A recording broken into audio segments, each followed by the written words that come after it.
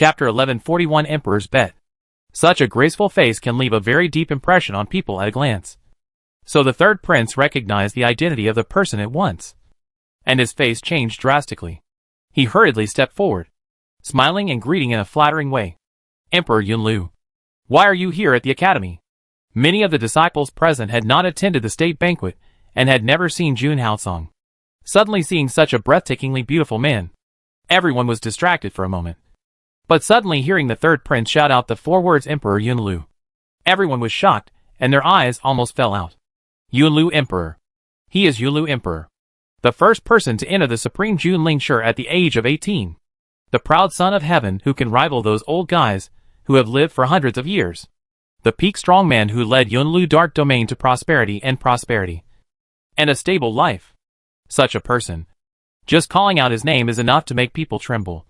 But no one expected him to appear here in person. Everyone opened their mouths in shock, gasped, and stared with eyes wide open, filled with deep shock. Even the elders sitting in the referee's seat couldn't help but stand up and looked at Jun Haosong with a shocked face. Obviously, they didn't expect such a big man to come to the academy. At this time, Jun Haosong was indifferent to the third prince's flattering smile. He raised his eyebrows slightly and asked in a cold voice, I wonder if I am qualified to participate in this gambling game. The third prince was stunned when he heard this. He was stunned for a moment, and then nodded quickly, with a brighter smile on his face. Of course I am qualified. It is our honor that the emperor can participate in the gambling game initiated by our disciples. Who is Emperor Yunlu? It's already a great honor for him to come to Liuguan Academy. Now he even asked to participate in the gambling game. He was flattered and couldn't refuse. But the third prince was puzzled. The emperor was so rich. Could he still be short of money? Why would he take such a small amount of money and such a small gambling game seriously? It's incredible. Not only the third prince, but also the other disciples who were watching the game were confused. They looked at each other and couldn't understand the emperor's mind. Even the elder in charge of refereeing was stunned by the sudden request of the emperor. But he had lived for such a long time and had seen a lot of big scenes. He quickly calmed down and explained to Jun Haosong with a flattering smile. Emperor, it's just that the winner of this duel has been decided, and the bet cannot be established. I'm really sorry for spoiling your interest. Jun Haosong frowned slightly when he heard this, and his cold face suddenly darkened. The cold voice was not loud, but it was very intimidating, making everyone hold their breath and not dare to say a word. The winner has been decided. Hasn't the fight started yet? How come the winner has already been decided? Seeing that the emperor didn't understand, the third prince Qi Yinshu explained with a smile. Emperor, you don't know that Su Imo is only an early-stage Junlingsher, of humble origin, and a freshman who has just entered the academy, while Sun Haoran is already a mid-stage Junlingsher, and his combat power ranks in the top 50 in the academy. Isn't the winner obvious? Hearing this, Jun Haosong frowned even more, staring at the third prince with an unpredictable look. His sharp eyes, like a sharp sword that seemed to pierce through people. The third prince felt the sudden violent aura emanating from him, and was startled, and was actually a little at a loss. He quickly lowered his head in panic, not daring to look at him. He really couldn't figure out the emperor's moods, and didn't know what he said wrong to upset the emperor. However, just when the third prince was puzzled, the emperor had already handed the money card to the guard next to him, looked up at the elder, and said, Don't worry. This bet can be established. There are 80 million black crystals in this card. I bet on Su Imo to win. As he said that, the guard had come to the elder and placed the card on the empty table. As soon as Jun Haosong finished speaking, everyone was shocked and stunned, as if they were hit by a stick on the head. And they were stunned. Their expressions were stiff. Their eyes were dull. And they couldn't recover for a long time. After a moment of silence, there was an uproar in the square. 80 million Xian crystals. Carelessly taking out 80 million Xian crystals. With so much money, how many spiritual power stones can be bought? I'm afraid that the spiritual power stones of all the people present combined are not enough. This is too generous. The third prince was also shocked by Jun Haosong's heroic act. Looking at the money card on the table, he swallowed his saliva in shock. As a prince, he naturally had a lot of money.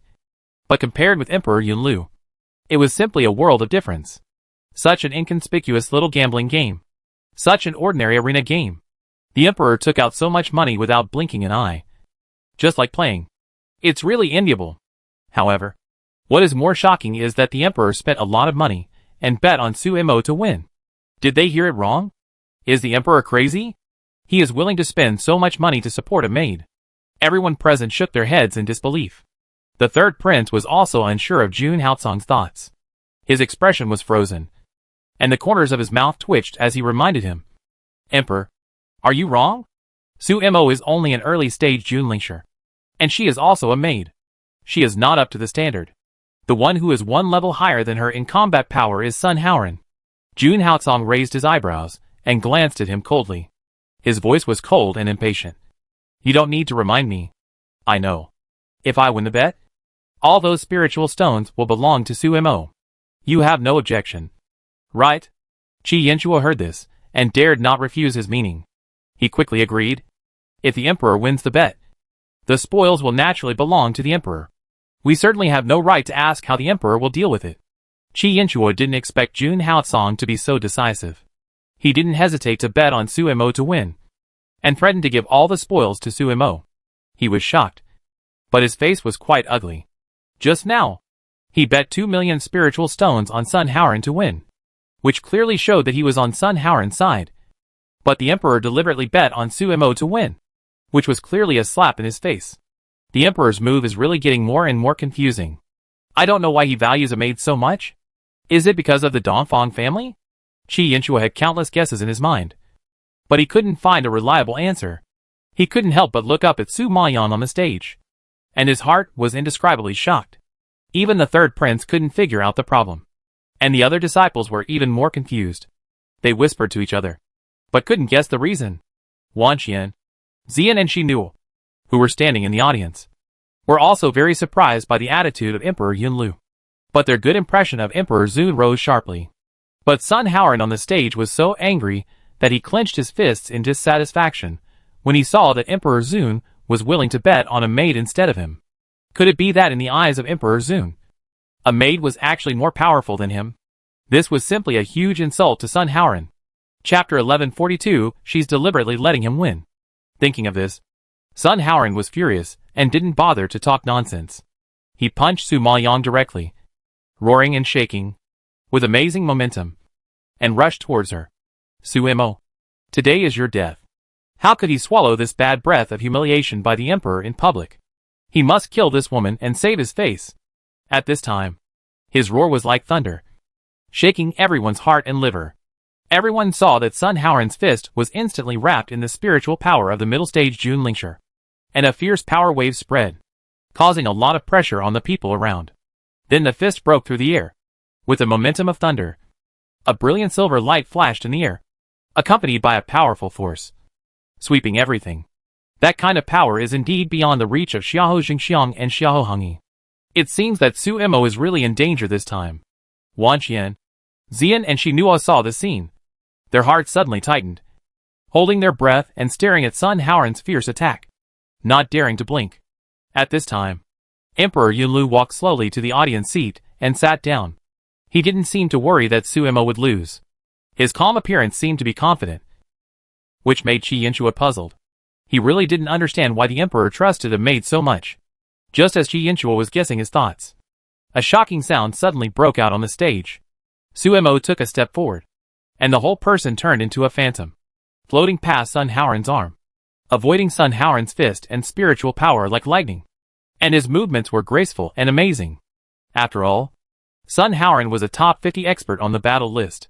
Seeing that he had missed, he immediately swung his arm and grabbed the figure beside him. His sharp claws glowed with a cold light, and his muscles and bones made a sound of hardening. That kind of strength was clearly intended to crush Sumo's head. Su Maoyang watched the hand fall. She could have used her agility to fight back, but her body retreated like a ghost. However, Sun Haoran's movements were too fast. Even if he didn't grab Su Maoyang's head, his spiritual power turned into an axe in the next second and chopped down vertically towards the place where Su Maoyang retreated. The axe light that split the void was very powerful and far-reaching. Even though Su Maoyang was extremely fast, her arm was still cut and blood splashed all the way. Her petite body could not bear the load, and she was forced to the edge of the ring by the powerful force before she stabilized her body and stopped. When everyone saw the scene, their hearts finally calmed down. And then thunderous applause broke out.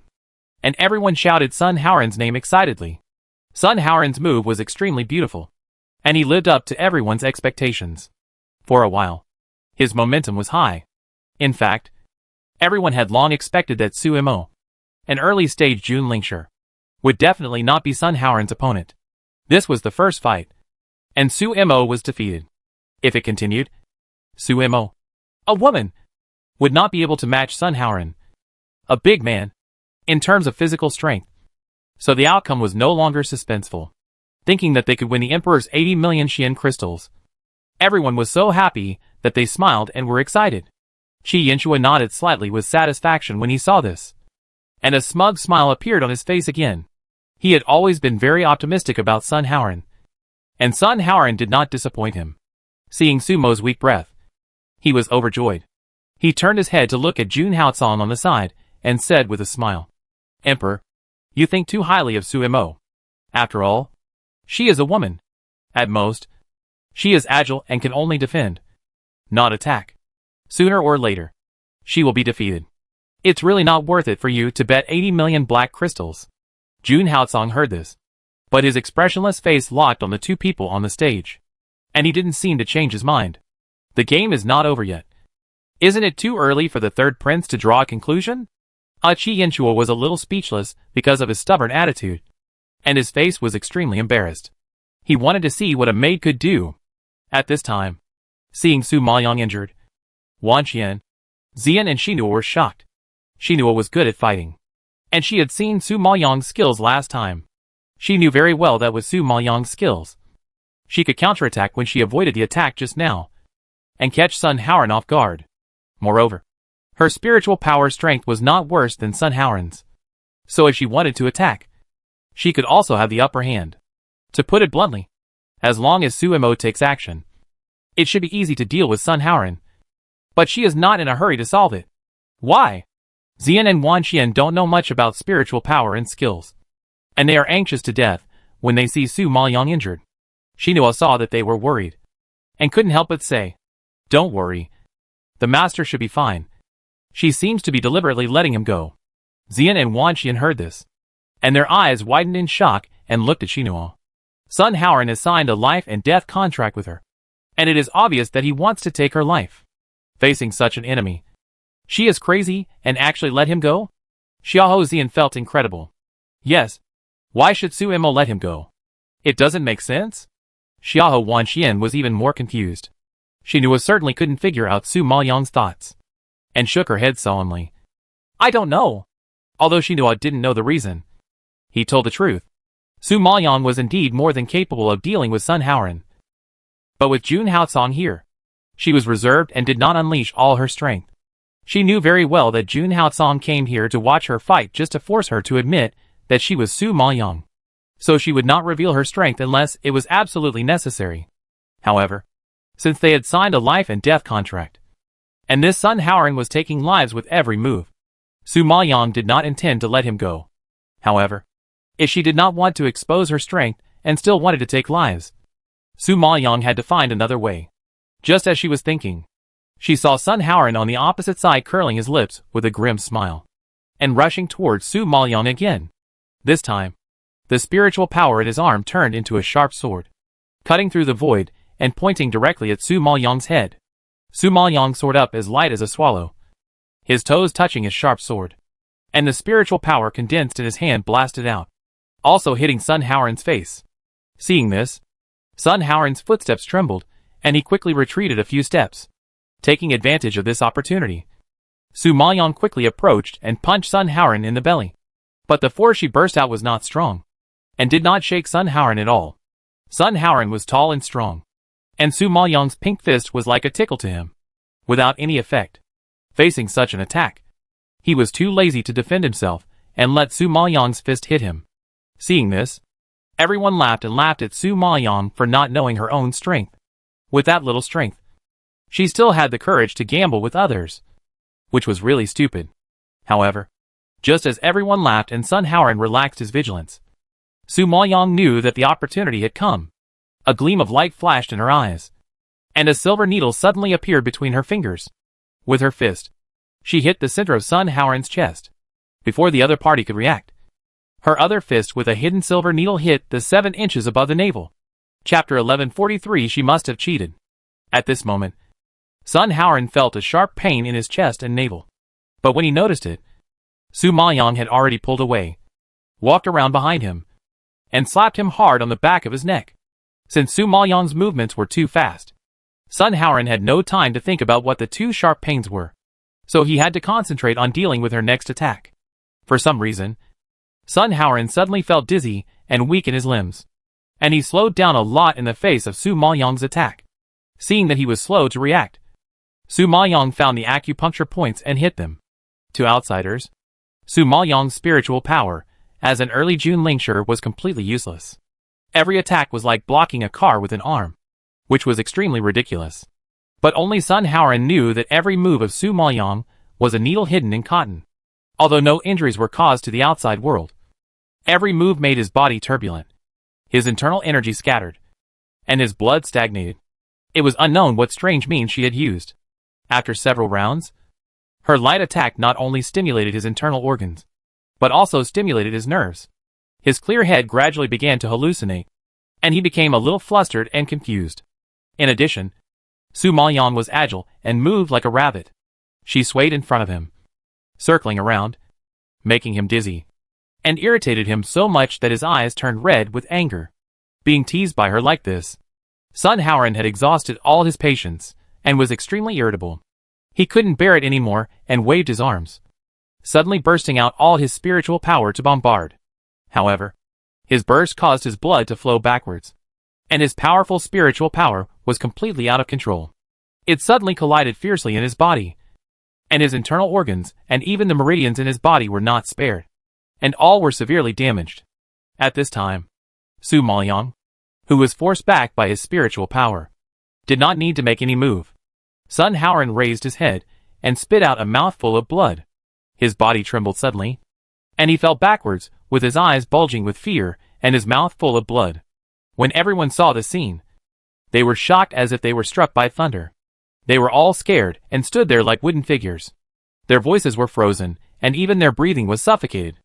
The square, which was just lively and excited, was silent for a while, and only the sound of everyone's horrified gasps could be heard. The elders at the referee's seat were also shocked when they saw this. After a moment of stunned silence, they ordered the servants to go on stage to check Sun Haoran's injuries with a trembling voice. The servant quickly came to the ring, checked it, and stood up, clasped his fists and reported, "Elder Tan, Sun Haoran is dead." This shocked the whole audience. Everyone covered their mouths in horror, their eyes full of fear. They never thought that Sun Haoran, who had just had the upper hand and suppressed Su Mo, would suddenly die. Sun Haoran is a mid-level June Lingshi ranked in the top 50 of the battle list. He usually accepts many challenges and has played many games. Even if he was beaten black and blue and covered with wounds, he was not so fragile. What's more, Su Mo hadn't made any moves yet, and he didn't cause any injuries to him. How could he die like this? This is too incredible. Besides, they clearly saw that Su Mo's spiritual power was not as good as Sun Haoran's. Even if Su Mo was good, her moves were nothing to fear for Sun Haoran, who had experienced many battles. The most incomprehensible thing is that just a second ago, Su Mo was knocked back by Sun Haoran with a palm. So how come Sun Haoran vomited blood and died? How could there be such a strange thing in this world? Everyone shook their heads in confusion, and they could not accept this fact at all. Even Wan Xian, Xian and Xinua were shocked by the sudden scene, and their expressions were dazed and a little overwhelmed. They were still worried about Su Mo's injury a second ago, and the other party died the next second. It was too sudden. I am not dreaming. Sun Haoran actually vomited blood and died? Xiahou Wan Xian still couldn't believe it, turned her head stiffly, and asked Xiahou Xian beside her. Xiahou Xian nodded dully. You are right. Sun Haoran is dead. Hearing this, the always indifferent Xinua was also shocked, and he could not see through Su Maoyang more and more. Seeing this, Qi Yinchua stood up and stared at the corpse on the stage with bloodshot eyes. His cheeks flushed, and he roared excitedly. Impossible. Impossible. He knew Sun Haoran's strength very well. It was impossible for him to be killed by an early June Lingshire. Besides, he just saw Suemo lose to Sun Haoran's attack. How could it suddenly become like this? It seems that the third prince lost this round. Jun Haotsong on the side raised his eyebrows slightly, and a hidden smile flashed across his mouth, as if he had expected this scene a long time ago. When Qi Yanchua heard such words, he shook his head in disbelief and refuted anxiously. No! No! It must be Suemo who did something. It must be her trick. Thinking of this, Qi Yanchua was even more certain of his guess, and immediately shouted indignantly to Elder Tan. Elder Tan, this Suemo is cruel and cunning. Please punish this person severely. Su Maoyong sneered upon hearing this, looked at him sarcastically, and asked, Third Prince, Sun Haoran and I signed a life and death agreement. No matter which party dies, the other party will not be held responsible. It has only been a short time, and the third prince has forgotten it. Could it be that he has amnesia? Yu Qi Yanchua was so angry at her sarcasm that his breathing stagnated, and he gritted his teeth and said, Suemo, this duel was clearly cheated by you. So many people saw it just now. Your spiritual power is not enough to beat Sun Haoran. And Sun Haoran didn't take your fancy moves seriously at all. If that's the case, how could he die suddenly? This is too unreasonable. So, it must be you who secretly did something to frame Sun Haoran. You should know that the rules of this arena duel do not allow anyone to cheat. Even if a life and death agreement is signed, no shameful means will be tolerated. Hearing this, everyone present nodded in agreement. Sun Haoran's death was strange. Anyone with a discerning eye would know that Su Maoyong didn't kill him with her real strength. Since she didn't kill him with her strength, she must have used some despicable means. Therefore, the accusation of the third prince is not without reason. Elder Tan, such a sinister and despicable disciple has violated the rules of the academy. Please punish him severely. Seeing that the disciples present were biased towards him, Qi Yanchua was even more confident and put pressure on the elder. Hearing this, Elder Tan also felt that what the third prince said made some sense. He couldn't help but raise his eyes and stare at Su Maoyong, asking sternly, Suemo, you cheated in the competition. Do you know your crime? Chapter 1144 Beat the Third Prince. Su Maoyong was very calm in the face of the elder's questioning, and calmly replied, Elder, I didn't do it at all. What crime did I commit? Are you going to convict me based on the third prince's words? Isn't it too unfair for me? Hearing this, Xiaohou Wanxian also refuted unconvinced. Yes, you have no evidence. Why do you say Suemo cheated? Seeing that Su Maoyong was unwilling to admit it, Qi Yanchua snorted angrily and shouted in order. Humph! Sun Haoran's body is the evidence. Come on! Find a coroner for this prince to do an autopsy. If Suemo really did something, he would definitely be able to find clues in Sun Haoran's body. He still didn't believe that Sun Haoran died for no reason. The guards waiting beside the third prince received the order, clasped their fists, turned around and ran out, and soon rushed back with the coroner. Seeing this, Wanxian and Xian were both worried for Su Maoyong. They saw clearly that Sun Haoran died suddenly, and his death was indeed strange. So they suspected that Su Maoyong was behind it. If the coroner found out something, he would be punished. At this time, Su Maoyong was very calm, because she used the soul-stealing needle on Sun Haoran's body. The needle hole was tiny, and could not be seen by the naked eye. The punches she hit on Sun Haoran just now seemed like tickling, but they all hit his acupuncture points, such as the Tanzhong point, Jiawei point, and other acupuncture points that impact the internal organs, coagulate blood and stagnate qi, and stimulate the brain nerves. Su Maoyong saw that this person had a bad temper, was eager for quick success, and was easily angered.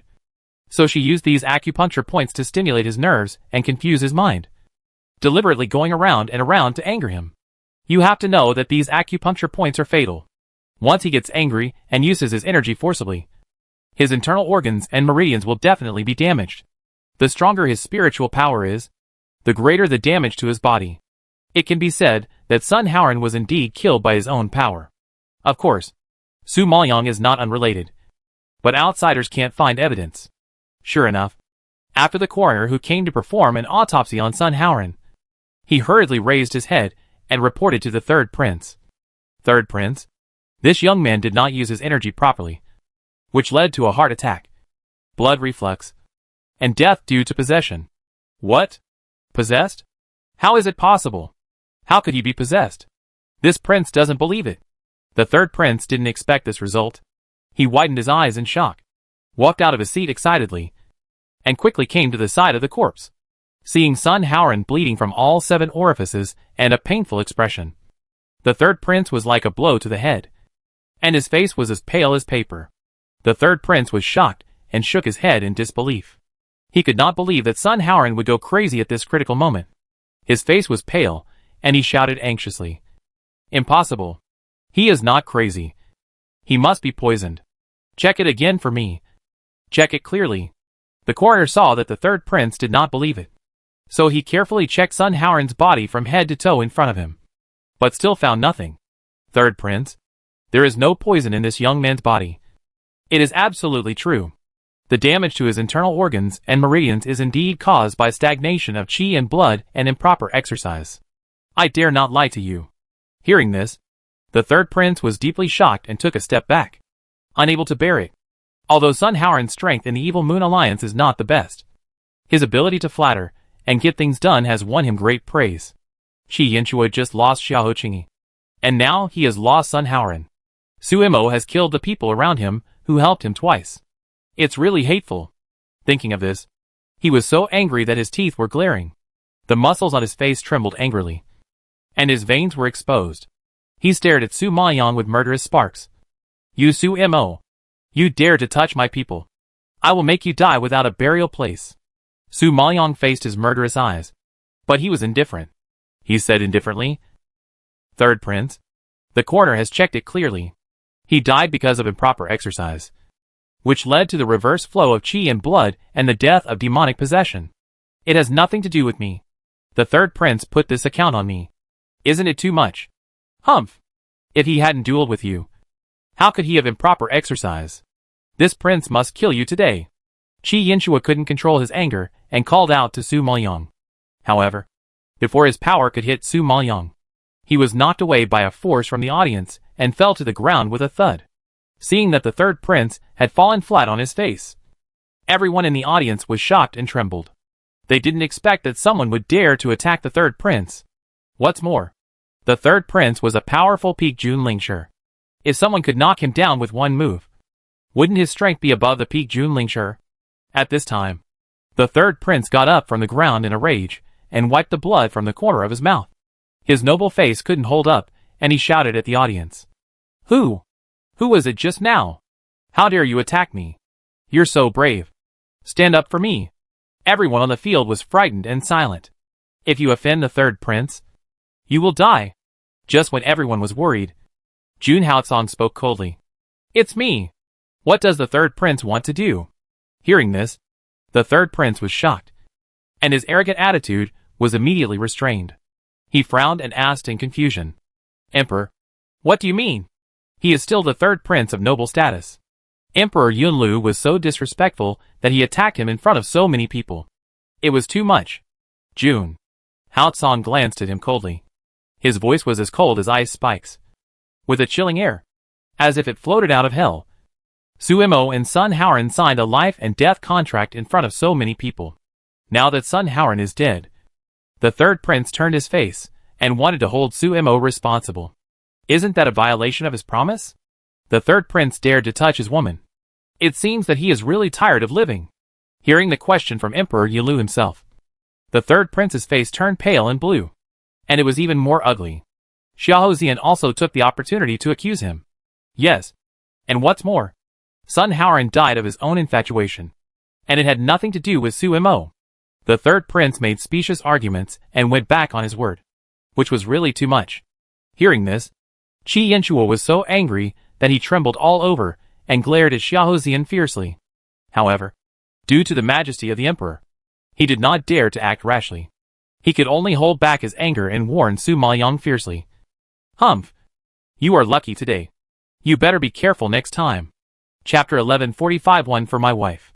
After that, the third prince ordered the guards to send Sun Howren's body back to the Sun family, and then left with a dark face.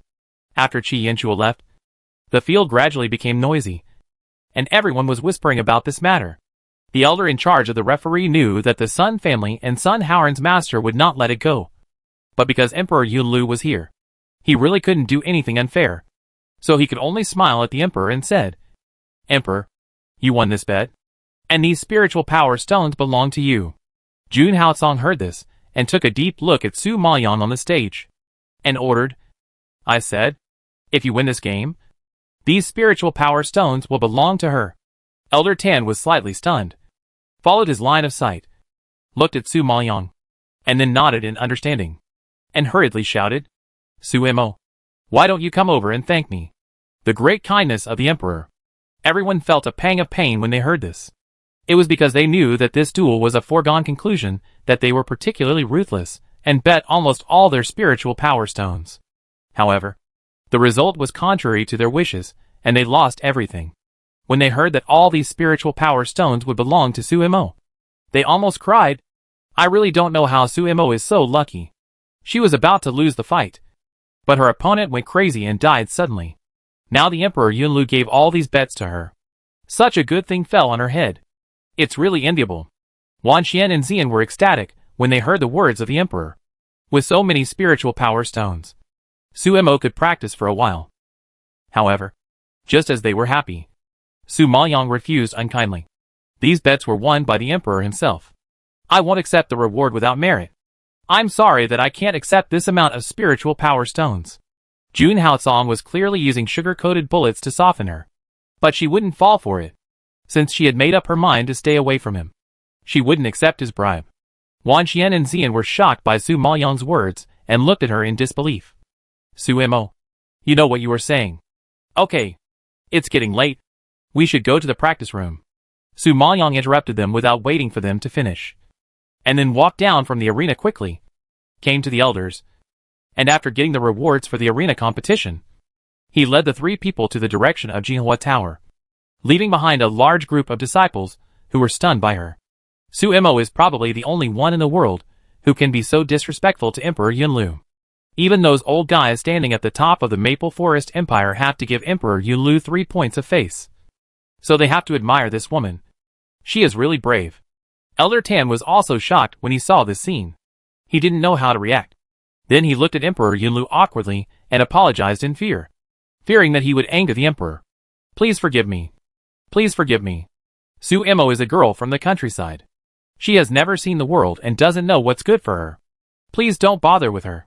Everyone present was also uneasy because of Su Maoyang's behavior and carefully observed the expression of Emperor Yunlu. Because of his anger, no one present could bear it. However, unexpectedly, Emperor Yunlu was not angry at all when facing Su Maoyang's disrespectful behavior. His tone was somewhat indulgent. Elder, you don't have to apologize. Let her do whatever she likes. Everyone wondered if there was something wrong with their ears.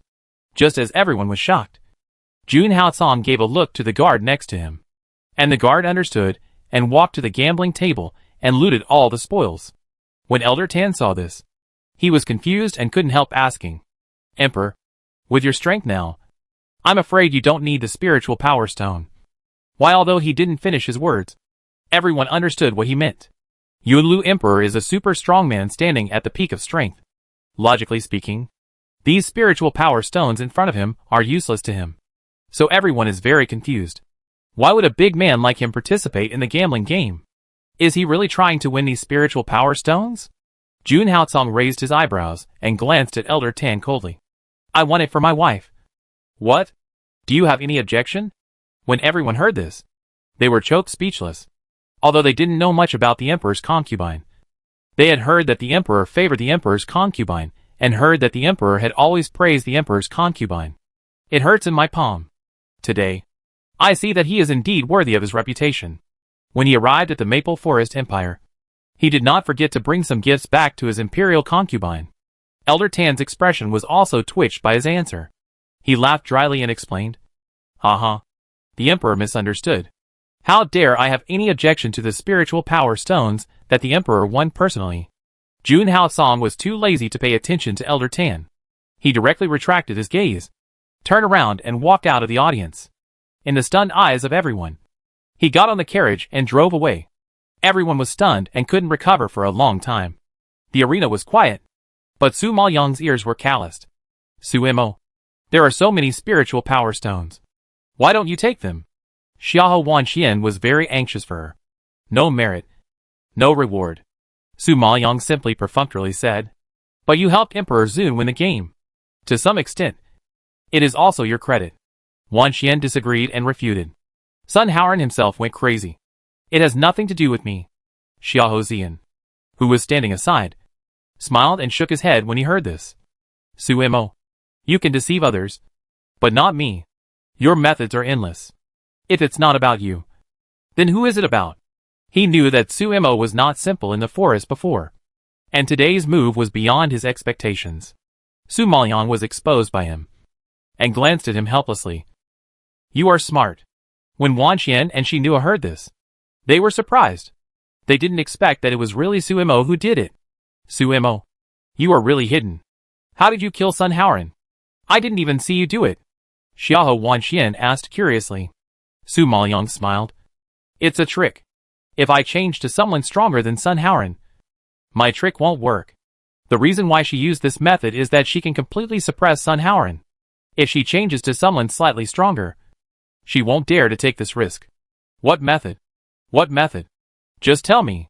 Hearing Su Maoyang say this, Xiahou Wanxian became even more excited. Su Maoyang laughed. When you are promoted to the peak of the Supreme Spirit Master and contract 4 spirit beasts, I will tell you. 4. How can I contract 4?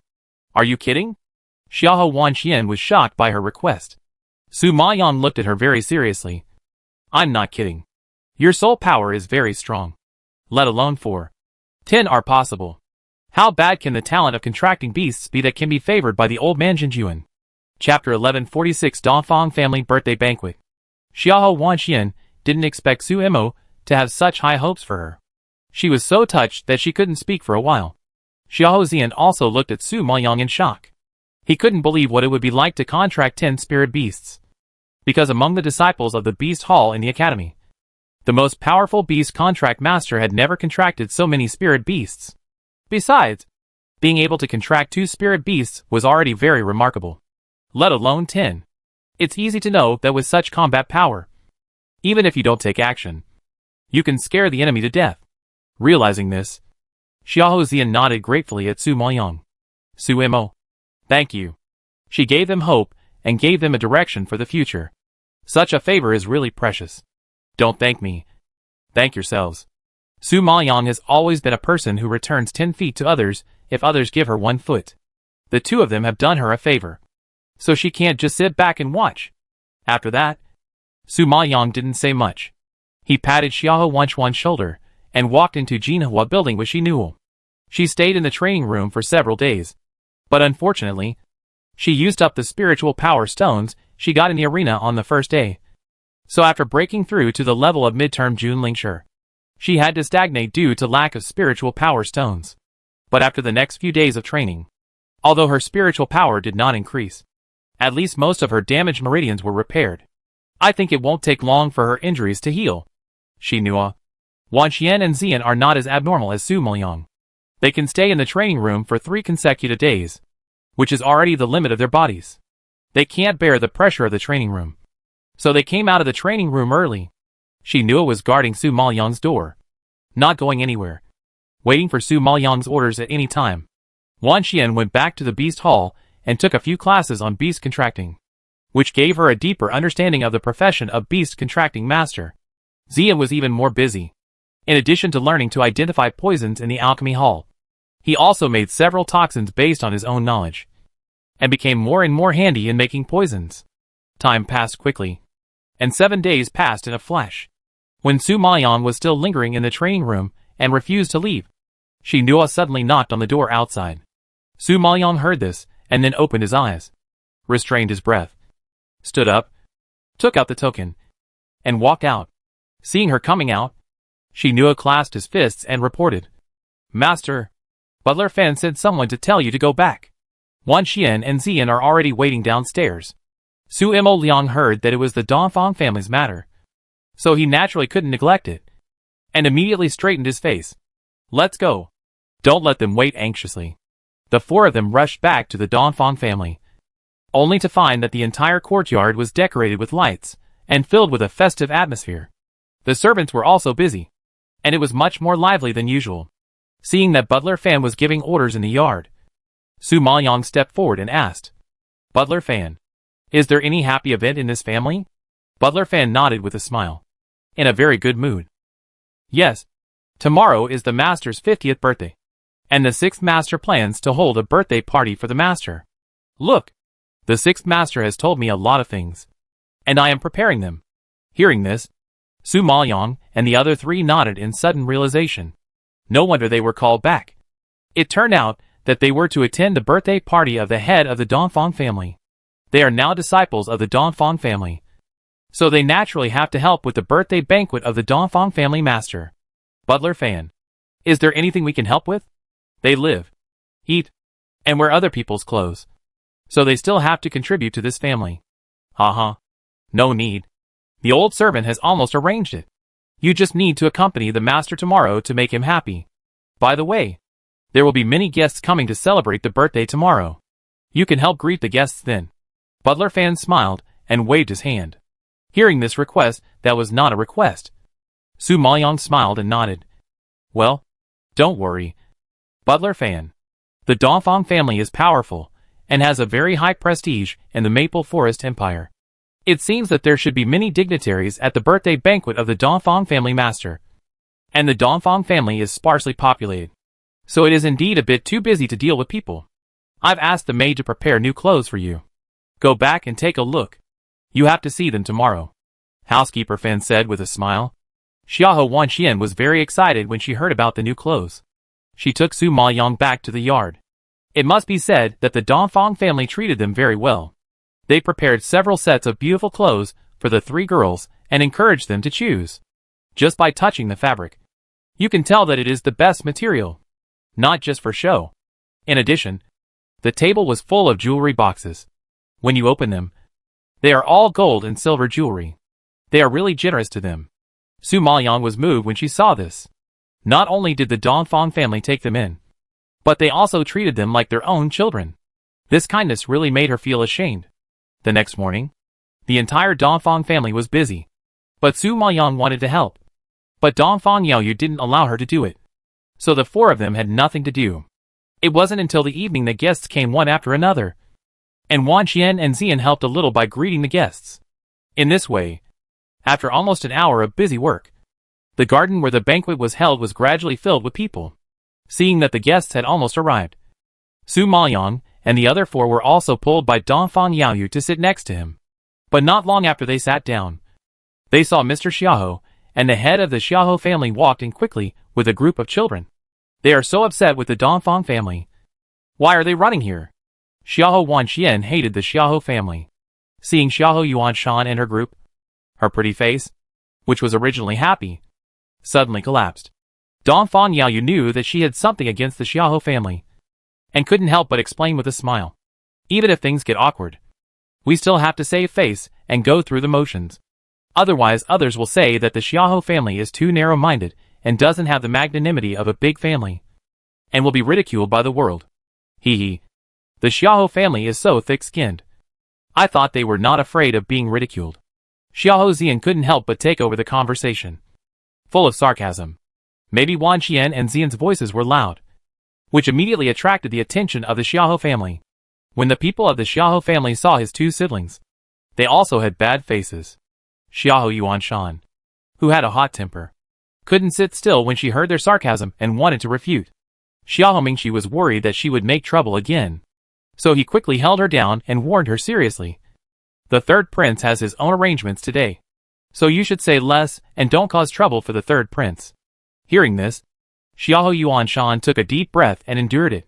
She would just wait for now. She believed that before tonight, Su Imo and even the entire Dongfang family would be dead without a burial place. Chapter 1147 The Prince's Intention. Thinking of this, Xiahou Yuanshan looked at the 3rd prince sitting in the VIP seat with expectation, and placed all her hopes on him. Although Su Maoyang did not speak at this time, because of Wanxian and Xian's sarcasm, she also looked up at the Xiahou family in the distance, and happened to see Xiahou Yuanshan and Xiahou Mingxi both looking at the 3rd prince. This scene may not be noticeable, but in Su Maoyang's eyes, it seems to have a deep meaning. After all, the third prince and the Xiaohou family have a grudge against them and have been trying their best to frame them. Normally, they have no chance to enter the Dongfang family, but today they can take the opportunity of celebrating their birthday to come in. For them, it is a good opportunity to take action. How can they let it go? Therefore, Dongfang Yaoyu said that the Xiaohou family came to celebrate their birthday just for show. But in her opinion, it is not that simple. Now even Xiaohou Yuanshan can be so calm. It must be that the third prince has promised the Xiaohou family something. Thinking of this, Su Maoyang lowered his voice and solemnly reminded Wan Xian, Zian and Shinua beside him. Be careful tonight. Wan Xian and Zian were dissatisfied with the Xiaohou family. When they heard this, they were shocked. They looked at Su Maoyang in surprise. Seeing her serious expression, they suddenly realized something, and their hearts trembled involuntarily. Shinua also frowned and became more cautious. However, just when several people were thinking about it, they heard a loud announcement from outside. His Royal Highness the Crown Prince has arrived. Princess Xianchen has arrived. Hearing that the Crown Prince and the Princess had arrived, everyone present was shocked, stood up immediately, and looked at the door respectfully. His Royal Highness the Crown Prince and Princess Xianchen are both favorites of the Emperor, so naturally, everyone cannot neglect them. At this time, everyone saw a man and a woman walking in from outside. The man was handsome and extraordinary, while the woman was beautiful and charming. Both of them were dressed in extraordinary clothes and radiant, and they did not lose the noble temperament of the royal family. Su Maoyang heard that His Royal Highness the Crown Prince and Princess Xianchen were born of the same mother. The Crown Prince helped Princess Xianchen out at the last state banquet. This time, the two of them came together to attend the birthday banquet of the Dongfang family master. It is enough to show that the relationship between the two siblings is very good. Now seeing the two of them coming in, the guests present all bowed respectfully. When the Dongfang family master and the sixth uncle saw them, they personally stepped forward to greet them. The prince and princess have arrived. I am sorry for not welcoming them. Ha ha ha. Today is the old general's birthday, so don't be polite to me. Please stop being polite. The prince's handsome face was filled with a bright smile, and he quickly helped Dongfang Yanqing and Dongfang Jianbo up, looking particularly kind. After helping them up, the prince waved behind him and ordered loudly, Quick! Bring the gift to me. After saying that, two servants came in carrying a brown box and landed steadily in front of the head of the Dongfang family. This is just a small gift from me. I hope the general will not despise it. As the prince said this, he gave the servant a look. The servant understood and immediately reached out to open the box. Seeing this, everyone present stretched their heads curiously and looked into the box. At this time, a pure white porcelain bottle that was 1 meter long came into view. The porcelain vase has soft lines and graceful curves, like a graceful girl lying quietly in the box. The porcelain is painted with blue sky and white clouds, and carved with two lifelike cranes, rising straight up into the sky, which implies a meteoric rise. It looks noble and elegant, and is worth a lot of money. Many people present recognized this porcelain, and they all exclaimed in amazement, Isn't this the Nine Peaks Blue Cloud bottle? This is an extremely rare and precious porcelain, a treasure that can't be bought with black crystals. His Royal Highness must have spent a lot of effort to get the Nine Peaks Blue Cloud bottle. Yes, His Royal Highness actually gave such a rare treasure to the head of the Dongfang family. He is really willing to give it up. Hearing the discussions around, Xiahou Wanxian couldn't help but sigh. It seems that His Royal Highness attaches great importance to the Dongfang family. Su Maoyang smiled when he heard this, and shook his head indifferently. On the contrary, hearing this, Wanxian and Zian were both shocked and looked at Su Maoyang in confusion. Xiahou Zian looked at Su Maoyang's expression and gradually understood. He had a guess in his mind. You mean, the prince has other intentions? Su Maoyang took a deep look at the prince in the distance, with an ambiguous smile on his lips, and explained in a low voice, This prince is not simple. A piece of porcelain, no matter how precious it is, for a general family who wields swords and guns, what use is it? Even if it is priceless, it is a gift from the prince himself. Even if the Dongfang family has 100 guts, they dare not sell it for money, so they can only keep it at home and worship it like an ancestor. If it is dirty or even broken, and it is spread out, People with ulterior motives will accuse the Dongfang family of being disrespectful to the prince. And the Dongfang family will get into trouble. Dongfang Yaoyu on the side also nodded in agreement. Yes, this gift looks precious on the surface, but it is actually useless. Instead, it makes the Dongfang family the target of public criticism. He naturally understood the truth that the higher you praise, the worse you fall. Sure enough, as soon as Dongfang Yaoyu finished speaking, he heard a deep laugh suddenly coming from the door. Ha ha ha. My dear Dongfang, you are really generous. When I celebrated my birthday, the prince didn't send such a precious gift. Now he really cares about you. At this time, a tall bright yellow figure strode in. He stroked his beard and laughed with his head raised. But the smile did not reach his eyes. A flash of cold light in his deep eye sockets was fleeting, so fast that people could not catch it. When everyone saw the arrival, they were all shocked. They stood up hurriedly and saluted respectfully. Their voices were deafening and echoed throughout the garden. I pay my respects to the emperor. The emperor saw everyone kneeling on the ground, smiled and raised his hand. Get up. Today is the birthday of the first-rank general. Everyone should not be so polite. After hearing this, everyone slowly stood up. But the emperor did not sit down. So no one dared to sit down easily, and waited in a proper manner. Dongfang Yaoyu saw the emperor appear, and his words that seemed to be a joke but pushed the Dongfang family to the forefront echoed in his ears, and his face turned pale. The prince's move can be said to have aroused enough hatred for the Dongfang family. The head of the Dongfang family naturally knew the prince's intention. Now facing the emperor's jokes, his expression seemed a little stiff.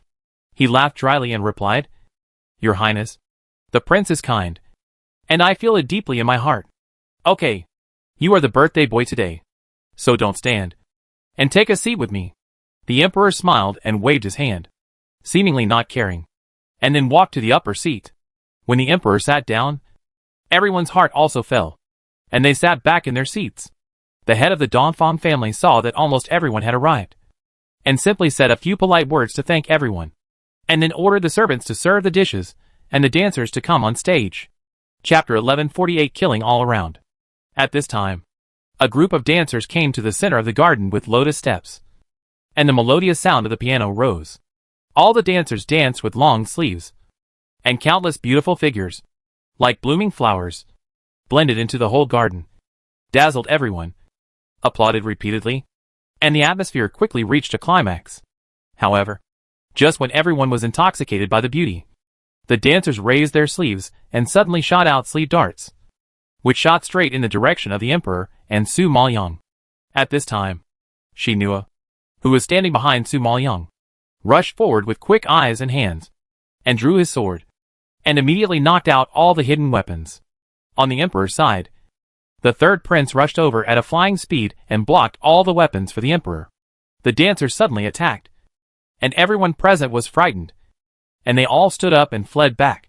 However, before they could take 2 steps back, they saw a large group of masked men in black rushing out from all around the garden. They did not give them any way to retreat, and quickly surrounded them. Without saying a word, they raised their swords and chopped at them. These men in black chopped anyone they saw, and their swords were ruthless. Soon, the whole garden was in chaos. The dining table, chairs, plates and wine glasses were all chopped to pieces. The weaker young lady was killed on the spot, and even the ministers and young masters, who were slightly better in martial arts, were seriously injured and could not withstand such a strong sudden attack. Anyone with a discerning eye could see that this group of dancers and the black-clothed assassins were obviously in the same group. Looking at their target, it was obviously the emperor. The reason for assassinating the guests was just to cause chaos. The head of the Dongfang family did not expect that so many assassins would suddenly appear at his birthday banquet. He was so frightened that his face changed drastically, and he shouted loudly, "Protect the emperor! Protect the emperor! Protect the emperor!" When the head of the Dongfang family shouted, all the guards of the Dongfang family came out in full force, and the younger generations of the Dongfang family immediately joined the battle and fought with the black-clothed men. However, this group of assassins seemed to deliberately avoid the people of the Dongfang family.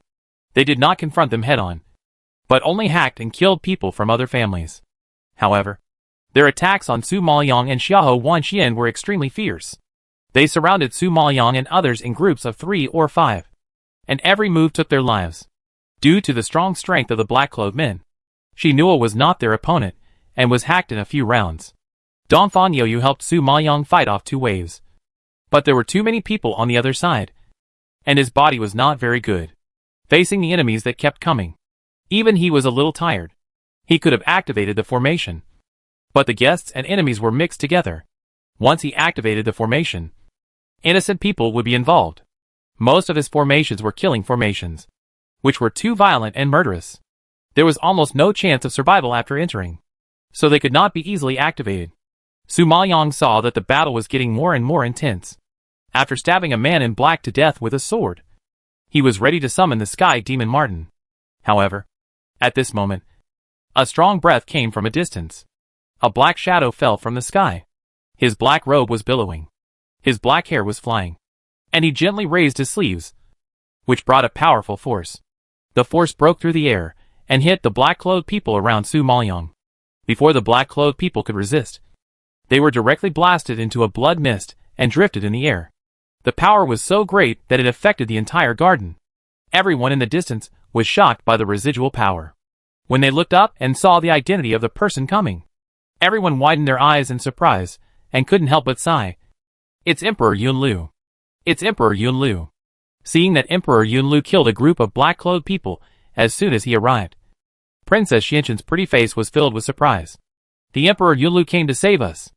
Looking at the black figure with unparalleled elegance, Princess Xianxun was so excited that her face was flushed, and her throbbing heart was throbbing, as if it was about to jump out of her chest.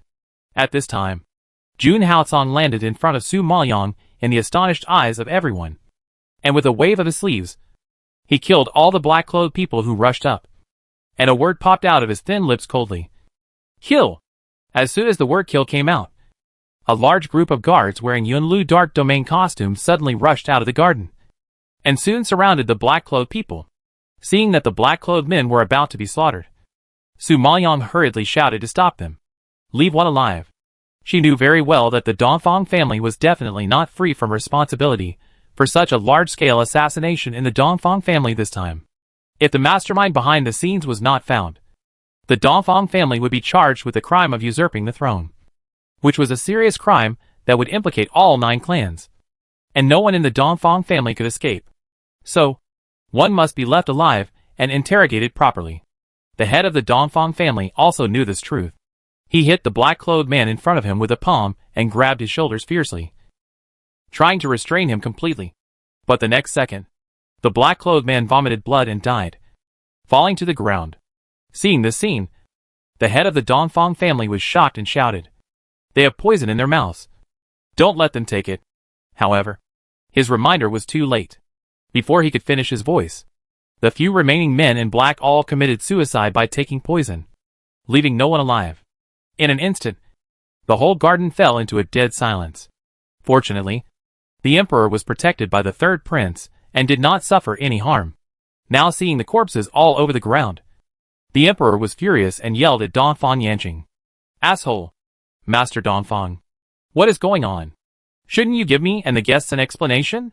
Hearing the emperor's attack, the family elders present also had black faces, pointed at the corpses on the ground, and asked loudly in anger, "Master Dongfang, we came to your birthday banquet with good intentions.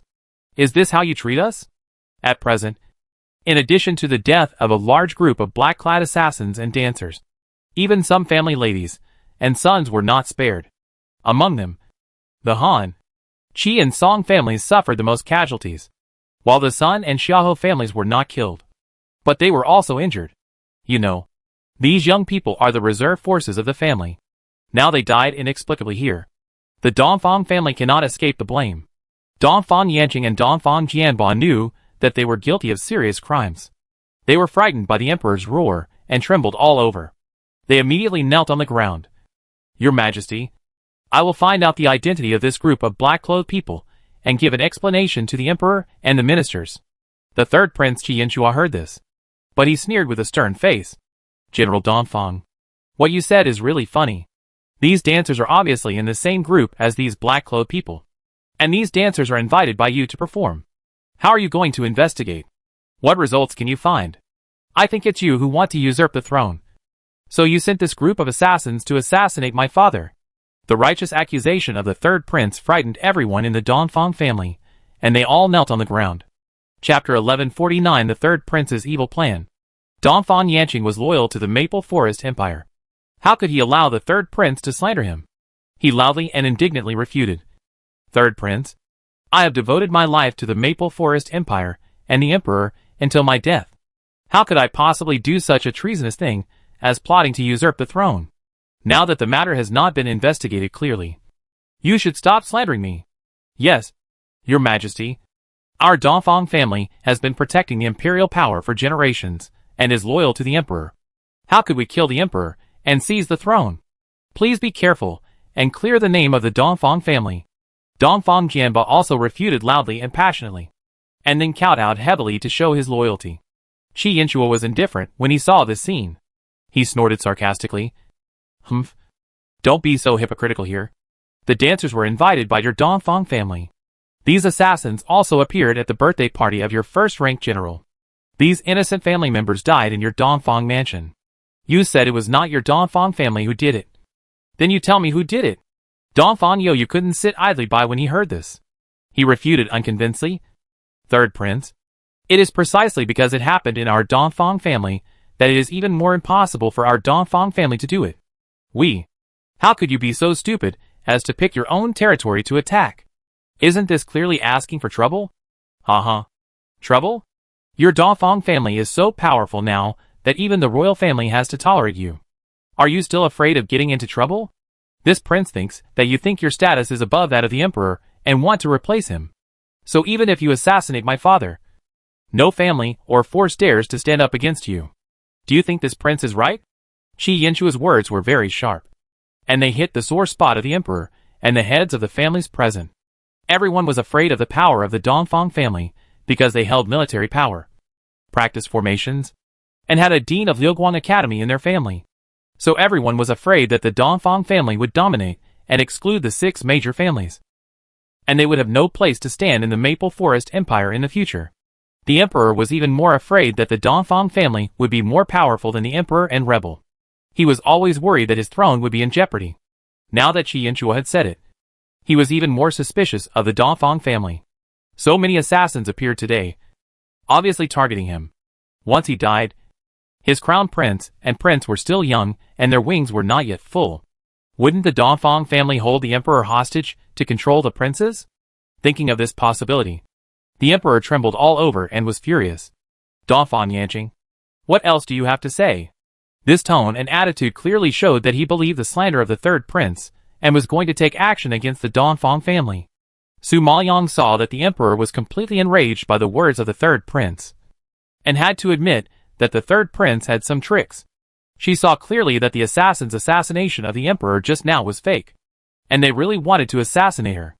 The third prince stood in front of the emperor, so the assassins were just pretending, and no one dared to do it seriously. The third prince could also get the reputation of protecting the emperor and win the emperor's favor, and these assassins hacked and killed other people present, just to confuse the audience and cause chaos, and then took the opportunity to kill her. At that time, Su Maoyang and others would only become one of the corpses, inconspicuous, so that the real purpose of the third prince's action could be covered up. If the assassin failed to kill her, the third prince could also put the blame of the assassination of the emperor on the Dongfang family, falsely accusing the Dongfang family of treason and rebellion, and drag all the people of the Dongfang family into the water. Therefore, even if Su Maoyang escaped the first day, he could not escape the 15th day, and he would still be executed with the people of the Dongfang family. The third prince's move was like cutting off the firewood from under the cauldron, catching them all in one fell swoop, which was extremely vicious. However, seeing that the Dongfang family was about to be imprisoned and charged with the crime of plotting to usurp the throne, Su Maoyang had no choice but to stand by and watch. He clasped his fists towards the emperor and said, "Your Majesty, this matter is serious and cannot be convicted in a few words. Please do not wrongly accuse a good person and let the murderer go unpunished. What's more, the Dongfang family has a very high prestige in the Maple Forest Empire and in the hearts of the people. If they are convicted and executed before the investigation is clear and there is no definite evidence, I am afraid it will be difficult to convince the public." Hearing this, The head of the Xiaoho family rushed to. Tian retorted. Suimo.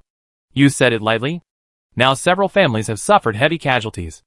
And the dead are a group of young people with promising futures.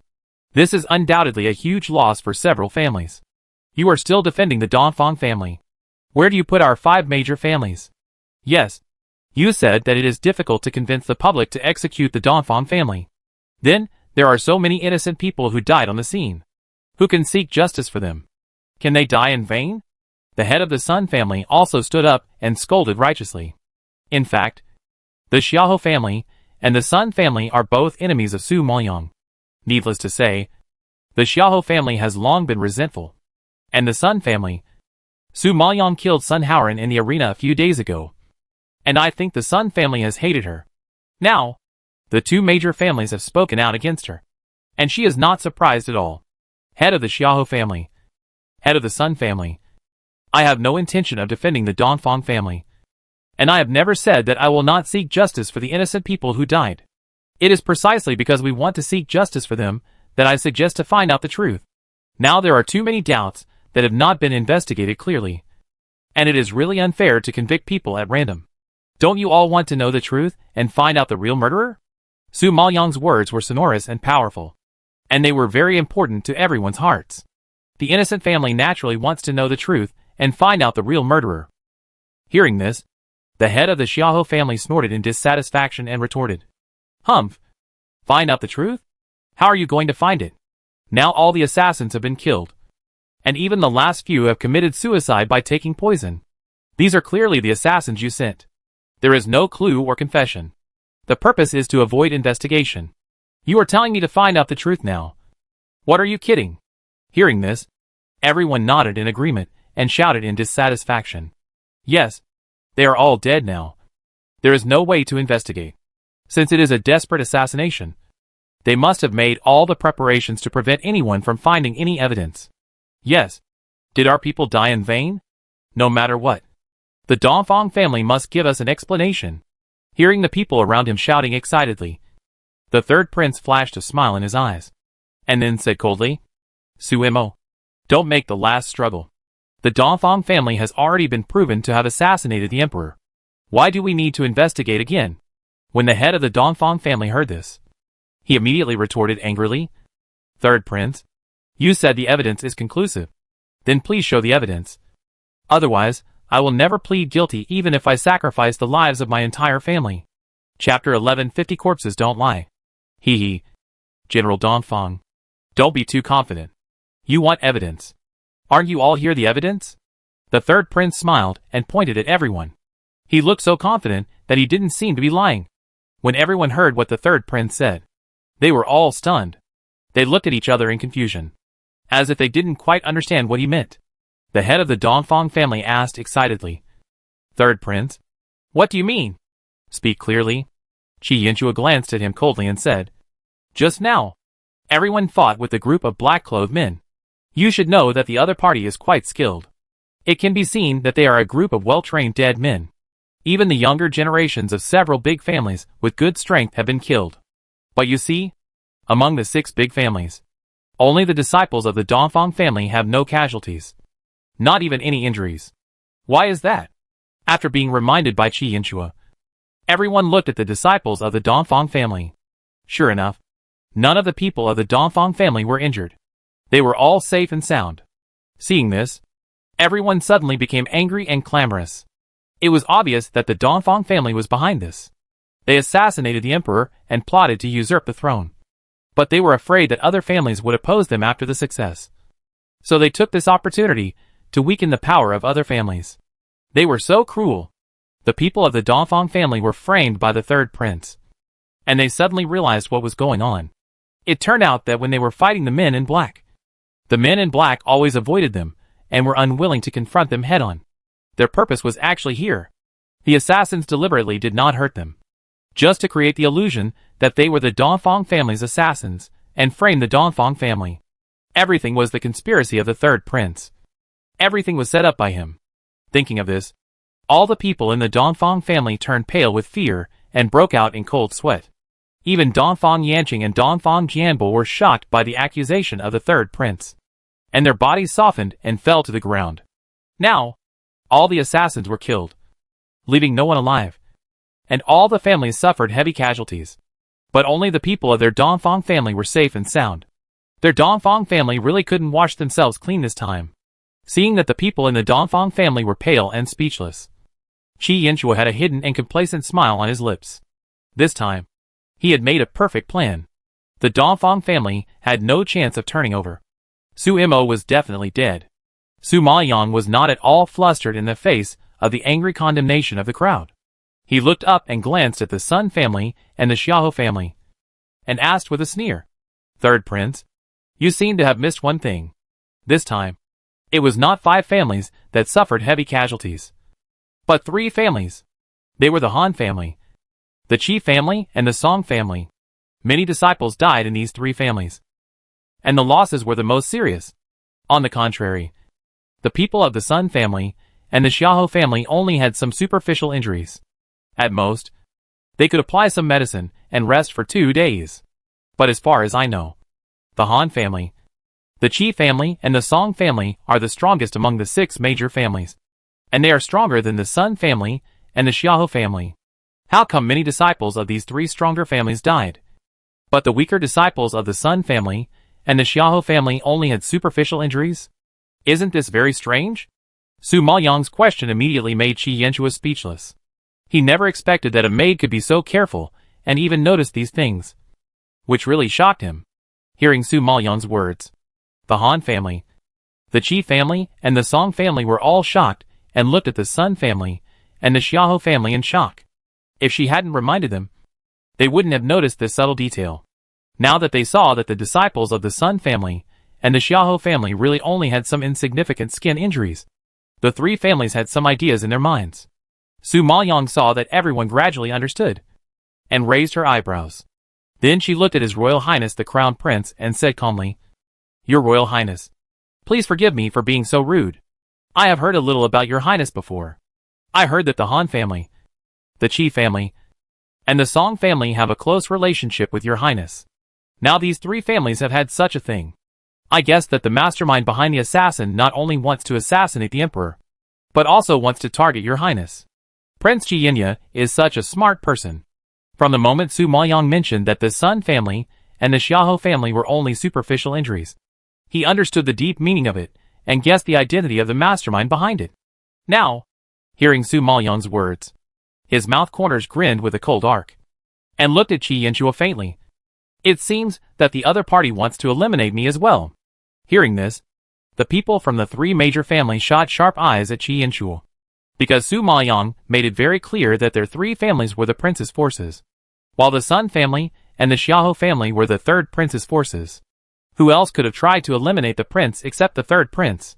Qi Yanchua's heart trembled at the sight of everyone, and he yelled at Su Maoyang in a rage, "Su Imo, such an occasion does not allow a maid like you to talk nonsense here and confuse the audience." Hearing someone insulting his woman, Jun Haotsong, who was standing aside, frowned and said coldly, "Third Prince, I think what she said is not unreasonable. Are you trying to hide your guilt by scolding her so hastily?" The 3rd Prince did not expect that Emperor Lianianla would intervene. He was immediately blocked by him and blushed and speechless. "Father, since they want the truth, then investigate. I have a clear conscience."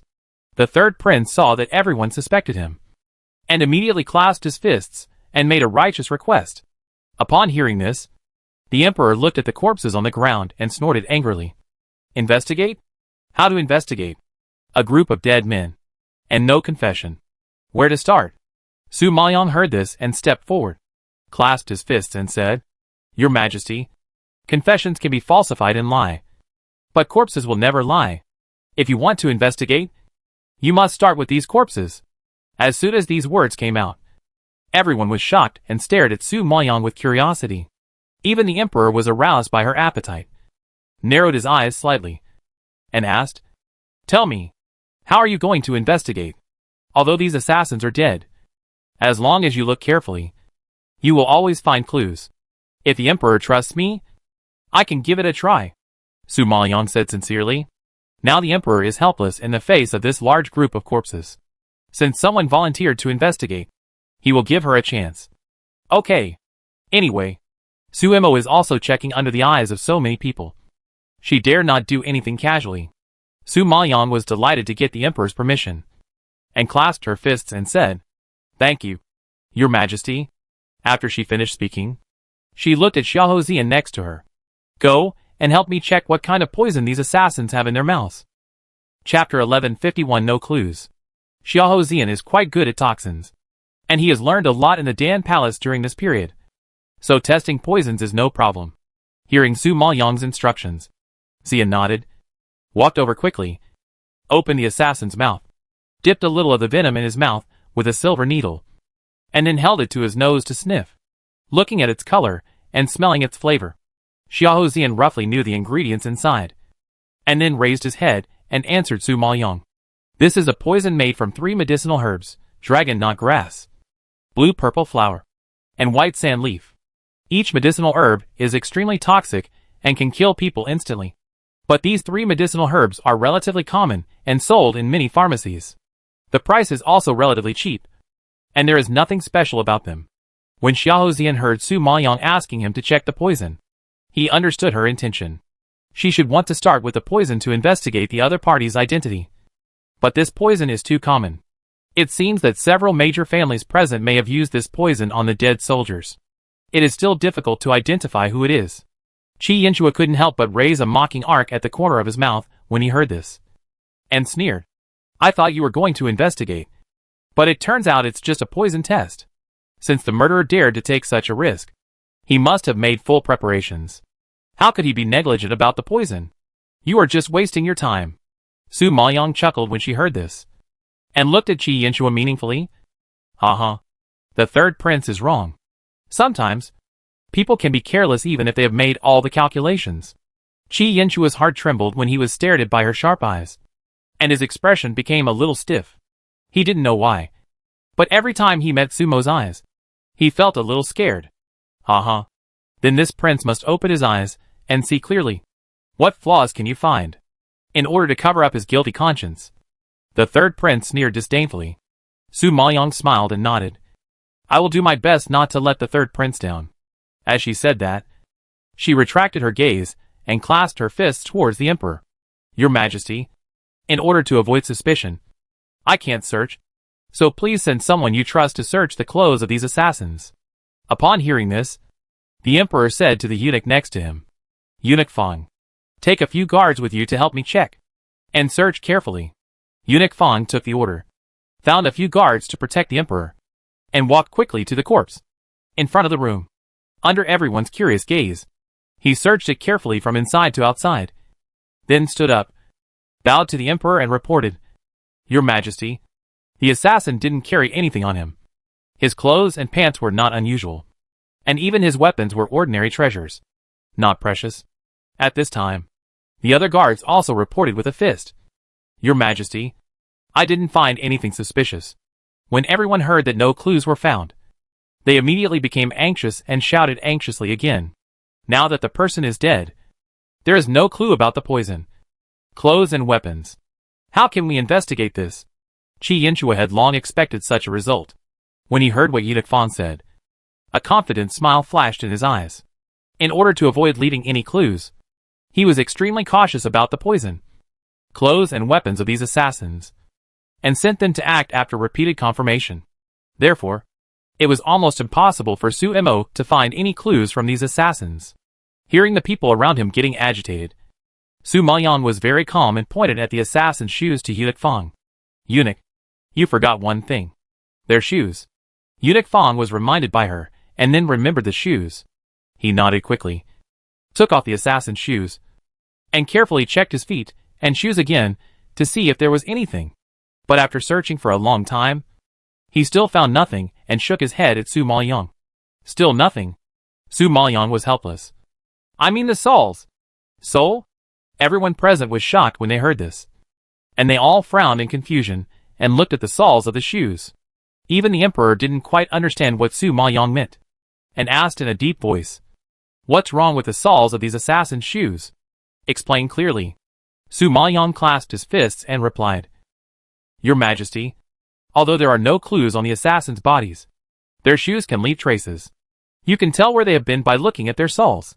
Su Maoyang just looked at these corpses carefully, and found that their souls seemed to be covered with a lot of mud, which was dark in color and relatively damp. Not like the mud in ordinary courtyards. Moreover, it has not rained recently, and ordinary mud would not be so damp. Therefore, she guessed that these assassins should have been to a special place before the assassination. In the absence of any clues, the mud became the biggest clue. Suimo, what are you kidding? These assassins have been to many places. How can you know where they have been just by the traces of their shoes? This is the first time I have heard such an absurd thing. Qi Yinchua never thought that Suimo would start with shoes. He was worried that she would really find out something. So he immediately scolded her. Su Maoyang calmly asked, "Third prince, why are you so anxious to deny it? Are you feeling guilty and afraid that I will really find a clue? You, don't make insinuations here. This prince is open and honest, and I will not allow you to slander me." Qi Yinchua's cheeks flushed with her words. Su Maoyang smiled and nodded. Since the third prince is innocent, he is naturally justified. Why rush to refute it? Well, you tell me. Just based on these shoes, can you tell where they have been? Qi Yinchua didn't believe it. This Suimo is so powerful that he can even know the whereabouts of his assassins. Su Maoyang heard this, and clasped his fists and begged the emperor.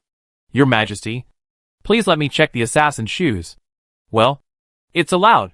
After all, the emperor was full of curiosity. Su Maoyang got permission, and then took the shoes from Fan Gong. Then he took a handful of dirt with his hands, rubbed it in his hands for a few times, and sniffed it. Then he said, Your Majesty, there is a lot of dirt under these shoes. This means that these assassins may have gone to the garden or the forest. Aren't you talking nonsense? Isn't the birthday banquet of the Dongfang family head held in this garden? These assassins rushed out and naturally brought dirt on their shoes. What's so strange about this? Hearing this, the Xiaohou family head frowned and sneered in dissatisfaction. Su Maoyang smiled and shook his head. Xiaohou family head. You don't know? The dirt on these shoes is darker in color. Dark brown. Soft and moist. Not like the dirt in this garden. Chapter 1152 revealing the flaw. It's not the soil of this garden? Then tell me, what is the difference between the soil of this shoe and the soil of this garden? The head of the Xiaohou family did not expect Su Maoyang to come up with such a conclusion. He was puzzled and asked loudly. Su Maoyang raised his eyebrows and glanced at Shinua next to him, and ordered, Go, grab a handful of soil over there, and show it to the head of the Xiaohou family. Shinua got the order and immediately turned around and walked to the land where flowers and plants were planted around, scooped up a handful of soil, and handed it to the head of the Xiaohou family. Su Maoyang saw this and then began to talk. Master Xiaohou, you can take a look. This is the soil in the courtyard. This soil is alkaline, relatively dry, easy to alkalize and harden, and has poor air permeability. Therefore, in order to plant flowers, plants and trees, some coarse sand will be mixed into this garden soil for ventilation. But the soil under these shoes is darker in color. Dark brown, soft and moist, and has a rotten smell of leaves and vegetation, which is fundamentally different from the round soil in this garden.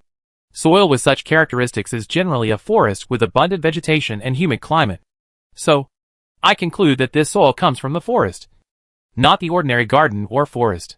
As soon as Su Maoyang finished speaking, there was an uproar around, and everyone was shocked and talking. They, the princes and nobles, have never understood soil. How could they know that there is so much knowledge in it? After Su Maoyang's explanation, although they seemed to understand, they also felt that she made some sense. Su Maoyang came from the modern era, so he naturally knew much more about geography and potted plants than those princes and ministers who had nothing to do but ask for food and clothing and needed servants to serve them. Moreover, the two types of soil are quite different. She could almost identify them at a glance. But it is more difficult for them. Qi Yinchua never expected Su Maoyang to be so careful and even consider these issues. He was secretly shocked, and sweat broke out on his clenched palms. However, he still pretended to be calm on his face, and did not dare to reveal any clues. Upon hearing this, His Royal Highness nodded in appreciation and became even more curious about her subsequent thoughts. It sounds like it makes sense. But just knowing that they have been to the forest, how do you know who is behind them? Su Maoyang raised her eyebrows and glanced at Qi Yinchua involuntarily. and then explained to the prince. The soil is still so fresh and moist. I guess they went to the forest not long ago. About 1 or 2 hours before the birthday banquet started. But they knew that the next step was a crazy and risky killing. So why would they suddenly run so far and run to the forest? What is in the forest that makes them have to make a special trip at such a critical moment? Hearing Su Maoyang's question, everyone fell into deep thought. And they also didn't understand why this group of assassins went to the forest before the assassination. Go to the forest to collect herbs? Go to the forest to hunt? These things are not urgent. There is really no need to go at this juncture. Ha! Since you already have an idea, just say it directly. His Royal Highness knew from her tone that she had already made a decision, and couldn't help but smile and raise his hand, making a gesture of invitation. Su Maoyang heard this, and didn't keep it a secret, and continued, Your Highness should know that these are a group of dead men, and dead men naturally obey their masters. At such a critical moment, they will put aside the assassination and go to the forest alone. There must be a reason why they must go. For example, their master summoned them and told them something important, which makes sense. I guess the murderer behind this probably thought that there were too many people in the main city, so he chose the remote forest to avoid being seen. In addition, today is the birthday of the head of the Dongfang family, and the main city is very lively. All major forces will go to the Dongfang family. Of course, no one will go to the forest at this critical moment. So, he took this opportunity to arrange things. It can be seen that this person is very cautious in doing things. Hearing this, everyone present took a deep breath of sudden enlightenment and nodded in shock. Yes, this is a group of death warriors. Death warriors have no will of their own and are completely under the orders of their masters. Going to the forest before the assassination. No matter how you look at it, there must be some unknown purpose. If it is said that the murderer behind the scenes has something to explain, it is indeed possible. Qi Yanchua was immediately frightened by Su Maoyang's inference when he heard this. He never thought that this person was not only careful, but also so meticulous in thinking that he actually guessed his thoughts and whereabouts without missing a word. Indeed, because he was worried, he specially summoned the death warriors to the forest, personally explained the task, and in some small details, he repeatedly warned them because he was afraid that they would make mistakes. Unexpectedly, the more careful he was, the more he made things worse and exposed the whereabouts of the assassins. Because this assassination was too risky, he was always a little nervous, so he was very cautious in all aspects. But he never expected Su Maoyang to start with shoes, and he didn't expect that this woman could actually identify the soil and roads. Such an ability is really terrible. Just when Qi Yanchua was terrified, His Royal Highness the Crown Prince pondered and spoke. Since someone planned this assassination and was able to send so many assassins with high martial arts skills, this person must be a big shot in the imperial capital. Now the big shots are basically at this banquet. If what Su Mo said is right, then just check the shoes of the guests present and you can easily find out. Everyone nodded in agreement and said excitedly, Yes, His Royal Highness is right. We asked to check the shoes of the guests present to find out who has been to the forest today. The Han, Qi and Song families are supporters of His Royal Highness. Since the prince has spoken, they naturally have to express their support. Except for the Sun and Xiaohu families. Everyone else is clamoring to check the shoes thoroughly. Seeing this scene, Qi Yanchua's heart was cold, and the face that tried to maintain calm almost broke. Because the distance of the forest is a bit far, he hurried back after explaining the matter. So he didn't have time to go back to the mansion to change shoes. Not to mention that he didn't think that someone would make a fuss about shoes. And he didn't care from beginning to end. Who knew that he would reveal a flaw because of this? Facing the pressure of public opinion around him, Qi Yanchua's fist under his sleeve was trembling slightly because of his guilty conscience. He knew that he would inevitably be checked today. The emperor heard everyone's suggestion and naturally did not stop him. He ordered loudly, Check for me. No shoes of anyone present can be missed. The guards clasped their fists and received the order, and then began to check, in order to find the murderer. All the forces also cooperated with the guards' inspection. In this way, the guards quickly checked more than half of the place, and finally walked to the front of the third prince. Chapter 1153 The third prince is lying. The guards saw that it was the third prince, so they dared not be disrespectful. However, they had to follow the emperor's order to search. They could only clasp their fists and apologize. Third prince? I'm sorry. Qi Yanchua saw that they were going to check his shoes, and he clenched his hands guiltily. Perhaps he didn't want to be caught red-handed. He took a deep breath and simply admitted it himself. No need to check. This prince did go to the forest. But this prince didn't go to meet these assassins, but to hunt. Is it forbidden to go to the forest to hunt on the birthday of the Dongfang family master? Hearing that the third prince finally admitted to going to the forest, Su Maoyang hooked his lips. A trace of cunning flashed in his eyes, and then smiled and nodded.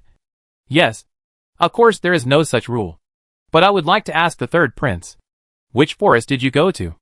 This prince went to Nanan Forest. Qi Yanchua was uneasy, but he still pretended to answer calmly. In fact, he and the assassins met in a Huling forest, because the Huling forest is the closest of the three forests. However, facing Su Maoyang's sharp eyes, he felt uneasy and was afraid that he would be suspected. In order to cover up the truth, he lied without thinking. Su Maoyang nodded in understanding. It turned out to be the Nanan forest. Unfortunately, I have never been to this forest, and can't tell what the soil there is like. So, I still suggest that you ask an experienced gardener to take a look at the mud on the third prince's shoes. The gardener is usually dedicated to the cultivation of flowers and plants, and should be very knowledgeable about soil. So he should be able to identify which forest the mud on the third prince's shoes came from. Qi Yanchua was shocked when he heard this. His handsome face, which pretended to be calm, suddenly collapsed. Cold sweat oozed from his forehead. He felt cold all over and his hands and feet were numb. He never thought that Su Imo would not let go, not only to check his shoes, but also to find a gardener to check, which was simply pushing him to a dead end. When His Royal Highness heard such a suggestion, he was naturally happy to see it come to fruition, and nodded in agreement. Well, this is a good idea, Father. Just as she said, find an experienced gardener. After all, this is related to the innocence of the third prince. It must be investigated thoroughly. Otherwise, if the third prince is inexplicably charged with treason and regicide, wouldn't it be too unfair? Hearing this, several forces present echoed, all supporting finding an authoritative and professional gardener to check. Su Maoyang felt a little funny when he heard the prince's words, and had to admit that the prince was also a wonderful person. What he said was better than singing. What for the sake of the innocence of the third prince? He had to investigate thoroughly. He clearly wanted to put the third prince to death. When he said this, those who didn't know would think that the relationship between the two brothers was very good. This prince is so evil. The emperor is such a smart man. When he saw that they found out that the case was with the third prince, he naturally had some guesses in his mind. However, the third prince is his son. If he really found out that he did it, he would be sentenced to death. But seeing how he stood in front of him today, he knew that Qi Yanchua didn't really want to assassinate him. His purpose should be to weaken the prince's forces. Qi Yanchua has always been his favorite son. The emperor still felt a little reluctant when he thought of killing him. However, so many people present were clamoring to ask the gardener to check the mud on Qi Yanchua's shoes. He couldn't refuse. After all, so many people died, and they were all descendants of influential families in the imperial capital. He couldn't protect Qi Yanchua in front of so many people. So, he had to give the order. Eunuch Fang, go and invite the experienced gardener in the palace. Eunuch Fang nodded repeatedly after receiving the order, and quickly walked out of Dongfang Mansion and headed straight for the palace. Eunuch Fang was also quick. In less than half an hour, he returned, and there was already an old man over 50 years old beside him. Your Majesty, I have brought the most experienced gardener in the palace. As he said, Eunuch Fang led the old man to the emperor and kowtowed. Okay, don't be polite at this time. Go and see which forest the mud on the third prince's shoes came from. The emperor was dizzy with what happened tonight, and waved his hand weakly. Before coming, Eunuch Fang told the gardener about the general situation. Now, hearing the emperor's order, the gardener immediately stepped forward, walked to Qi Yanchua, and bowed, saying, Third prince, please lift your feet, and let me take a look. Faced with so many eyes, Qi Yanchua had no way to refuse even if he was reluctant. If he refused to check, wouldn't it be more convicted of his crime? So, he had no choice but to bite the bullet and lift his feet. Seeing this, the gardener immediately reached out and scraped the dirt off the sole of the shoe, and then carefully checked it, and finally reported to the emperor. Your Majesty, this dirt comes from the fire scale forest. When they heard this, everyone was shocked. and their shocked eyes shot towards Qi Yinchuo. Just now he kept saying that he went to Nanan Forest. How come the dirt on his shoes came from Hualien Forest? Is the third prince lying? After hearing this, Su Maoyong handed the assassin's shoes to the gardener again. Old senior, look at where the dirt on these shoes came from. The old man took the shoes, rubbed them with his hands, and answered affirmatively. This is also the soil from the Hualien Forest. Are you sure? Su Maoyong asked back. Well, I am sure, because the Hualien Forest has a special terrain, and the soil is very easy to identify. I have used this to plant many trees before, and I can recognize it at a glance. After all, the gardener is also old and has studied planting for decades. These soils are naturally nothing to him. Hearing such a firm answer, Su Maoyong was satisfied. But the third prince was terrified. His handsome face turned pale as paper and fell into an ice cellar. Su Maoyong saw that he looked embarrassed, and a faint smile rose at the corner of his mouth. He asked faintly, Third prince, what else do you have to say? Su Maoyong's voice was not loud, but at this moment it fell on Qi Yinchuo's heart like a heavy hammer, shaking him all over. I remembered it wrong. It was the Hualien Forest. I went to the Hualien Forest. Qi Yinchuo faced the questioning eyes around him and hurriedly denied it. Seeing that he refused to admit it even when he was about to die, Su Maoyong couldn't help but laugh and shook his head. Third prince, even if you have forgotten which forest you went to, you just said that you went to the forest to hunt. Then let me ask, with your strength, what kind of hunting do you go to the Hualien Forest for? Everyone knows that the Hualien Forest is the smallest of the 3 major forests in the imperial capital. The spirit beasts in it are not only rare, but also of very low level. Only freshmen who have just entered the academy will go to that forest for training. Anyone with a little background and status will look down on the spirit beasts in that forest, let alone a strong man of your status. When Su Maoyong first took the entrance examination, he went to the Hualien Forest. The elders who recruited students at the time also comforted them. So Su Maoyong knew that the risk factor in this forest was very low and there were no high-level spirit beasts. Chapter 1154 The Third Prince Suffers. Qi Yinchuo is not only powerful, but also a noble third prince. If he really wants to hunt, he will usually go to the more dangerous Nanan Forest, where there are many spirit beasts.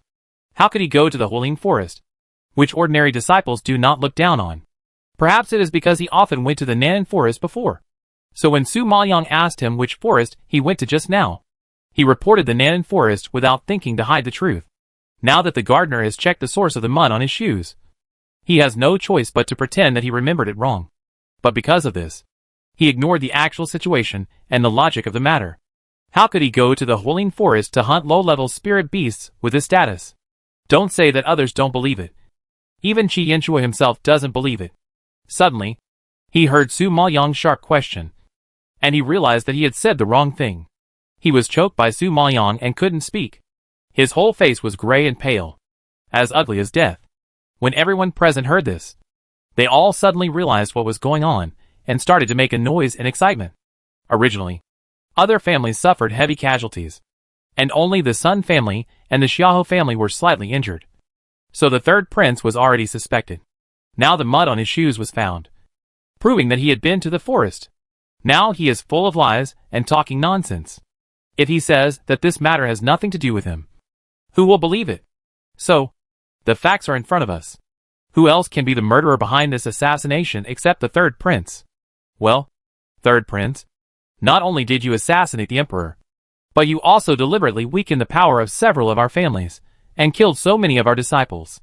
You are really vicious. When the head of the Han family learned the truth, he roared in anger, and his wrinkled old face trembled with great anger. As soon as the head of the Han family finished speaking, the head of the Qi family could not help but walk to the center of the garden, perform a great ceremony, kneel down and kowtow, and the voice of grief and indignation resounded throughout the garden. Your Majesty, the third prince has committed treason and murder, and killed innocent people. His crimes are extremely serious.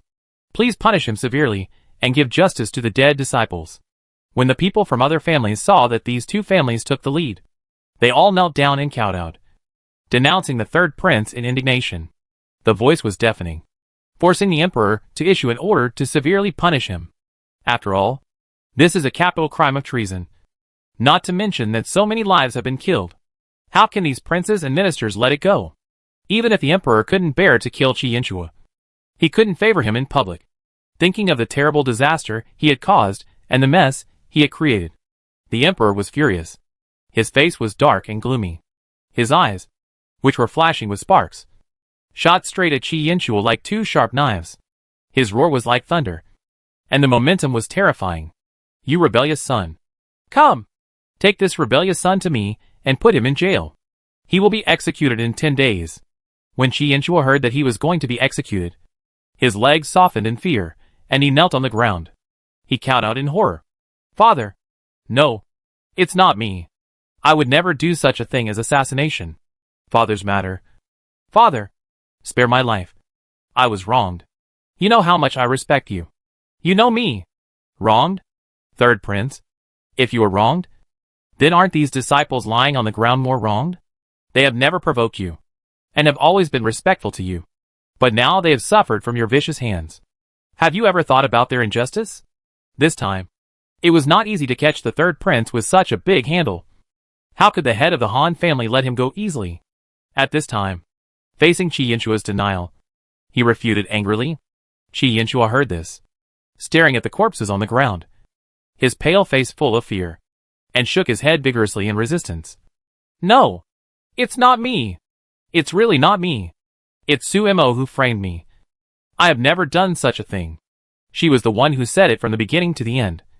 It must be her plan. Originally, what happened tonight belonged to the internal affairs of the Maple Forest Empire, and it was inconvenient for Jun Haotsong, an outsider, to intervene. Besides, he believed that his woman could handle it well. So he stood aside and watched without any statement. Now, hearing Qi Yanchua framing his woman, Jun Haotsong's face sank, and his blue eyes suddenly shot out in indescribable sharpness and coldness. The low voice seemed to be mixed with ice chips, which made people shudder. Your Majesty, are all your sons so despicable? He caused trouble himself. And it's fine if he doesn't admit it. But he wants to frame others. His face is too ugly. Jun Haotsong's words were merciless, and he directly confronted the emperor speechless. It was embarrassing enough that his son had done such a rebellious and cruel thing. Not to mention that Emperor Yunlu was present. This was a huge shame for the emperor, and even the entire Maple Forest Empire. So when Emperor Yunlu said this, the emperor was too ashamed to let Qi Yanchua embarrass himself here again, and he roared in anger. Why are you still standing there? Hurry up and put him in jail, and behead him in 10 days. Hearing the emperor's order, the guards naturally did not dare to disobey the order, and they hurried forward to capture Qi Yanchua. Qi Yanchua was a tough guy after all. How could he tolerate being caught and taken away? Seeing the guards rushing forward, his eyes were red, and his expression was ferocious. And he roared, Don't touch me. I can walk by myself. He didn't believe that his father, who loved him so much, would really kill him. Moreover, although the power behind him was not as strong as that of the crown prince, it was still very important in Fonlin Imperial City. They would definitely find a way to rescue him. Thinking of this, Qi Yanchua stood up, glared at Su Maoyang with resentment, and walked out of Dongfang Mansion under the escort of the guards. The whole thing ended with the third prince being imprisoned. The emperor was dizzy and had no intention of staying. He told the head of the Dongfang family a few words about the aftermath, then stood up and walked to Jun Haotsong, lowered his posture, and said gratefully, Emperor, thanks to your help today. Otherwise there would really be a river of blood. No, it's just a piece of cake. Jun Haotsong replied coldly. If no one wanted to hurt Lianer, he would not bother to care about these trivial matters. The emperor naturally didn't know what he was thinking. He felt sorry and embarrassed. I didn't teach my son well, and let the emperor laugh at me. I'm going back to the palace now, and the emperor should come with me. Jun Haotsong wanted to stay and see Su Maoyang more, but his current status did not allow it. As the monarch of the Yunlu Dark Domain, if he stayed in the general's mansion of the Maple Forest Empire, the Dongfang family would be in big trouble if it got out. So he had no choice but to agree to go back to the palace with the emperor. Seeing that the emperor had left, the people of other families also transported the bodies of the disciples back with the help of the Dongfang family's guards, and left the Dongfang mansion one after another, watching the guests leave and the messy garden cleaned up. The people of the Dongfang family breathed a sigh of relief. But thinking of what happened today, Everyone was still scared. Suimo. Thank you. If it weren't for you, all of us in the Dongfang family would suffer. Dongfang Yaoyu looked at Su Maoyang with gratitude, with admiration in his eyes. Chapter 1155. The third prince can't die. Since he met Su Maoyang, she has been creating miracles. Whether it is strength or means, she seems to be able to surprise him anytime and anywhere. Such an excellent woman. He really can't help being attracted to her. And now he can't give up. He wants her. Very much. Dongfang Yaoyu never knew that he would have such a strong desire for someone. Su Maoyang aroused all his passion for life. Not to mention that Dongfang Yaoyu was touched. Even Dongfang Liyue was very excited. She stared at Su Maoyang with shining eyes and said excitedly, Suimo, you are so amazing. There is no clue. But you expose the flaws of the third prince with just a pair of shoes. You know, His Royal Highness the Crown Prince couldn't bring down the third prince before. This time, the third prince was imprisoned and executed. It's incredible. Dongfang Liyue saw Su Maoyang show such a hand, and her admiration for her was like a torrent of rivers. The people around him nodded in agreement when they heard it, and their eyes looking at Su Maoyang were full of appreciation. Yes, Suimo played an indispensable role this time. He not only cleared the Dongfang family of the charges, but also made the third prince beheaded. The Dongfang family was able to stay safe this time, all thanks to Suimo. Dongfang Jianba also stroked his beard and laughed, and his eyes could not hide his admiration for Su Maoyang. In the past, he was a little worried that Dongfang Yaoyu would meet the wrong person, but now, he likes Suimo more and more, and is very satisfied. Dongfang Yanqing has a steady personality.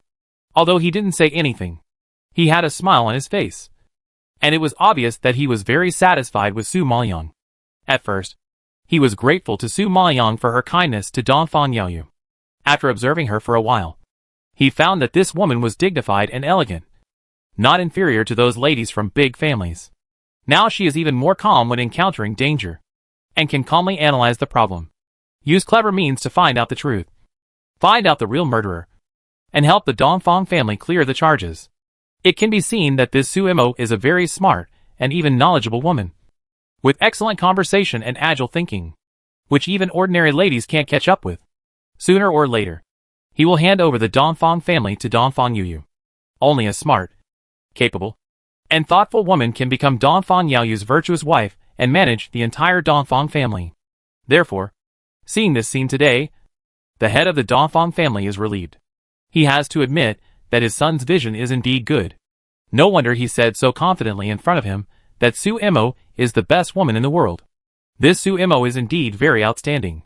Su Maoyang bowed his head in shame when he heard the praise from his sixth uncle, and said modestly, Sixth uncle, you are too kind. I just played a little trick. Suimo dare not take credit for it. However, the third prince should not be beheaded, and he will be released soon. Hearing this, the smiling faces of all the people in the Dongfang family suddenly froze, staring at Su Maoyang in disbelief. Dongfang Liyue frowned in shock, and asked emotionally, the third prince committed treason and regicide, and killed so many family disciples. How could he not be beheaded and be released for such a serious crime? Suimo, what are you kidding? Yes, no matter what crime the third prince is charged with this time, he will be doomed forever. If he is released like this, how can the emperor explain to the civil and military officials? And how can he explain to the people of the world? Dongfang Yaoyu also nodded indignantly, and was full of doubts about Su Maoyang's words. The third prince deliberately framed their Dongfang family, and almost caused the entire Dongfang family to be executed. If such a hateful and vicious person is pardoned, wouldn't it be too much? After all, the head of the Dongfang family is old. When he heard Su Maoyang's words, he immediately guessed a little. Suimo, are you saying that the third prince still has a chance to turn things around? Su Maoyang nodded slightly. Well, did you just hear how the emperor ordered the disposal of the third prince? The emperor asked the guards to take the third prince to prison and execute him 10 days later. Is there any problem here? Dongfang Yaoyu took over the words and looked at Su Maoyang with a puzzled face. Su Maoyang raised his eyebrows, glanced at him. His eyes slightly sank, and asked back, if the emperor really wanted to kill the third prince, why did he execute him 10 days later? You mean Dongfang Yaoyu heard this, and suddenly opened his eyes wide, smelling something unusual. Su Maoyang nodded solemnly. The reason why the execution was delayed for so long is that the emperor is clearly giving the Sun family and the Xiahou family time to find a way to rescue the third prince. What? Rescue? How can we rescue him? The third prince committed a heinous crime. Can he be pardoned? If he can be pardoned, where is the law? Dongfang Liue was a little anxious and shouted angrily. Su Maoyang smiled and shook his head, explaining, if the emperor really wants to pardon the third prince, there is naturally a way to pardon him, as long as the Sun family and the Xiahou family can come up with a scapegoat, saying that the third prince was wronged, that the man did it deliberately to frame the third prince, or even that the gardener was bribed. As long as they want, they can find a reason to help the third prince get out. Dongfang Liue widened her eyes in anger when she heard this, and said indignantly, damn it, the third prince has revealed so many flaws. Anyone with a discerning eye can tell that he is the one who did it. If they do this, it is really too much. Hearing this, the head of the Dongfang family waved his hand and said in a deep voice, Su Mo's worry is reasonable. If the third prince is in trouble, the forces behind him will definitely take action. Although the emperor cannot cover up for him openly, he has given him ample time. I believe he will also secretly help the Sun family arrange for someone to take the blame. The third prince will not die. Uncle, what should we do? Are we just going to watch the murderer who framed our Dongfang family get away with it, thinking that the culprit would be acquitted? Dongfang Liue was so angry that his teeth itched. Facing her question, the head of the Dongfang family looked up at Su Maoyang and asked, Su Mo, since you have already calculated this step, you should have some ideas, right? Su Maoyang nodded slightly. I have some ideas, but I don't know if they will work. Su Mo, tell me quickly, whether it works or not. You have to give it a try. Dongfang Liue urged anxiously. Su Maoyang smiled, and a gleam of light flashed in his eyes. The third prince is now in prison, and he must be looking forward to the Sun family and the Xiahou family to rescue him. This has become his last hope. But if he knows that these two families have rebelled and surrendered to the prince, what will be the result? Dongfang Yaoyu heard this and suddenly realized it. His eyes lit up, and said excitedly, I understand. You mean to deliberately provoke them? Haha. Leave this matter to me. After hearing Su Maoyang's words, the head of the Dongfang family and the sixth uncle looked at each other in surprise, and then nodded with satisfaction. Haha. Yaoyu, we are waiting for your good news, Dongfang Jianbo said with a smile. Don't worry. I will not let you down. Dongfang Yaoyu clasped his fists and answered confidently. The head of the Dongfang family saw that he had an idea and was not too worried. However, when he thought of what happened today, he still frowned in confusion. I don't understand why Emperor Yunlu would help our Dongfang family. Chapter 1156, Imprinting Divine Patterns. Dongfang Jianbo shook his head in confusion when he heard this. Yes, I've seen it since the last state banquet. The Emperor seems to be willing to help our Dongfang family. This time when the Dongfang family was in trouble, it was the Emperor who intervened to reduce the casualties. In theory, this is our Maple Forest Empire's own business. The Emperor is an outsider, so there is no need for him to care about such trivial matters. When everyone thought of this, they nodded in confusion, not sure what the Emperor Yunlu was thinking. Dongfang Liue blushed and said shyly, The Emperor may be attracted by my beauty. Dongfang Yaoyu laughed and looked at her with disdain, saying, The Emperor doesn't even take Princess Xianxin seriously. You are not even as pretty as Princess Xianxin's fingernails. You still dare to say that the Emperor is attracted by you. Well, you dare to laugh at me? I will beat you to death. Dongfang Liue was humiliated by him, and was so angry that she was fuming.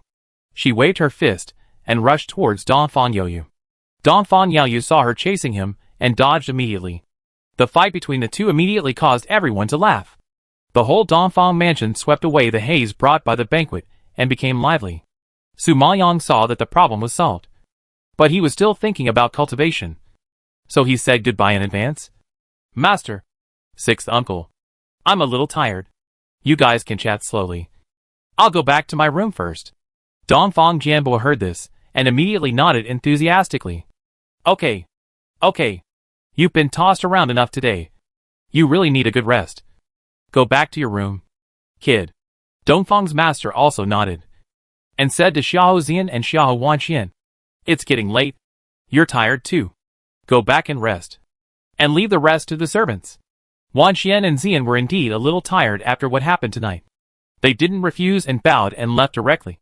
Then thank you for your concern. We will go down first. After the 4 of them left, the other disciples returned to their courtyards one after another. Dongfang Patriarch briefly explained a few words to Butler Fan, and returned to his room with Dongfang Jianbo. Su Maoyang walked to the door of the room, thinking about what to do next, and turned to Xinua beside him and said, I should practice for a few days. If there is nothing important, don't call me. Understand? During this period, she has been recovering her spiritual power and repairing her injuries. Her mental power is still in the same place, stagnant, so she plans to spend a few days to refine pills and strive to advance to the peak of the Dan sect. Because she saw Jun Haocong take action today, she was scared out of her wits. She knew his body too well. Once he used his spiritual power, it would easily cause a cold disease. Fortunately, the assassins tonight were just a bunch of minions to Jun Haocong. Not worth mentioning. But if they met a group of powerful masters, it would not be so simple. Every time his cold disease attacked, he was closer to death. Su Maoyang could not let him take such a risk again. So she had to hurry up and advance to Danzuan to refine an antidote for him. Now she is already a mid-stage Danzong. As long as she advances to the peak Danzong, she will have the opportunity to break through to the level of Dansheng. After reaching Dansheng, she will not be far from Danzuan. Xinua heard her order and clasped her fists respectfully. Yes, Xinua understands. Seeing this, Su Maoyang nodded, pushed the door and walked into the room, closed the door, and went directly to the side bed. She sat on the couch and waited to release the evil blood cauldron. The dark room was instantly lit up by the red light around the medicine cauldron. At this time, Sumo's cool air sank into her dantian, urging the spiritual power in her body to the extreme. Her fingertips gradually emerged with a strange fire interwoven with gold and blue. Then she waved her hands and threw the strange fire into the medicine cauldron. The medicine cauldron suddenly burst out a golden and blue flame, illuminating the whole room. Then, she took out a few medicinal herbs from the space and began to peel them carefully. After peeling for almost 2 or 3 hours, she stopped and threw the herbs into the evil blood cauldron. Now she is going to refine the elixir that can only be refined by the peak level of the Danzong. The higher the level of the elixir, the more complicated it is to refine, and the greater the risk factor. If you are not careful, you will be backfired by the elixir and suffer heavy damage. The reason why alchemists are rare is that in addition to requiring extremely high talent, they also have to bear the risk of death. Therefore, many alchemists dare not advance rashly after reaching a certain level, because they are not sure that they can successfully advance, but lose their lives instead. But Su Maoyang had no choice. For Jun Haocong's cold disease, she had to keep improving, even if her life was in danger. Thinking of this, Su Maoyang put more effort into her mental power. The strange fire burned more and more vigorously under her control, emitting a scorching breath. She persisted all night, and the pill was about to take shape, but in the end it failed, and was drowned in the flames. Fortunately, Su Maoyang had a lot of medicinal materials. After wasting one group, she took out several groups. After failing several times, she finally succeeded in refining a high-quality pill on the second night, and successfully entered the peak level of Danzong. You know, those authoritative alchemists in Fenglin Empire have spent most of their lives, and consumed countless energy and resources to achieve such achievements. There are even some alchemists who have practiced for a lifetime, but they haven't even touched the threshold of Danzong. Su Maoyang has reached the peak of Danzong at a young age. If this is spread out, it will probably hit people to death. Seeing her successful promotion, the old man Jinjuan was also happy for her. He smiled and said, Young master, congratulations. You have reached the peak of the Dan sect. Now with your level, you should be able to learn to rub the divine pattern. Divine pattern? Su Maoyang heard this word for the first time, and her heart was shocked, and her pupils were filled with some doubts. Well, divine pattern? As long as the alchemist reaches a certain level, he will rub his own divine pattern on the elixir. The divine pattern contains infinite power. Taking the elixir with divine pattern will have the effect of rebirth, enhance the functions of various parts of the human body, and maximize the strength of human beings in a certain field. Of course, the most important thing is that it can change people's talents and give people unlimited possibilities. Some special divine patterns can also stimulate potential in a certain aspect. They are rare treasures that many strong people are vying for. Su Maoyang was quite shocked when she heard the explanation of the old man Jinjuan. She only knew the level of elixir before, but had never heard of rubbing divine patterns. If it is true as Elder Jinjuan said, imprinting the divine pattern will give the elixir more powerful power and efficacy. Does that mean there is hope to completely cure Jun Haozong's cold disease? Thinking of this, Su Maoyang asked impatiently, Elder Jinjuan, how to refine this divine pattern and how to copy it? Young master, it is very difficult to refine the divine pattern. Even many alchemists, who have reached the level of Dan Sheng, may not be able to refine their own divine pattern. This requires your own perception and creation to copy the divine pattern. Even I can't help too much. Elder Jinjuan explained earnestly. Chapter 1157, The Level of Divine Marks. Su Maoyang nodded in understanding after hearing this. Well, no matter how difficult it is, I will try. Old Jinjuan, just tell me, what is this divine mark all about? Old Jinjuan knew her character.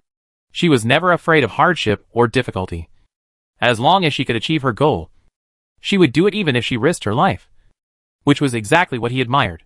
Young master, you should know that it is very difficult to improve your strength after reaching the level of Jun Lingshi. Ordinary pills can no longer satisfy the strong above the level of Jun Lingshi. At most, they can only strengthen and gain, but not directly improve. However, the elixir with divine pattern imprinted has the function of directly improving strength. However, there are only a handful of alchemists who can imitate divine pattern in this continent. So the elixir with divine pattern imprinted is particularly precious. Can directly improve strength? Meaning normal improvement. Without time limit? Su Maoyang was also shocked when she heard such an explanation.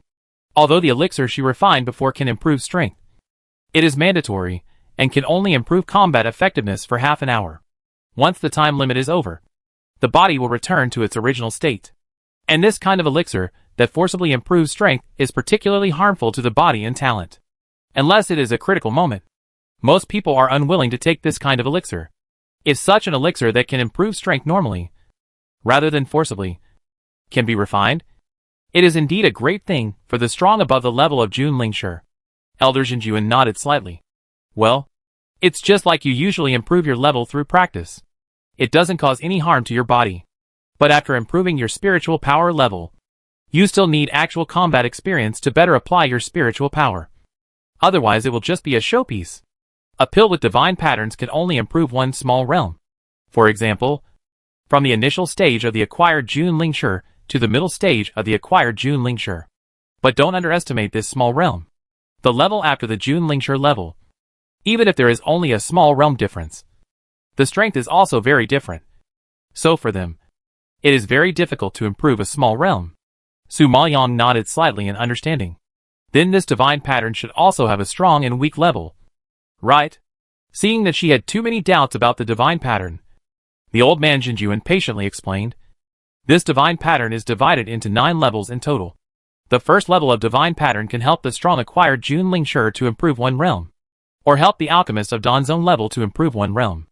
The second level of divine runes can help the Xiantian Jun Lingshi to improve a realm, or help the Danqing level alchemist to improve a realm. The third level of divine runes can help the supreme Jun Lingshi to improve a realm, help the Danzuan level alchemist to improve a realm. The fourth level can help the Emperor Lingshi to improve a realm, help the Dandi level alchemist to improve a realm, and so on. Each level of divine runes is only effective when used within the corresponding spiritual power level range or mental power level range. For example, if you reach the level of Xiantian Jun Lingshi, you must use the second level of divine runes, and the first level of divine runes cannot be improved. However, as long as the elixir with divine runes is copied, no matter which level, it has the effect of changing talents, reborn, and strengthening the body, which is of great benefit to the human body. Therefore, even if the powerful are very strong, as long as they encounter divine rune elixirs, they are very precious. After hearing this, Su Maoyang suddenly understood and asked expectantly, how do I copy this divine pattern? I have 3 divine pattern secret books here, which are also the divine patterns I learned in my lifetime.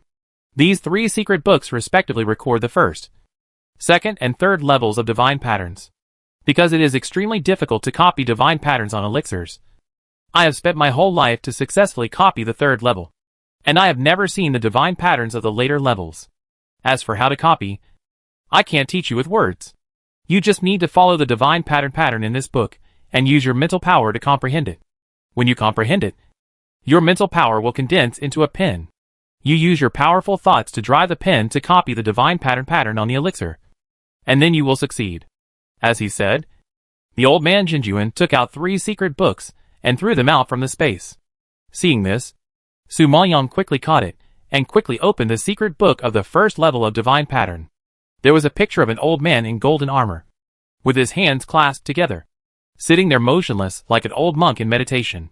Just one glance at it, a powerful force impacted her mind, making her daze for a moment. What a strong mental attack! Su Maoyang didn't expect that just a secret book and a pattern alone could give her the power of attack. If it was printed on the elixir, wouldn't it be even more powerful? No wonder the divine pattern elixir is a treasure that countless superpowers are vying for. Thinking of this, Su Maoyang was shocked and focused on studying the pattern engraved with the sitting old man. In this way, she spent a day and a night to deeply engrave the pattern in her mind. Then, she put the herbs into the evil blood cauldron and rekindled the strange fire. When the pill was formed and about to come out of the furnace, Su Maoyang closed her eyes and concentrated her mental power to recall the pattern she saw in the magic book, trying to condense the pen that the old man Jinjuan mentioned. But she persisted for several hours, and her mind had already traced the patterns hundreds of times, but she still couldn't condense it into a pen. Gradually, Su Maoyang's face turned pale, and sweat gushed out of her forehead, and soon wet her cheeks. It can be seen that wanting to rub the divine pattern is a very mental and physical thing. But Su Maoyang is not a character who gives up easily, even if her body and spirit are seriously overdrawn. She did not relax at all. She gritted her silver teeth and urged her mental power more vigorously, and persisted. After a few more hours, when she felt that she was about to faint at any time, the powerful mental power finally began to slowly condense into a pen. But this pen was a little fuzzy and not fully formed. Su Maoyang was overjoyed when she saw this. She seemed to be encouraged and became more energetic. She worked harder to concentrate her mental power. After another hour, the virtual pen finally took shape, which made Su Maoyang very happy, thinking of using her mind to control the pen and imprint the pattern on the pill. She did not dare to be distracted and control the pen while the iron was hot. It seemed that she had mastered the trick. Su Maoyang was much more relaxed in pen movement. However, when she used the pen to engrave the pattern on the pill, she was always out of control. If she was not careful, she would make a mistake and fail to rub. I haven't printed any of them for so long. It's too weak. Su Maoyang opened her eyes and sighed with embarrassment. Upon hearing this, the old man Jinjuan almost spat out a mouthful of blood. Young master, you have condensed a pen so quickly. You are already a genius among geniuses. Okay. Back then, I condensed a pen hundreds of times before I succeeded. You are just a step away. If you are weak, how will we old guys feel? Chapter 1158. The third prince can't sit still. Su Maoyang touched her nose awkwardly. How could she know that it was so difficult to condense a pen? Okay. I'll try a few more times. How many times? Young master, I tried thousands of times to rub the divine pattern, and it was not successful. It can't be done in a few attempts. I suggest you use some low-level elixirs to rub, because rubbing divine patterns is not something that can be done overnight. Once the engraving is wrong, the elixir will be scrapped and cannot be eaten. It's really a waste, the old man Jinjuan suggested. Su Maoyang nodded, took out some ordinary medicinal materials as he said, and planned to practice with low-grade elixirs. As the old man Jinjuan said, rubbing divine patterns is many times more difficult than condensing a pen. This time, Su Maoyang spent several days, over and over again, and tried almost 100 times. She finally successfully rubbed the divine pattern in her mind on the elixir. When she opened her eyes again, she was sweating profusely. She felt the pill suspended in the air, releasing powerful energy. Su Maoyang was so surprised that he forgot about fatigue and exhaustion, and threw himself on the pill, muttering to himself in shock. Success? Success? When the old man Jinjuan saw the divine pattern engraved on the pill, he was also stunned. After a long while, he came back to his senses and exclaimed in disbelief. Success? It actually succeeded so quickly? Pervert! You are simply a pervert. At the beginning, he tried to copy the divine pattern thousands of times. But Su Maoyang in front of him succeeded in copying it after only 100 attempts. It turned out that the owner of the evil blood cauldron was extraordinary. Such a talent, even in his world, is quite a monster.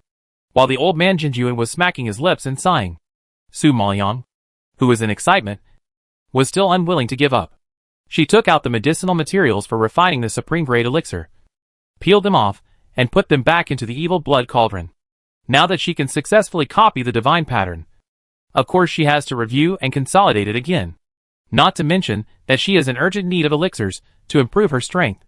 It's just that copying the divine pattern consumes too much mental energy, so she can't refine several at the same time, but only one at a time.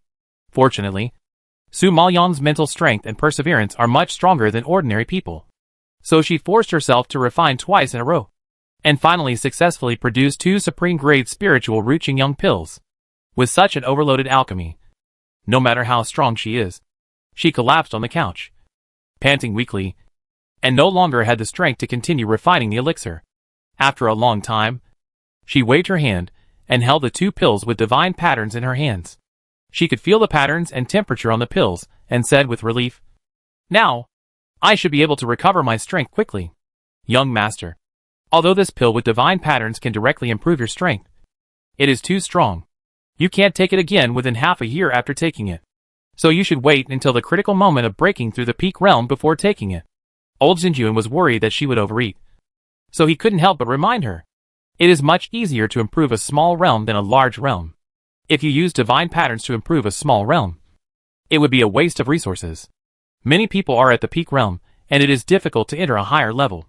So he hopes that when Su Maoyang recovers to the peak Junlingshi, he can use this divine pattern to break through to the level of the acquired Junlingshi. Su Maoyang nodded in understanding after hearing this. Okay. Wait until the critical moment to eat it. By the way, is there any level requirement for eating this elixir with divine patterns? Yes.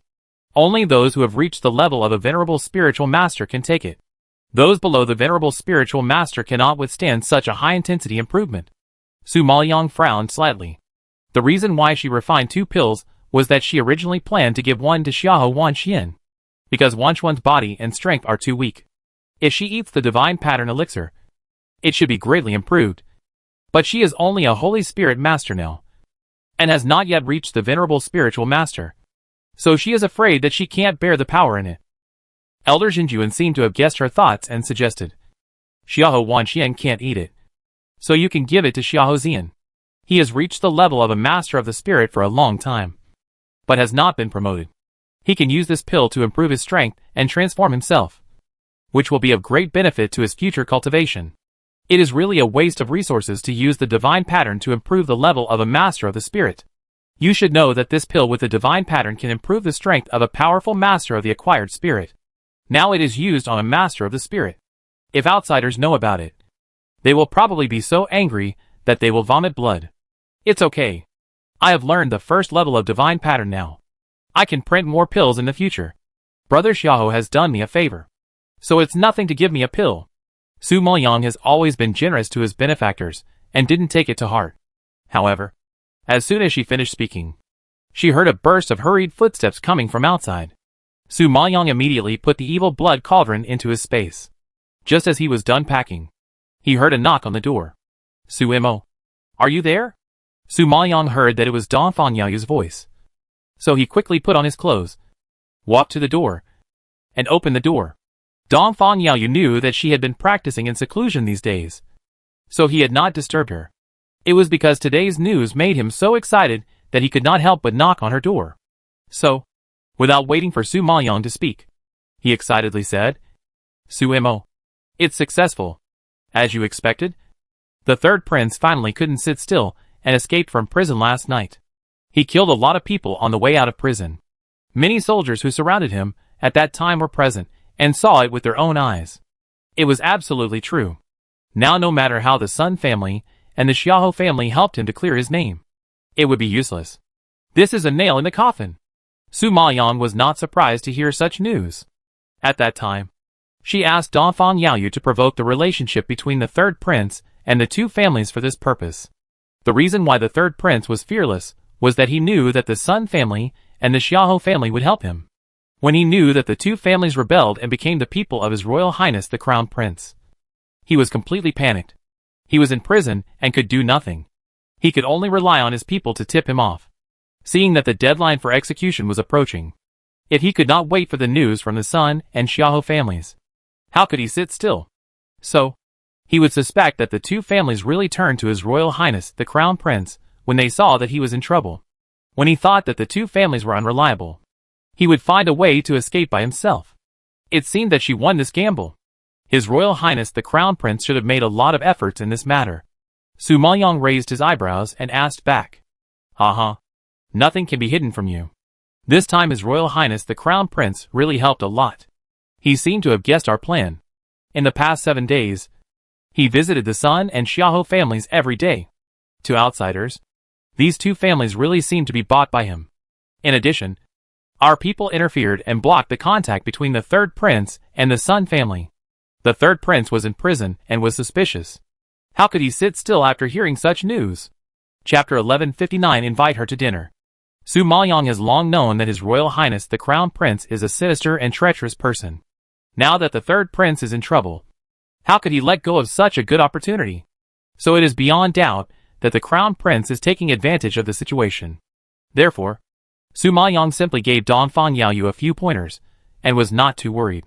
She knew that apart from the Dongfang family, the Crown Prince was the one who least wanted the third prince to survive.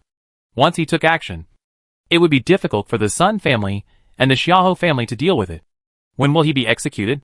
Since the third prince has no chance of turning over, Su Maoyang wants to know when he will die.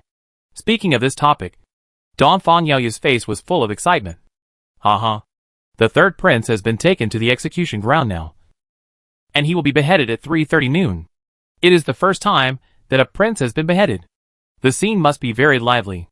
Do you want to go and see it? What's so good about beheading? I won't go. Su Maoyang has no interest in beheading. As long as the hidden danger of the third prince is solved, the goal will be achieved. Dongfang Yaoyu saw that she was not interested and had lost a lot of weight. It was obvious that she was practicing too hard. Thinking of this, Dongfang Yaoyu frowned distressfully. Look at you. You have been locked in the room without eating or drinking for the past few days, and you have lost weight. Come on. I will take you out for a good meal to replenish your body. No. I'm not hungry. Su Maoyang refused politely. You have helped our Dongfang family so much. I can treat you to a meal. Well, it's just a small favor. Since I joined the Dongfang family, the affairs of the Dongfang family are my responsibility. You are too polite. Su Maoyang smiled and waved his hand. Dongfang Yaoyu saw that she was still unwilling to go out for dinner, and said helplessly, Okay. You're not hungry. I'm hungry. Okay. You can't be so unkind that you won't even give me the face to have a meal with you? As soon as Dongfang Yaoyu finished speaking, a crisp and pleasant laugh came from behind him. Haha. Su Mo. Mr. Dongfang has invited you like this. Just go. And you won't lose a piece of meat if you have a meal. At this time, Xiahou Wanxian walked into the yard from outside. And when she heard Dongfang Yaoyu's words, she laughed out loud and teased mischievously. Dongfang Yaoyu had invited her like this, and Su Maoyang really couldn't refuse. Now seeing Xiahou Wanxian coming over, she invited him as well. Since you've seen me, let's go together. I don't need to. I just had a meal, and I really can't eat anymore. You two go out to eat. Eat more. Eat longer. Don't rush back. Hearing that she was asked to go, Xiahou Wanxian waved her hand hurriedly and blinked at Dongfang Yaoyu. Su Mo is alone, which is really pitiful. And Dongfang Yaoyu is a good man. So Xiahou Wanxian has always wanted to match them up. If Su Mo has a good home, she can feel more at ease. Now that the two of them are going out to eat, it's just the right time to exchange feelings. How could she be so ignorant and insert herself between them? Su Maoyang naturally knew what she was thinking. But her situation was complicated, and he couldn't explain it to her. He glared at her unhappily. It's not even noon yet. You're still eating early. Hee hee. Isn't it? Xiahou Wanxian laughed dryly twice. Su Maoyang couldn't do anything about her. Suddenly he remembered that she still had something to give to Xiahou Zian. He looked around and said, By the way, where's Zian? Isn't he with you? No. He has been in the Dan Palace these days, studying his poisons, and hasn't been home for several days. I heard that the third prince was beheaded today, so I hurried back to inform you. But I didn't expect that Master Dongfang got there before me, Xiao Wanxian explained, and asked in confusion. Why? Do you have something to do with him? Su Maoyang nodded, and then took out a box from the space. Originally, I made a pill for your brother, and planned to give it to him. Oh, that's it. Don't worry. You and Master Dongfang should go to dinner quickly. I will also go back to the academy later, and I will help you give the pill to him. Xiao Wanxian took the box and pushed Su Maoyang out of the yard, urging them to go out for dinner. Su Maoyang shook his head helplessly, and went to the street with Dongfang Yaoyu. Palace. On the soft couch, a tall figure was lying on his hands. His eyes were slightly closed, and his long eyelashes cast a shadow under his snow-white skin. The handsome and delicate face was expressionless, lying there quietly, like a person in a painting, which could be admired from a distance but not desecrated. So beautiful that people could not bear to break it. After a long time, a low and cold voice slowly sounded in the empty hall. How is the imperial concubine? He Xiao took 2 steps forward, clasped his fists and answered. The imperial concubine has been practicing in seclusion in Dongfang Mansion recently, and just went out with Dongfang Yaoyu. Hearing this, his closed eyes suddenly opened, and a cold light flashed across them in an instant, which was obviously chilling, but exuded a seductive and charming aura, which was fascinating. With Dongfang Yaoyu? What are you going out for?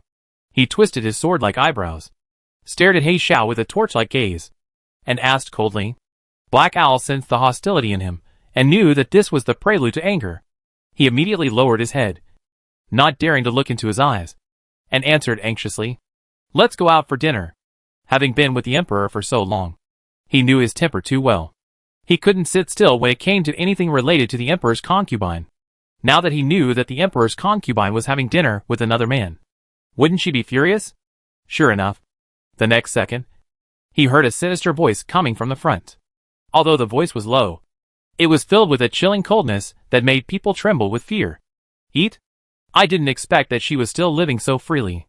Go back and follow her. Jun Haotsong propped himself up from the couch and waved to Black Owl, signaling him to leave. Black Owl received the order, as if he had been pardoned. He quickly saluted and hid in the dark, fearing that he would suffer a disaster if he took a step at night. At this time, Jun Haotsong stood up from the couch, put on his coat, and ordered in a cold voice. Black Hawk, follow me. Black Hawk, who was standing by and waiting, was shocked when he heard this, and immediately stepped forward and clasped his fists, not quite understanding. Master, where are you going? Jun Haotsong narrowed his eyes when he heard this, revealing a dangerous cold light, and squeezed out 2 words from his teeth. Catch the adultery. Perhaps because the third prince was executed, the streets today are much more lively than usual. People are talking about the third prince everywhere in the streets and alleys, and some are rushing to the execution ground in groups, as if they all want to see the unprecedented grand occasion. Dongfang Yaoyu knew that Su Maoyang was not interested, and was worried that she would be hungry. So he directly found the best restaurant in the imperial capital and introduced. Suimo. This Qianliyuga is a unique restaurant in our Fenglin imperial capital. The fine wine and delicacies inside are famous far and wide. You must try it today. Chapter 1160 Catching an Adulterer in a Restaurant. As he spoke, Dongfang Yaoyu took Su Maoyang and strode into the restaurant. At this time, the waiter saw Dongfang Yaoyu and immediately came up with a flattering smile, nodding and greeting. Mr. Dongfang, you haven't been to the restaurant for a long time. I have been looking forward to seeing you. Is it still the old seat today? Hearing the waiter's familiar tone, Su Maoyang knew that Dongfang Yaoyu should have been a frequent customer of this restaurant in the past. Yes, the old seat. Bring up all the signature dishes in your restaurant. Dongfang Yaoyu smiled and nodded, and ordered generously. Hearing him being so straightforward, the waiter smiled and said, Okay, I'll take you upstairs right away. As he said that, the waiter made a gesture of invitation, and then took them to the 2nd floor and opened a private room. Mr. Dongfang, I've kept your private room for you. Please wait a moment. I'll ask the kitchen to serve the dishes right away. After saying that, the waiter bowed respectfully and left. It must be said that the service and speed of this restaurant are quite good. After a while, several servants came in with dishes, and soon filled the table. Su Maoyang hadn't eaten much for several days, and now seeing these delicious dishes, she was also a little hungry. However, before she could even start eating, she heard a sudden noise outside. "Sir, this private room is already occupied, and there are other private rooms next to it. I'll arrange another room for you." It was the waiter's voice. "My master insists on this room. Get out of the way." A deep and heavy voice sounded like thunder. The waiter was so scared that he begged for mercy with a trembling voice. "Sir, there is a distinguished guest in this private room. Please don't embarrass me." "Humph. Distinguished guest? Is he more distinguished than my master? Get out of here." The man roared fiercely, and pushed the door open with a bang.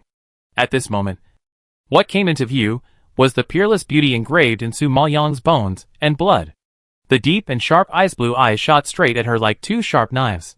The sharp and cold eyes fell on her face, shocking Su Maoyang's whole body, and her heart skipped a beat. She didn't expect Jun Haotsong to chase her to the restaurant. She panicked and her expression became extremely stiff, even a little embarrassed. Dongfang Yaoyu also didn't expect to meet Yunlu Emperor in such a place. He immediately stood up and exclaimed in disbelief. "Emperor, Emperor, Emperor." Perhaps Jun Haotsong appeared too suddenly. Dongfang Yaoyu didn't recover for a while, and she stuttered when she spoke. "Emperor, how did you get here?" Dongfang Yaoyu stared at him with a puzzled look on his face, asking without understanding. Jun Haotsong heard this, and immediately withdrew his gaze from Su Maoyang and moved directly to Dongfang Yaoyu beside her. His eyes were so sharp that they seemed to cut people into pieces, which made Dongfang Yaoyu stiffen and feel a chill on his back as if a poisonous snake had crawled on it. Then, he opened his thin lips and said coldly, "I came here to eat. Of course. It's just that the other private rooms are full, and I didn't know that Master Dongfang was here, so I broke in. Master Dongfang won't blame me for disturbing you, right?" This seems to be an apology on the surface, but the tone is cold and hard. There is no intention of apologizing at all, but it is so strong that people can't refute it.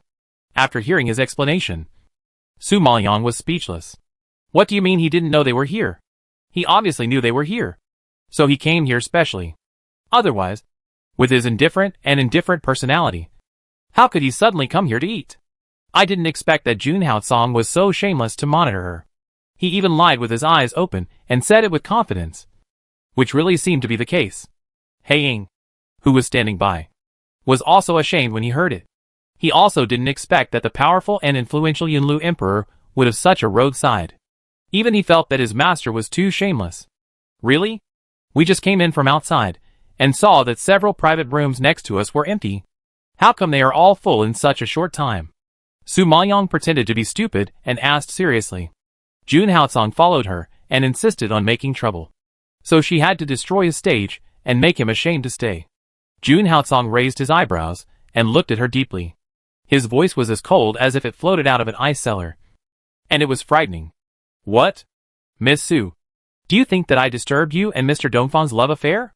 Hearing this, Su Maoyang knew that the jealous king was starting to be jealous again. Just as he was about to refute, he was interrupted by Dongfang Yaoyu. "How can we blame the emperor for disturbing us? It is our honor that the emperor can come. If the emperor doesn't mind, please sit down and eat with us." Dongfang Yaoyu saw that the atmosphere was not right and immediately smiled to smooth things over. Although he didn't know why the emperor suddenly appeared here, he couldn't afford to offend the emperor of Yunlu. Besides, the emperor had helped the Dongfang family again and again, and he was more or less grateful in his heart. It was also right to invite the emperor to have a meal.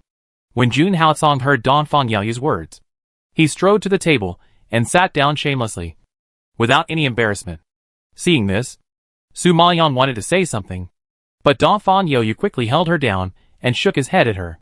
As soon as Jun Haotsong sat down, he saw Dongfang Yaoyu holding Su Maoyang's arm, which stimulated him to frown, and his ice blue eyes suddenly shot out a fierce light.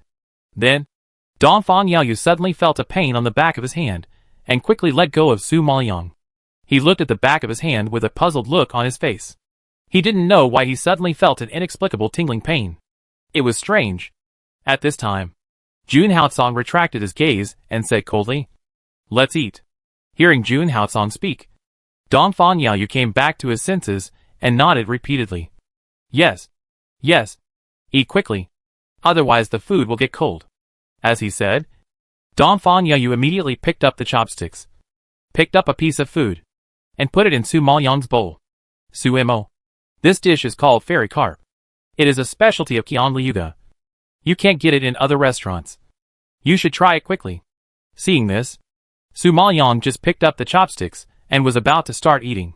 Who knew that the next second, the bowl of fairy carp, with a bang, broke all over the table. Su Maoyang saw this scene and naturally knew that it was Jun Haocong who did it. While Don Fan Yaoyu was startled and stared at the fragments on the table in surprise. Hey, what's going on?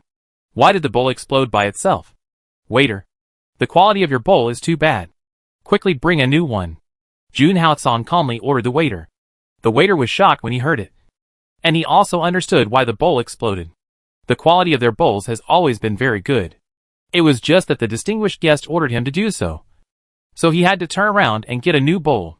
Su Maoyang was so angry about Jun Haocong's jealousy that his teeth itched.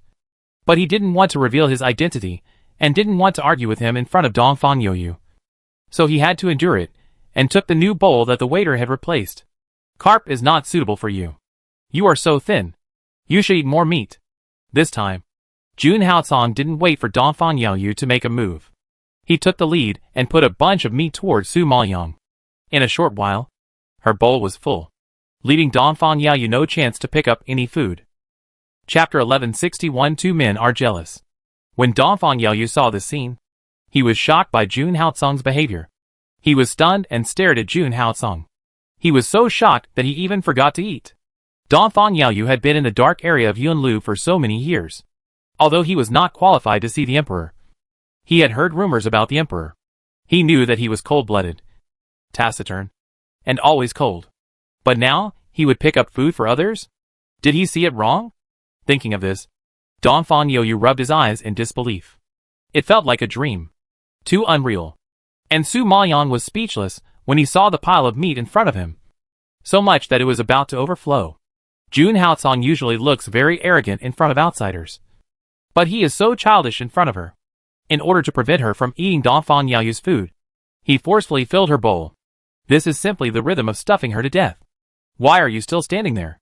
Do you want me to feed you? Seeing that she didn't eat her own food, Jun Haocong was even more angry and urged her. Don Fan Yaoyu was stunned when she heard this, and her jaw almost dropped to the ground. The high and mighty Emperor Yunlu picked up food for Suimo, but he also fed her. He must have met a fake emperor. Don Fan Yaoyu was scared. But Su Maoyang recalled his words, recalling the days when she was seriously injured and couldn't get out of bed. It was Jun Haocong who accompanied her throughout the whole process. Eating, sleeping, dressing, bathing, and even going to the toilet. Jun Haocong personally served her, because he was worried about other people and worried that they couldn't take good care of themselves. The Yunlu Emperor, who never served others, lowered his status and took care of her diet and daily life. At that time, he fed her personally and asked the imperial kitchen to prepare a lot of ingredients to nourish her body. He was afraid that she would be picky about food, so he made a lot of dishes she liked. He was so careful and thoughtful, as if it was just yesterday. Seeing that she didn't respond for a long time, Jun Haocong thought she was throwing a tantrum at him. So he simply took her bowl and said, "It seems that you really need others to feed you to eat well." Although his face was still cold, his tone was more helpless and even doting. As soon as he came in, he saw that Su Maoyang had lost a lot of weight. It was obvious that she didn't eat well and didn't take good care of herself. When he thought of Su Maoyang suffering from the blow of life and death, his body was severely damaged. And now he was so thin. His heart felt like being cut by a knife. And it hurt badly. Thinking of the hardships she had endured these days, he wanted to kill himself. Su Maoyang was so scared when he saw that he was really going to feed her in front of Don Fan Yaoyu that she shuddered and immediately snatched the bowl and chopsticks, stammering and refusing. No, I can eat by myself." Su Maoyang picked up the chopsticks and worked hard. But Jun Haocong stared at her intently beside her. His hot gaze on her face made her heart beat faster.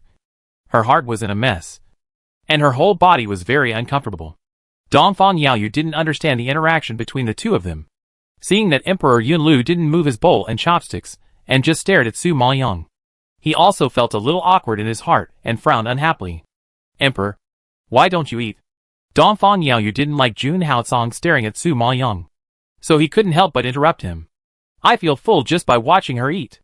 Jun Haocong responded coldly. Dongfang Yaoyu didn't know what to say after hearing his answer. What kind of logic is it to feel full just by watching others eat? This was the first time he heard of it. Emperor, this is your first time in our Maple Forest Empire. You must try our special dishes. I promise you won't be disappointed. Dongfang Yaoyu tried to divert his attention. After just a while of persuasion, Emperor Yulu seemed not to hear him, and concentrated on serving dishes to Su Maoyang, not bothering to pay attention to him at all. For some reason, Dongfang Yaoyu felt particularly eye-catching when he saw Emperor Zun busying around for Su Imo and taking care of her carefully. He felt particularly uncomfortable. He wanted to ask Emperor Zun why he was so considerate to Su Imo, but he felt that this question was too abrupt and it would be very embarrassing to ask it. If he didn't ask, he would feel uncomfortable all over. At this time, Su Maoyang had eaten a lot of meat that Jun Haocong had picked for her, and felt thirsty. She wanted to drink water, so she reached out to get a cup. Dongfang Yaoyu saw the opportunity, and quickly helped her pick up the cup. He poured a glass of water swiftly, and handed it to her in a flattering manner, trying to show off in front of her. But before Su Maoyang could catch it, Jun Haocong took it and took a sip. It just so happens that I am a little thirsty. Thank you, Mr. Dongfang. Dongfang Yaoyu never expected that the emperor would suddenly reach out to take it. His arm was still frozen in the air, and he was so embarrassed that he didn't know what to do. This Yunlu emperor really doesn't play by the rules, making people confused. Su Maoyang was almost spitting out his food because of Jun Haocong's extremely childish behavior. He is the Yunlu emperor, but he is actually fighting with a family prince here. It's enough. Su Maoyang was afraid that Jun Haocong would do something more excessive, so he quickly finished the food in the bowl and hurriedly stood up and urged, Yaoyu, I'm full. Let's go. What did you call him just now? At this time, Jun Haocong's face was gloomy. His eyes were cold, and his voice was as cold as if it floated out of hell. He had been forbearing since he learned that Su Maoyang and Dongfang Yaoyu were going out for dinner. Now he heard Su Maoyang calling Dongfang Yaoyu so affectionately, and the anger in his heart could no longer be suppressed. Su Maoyang didn't want to continue to entangle with him, and saluted politely but distantly. Emperor, we won't disturb you to eat, and we'll take our leave first. After saying that, Su Maoyang called the dazed Dongfang Yaoyu and walked out of the private room quickly. Su Imo, come back. Seeing that Su Maoyang actually left him and left with Dongfang Yaoyu, Jun Haocong's lungs almost exploded, and he roared unbearably. However, Su Maoyang seemed to have greased his feet and soon disappeared. At this moment, Jun Haocong's handsome face was frighteningly black, and his whole body exuded a terrifying murderous aura. Even the Black Hawk standing in the distance shuddered with fear.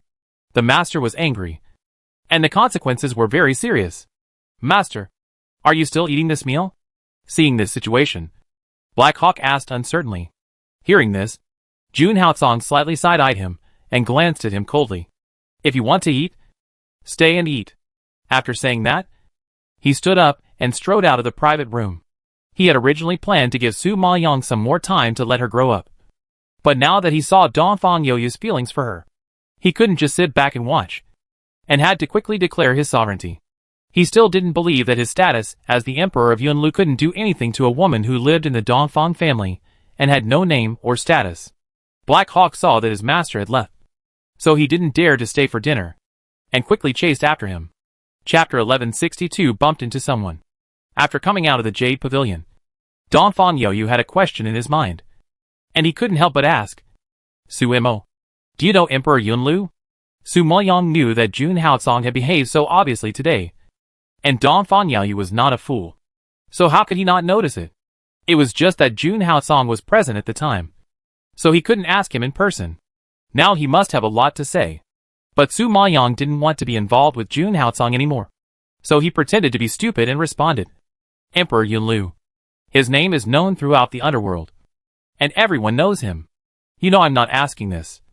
I'm asking if you know each other in private? Dongfang Yaoyu frowned slightly when she saw that she didn't answer the question. Su Maoyang smiled at him. You think too highly of me. Yunlu Emperor is such a person. How could I?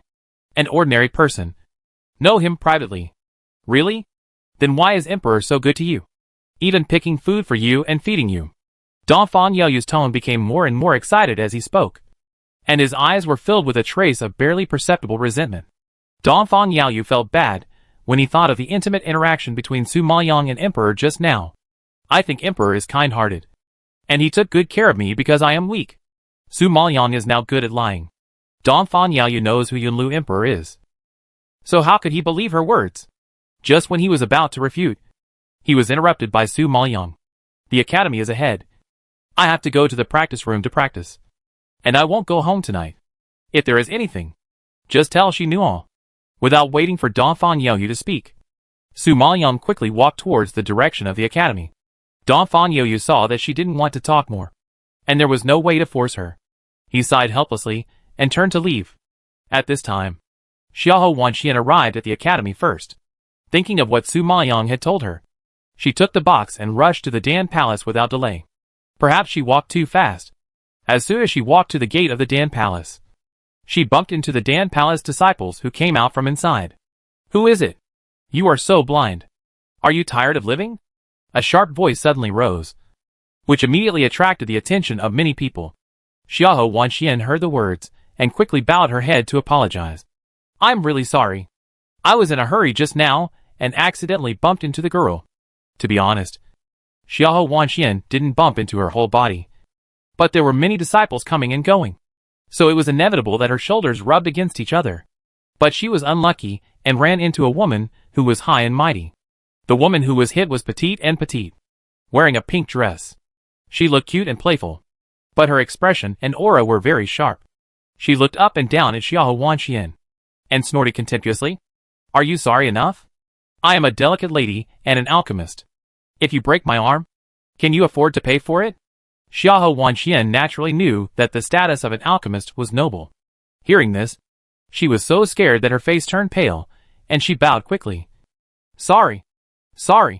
I really didn't mean it. I remember. I recognize her. She is the master of that maid. Before Xiahou Wanxian finished her words, a woman in a green dress next to the pink dress woman pointed at Xiahou Wanxian and exclaimed excitedly, The maid's master?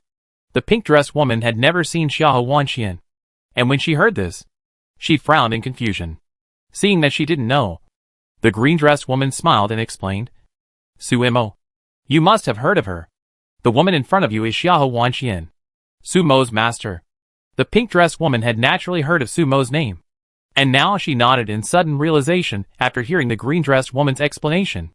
At this time, even the white dress woman walking in the middle of the two of them slightly side-glanced and cast a glance at Xiahou Wanxian, with a cold voice without any warmth. Su Mo. The Su Mo who crippled Xiahou Qingyi's hands?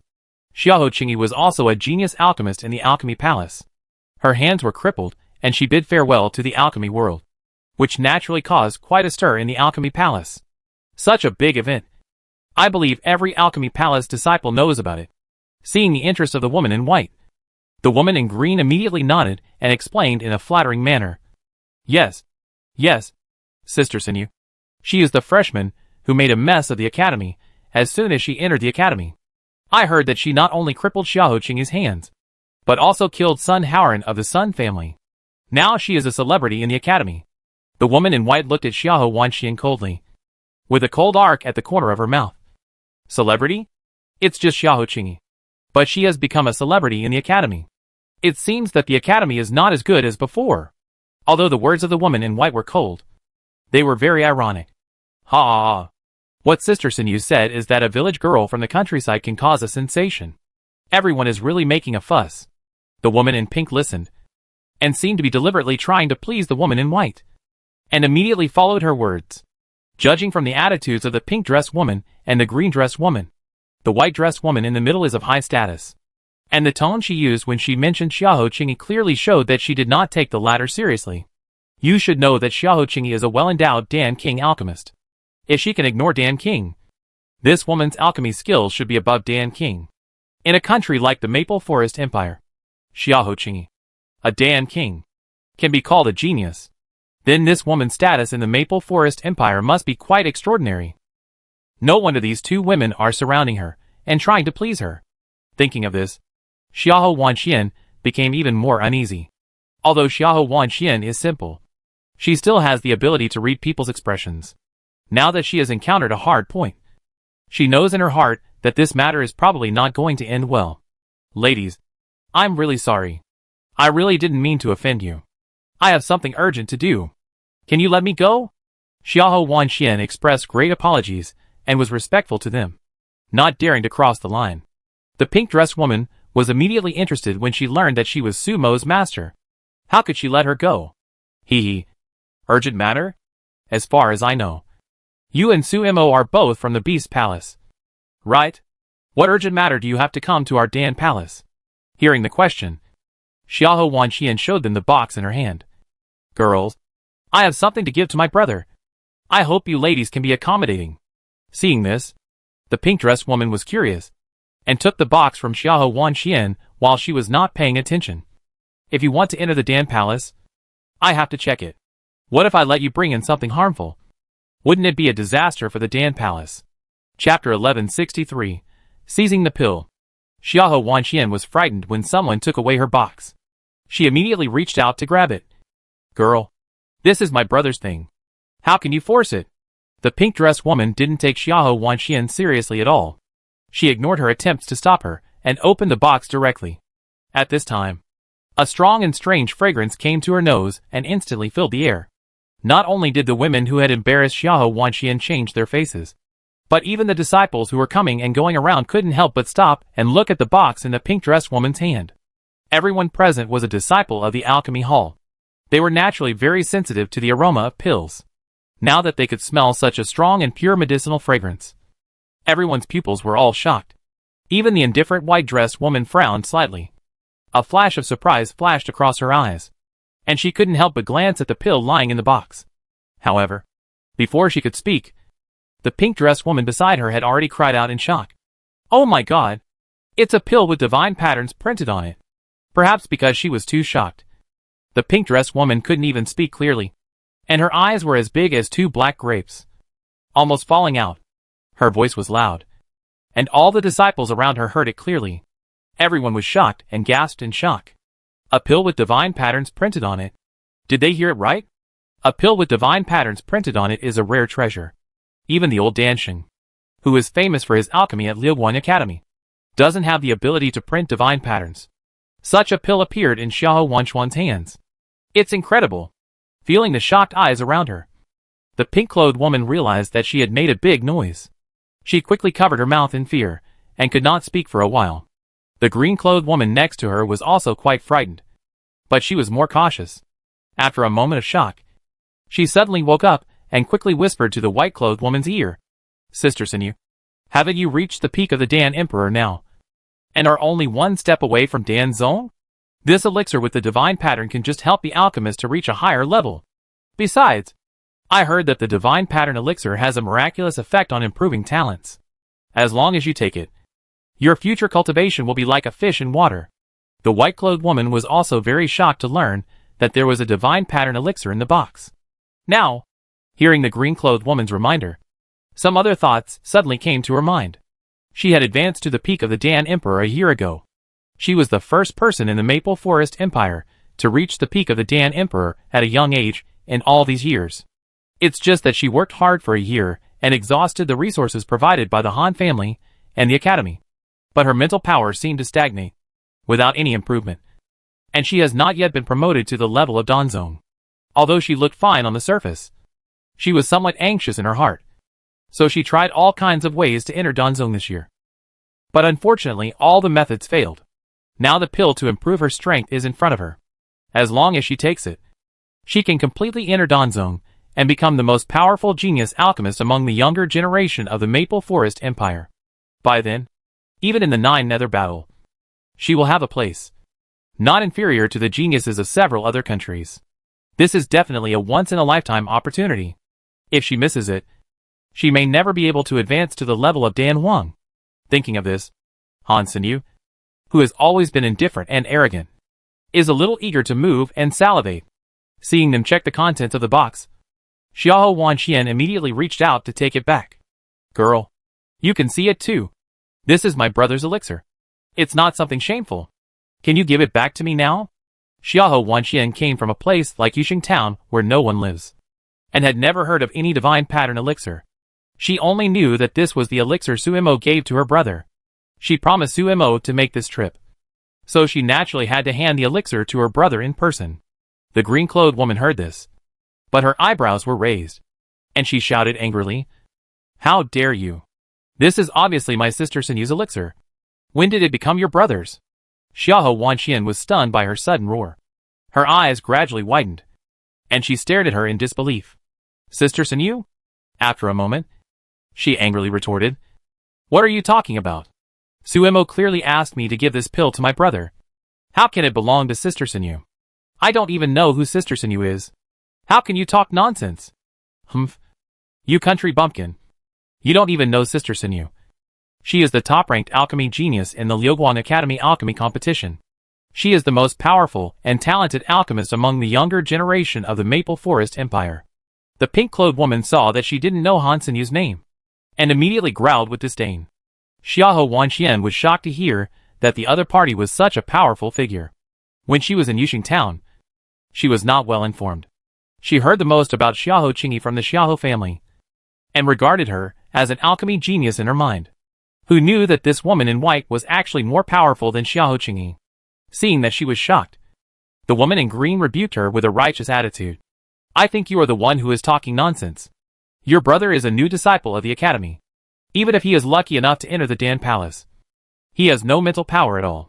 He only knows how to fiddle with his poisons, which is disgusting. He can't even make pills, let alone make a divine pattern pill. So this pill naturally cannot be made by him. You said that Suimo gave it to him, which is even more ridiculous. Suimo is your maid, whose status is not as high as yours. She is not a disciple of the Dan Palace, and has nothing to do with the status of an alchemist. How could she have such a precious pill? Tell me, if you are not talking nonsense. What are you talking about?" The woman in green snorted coldly and asked sharply, which directly blocked Xiahou Wanxian from speaking. Because of the shocking appearance of the divine pattern pill, the surrounding area had already caused a sensation, and many people were watching. After hearing the woman in green's reasonable words, everyone nodded in agreement. It is ridiculous and absurd to say that Suimo and Xiahou Zian have such elixirs, even if they join the Dongfang family. The Dongfang family is a family of generals. They are good at deploying troops and formations. They are indeed very good at applying formations. But they are not as good as the Han family in terms of elixirs. Han Sinyu's father and uncle are alchemists. Now that Han Sinyu, a young and talented elixir genius, has emerged, the Han family has long been defined as an elixir family in the eyes of everyone. When it comes to elixirs, they naturally have the most say. Although the divine pattern is too rare, even the people of the Han family can't make it. But everyone still prefers to believe that the elixir belongs to Han Sinyu, not Suimo and Xiahou Zian. After all, Han Sinyu is more trustworthy. Chapter 1164 A Bunch of Robbers. Xiahou Wanxian didn't expect the other party to be so unreasonable. She was so angry that she trembled all over and yelled, You are making up excuses. This is clearly what Suimo gave me personally, saying that it was for my brother. That is my brother's elixir. I think you just want to occupy my brother's elixir. You are a bunch of robbers. You shameless bitch. This is my sister Sinyu's thing, but it appeared in your hands. It is obvious that you stole my sister Sinyu's things. You called us robbers, but I think you are the shameless thief. The pink-clothed woman had a hot temper. She slapped Xiahou Wanxian in the face, leaving a 5-finger print. Xiahou Wanxian covered her face, stared at them with hatred, and said with gritted teeth, You are a group of shameless bitches. It's okay to occupy other people's things, but you also force them to be your own things. It's really disgusting. I want to vomit. I'm a bitch. The woman in white may be noble in her bones, and she doesn't allow others to insult her personality. She naturally feels uncomfortable when she hears such unpleasant words.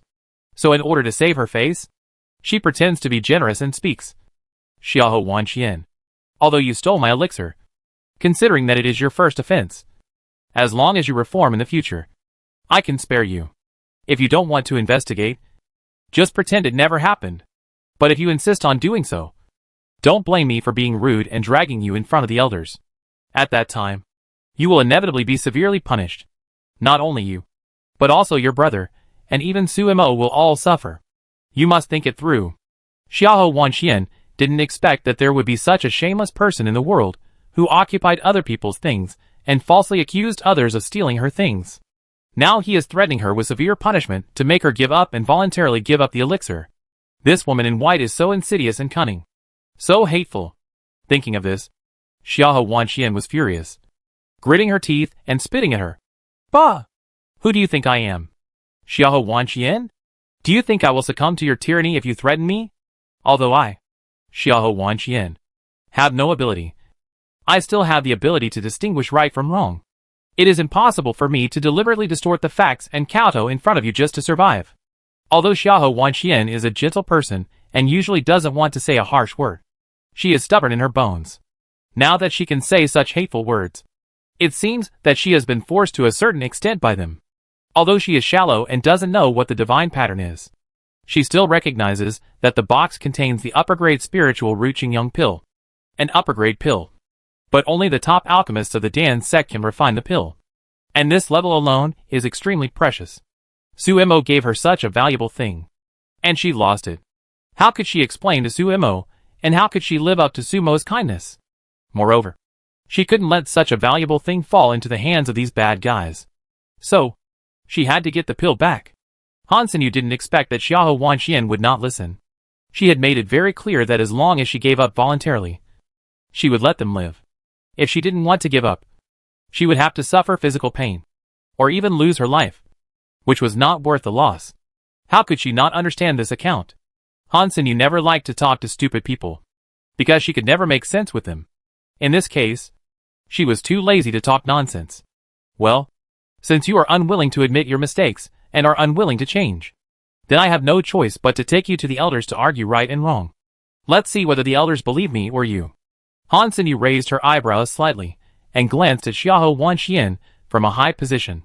Her beautiful face was expressionless, with only a bit of sarcasm hanging on the corners of her mouth. Obviously, Hansen Yu was determined to get the elixir, and was not afraid of Xiahou Wanxian's resistance. Xiahou Wanxian was so angry that she almost fainted after hearing this. She knew that she was insignificant and had no influence. If she really went to the elders, she would definitely not get any benefits. Since the woman in front of her was the first place in the alchemy competition, she was naturally valued and favored by the elders. Of course, the elders favored her and punished herself. Aren't you afraid of retribution for bullying people like this? Xiahou Wanxian could not do anything to Hansen Yu, so she could only shout and question angrily, seeing that she was still stubborn. The woman in white had obviously lost her patience and winked at the pink and green women next to her, signaling them to take her to the elders. The two women received her meaning and nodded in understanding. They held Xiahou Wanxian on each side. Although these two were alchemists, they also cultivated spiritual power. But their spiritual power level was not high. They were only early-stage respected spiritual masters. But it was more than enough to deal with Xiahou Wanxian. Xiahou Wanxian's spiritual power was not good enough to break free from their restraints. So she had to summon spirit beasts. However, before she could speak, a majestic roar came from the front. What are you doing at the door of the Dan Palace? At this time, an old man in a black gown walked out of the Dan Palace quickly. Seeing that the door was full of people blocking the door, he glanced at everyone angrily. Hansen Yu saw that it was Eldershin from the Dan Palace, and immediately stepped forward and saluted respectfully. Eldershin, I'm really sorry. I didn't mean to block the door. It's just that Xiahou Wanxian and Xiahou Zian stole my elixir together, so I had to argue with her. But she didn't repent and insisted that the elixir belonged to her brother. We argued for a while and blocked the door, causing chaos. Eldershin was still angry, but when he saw that it was Hansen Yu, his face suddenly became kind, and he nodded in understanding. So that's it. You said someone stole your elixir. Who is so bold? As he said that, he looked up at the crowd. The pink-dressed woman was delighted when she saw Eldershin coming. She immediately pointed at Xiahou Wanxian and accused loudly. It's her. She stole Sister Sinyu's elixir. When Eldershin heard this, he immediately looked at Xiahou Wanxian. Seeing that she was a stranger, he couldn't help but frown. You don't seem to be a disciple of our Dan Palace, right? The green-dressed woman saw that Eldershin didn't know Xiahou Wanxian's identity, So she immediately explained, Elder Shen. Her name is Xiahou Wanxian, a disciple of the Beast Palace, a freshman of this year. By the way, Su Imo is her maid. When Elder Shen heard the word Su Imo, his eyes widened in shock. Su Imo had just crippled Xiahou Qingyi's hands not long ago, causing quite a stir in the Dan Palace. The elders of the Dan Palace were furious about this matter and wanted to kill this woman. But Su Imo is now protected by the Dongfang family and has all the reasons. So they really can't find a reason to punish her. Hearing the name again now, Elder Shen was naturally quite shocked. Chapter 1165 alarming the entire Dan Palace. Okay, so you are Su Imo's master. I heard that it was you who ordered Su Imo to cripple Xiahou Qingyi's hands. Elder Shen was stunned for a moment, then suddenly came to his senses and shouted in sudden realization. Xiahou Wanxian was furious when she heard such remarks. She retorted unconvincedly, Elder, you are old. How can you follow the crowd of a group of disciples? Everyone present saw that it was Xiahou Qingyi who attacked Su Imo, and Su Imo fought back and injured her. It was obviously her own fault. You favored Xiahou Qingyi just because she was an outstanding alchemist in the Dan Palace, and you put all the fault on Su Imo. It's too unfair. Elder Shen didn't expect that a disciple would dare to accuse him in public. He was so angry that he blew his beard and glared, and shouted fiercely, How dare you? You bastard who disrespects your elders dare to accuse me. Regardless of whether you instructed Xiahou Qingyi or not, you can be imprisoned for the crime of stealing Sinyu's elixir. Come on. Catch her for me. Hearing Elder Shen's order, the law enforcement team patrolling around immediately trotted over and captured Xiahou Wanxian. Xiahou Wanxian was so angry that her face turned red. She struggled to refute. This is the elixir that Su Imo gave to my brother. You didn't investigate it clearly. You just listened to their one-sided words and wrongly accused a good person. You don't deserve to be an elder of the academy. Perhaps she was so angry that she didn't care about so much and started to speak without thinking. The pink-clothed woman felt guilty when she heard this. She was afraid that Elder Shen would really investigate carefully under the pressure of public opinion. She immediately explained loudly, Elder Shen, don't listen to Xiahou Wanxian's nonsense. With their status, how could they have the divine pattern elixir? It was clearly stolen. As soon as the pink-dressed woman said this, Elder Shen was shocked. His face changed drastically, and his cloudy pupils suddenly showed horror. After being stiff for a moment, he twitched his mouth and asked in disbelief, What did you say? God? God-marked elixir? When he heard about the God-marked elixir, even the elder was frightened and stuttered, because Elder Shen knew very well what the God-marked elixir represented in the alchemy world. Even those perverted old guys in the alchemy guild could not copy the God-marked elixir. So the entire Maple Forest Empire had never seen the God-marked elixir.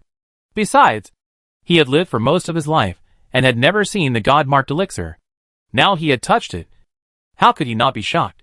Han Sinyu had never expected that the pink-dressed woman would let the God-marked elixir slip, and glared at the latter angrily.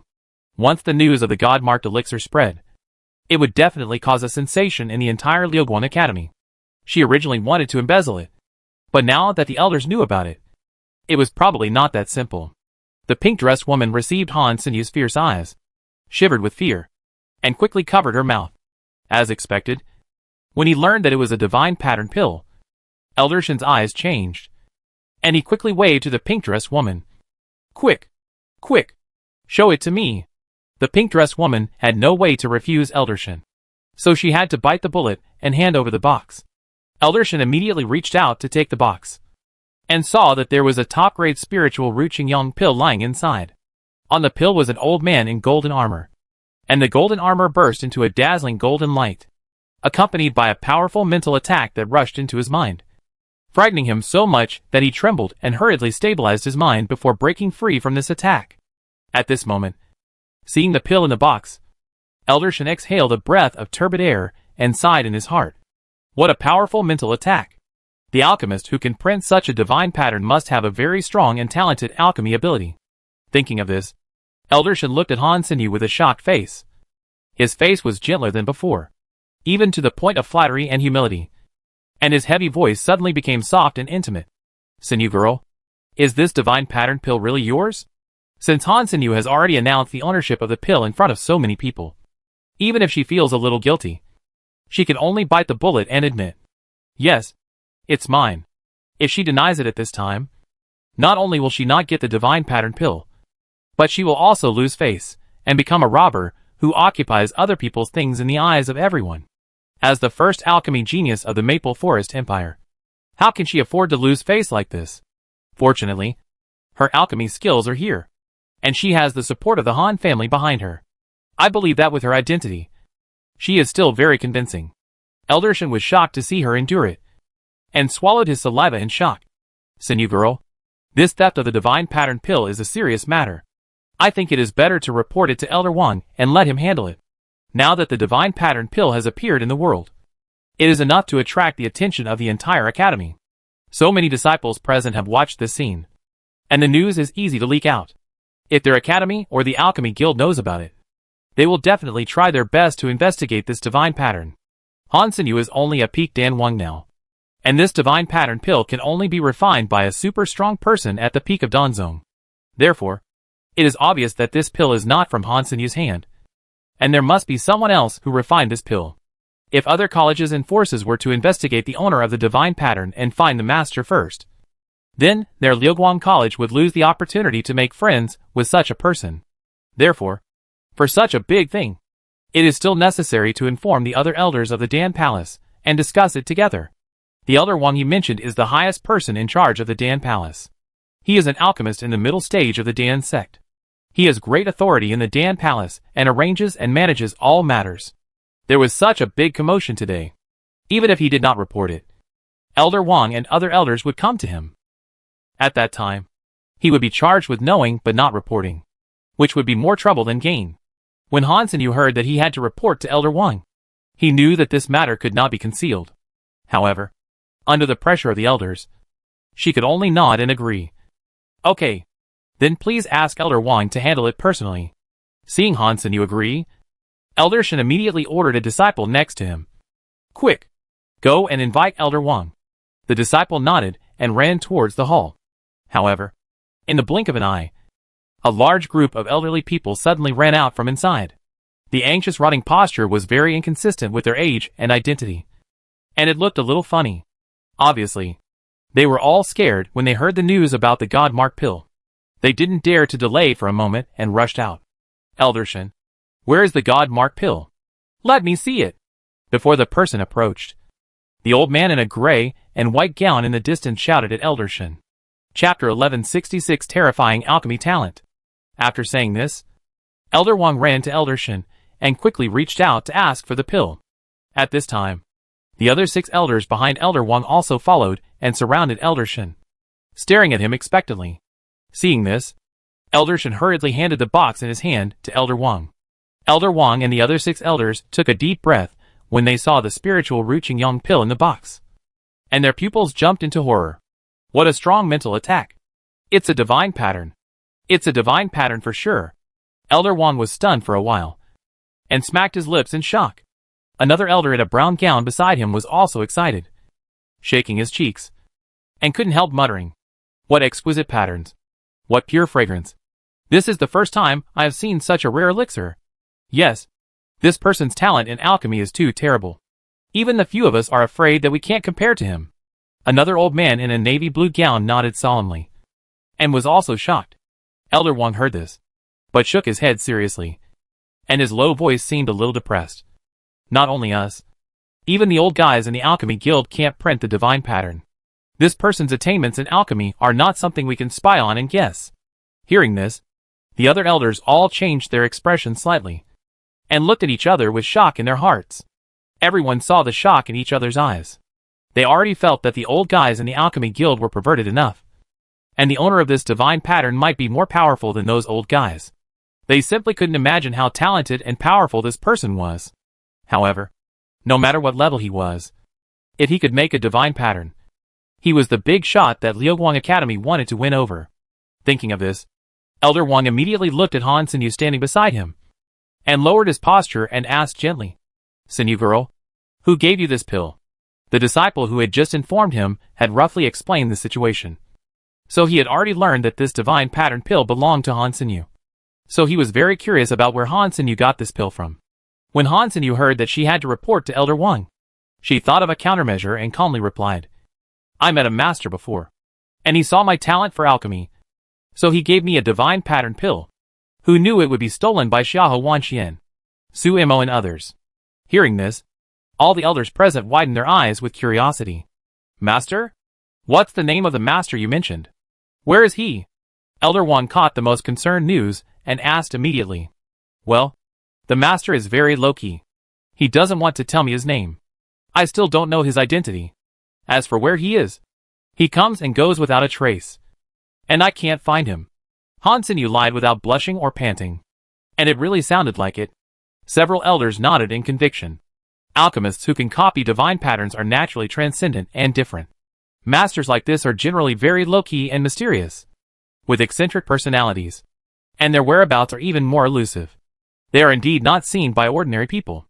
And the master appreciated Han Xinyu's talent in alchemy. So it is not impossible that he gave her a divine pattern pill. Therefore, Han Xinyu's words are somewhat credible. When Xiahou Wanxian heard the shameless lie, she gnashed her teeth angrily and retorted, "It's just nonsense. Elder, she is lying. Su Imo asked me to give the pill to my brother. It is not hers at all. She was jealous and wanted to occupy my brother's pill. So she forced it to be hers and framed me." Su Imo? You said that Su Imo gave you this pill? Elder Wang frowned when he heard this and looked at her suspiciously. He was also familiar with Su Mo's name, the vicious woman who cut off Xiahou Qing's hands. It turns out that this person has a deep hatred for their Dan Palace. Elder, Su Imo is quite powerful. She killed Sun Haoran some time ago. I think she must have stolen my elixir. Now that she has successfully stolen it, she will give it to Xiahou Zian. Obviously, Xiahou Zian is the mastermind behind the scenes. After all, he is a disciple of the Dan Palace. And he is most familiar with the Dan Palace and me. Therefore, I ask that they all be imprisoned and receive severe punishment. Han Xinyu's analysis is very logical, and people have to believe it. It is precisely because Han Xinyu robbed others things that she felt guilty and decided to cut the grass and completely eliminate this group of people. And the prison in the academy has many tortures. As long as she has some connections, she can let them die in it. As long as they die, the truth will be buried forever. When Elder Wang heard this, he nodded in agreement and shouted, "Come on! Bring Xiahou Zian and Su Imo to me." The guards of the law enforcement team received the order, and one team rushed into the alchemy room in the alchemy hall to search for Xiahou Zian's whereabouts. And the other team ran to the direction of the beast hall to search for Su Imo. At this time, Xiahou Zian was still in the alchemy room, diddling with the poison he kept in the jar. Who knew that a guard suddenly broke in? "What are you doing?" Xiahou Zian frowned when he saw this scene. The person who came was tough. "Han Xinyu accused you of sending Su Imo to steal her elixir. And Elder Wang wants to interrogate you in person. Please come with us." Hearing this, Xiahou Zian was confused. Stealing Han Xinyu's elixir? What's going on? But the other party is a member of the law enforcement team. If he resists, he will become guilty even if he was innocent. In addition, he doesn't know what happened. So he should go and find out clearly. Thinking of this, Xiahou Zian had to put down the things in his hand and walk out with the law enforcement team. When he arrived at the scene, he saw that the courtyard in front of the Dan Palace was already surrounded by a crowd of people. His appearance immediately attracted everyone's attention and made him confused.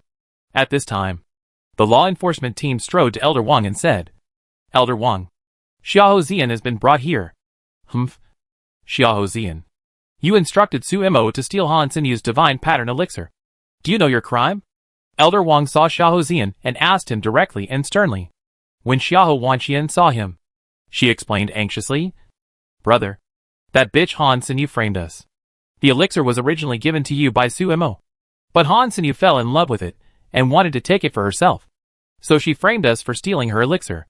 After hearing this, Xiahou Zian gradually understood, stared at Han Xinyu angrily, and sneered sarcastically. "I didn't expect that the number one genius in the Alchemy Palace would do such a dirty thing. It really opened my eyes." Chapter 1167 Whoever dares to touch them. Get out of here. Han Xinyu was embarrassed to hear such sarcastic and unpleasant words. She stared at Xiahou Zian and said sharply, "Xiahou Zian, you are still stubborn even when you are about to die. It seems that you have no intention of repenting at all. Ha. You are a robber who is right after robbing our things. I think you are not talented in alchemy. But you are so thick-skinned. Although Xiahou Xian's spiritual power and mental power are not good, his ability to hurt people with his mouth is not weak, which made Han Sinyu's face black. You elder. Look at his attitude. This kind of disciple who has caused trouble, and is still righteous, and has no intention of repenting must be severely punished. Han Sinyu pleaded angrily to Elder Wang.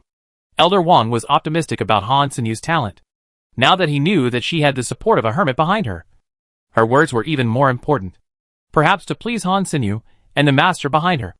Elder Wang naturally responded to Han Sinyu's request without carefully interrogating her. He directly ordered, "Come on! Take Xiahou Xian and Xiahou Wanxian to the prison. Keep them under strict supervision, and torture them." As soon as the words fell, all the members of the law enforcement team rushed up to capture Xiahou Xian and Xiahou Wanxian. Seeing that he was about to fall into trouble, the poison powder hidden in Xiahou Xian's sleeves was about to come out. Once it was used, this group of people would be poisoned to death on the spot. And Xiahou Wanxian also clenched her fists, and the name of the spirit beast rolled to her throat, ready to summon the spirit beast to fight a desperate battle with this group of people. However, before the two could make a move, they heard an angry and cold roar coming from a distance. The roar was low, but it was domineering. A strong aura rushed towards them, directly shocking several members of the law enforcement team to take 2 steps back. Who dares to touch them? Get out of here!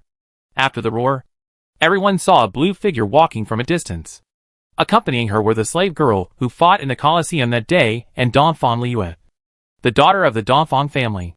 Behind the 3 of them was a large group of disciples from other halls. It seemed that they had heard the news and came to join in the fun. But it was true that the law enforcement team was going to arrest people in a mighty manner. So how could there not be some noise? As for the blue figure, everyone was even more familiar with it. As soon as she arrived at the academy, she went to the arena to fight people. Not only did she cripple Xiahou Qing's hands, but she also forcibly killed Sun Haoran's freshman, Su Mo. She was now also well known in the academy. When she appeared, most people naturally recognized her, and the crowd immediately became agitated. Su Mo! It's Su Mo! She is Su Mo! She really dares to come. Everyone knows that if you anger Han Sinyu, you will not have a good end. Not only did she not run away, she actually came. She is really brave. Everyone admires her courage very much. As a genius alchemist, Han Sinyu has the support of the Han family, a family of alchemy. Not only is she valued by the elders, but as long as she waves her hand, there will be strong people working for her. She is a ruthless character who cannot be provoked. Therefore, if Su Mo comes, not only will she not be able to help Xiahou Wanxian and Xiahou Xian, she may also lose her life. This is a business that is sure to lose money. I really don't know whether to say that she is courageous or stupid. Hearing the lively discussions around her, Han Sinyu also raised her eyebrows and glanced at Su Maoyang, who was walking in big strides. Seeing that the legendary Su Mo was a petite, thin, and ordinary-looking woman, her proud eyes flashed with obvious disdain. Han Sinyu had been in seclusion for some time to make pills, and seldom paid attention to the outside world. So she had not seen Su Mo. It was only when she heard the pink-clothed woman and the green-clothed woman mention that Xiahou Qing's hands were crippled that she learned that there was a person named Su Mo among the freshmen.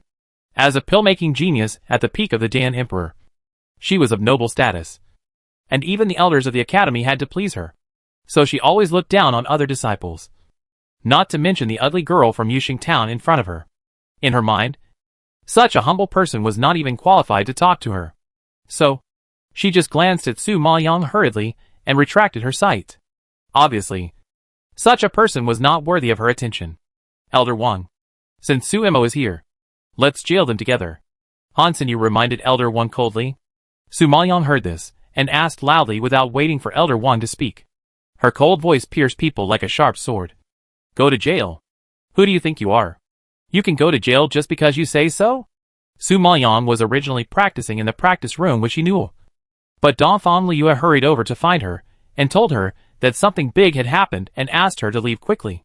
Although the dean of Liuguang Academy is from their Dongfang family, it is impossible for one person to have the final say. The Dongfang family cannot reach out so far and interfere in the affairs between the disciples and the academy. So if Su Mo really violated the rules of the academy, even their Dongfang family would not be able to deal with it. Dongfang Liyue happened to be in the academy today. So when she heard the news, she hurried to inform Su Maoyang and wanted her to leave the academy quickly. Who knew that Su Mo was so angry after hearing this that she not only did not leave, but also followed the law enforcement team that came to arrest her all the way to the scene. But it is understandable that anyone who encounters such a thing will be furious. It is obviously his own thing. But the other party forcibly occupied it, and also wrongly accused a good person, and cut the grass and root out the roots. Such shameless and vicious means are really disgusting to the extreme. So, when Su Maoyang heard Han Sinyu's words, he was not polite at all, and did not give her face at all. Han Sinyu was immediately shocked, and her beautiful face turned pale and embarrassed. Han Sinyu's status in Liuguang Academy is not even comparable to some elders. Now she is actually scolded in public by a new disciple in the academy. It is a great shame for her. How can she not be shocked? Even Donphan Liyue on the side was startled. She looked at Su Maoyang in disbelief. After a long time, she couldn't help but stretch out her hand and put up a thumbs up, and exclaimed excitedly, "Su Mo, you are so handsome." She has never seen anyone so bold as to insult Han Sinyu directly. Her future sister-in-law is really amazing. Except Donphan Liyue. The other disciples watching were also shocked by Su Maoyang's impolite words. He was able to directly confront the #1 alchemy genius. He was really a newborn calf who was not afraid of tigers. At this time, the pink-clothed woman heard this and wanted to ease the relationship with Han Sinyu. She immediately defended and shouted loudly, "Who do you think you are? How dare you humiliate my sister Sinyu? Do you know who my sister Sinyu is?" After hearing this, Su Maoyang took a serious look at Han Sinyu and found that she was wearing a snow-white long dress, a palm-sized melon-seed face, and her skin was as delicate as a baby's. She had a plum blossom on her forehead, which made her skin look white and rosy. She was gorgeous but not coquettish, beautiful but not vulgar, like a red plum blossom in the snow. Dazzling. Chapter 1168. This world is really funny. Unlike the enchanting beauty of Princess Xianxin, Han Sinyu in front of me has moon-shaped eyebrows and star-shaped eyes. And she has an elegant temperament. Her dark brown eyes seem to hide thousands of colored glazes, releasing a dazzling cold light, so deep that people are intoxicated. Her delicate and small facial features are like those carved from the most crystal and beautiful jade. She is beautiful and extraordinary, and exudes a faint coolness all over her body, like a fairy who has descended from heaven to earth. Just standing there, without saying anything, there is a kind of quiet beauty flowing in the air. It must be said that this woman in front of me is very beautiful. Even Princess Xianxin can't compare to her. If we talk about the degree of exquisiteness, she is comparable to Chu Yun, the first beauty in the dark area of Yunlu. But, so what? Just because you are beautiful, you can steal other people's things and wrongly accuse good people? The Maple Forest Empire may not have such a law. Thinking of this, Su Maoyang retracted his gaze from Han Sinyu and replied to the pink-clothed woman, "I don't know. She has only been in the academy for a short time, so it is impossible for her to know everyone." "Hey, you dare to speak wildly without knowing anything. You are so bold. My sister Sinyu is the #1 alchemy genius in the Maple Forest Empire. An amazing Danwang Peak. Do you know what Danwang Peak means?" The pink-clothed woman saw that she really didn't know Han Sinyu, and only thought she was an ignorant country bumpkin, and said with disdain and sarcasm. The green-clothed woman at the side also sneered twice. "Ha ha. Meng Rao. She is a country maid. How could she possibly understand what is the peak of the Dan Emperor? You are making it too difficult for her." The pink-clothed woman and the green-clothed woman's sarcastic words immediately caused the people around them to cover their mouths and laugh. They all laughed at Su Maoyang for overestimating his own abilities, being arrogant and ignorant, and even daring to provoke Han Sinyu. Hearing the flattery from the two of them, Han Sinyu's cold mouth also curled up into a sneer of contempt. Although she didn't say anything, her expression said it all. Donphan Liyue snorted coldly when she heard this. So what if he is at the peak of the Dan Emperor? He is still a shameless person who only knows how to use dirty means, rob and bully others. You are just two dogs around Han Sinyu, who are helping her. What's there to be proud of? You are so presumptuous. The pink-clothed woman and the green-clothed woman were immediately speechless due to Donphan Liyue's sharp humiliation. Insolent? With your status, you two are qualified to scold me? It seems that after being with Han Sinyu for a long time, your ability to look down on others has also improved. I warn you, you'd better be careful. If you meet outside the academy, I will beat your heads. Dongfang Liu was a hot-tempered person. While warning them fiercely, she raised her fist at the two of them. Her fierce appearance immediately frightened the pink-clothed woman and the green-clothed woman so much that they trembled. The families behind the two of them were not even among the 6 major families. If they had not been attached to the Han family, they would probably have no place to stand in the Maple Forest imperial capital. The Dongfang family was the head of the 6 major families, and they naturally could not afford to offend with their status. Thinking that Dongfang Liu might attack them privately, the two turned their eyes to Han Xinyu, seeking her help, hoping that she could support them. Han Xinyu already had a problem with what Su Maoyang said just now. Now that she saw Dongfang Liu dare to threaten her, she was even more furious. Dongfang Liu, this is a feud between Su Imo and me. You'd better not interfere. Even if your Dongfang family has a large number of troops, it doesn't mean that my Han family can't find experts. Do you really think my Han family is afraid of you? Oh, your Han family is powerful. How dare our Dongfang family provoke you? Miss Han? But I can't understand why your Han family is so powerful. Why do you still covet our Dongfang family's elixirs? Dongfang Liu's words clearly showed that she had already regarded Su Imo and Xiaohe's siblings as members of the Dongfang family. Han Xinyu robbed their things, which was equivalent to robbing the Dongfang family's things. She made her attitude clear and brought out the entire Dongfang family to be Sumo's backer, which was very heartwarming. Han Xinyu has always been arrogant, and she even looked down upon Dongfang Liu. She thought Dongfang Liu was just a brute Luffy, not the daughter of the Dongfang family. Compared with her noble status, she was not good enough. Now she was humiliated by someone she looked down upon. She was furious and said coldly, Dongfang Liu, I said, this is my elixir.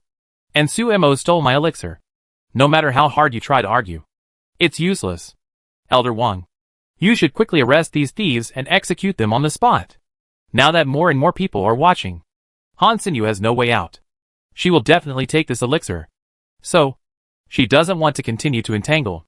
Only a quick battle will prevent the truth from being revealed. Elder Wang nodded when he heard her request and ordered loudly, capture Su Imo and Xiaohe. Put them in jail, and torture them severely. Su Maoyang frowned and yelled angrily, wait, Elder. You haven't investigated the matter clearly, but you want to put us in jail and torture us. Isn't it unfair? Biased? Do you think that with your status, you are worthy of possessing the divine pattern? In order to please Han Xinyu, Elder Wang did not give Su Maoyang any face. Su Maoyang sneered speechlessly. Elder, what you said is really funny. How can I not have a divine pattern pill with my identity? Are you too sure and too narrow-minded? This pill can only be made by the top alchemists of the Dayan sect. And you are not even an alchemist, so it must not be made by you. In addition, you were born as a maid, with such a humble identity.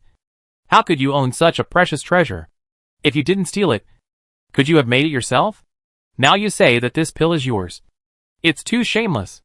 Elder Wang snorted unhappily, and glanced at Su Maoyang with cold eyes and contempt. His tone was very sarcastic. Su Imo, you are really shameless. Can a person like you covet the divine mark pill? Don't think that you are the best in the world just because you cut off Xiahou Qing's hands. You don't even care about the Dan Palace. Let me tell you, the Dan Palace is not a place for you to run wild at will. Standing next to Elder Wang, an old man in a brown gown also frowned and angrily scolded. Speaking of Xiahou Qing, the old man's emotions obviously became extremely excited. It's just that Su Maoyang didn't know him, but the other Dan Palace disciples present recognized him. This Elder Su was Xiahou Qing's master. Su Imo cut off Xiahou Qing's hands, causing him to lose his beloved disciple. This Elder Su must hate Su Imo to the bone, and now he can't wait to cut her into pieces to relieve his hatred. Su Maoyang heard this ridiculous remark and shook his head with a smile. This is obviously the divine mark pill she refined, and now it has fallen into the mouths of these old guys. And she is shameless. This world is so funny. Chapter 1169, Where did you get this elixir? Thinking about it, Su Maoyang sneered in his heart, raised his eyebrows slightly, and asked, Several elders? You also know that the elixir is the Qingyang pill of the upper-grade spiritual root, which can only be refined by the peak of the Danzong. Just now, I heard everyone say that Han Xinyu is only a peak Dan Wang. So what are your reasons for insisting that it is Han Xinyu's elixir? Haha. Based on you, are you worthy of comparing with Han Xinyu? This elixir was given by a master who appreciates her talent in alchemy. And what about you? Don't tell me that you are also appreciated by the master. Such words will only become a laughing stock if you say them out loud. Eldershin. It is also suspected that he is trying to please Han Sinu, praising her highly and trampling Su Maoyong down. Su Maoyong couldn't control himself when he heard such words, and laughed out loud on the spot. Haha. A master who appreciates her talent? Am I the master you are talking about? As he said that, Su Maoyong took out another spiritual Qingyang pill with divine patterns in the space, spread his hands and showed it to everyone, which immediately frightened everyone to gasp. Elder Wang and several other elders were all shocked. And they were all shocked on the spot, with bulging eyes, faces full of horror, and expressions of excessive fear. After a long time, Elder Wang finally came back to his senses from the shock.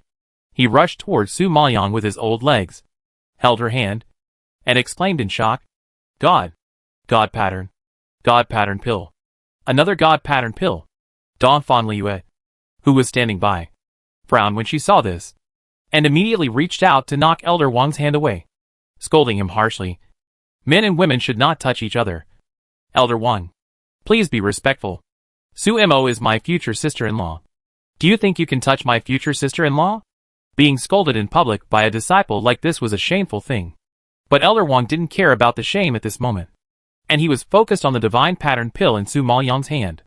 Su Maoyong was a little helpless about Don Fan Liu's words. I am not your sister-in-law. You really misunderstood. Haha. Even if it is a misunderstanding, it is a beautiful misunderstanding. I will determine that you are my sister-in-law. Only you are qualified to be my sister-in-law. Don Fan Liu blinked mischievously and stared at her with admiration. Seeing her attitude, Su Maoyong really didn't know what to say, so he could only sigh. At this time, the other elders couldn't help it, and followed Elder Wang to come over, wanting to see the pill in Su Maoyong's hand up close. After they saw the exquisite patterns on it clearly, they were shocked again. The same pattern, obviously, was made by the same person. But why did Su Mo have another divine pattern pill in his hand? Su Maoyong saw the elders confirm the authenticity of the pill. Then he raised his eyebrows and looked at Han Sinu. His thin lips hooked lightly, and asked faintly, Miss, I don't even know who you are. I don't remember appreciating your alchemy talent and giving you pills. As soon as these words came out, Han Sinu's pretty face turned pale. Her heart beat like a drum, and she swallowed her saliva guiltily. She never thought that Su Mo actually had a divine pattern pill on her body, and was also shocked by her behavior. Fortunately, Han Sinu was also smart and reacted quickly. She immediately argued, You are so brave. Su Mo, you actually stole 2 of my divine pattern pills. Su Maoyong was shocked by Han Sinu's words, and didn't know whether to laugh or cry. It was rare for this person to be so shameless. Elder Jinjuan said that the divine mark pill is rare, and Han Sinu is probably even rarer than the divine mark pill. Miss, according to what you said, the master behind you also gave you 2 divine mark pills? Su Maoyong didn't know whether to be angry or laugh. This Han Sinu was too weird, and could not be described in words. Han Sinu was already riding a tiger, and it was difficult to get off. Naturally, she had to follow her words and pretend to be calm and answered, Yes, he gave me 2 divine mark pills. But I didn't expect that you stole them all. The righteous and decisive tone made Su Maoyong have to admit it. If it weren't for the divine mark pills she personally refined, even she almost believed Han Sinu's lies. Thinking of this, Su Maoyong's smile deepened, and he slowly took out another divine pattern pill from the space, and asked softly, Did that master tell you that she also has a 5-element golden marrow pill with divine patterns? Seeing Su Maoyong take out another divine pattern pill, Han Sinu felt a buzzing in her head, as if she was struck by a bolt from the blue. She was shocked and stood there in shock. Her dark brown pupils were instantly filled with horror. In a moment, a layer of cold sweat appeared on her back. Su Maoyong's action seemed to have drained all her strength. Her legs softened and she staggered a step. If it weren't for the woman in green and the woman in pink who quietly supported her, she would have lost her composure in public. Fortunately, the attention of the other people present was all on the divine pattern pill in Su Maoyong's hand, and they did not notice Han Sinu's small movements when she was hit. Everyone also didn't expect that Su Mo could not only take out 2 spirit-reaching young pills, but also take out a 5 elements golden marrow pill which was also of the top grade. All 3 pills were engraved with divine patterns, and it was obvious that they were all made by the same person.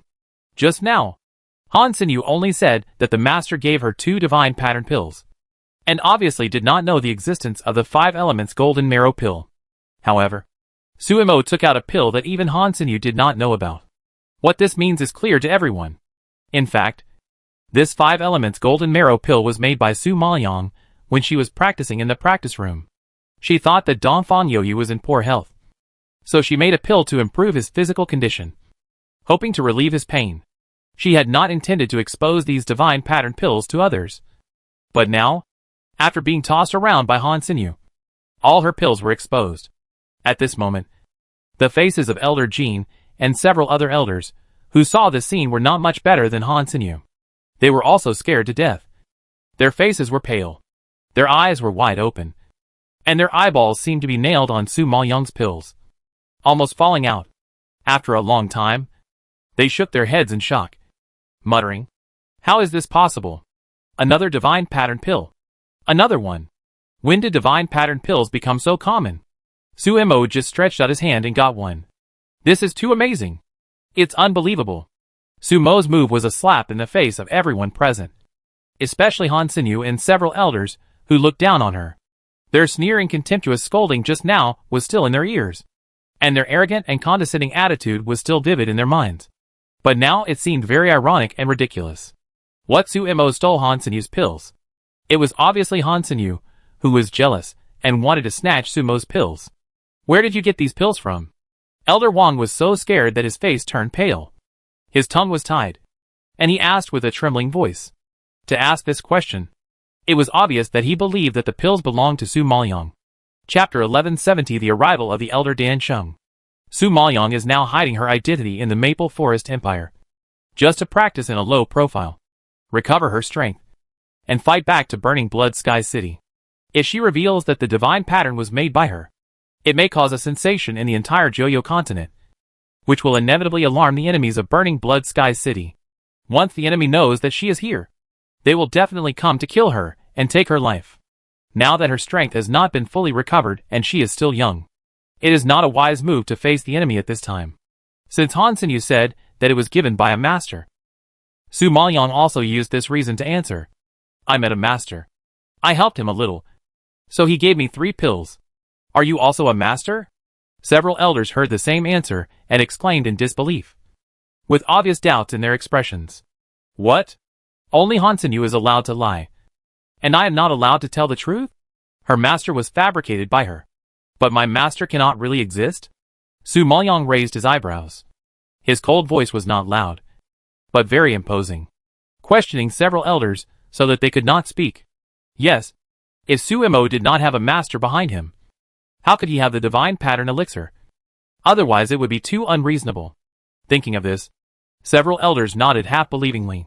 Although they admitted Suemo, they also admitted it passively, so their faces were dull and awkward. Standing in front of Su Maoyang, they were actually a little at a loss.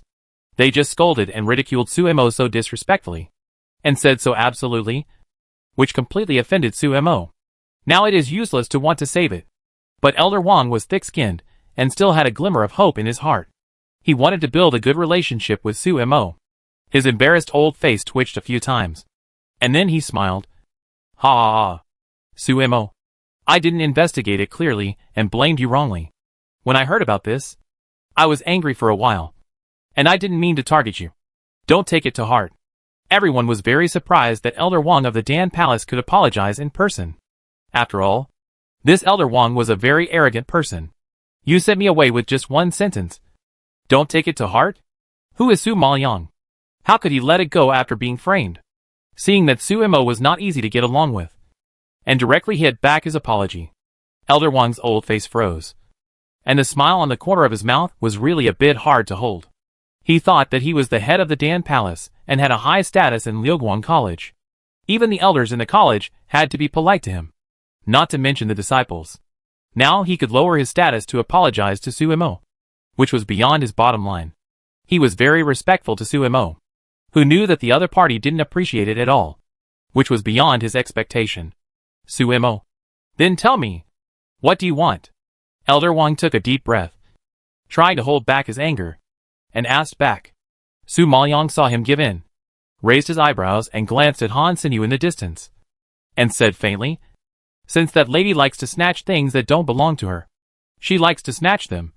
So cut off her hands as a punishment." Having cut off Xiao Qingyi's hands before, she didn't mind cutting off another pair, and ending her alchemy career from then on, which would make her collapse more than killing her. So this punishment couldn't be better. Hearing such a vicious punishment, not only a few elders, but also other disciples present were frightened and pale. This Su Imo is really cruel. He is going to put Han Sinyu to death. How dare you? Han Sinyu is the alchemy genius of my Dan Palace. You can't just cut off her hands. You are a disciple who just entered the academy. What qualifications do you have? The elder in the black robe was very excited when he heard this. His expression was extremely angry. It seemed that he should be Han Sinyu's teacher. Su Maoyong wanted to kill his favorite student, so he was naturally the first to stop him. Hearing Su Maoyong's request, in addition to the anger of the black-clothed elder, Elder Wang and other elders also had dark faces and looked very ugly. Su Imo was clearly deliberately making things difficult for them. Asking them to cut off the hands of their proud genius disciple was simply too much. Su Imo, don't push your luck. You are also a disciple of Liu Guan Academy. Even if you are not from our Dan Palace, we will meet each other someday.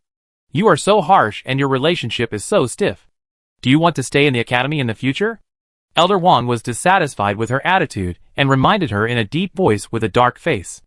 Even if Dan Palace was in the wrong, Su Imo was a disciple of Liu Guan Academy. As long as she wanted to stay in the academy, she would still be concerned about her relationship with Dan Palace and would not dare to make too much trouble. Elder Wang said this, obviously warning Su Imo to weigh her own weight and the weight of the entire Dan Palace, and not to make impulsive decisions and do things that she would regret.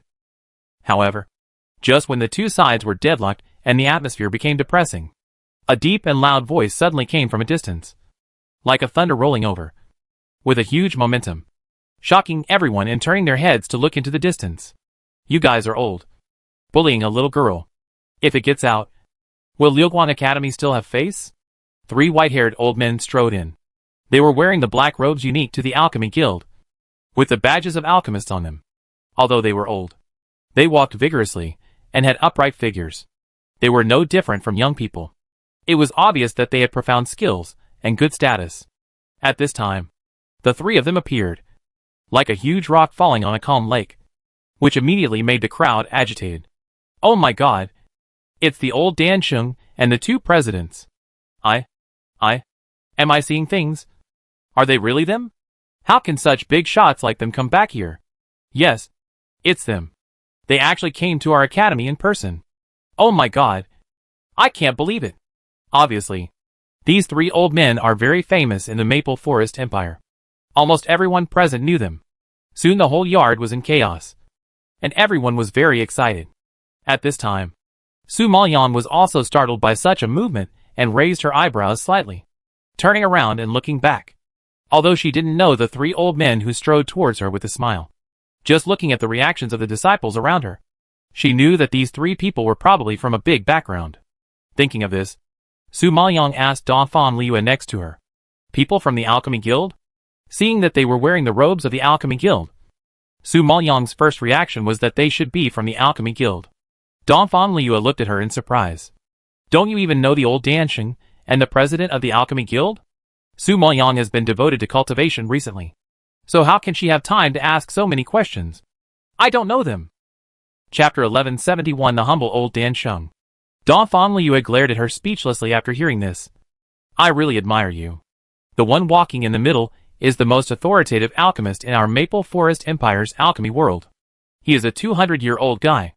His strength has reached the peak of Dan Sheng, and he is only 1 step away from Dan Zun, because he entered the Dan Sheng level a long time ago. Everyone calls him the old Dan Sheng, and the 2 people beside him.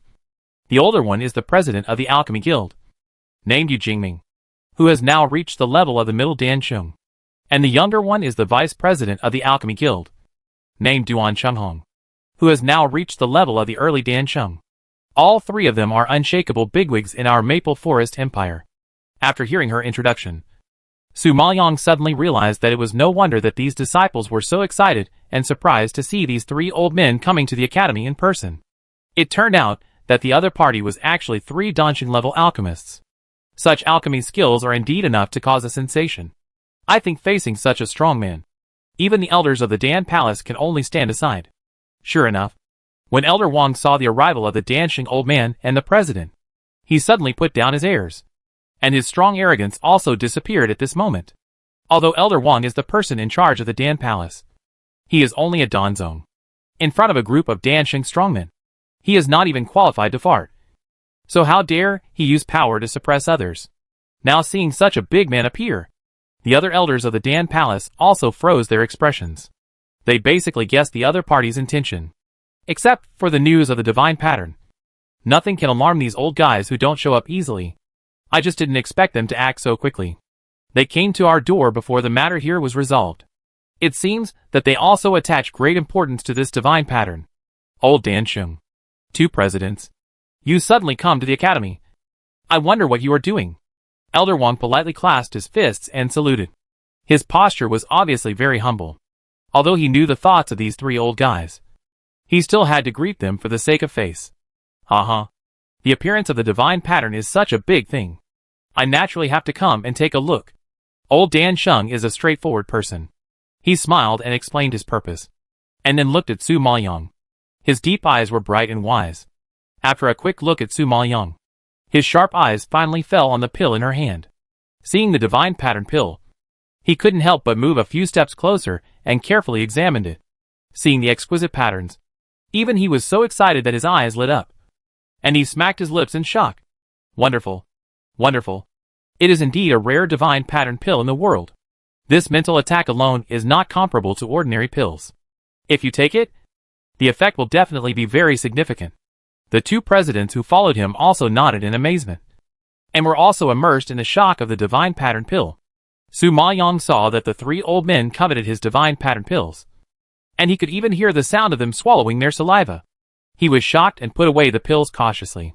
The old man Dan Sheng wanted to appreciate it for a while, but he didn't expect Su Maoyang to be so disrespectful. He put it away all of a sudden, with an embarrassed look on his face. Then he looked up at Su Maoyang, and a gleam of light flashed in his deep black pupils. He smiled and flattered. Su Mo girl. You name a price. These three divine pattern pills, I will buy them from you. Su Maoyang was a little surprised to hear the old Dan Sheng call out her name directly. She had never seen the old Dan Sheng before, and the two sides did not know each other. It seemed that the other party had done enough homework and investigated her before coming. It was very rare that she could attract the attention of the old Dan Sheng with her humble status now. But she was not short of money. Even if she needed money, she could just take ordinary pills to the underground exchange to exchange for a large sum of money. Why would she use such a precious and rare divine pattern to exchange for money? Besides, she had already given one of them to Xiao Zian, so there was no reason to take it back and give it to someone else. Therefore, Su Maoyang refused coldly. Sorry, I don't sell this elixir. Oh, don't be so absolute. Don't you want Liuguan Academy to punish Han Sinyu and give you an explanation? As long as you are willing to sell the elixir to me, I can help you. The old man dancing, a 200-year-old man, actually winked at Su Maoyang in order to get close to her, and used tempting conditions to lure her in. He didn't have the steadiness that an old man should have, which shocked Su Maoyang on the spot. This old guy really doesn't play by the rules. However, Su Maoyang was still a little tempted by this condition. She knew her position in the academy very well. After encountering such a thing today, the elders probably apologized to her for the sake of the divine pattern elixir. So it was almost impossible for her to ask Han Sinyu to pay the price. But thinking about how Xiao Wanxian and Xiao Zian were bullied by them, but they let Han Sinyu go, Su Maoyang was not willing to do so. Besides, only one divine pattern pill can be taken within half a year, so she can't use it unless it's a critical moment. She could sell her own pill to the old Dan Sheng. What's more, the other party is a member of the Alchemy Guild after all, and has a high status in the Maple Forest Empire.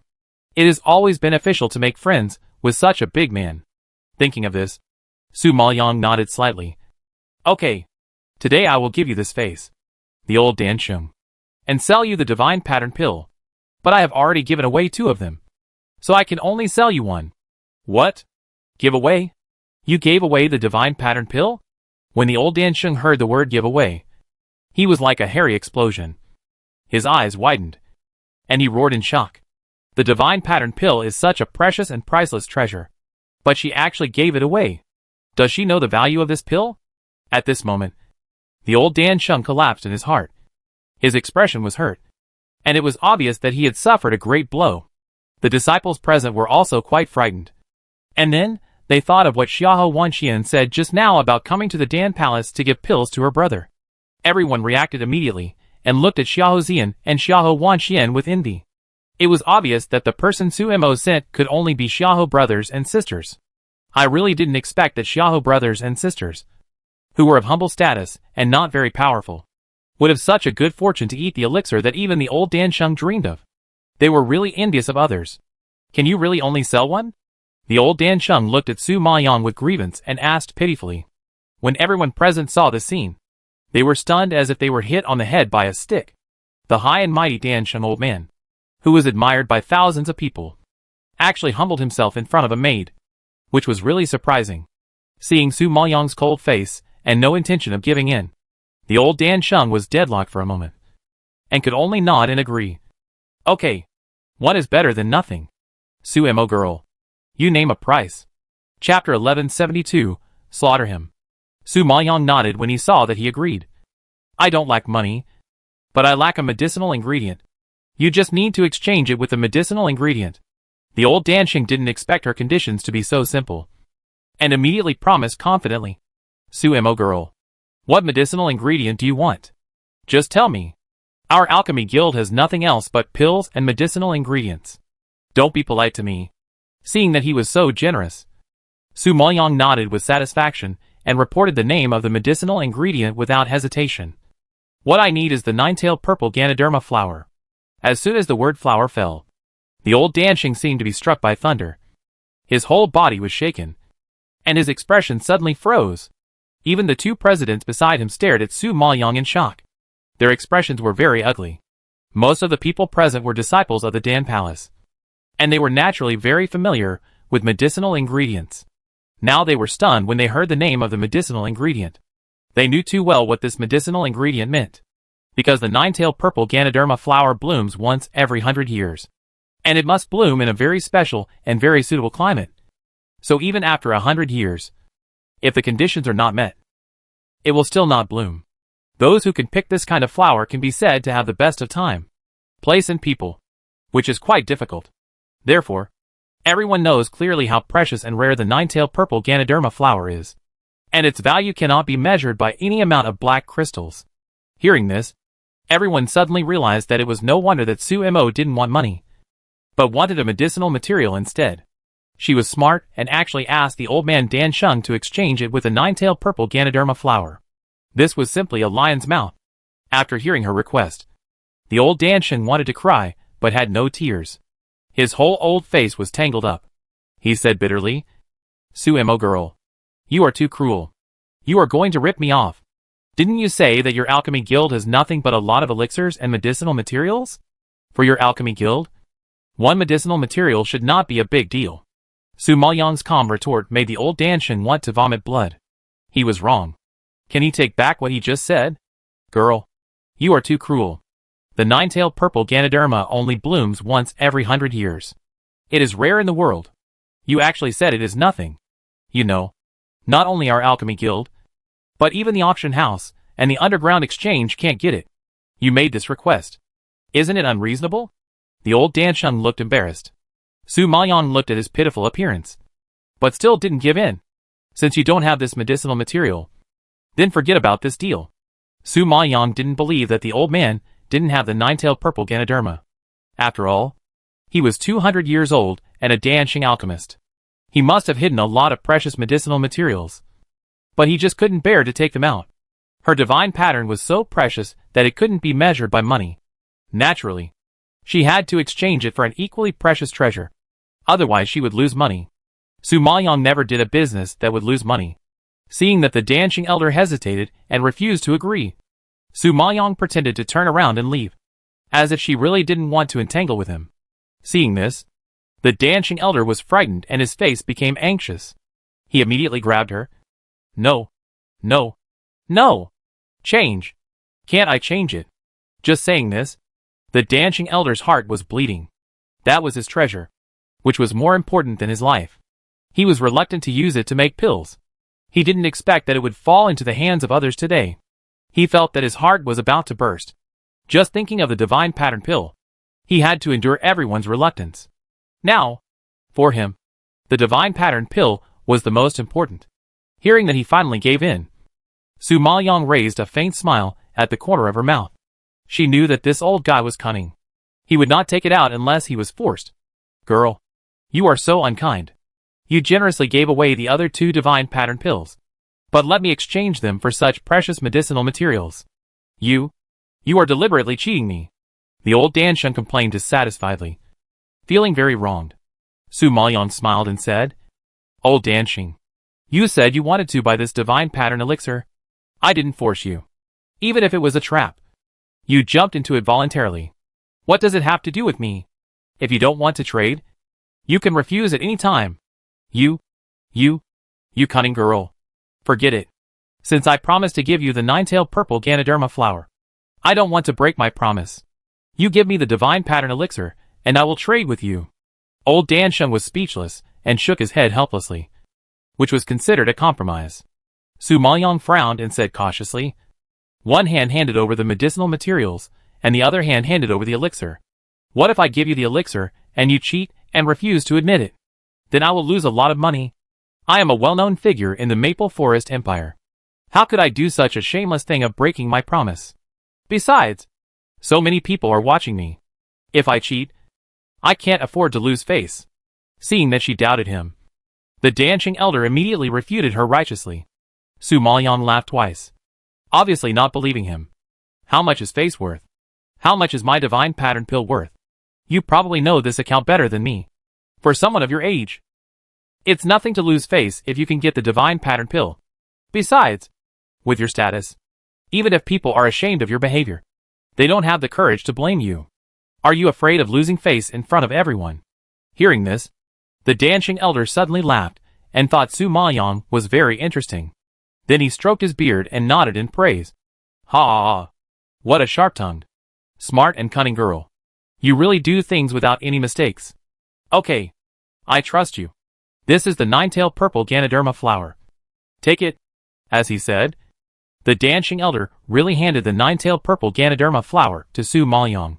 Su Maoyong took the flower, checked it, and after confirming that it was correct, he put it into the space, and then handed the spiritual root Qingyang pill with divine patterns in his hand to the old Dansheng. The old Dansheng took the pill, as if holding a life, and was very careful, admiring it for a long time. Old Dansheng, do you have something you promised to do? Su Maoyong saw that he was completely immersed in the pill, and couldn't help reminding him. She remembered that he said he would help deal with Han Sinyu. When the old Dansheng heard this, he suddenly woke up and nodded repeatedly. Then he looked at Elder Wang, and his face changed instantly. He shouted majestically, Elder Wang, your Liuguang College is the leader of the 4 colleges after all. You won't bully a little girl. She was wronged by you, and you just apologized. Isn't it too insincere? Han Sinyu was shocked to hear that the old Dansheng wanted to support Su Mo. Her face turned pale, and looked as ugly as death. And Elder Wang's heart skipped a beat, and he clenched his fingers nervously. Chapter 1173, Beating in Public. Han Sinyu is the most promising alchemy genius. If she is trained, she will be a great help to Liuguang Academy in the future. Moreover, Dan Palace has lost a talented disciple recently. If Han Sinyu also dies, it will be a great loss to Dan Palace and the entire Liuguang Academy. As the head of the Dan Palace, how could Elder Wang watch the Dan Palace suffer such a heavy blow? Therefore, even if he had 1,000 reasons in his heart not to offend the old Dansheng, he had no choice but to refuse in the face of such a major issue. Old Dansheng, we have wronged Su Mo. It is our fault. We can satisfy her whatever she wants. But she wants to cut off Han Sinyu's hands. I'm sorry, I can't agree to it. As an alchemist, you should know that hands are more important to an alchemist than life. Cutting off her hands is more serious than killing her. This is too cruel. Although you, the old Dansheng, have a high status in the Maple Forest Empire, This is an internal matter of our Liuguan Academy. Please don't interfere in the private affairs of Liuguan Academy. If there is a commotion, it will not look good for the Alchemy Guild and Liuguan Academy. Elder Wang bowed and clasped his fists, persuading sincerely. Su Maoyang didn't expect that even the pressure from the old Dan Sheng couldn't make Elder Wang take action against Han Sinyu, which shows how much the Dan Palace has praised Han Sinyu. It has to be said that Han Sinyu has a special status in Liuguan College, and in the hearts of these old guys in the Dan Palace. It seems that it is unlikely to cut off her hand today. But no matter what, she must suffer a lot before she can get rid of her hatred. Su Maoyang was not a person who was conservative, so he changed his mind immediately. It's okay not to cut off the hand, since it was Han Sinyu and the two young ladies around her who deliberately framed me and Xiaoho. It was also a violation of the Academy's rules for framing fellow disciples. As usual, they should be imprisoned and beaten with 100 sticks and put in solitary confinement for a month. Am I right, Elder Wang? Yes, that's right. Su Maoyang made a very clear point, and Elder Wang couldn't deny it. Su Maoyang nodded slightly, which was considered a concession. Okay, in this case, let's follow the rules of the Academy. This punishment is fair and just. Han Sinyu's heart finally fell back when she heard this. For her, imprisonment and punishment was just a formality. As a genius in alchemy and backed by the Han family, no one would dare to interrogate her even if she was locked up in a cell, let alone have the courage to torture her. Therefore, after she has been there for a full month, she can come out safely. The time of confinement has delayed her cultivation, which is a big loss. But compared with cutting off her hands, such a punishment is nothing to mention. Hearing this, Elder Wang and several other elders were completely relieved. They were worried that Su Mo would not give up and would let the old Dan Sheng put pressure on them. At that time, if there was a real fight, both the Alchemy Guild and the Liuguan Academy would suffer heavy losses, which was not what they wanted to see, due to the bad nature of people. Maybe Su Maoyang had Han Sinyu imprisoned and punished directly at the beginning, and several elders would probably not agree so easily. But Su Maoyang asked to cut off his hands when he came. But now, he lowered his requirements. Instead, several elders of the Dan Palace felt a little fortunate, and soon accepted it with pleasure. Sure enough, the next second, Elder Wang was afraid that Su Maoyang would regret it. So he quickly ordered the guards of the law enforcement team, take Han Sinyu, Yao Peihan, and Hu Mengrao to the prison, and beat them with 100 sticks each. Release them after a month. After he finished speaking, the people of the law enforcement team rushed up to capture Han Sinyu and the two lackeys around her. Seeing that the three of them were about to go to jail, everyone thought that the matter was over. But who knew that Su Maoyang suddenly called for a stop? Wait! If you want to punish, punish here. Everyone watched the beating, and take this as a warning. She knew very well that once Han Sinyu was imprisoned and punished, the beating would be over. So she had to beat her now. Han Sinyu, who was very calm, suddenly heard that she would be beaten on the spot.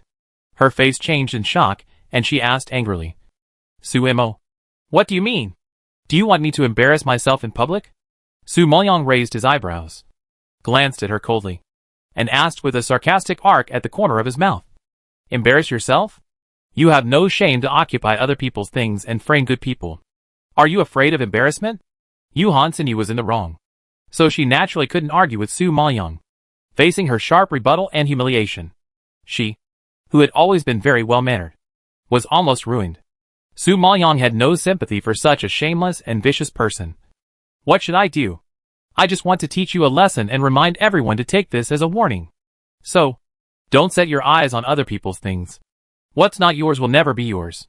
Even if you pretend to be the owner of the elixir, you will be exposed sooner or later. Not only will you lose face, but you will also have to bear the consequences. Isn't it tragic to end up like you today? Han Sinyu is such a proud person. Now that she was slapped in the face by Su Maoyang in public, she probably has never been humiliated like this in her life. It is conceivable that her anger and hatred must have reached the extreme. However, she is already embarrassed enough now. If she is beaten in public, she will be even more ashamed. She immediately asked Elder Wang for help. Elder Wang, you have already agreed to put us in jail for punishment. Su Mo wants us girls to be beaten in front of so many people. She is really going too far. However, before Elder Wang could speak, the old man Dan Shun accused. I think Su Mo is right. What happened today is serious. If we don't punish her in public, it will be difficult for Liuguang Academy to establish its prestige, and everyone will not be able to learn from it. Beat them right here. I will watch you beat them. Hit them hard. If you beat them too lightly, or too little, I don't mind coming to help you beat them myself. As he said this, the old Dansheng rolled up his sleeves, and he was really ready to help. Han Xinyu and several elders of the Dan Palace were immediately frightened so much that they turned pale and broke out in cold sweats. Everyone present was also shocked by the words of the old Dansheng. This old Dansheng was really righteous. He took Sumo's pills and actually supported her so hard that he didn't hesitate to do it himself. Dong Fanliu laughed when she heard this, and said to Su Maoyang, I've never met the old Dansheng before, and I didn't expect him to be so interesting. It's just taking money from people and eliminating disasters for them. Su Maoyang laughed and shook her head. If it weren't for the divine pattern, this old guy would have trouble even looking at her, not to mention supporting her. Dong Fanliu also understood this truth. What was the other party's identity? And what was Sumo's identity? Everyone just took what they needed. Elder Wang was frozen by the old Dansheng, and there was really no way to refuse. Beating in public was better than cutting off the hands of the strong. Thinking of this, he had no choice but to acquiesce and waved his hand at the law enforcement team. Fight! Chapter 1174 I am Sumo's thug. Han Xinyu was so scared that her legs softened when she heard that she had to be beaten in public, and she staggered back 2 steps. Yao Peihan and Hu Mingrao beside her were so scared that they knelt on the ground, kowtowed and admitted their mistakes. Elder Dansheng, please spare us. Elder Wang, please spare us. We know we are wrong, and we will never dare to do it again. Just forgive us this time. Sister Xinyu, your skin is delicate. How can you withstand 100 strokes? Elder Wang, do you really want to see your most beloved disciple beaten to pieces? These 2 women are not stupid. They know that they have no weight to ask for forgiveness. So they bring Han Xinyu out to play the sympathy card. Seeing them crying and looking pitiful, Elder Wang naturally felt sorry for them, and turned to look at Sumo. Now whether to beat them or not depends on Sumo's words. If she lets go, things will be easy. However, Sumo looked at them expressionlessly at this time, as if he was just watching from the sidelines, without any sign of being soft-hearted. The old Dansheng promised Sumo to help him, and Sumo didn't say anything, so he naturally stood by with a cold face waiting for the execution. Elder Wang saw that there was really no room for maneuver, so he had to grit his teeth, harden his heart, close his eyes, and beat. As soon as the words fell, the law enforcement team pressed the 3 girls to the ground, swung the sticks and hit them hard on their delicate buttocks. Perhaps it was because the old Dansheng's aura was too strong and his eyes were too sharp. Everyone didn't dare to let them go easily, and every time he swung his arms, he hit them very hard, causing the 3 people to scream in pain, and the whole courtyard of the Dan Palace was filled with their heart-wrenching cries. Soon, blood began to seep out of their buttocks, and it was obvious that they were beaten to pieces. 3 delicate girls were beaten with a stick in front of so many people. In addition to being physically unable to bear it, the most important thing was that they lost face. For the proud Han Xinyu, such humiliation was even more painful than killing her. In addition, she was beaten so hard that she grimaced and cried bitterly. The cold image that she had finally established after so many years was finally destroyed by this beating. At this time, she was so angry that she wanted to pick up a knife and kill someone. This time, Han Xinyu fell into a big fall. After being beaten with 100 sticks, she had no strength to speak and fainted. Although several elders felt distressed, they had to endure it because Elder Dansheng was here, and ordered the law enforcement team to carry the 3 people to the prison. This matter ended here. However, the news about Han Xinyu being beaten soon spread in Liuguang College. After all, Han Xinyu is a genius in alchemy at Liuguang College, and her status is comparable to that of an elder. She has always been arrogant and looked down on everyone. But now she was beaten, which naturally caused quite a stir. But while everyone was laughing at the joke, they also lamented Sumo's courage. It was fine to provoke the Sun family, but now even the Han family was provoked. It seems that Sumo is young and frivolous, and he is in danger. Sooner or later, he will pay the price for this. The old man Dansheng took the divine pattern pill and fulfilled his promise. Naturally, there was no need to stay in someone else's territory. He said a few words to Su Maoyang, and then hurriedly left Liuguang College with the 2 presidents. Seeing the three big men leave, Elder Wang showed his original expression and warned Su Maoyang with gritted teeth. Su Mo, you are great. You wait for me. After saying that, Elder Wang left in anger. His attitude was irreconcilable with Su Maoyang. The elder left. But the disciples who were watching did not leave for a long time. They all stayed where they were, discussing what happened just now. Seeing that the matter was resolved, Xiahou Wanxian and Xiahou Zian hurried to Su Maoyang. Su Mo, it's okay for us to be punished. But how can you expose the divine pattern pill in front of everyone? Now everyone knows that the divine pattern pill is yours. You have the divine pattern pill on you. And I'm afraid your life is in danger. Xiahou Zian looked anxious and worried. He never thought that Su Mo would actually give him such a precious and rare pill. With his strength, it was a waste of God's gift to eat the divine pattern pill. Now they have caused Su Maoyang to expose the divine pattern. And they feel really bad. Su Mo, it's all my fault. If it weren't for me, your elixir wouldn't have been exposed. Xiahou Wanxian blamed herself with guilt. It's not your fault. I heard Dongfang Liyue tell me that you just brushed her lackey's shoulder. It's not a collision at all. So, Han Xinyu and her group are deliberately making things difficult for you. You can't avoid it even if you want to. If it were me, I would probably make a bigger fuss. After all, I am now an enemy of the Alchemy Palace. If I don't look for them, they will come to me. Su Maoyang comforted. Upon hearing this, Xiahou Wanxian frowned even more tightly. But now you have offended the Han family and exposed the divine pattern. I am afraid that many people will attack you. If we were imprisoned and punished just now, it would probably be better. At least Han Xinyu would have vented her anger and would not come after you. Han Xinyu stole our things and put us in jail. It is obvious that she wants to wipe out our roots. So how can I watch you go to die? Su Maoyang is unfamiliar with Liuguang College and has many restrictions. If they are tortured in prison or even tortured to death, she really can't afford the risk. Moreover, if she hadn't asked Xiahou Wanxian to give the elixir to her brother, which made others jealous, there wouldn't be so many things going on. They were wrong because of their own divine elixir. The scene of the tragic death of the blood battle group and her spirit beasts was still vivid in her mind. And she could see it as long as she closed her eyes. So, she really couldn't bear such a blow. And couldn't bear to see the people around her die for her. Okay. Don't worry. Don't you still have me? I will be Su Mo's thug and protect her safety. Dongfang Liyue patted her chest with confidence. Su Maoyang shook his head helplessly. I heard from your brother that you are the laziest one in practicing among all the disciples of the Dongfang family. The others can only practice 1 or 2 simple formations at worst. But I heard that you don't know any formations at all. How can you protect me? Dongfang Liyue's cheeks twitched, and she looked embarrassed when she heard such sabotaging words. She cursed Dongfang Yaoyu in her heart and reluctantly recommended herself. Su Mo, although I don't know formations, my spiritual power is not bad. After all, I am also a mid-stage Junlingshi. Okay? Mid-stage Junlingshi? Not bad.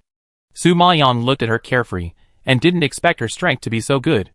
It was a bit surprising. Receiving her admiring gaze, Dongfang Liyue's face was filled with a smile again. Su Mo, my weapon has been broken recently.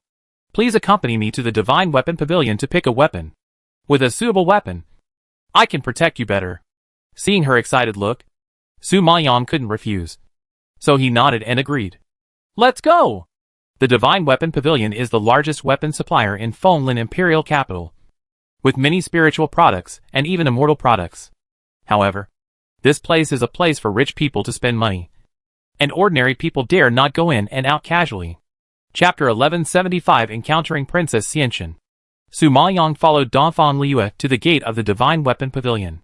Looking up, she saw the red bricks and green tiles of the pavilion in front of her, with flying eaves and brackets, and the 4 corners raised high, like a rock spreading its wings, ready to soar into the sky. The entire pavilion soared into the sky, and looking at the building, it felt extraordinary. Dongfang Liyue knew that she was not familiar with Fenglin Imperial Capital, so while leading her in, she enthusiastically explained, this Divine Weapon Pavilion is a place to buy and sell weapons. In addition to weapons, there are many rare treasures, because the Divine Weapon Pavilion only collects high-quality or rare weapons. Even the lowest-grade weapons here are in the spirit, the level of the weapon. The price is naturally very expensive. not affordable for ordinary people. But it is precisely because they are all high-quality weapons that they attract many rich children. Su Maoyang nodded in understanding when she heard this. When she was talking, they had already entered the main hall of the Divine Weapon Pavilion. But Dongfang Liu did not stop and pulled her upstairs. This Divine Weapon Pavilion is divided into 6 floors in total. The first to 4th floors are low grade, medium grade, high grade, and top grade spiritual weapons.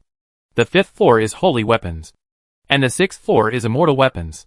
Su Maoyang was still very surprised to hear that a small country like the Maple Forest Empire actually has a place dedicated to selling holy weapons and immortal weapons. After all, weapons of the spiritual weapon level are already very good, and holy weapons and immortal weapons are indeed too rare. And the Divine Weapon Pavilion can even get such rare and precious weapons. From this, it can be seen that the power of the Divine Weapon Pavilion is not small. After listening to her introduction, Su Maoyang subconsciously asked, "You want to go to the 6th floor?" "Uh-huh.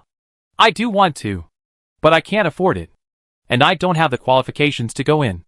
Those who can go to the last 2 floors to buy things are all well-known and prestigious people in Fenlin Imperial City. People like us can't come and go at will. You think too highly of me." Dongfang Liu was amused by Su Maoyang and laughed. "Yes, the holy and immortal artifacts are so valuable. If anyone can go up, if something goes wrong, the Divine Weapon Pavilion will lose everything." Dongfang Liu explained. "Every floor of the Divine Weapon Pavilion is full of treasures. The higher you go, the more valuable the treasures are. Therefore, not everyone can go up. You must have an identity and a guarantee before he will let you go up. Otherwise, you don't even have the qualifications to look." Hearing this, Su Maoyang nodded in understanding. "Then which floor do you plan to go to for selection?" "Uh-huh. Who am I? The daughter of the Dongfang family. Even if I can't go to the last 2 floors, I am still qualified to enter the 4th floor." Dongfang Liu started to brag about herself again after being modest for less than a few seconds. Su Maoyang smiled helplessly. "Then today I am lucky enough to enter the 4th floor because of Miss Dongfang." "Uh-huh. What is our relationship? Why are you talking about this?" Dongfang Liu was overjoyed by Su Maoyang's words and waved with a smile. As they were talking, Dongfang Liu had already brought Su Maoyang to the entrance of the 4th floor. There stood 2 guards holding spears. Dongfang Liu showed them her badge, and only after getting their permission did she lead Su Maoyang into the 4th floor. As soon as they entered the 4th floor, they saw a dense array of weapons. At a glance, they were all top-grade spiritual weapons, which made them dizzy. Dongfang Liu walked in first, looked around for a while, and finally stopped in front of a whip. "Su Mo, what do you think of this whip?"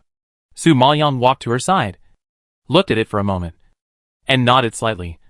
"Not bad. The strength and attack power are both excellent. The most important thing is that it is light and more suitable for you." Dongfang Liu has recently become Su Maoyang's little fangirl. When she heard her say it was good, it was naturally good. She made up her mind without any hesitation. "Okay, that's it," as she said. Dongfang Liu reached out and took it from the weapon rack, held it in her hand, and felt the texture. But before she could warm it up, who knew that a hand suddenly reached out from the side and snatched the whip. Then a soft and pleasant voice suddenly rose. "This whip. This princess wants it." Dongfang Liu and Su Maoyang were both startled when they heard the words, and immediately looked to the side. And what came into view was a stunning and beautiful face. Today, she was wearing a purple dress and a little makeup. She was as dazzling as she was at the state banquet, but she was more gentle. Dongfang Liu didn't expect it was her. After a few seconds of stunned silence, she murmured in surprise, "Princess Xian Xianchen." Su Maoyang attended the state banquet that day and watched Princess Xianchen's drum dance. He still admired her dance, but he couldn't agree with her behavior of snatching weapons from others. He couldn't help but say, "Princess Xianchen, this whip was chosen by Liu at first. Isn't there a first-come first-served when buying things?" The close-fitting maid next to Princess Xianchen heard someone dare to question the princess, and immediately shouted angrily, "How dare you talk to the princess in this tone? Are you tired of living? I just speak the truth, and I don't mean to offend the princess." Su Maoyang clasped his fists. His posture was respectful, but his tone was neither humble nor arrogant, which made the palace maid breathless and speechless. At this time, Princess Xianchen heard this. But she raised her eyebrows slightly, and looked at Su Maoyang seriously.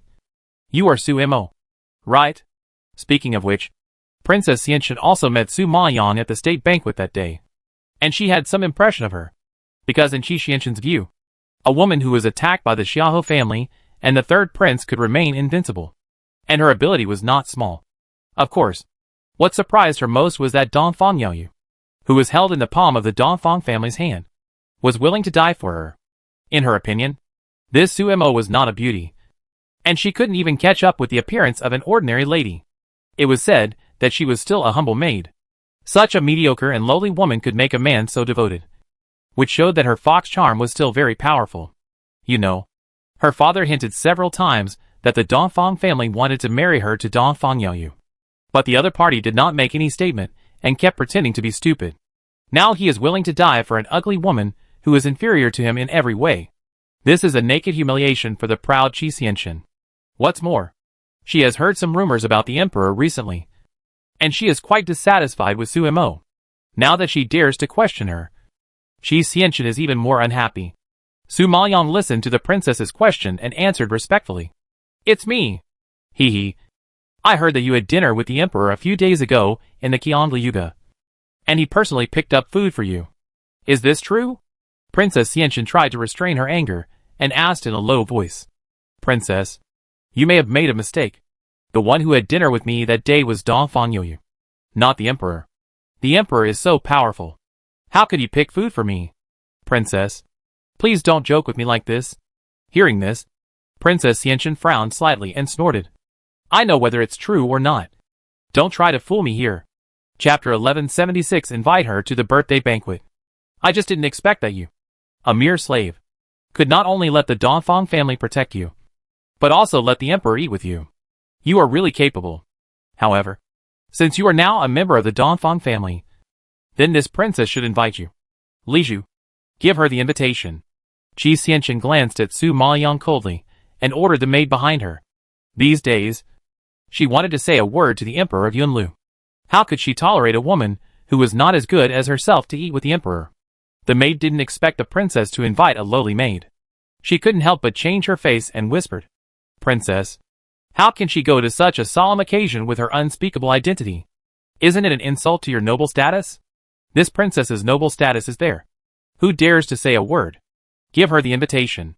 Qi Xianxian said disdainfully, obviously not taking other people seriously. Upon hearing this, Li Zhu had no choice but to take out the invitation and hand it to Su Maoyang with an unhappy face. Su Maoyang suddenly saw this and frowned slightly. She didn't rush to take it. She asked, not quite understanding. Princess, what do you mean? 5 days later is my birthday. My father will personally hold a banquet for me in the palace to celebrate. I hope to see you at the banquet. Qi Xianxian saw that she didn't understand and explained patiently. Su Maoyang heard that she was going to the palace to attend the banquet again. She knew without thinking that she would definitely see Jun Haocang at the banquet. She was worried that something strange would happen again, so she didn't plan to attend. Then she politely refused. I am flattered to be loved by the princess. It's just that my status is low, and it's really not appropriate for me to attend such a grand occasion. The princess should forget about the invitation. The maid holding the invitation was furious when she heard this, and she scolded loudly. You bastard. The princess personally invited you, and you dared to refuse the princess. You are so bold. I dare not refuse the princess. I know that my status is low, and it is difficult for me to be accepted in the elegant hall. I am afraid of embarrassing the princess. So Su Maoyang's words are nice. But Qi Xianxian is not a fool. How could he believe her words? Hee. This princess is not afraid. Why are you afraid?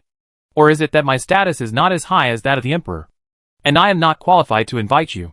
Qi Xianxian asked back in a sarcastic and cold voice. Su Maoyang bowed her head immediately after hearing this, and said respectfully, Princess, you are too serious. Humph. In my opinion, not only did you not say it, but I even said it too lightly. Even the emperor of Linyun Tower wants to have dinner with you. So how can you take me, a princess, seriously? Of course. You disdain to attend my birthday. Isn't that right? Dongfang Liyue, who was standing by, was shocked when she heard such sharp words.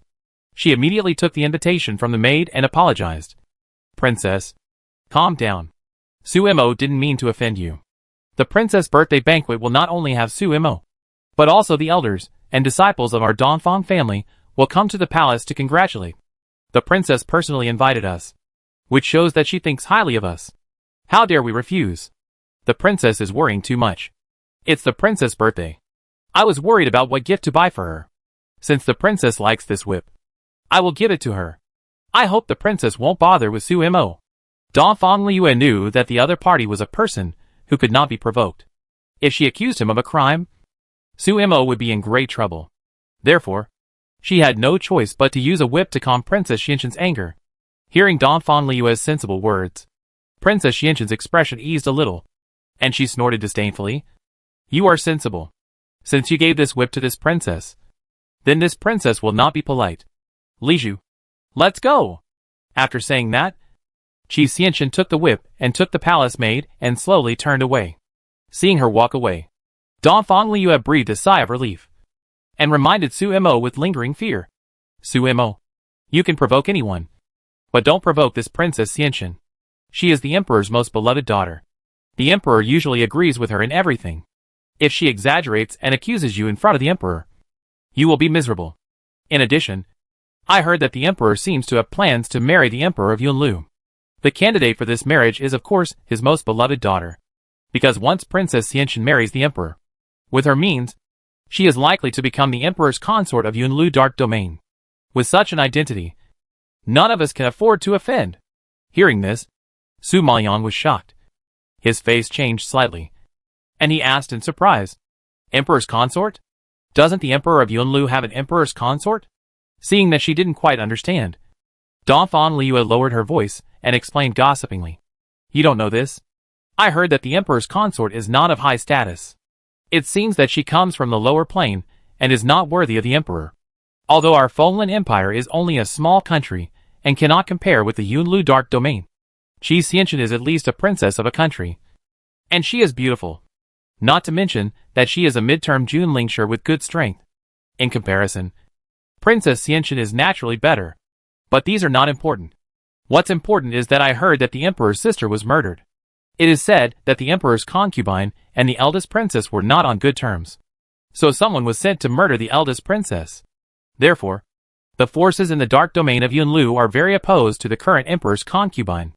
Princess Xianxin married into the family. Do you think the position of the emperor's concubine will be easy to obtain?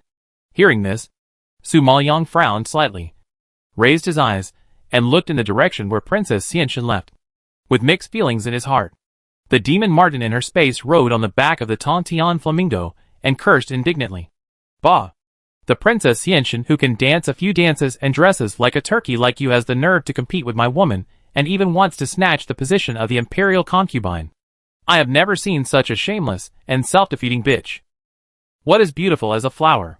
The people of the Maple Forest Empire must have never seen any beauties. All cats and dogs are beautiful as flowers. What about the midterm Junlingshi? If you have the ability to refine the divine pattern, don't say the midterm Junlingshi. Even the supreme Junlingshi has to please my woman. A genius alchemist. What kind of thing is she?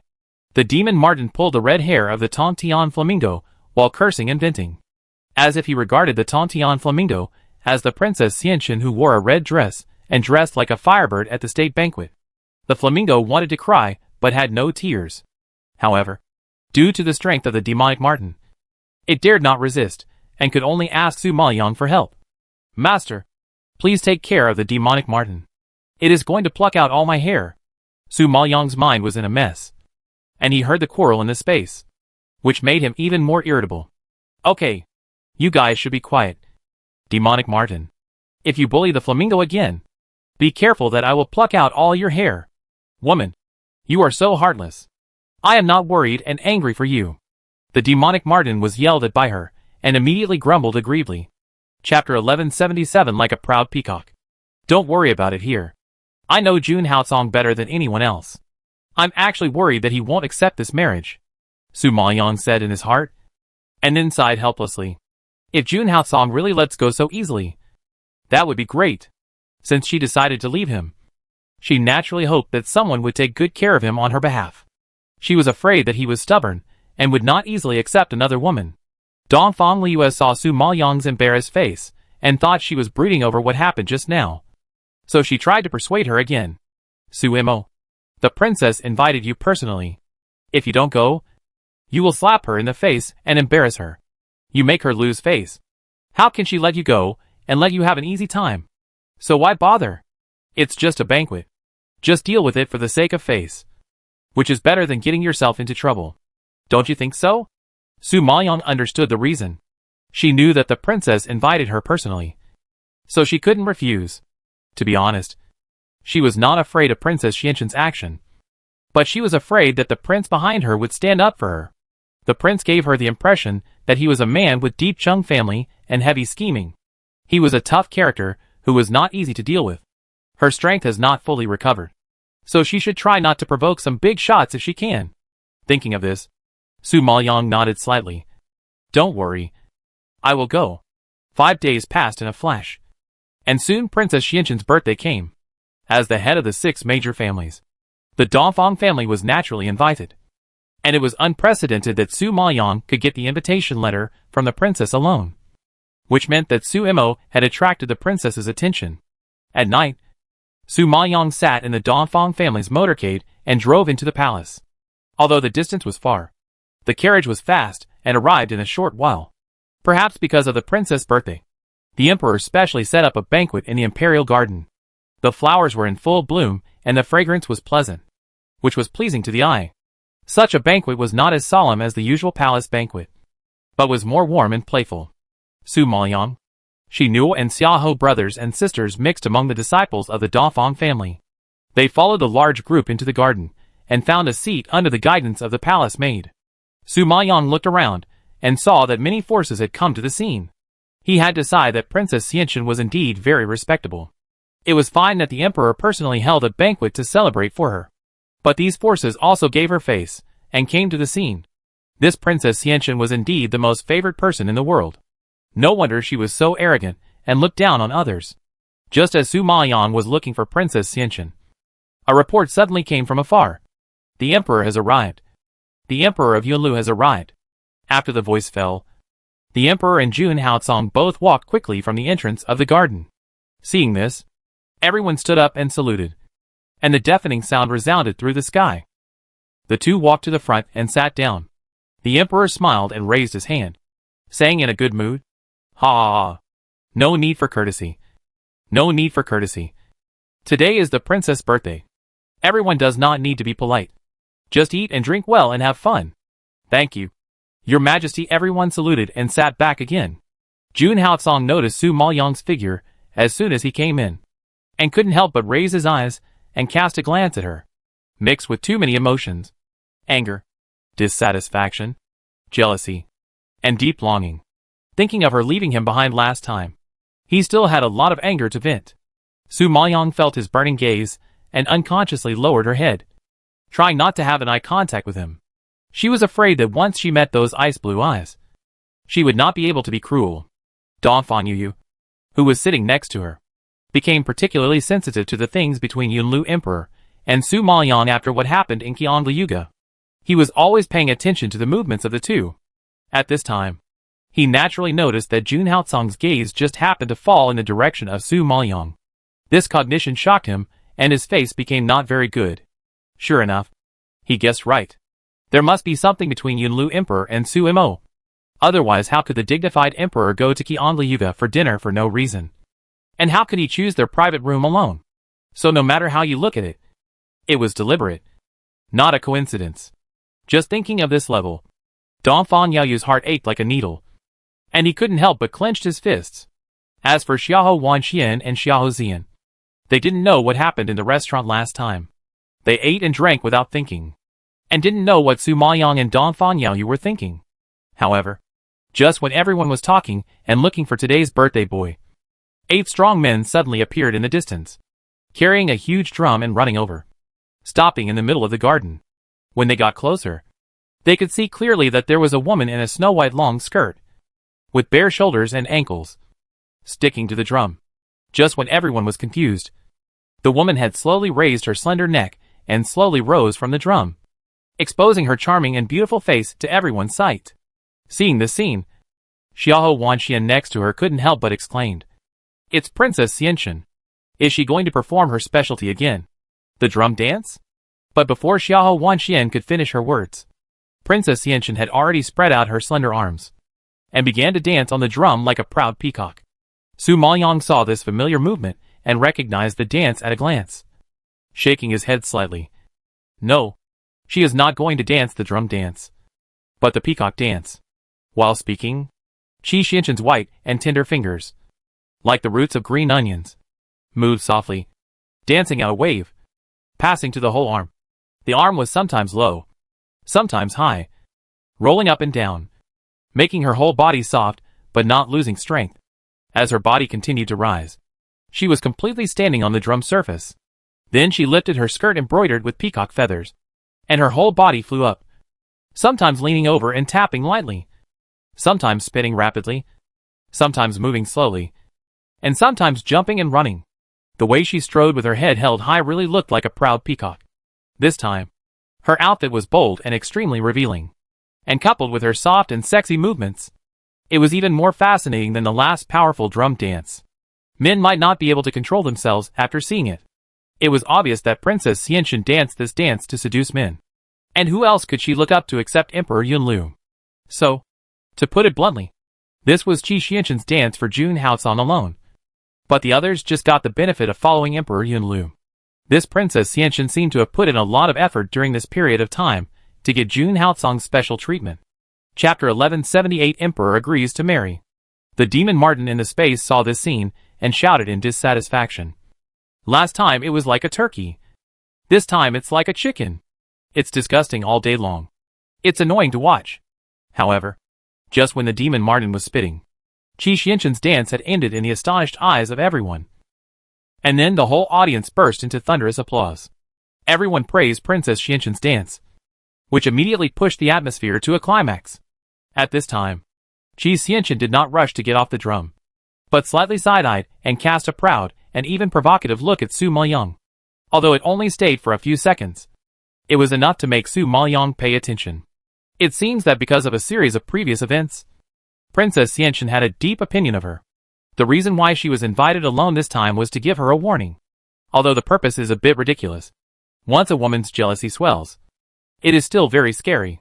However, Su Maoyang had no intention of arguing with her. So in her eyes, Qi Xianxin's small actions and petty thoughts seemed particularly childish. The heavenly demon Martin in the space was not so calm. Seeing this scene, he roared angrily. Bah! Who are you provoking? Who are you despising? The one sitting here is Jun Haocang's original wife, the legitimate imperial concubine of the Yunlu Dark Domain. A princess of a small country who doesn't even have a name. Who is she to provoke the real master? Woman, if Jun Haocang dares to abandon you and marry another woman, you will not be with him. If you marry me, I will treat you well for the rest of my life. We will have a group of little heavenly demon Martin in the future. Live happily together, and don't care about the Yunlu Emperor or the Yunlu Dark Domain. Hearing about giving birth to a group of little demon Martins, Su Maoyang shuddered with disgust, and said in his heart, who wants to give birth to little demon Martins with you? I'm not interested in beasts. Hey, who are you calling a beast? I'm an ancient beast. How many times do I have to tell you? Ancient beast. Do you know how to pronounce the 4 words ancient beast? Or do you not understand the meaning of ancient beasts at all? If you don't understand, I'll teach you. You? The demon Martins were still yelling. But Su Maoyang was too lazy to pay attention to the noise in the space. He looked at Qi Xianxin again, and saw that she had come down from the drum, saluted slightly to the emperor and Jun Haocang in front of her, and then raised her head and threw a coquettish look at Jun Haocang. The coquettish and charming posture was too seductive. If it were any other man, he would have been fascinated by him. But Jun Haocang was a big spoiler. Seeing this, he had no expression on his face and reminded in a cold voice. Princess Xianxin, are your eyes uncomfortable? I see that your eyes are twitching. I am afraid that you have contracted a serious disease, or it would be better to find an imperial physician to take a look. Hearing this, Qi Xianxin's pretty face full of charming smiles suddenly froze, and she looked particularly embarrassed. Many women present couldn't control themselves for a moment and laughed out loud, realizing that they had lost their composure. They all hurriedly covered their mouths and laughed quietly. It is a very rare thing to see Princess Xianchen embarrassed. The demon Martin in the space laughed so hard that he fell backwards, and laughed so hard that his fat body trembled. But Princess Xianchen is a person after all. Facing the cold words of Emperor Yunlu, although she was a little embarrassed, she didn't lose her composure. She took over the conversation with a thick face and said shyly, Xianchen didn't know that the Emperor cared about Xianchen so much. It is worth it even if Xianchen is infected with a serious disease to get the Emperor's care. At this time, not only Tian Modiao, but even the old man Jinjuan shuddered with disgust, and rarely agreed with Tian Modiao's point of view. You are right. It is really shameless and shameless. The Emperor saw that the atmosphere was a little awkward, and he also stroked his beard and laughed, and followed Qi Xianchen's shameless words and said, It is Xianchen's blessing that the Emperor cares about Xianchen. But I don't know if Xianchen is lucky enough to get more care from the Emperor. Although the Emperor did not say it explicitly, everyone present knew what he meant. Everyone had heard that the Emperor had planned to marry Princess Xianchen to Emperor Yunlu. And now it seems that it is really the case. Ah! Jun Haocong looked at the Emperor coldly when he heard this, and asked in confusion, What does the Emperor Feng mean? Haha. What I mean is very simple. That is, our Maple Forest Empire particularly wants to make friends with the Cloud Tower Dark Domain. I wonder if the Emperor can give us a chance. Since the Emperor asked this, the Emperor did not beat around the bush and asked directly, What do you mean by opportunity? Jun Haocong raised his eyebrows, as if he was a little interested. The Emperor saw some signs, and he couldn't help but feel happy, and explained more enthusiastically. The best way to bring the two countries closer is naturally to marry a princess. I heard that the Emperor only married one imperial concubine. Not even a concubine. The Emperor is usually busy with all kinds of affairs, and there is only one imperial concubine to serve him. I am afraid that she is not serving him well. What's more, it is always hard for the imperial concubine to be busy all the time. After a long time, her body will be exhausted. Isn't it too difficult for the imperial concubine? Emperor, why don't you marry a concubine to help the imperial concubine share the affairs of the harem, so that the imperial concubine can also relax? This was very clear, and Jun Haocong naturally couldn't play dumb anymore. Now that he heard the analysis of Emperor Feng, he nodded in agreement. Well, what Emperor Feng said is that marriage is indeed the best way to bring the two countries closer, and I only have the imperial concubine by my side, which is really too hard for her. In that case, I will choose a concubine from the Maple Forest Empire. The Emperor was shocked and widened his eyes when he heard this, and he couldn't believe his ears. He thought that the Emperor would be particularly opposed to marriage, but he didn't expect that he just mentioned it, and he didn't say anything good, and the Emperor actually agreed. It was incredible. At this time, Princess Xianchen, who was already sitting next to him, was so excited that her face flushed when she heard this. Her eyes were full of surprise, and she stared at Jun Haocong with admiration. Her heart was beating like a rabbit. She didn't expect Jun Haocong to really agree to the marriage. She thought she didn't catch his eye when she saw him being indifferent to her some time ago. She didn't expect that today, when his father proposed the marriage in front of so many people. He didn't refuse. His father had hinted to the Emperor several times before. The Emperor was not a fool, and naturally knew that his father wanted to marry her to him. Now, he could accept it without hesitation, which meant that the Emperor was interested in her. It seems that her efforts these days were not in vain, and he finally took the bait. She said that there is no man who has not been attracted by the charm of Qi Xianchen. Even the Emperor of Yunlu, who stood at the top, is no exception. Chapter 1179. There is someone else. Qi Xianchen thought happily, and the others present were also excitedly whispering to each other. Their eyes all focused on Qi Xianchen, and they all envied her good fortune. How many women in this world want to become the woman of Emperor Yunlu? But they were all rejected by the Emperor. Qi Xianchen didn't spend much effort and thought, and she managed to get Emperor Yunlu to agree to the marriage in a few days.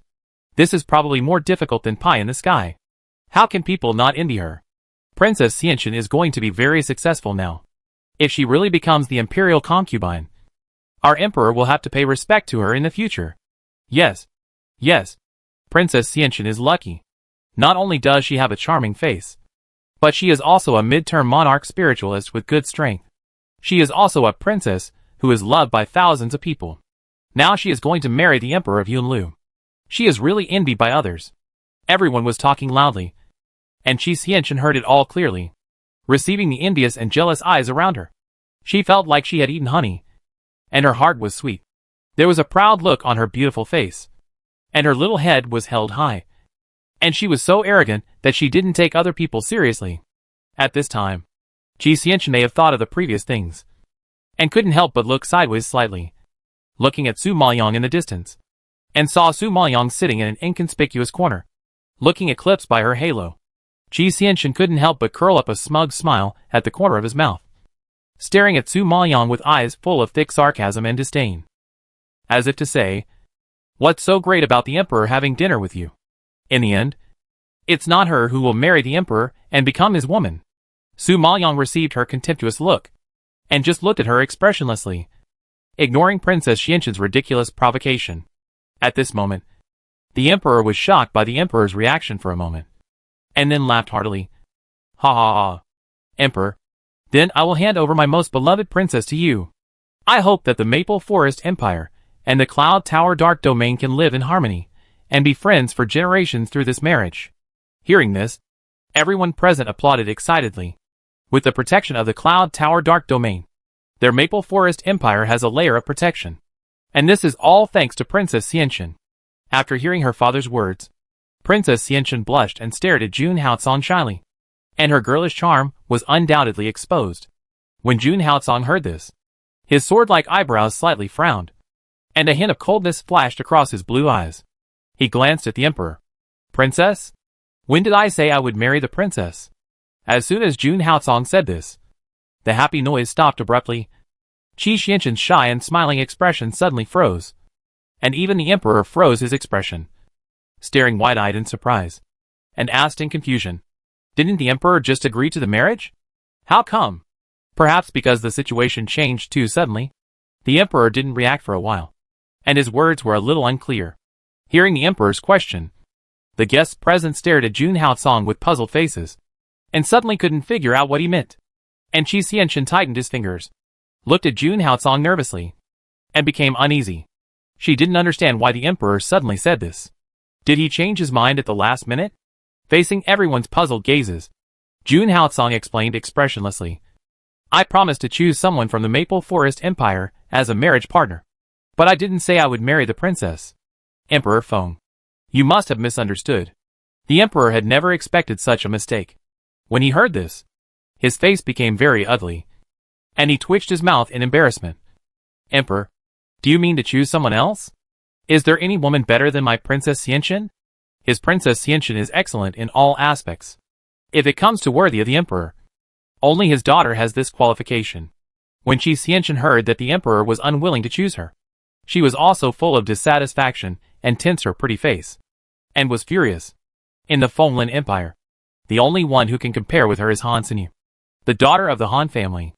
That person is more beautiful, although her spiritual power is not as good as hers. She is a famous genius alchemist and her status is slightly higher than hers. Qi Xianqin's victory is that she is a princess, while Han Sinyu is just a daughter of a family. In terms of her background, she is not as good as herself. Thinking of this, Qi Xianqin suddenly had a terrible idea. Could it be that the emperor had taken a fancy to Han Sinyu and wanted to marry her as a concubine? Qi Xianqin's face turned pale when he guessed this possibility. Just when everyone was talking about it and speculating on the candidate that the emperor had taken a fancy to, Jun Haocong raised his eyebrows slightly and looked at Su Maoyong, who was sitting in the corner. A hidden gleam flashed across his ice blue eyes, and the corners of his mouth slightly raised, and he said, "I plan to marry Su Mo." Jun Haocong wanted to give Su Maoyong room to grow, but he couldn't stand Dongfang Yaoyu hanging around her, staring at her with ulterior motives, and he didn't know why Su Mo refused to recognize him. So he had no choice but to declare his ownership in front of everyone to see if there was any man who dared to take advantage of her. Su Maoyong was a little nervous when she heard Jun Haocong reject the princess. Sure enough, the thing she was afraid of happened. When everyone suddenly heard Su Mo's name, they were all stunned. After a moment of stagnation, they slowly reacted and followed Jun Haocong's line of sight and looked in the direction of Su Maoyong. Last time, Su Mo was accused of murder by the Xiaohe family and the third prince at the state banquet and was almost beheaded. The incident made a big fuss. So many people present recognized her, and knew that she was once a maid of the Xiahou family. Although she is now taken in by the Dongfang family, her humble birth is always a black spot that she can't erase. The emperor is actually going to marry a maid as a concubine.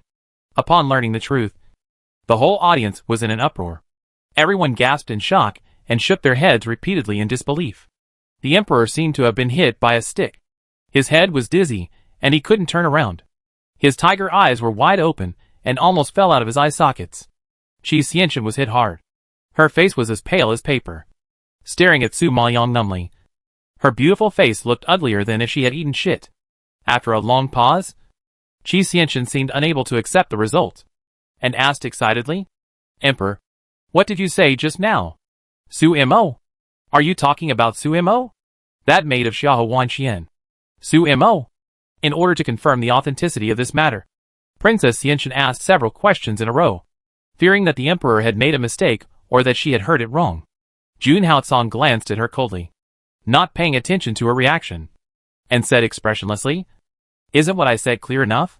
Besides this Su Mo, who else is called Su Mo? Chapter 1180, I have to serve you in the room tonight." Jun Haocong's words were like a sharp sword piercing Qi Xianqian's heart, instantly bringing a piercing pain. Su Mo. He would rather choose a lowly maid than himself. Realizing this, Qi Xianqian's face turned purple, and he could no longer control himself and stood up, asking loudly and angrily, "Emperor, what's wrong with me? What's wrong with me that's not as good as a maid? Am I uglier than her? Or am I weaker than her? Why did you choose her?" Although Qi Xianqian had heard some rumors about Emperor Yunlu and Su Mo before, she didn't take it too seriously. After all, the opponent was far different from her in status, strength and appearance, and there was no comparison at all. When she heard about their meal together, although she felt uncomfortable, she still had enough confidence in herself. Even if the emperor had some special feelings for Su Mo, it was just Su Mo's seductive tricks to seduce men. But when it came to the stage of marriage, how could the emperor, with such a noble status, be so foolish as to choose a maid as a concubine? Wouldn't this make the world laugh at him? However, she never expected that the emperor would not play by the rules at all, and would not give her any way out. In front of so many people, he refused to marry her, and chose a maid who was inferior to her in every way.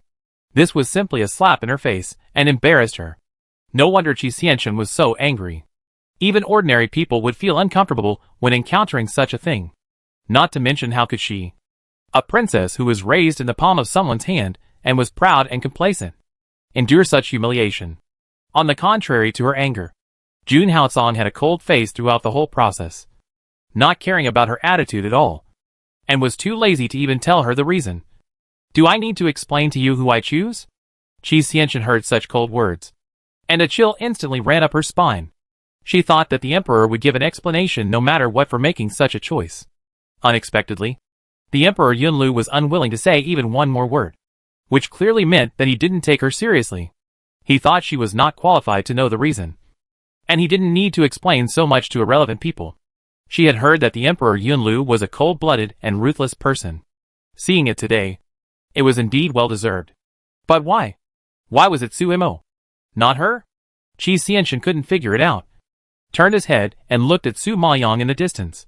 Seeing her ordinary and ugly face, he couldn't help but clenched his fists, and secretly exerted force in dissatisfaction. And his nails couldn't help but sink into the flesh, trying to use the pain in the palm of his hand to replace the pain in his heart. The emperor felt distressed when he saw his daughter being humiliated and in such a miserable state. Even though he was afraid of the emperor's power, he still asked angrily, "Emperor, what do you mean? Are you deliberately humiliating my daughter?" "Maple Emperor, I have given face to your Maple Forest Empire by agreeing to the marriage. Now I want to choose someone myself. Do I need your permission?" Jun Haocong had lowered his voice at this time, with obvious anger in it. The hostility emanating from his body was as sharp as a dagger out of its sheath. The cold murderous intent immediately frightened the emperor so much that he dared not breathe. The anger of the supreme Jun Lingshi was not something that everyone could bear. If Jun Haocong really took action, I believe no one in the audience could stop him. Realizing this, the emperor swallowed his saliva with a guilty conscience. He could only endure his anger and explain tactfully, "Your Majesty has misunderstood. I just think that marrying our fallen empire's maid to your Majesty would be too unfair to your Majesty. If you don't know, you might think we are deliberately humiliating your majesty. This is my personal choice. Who dares to say it's not? You can arrange it quickly. Let her serve me in my room tonight. Jun Haotsong was too lazy to talk nonsense with him, and gave orders directly. He missed Su Maoyong so much that he almost went crazy. But that woman had been avoiding him, and rejecting him recently. He could only endure for so many days. If there weren't so many people present, if he didn't have to help her conceal her identity, he would have rushed up and packed her up right now. Why wait until night? This woman was born to torture him. But damn, he was still willing to be tortured by her. He was really sick, seeing that the emperor was so anxious. It was obvious that he was very fond of Su Mo. Everyone also didn't understand what was so attractive about Su Mo that could make the emperor so fascinated, with a lot of questions that could not be answered. Everyone looked at Su Mo, looking her up and down with great curiosity, as if they wanted to find some advantages from her before they would stop.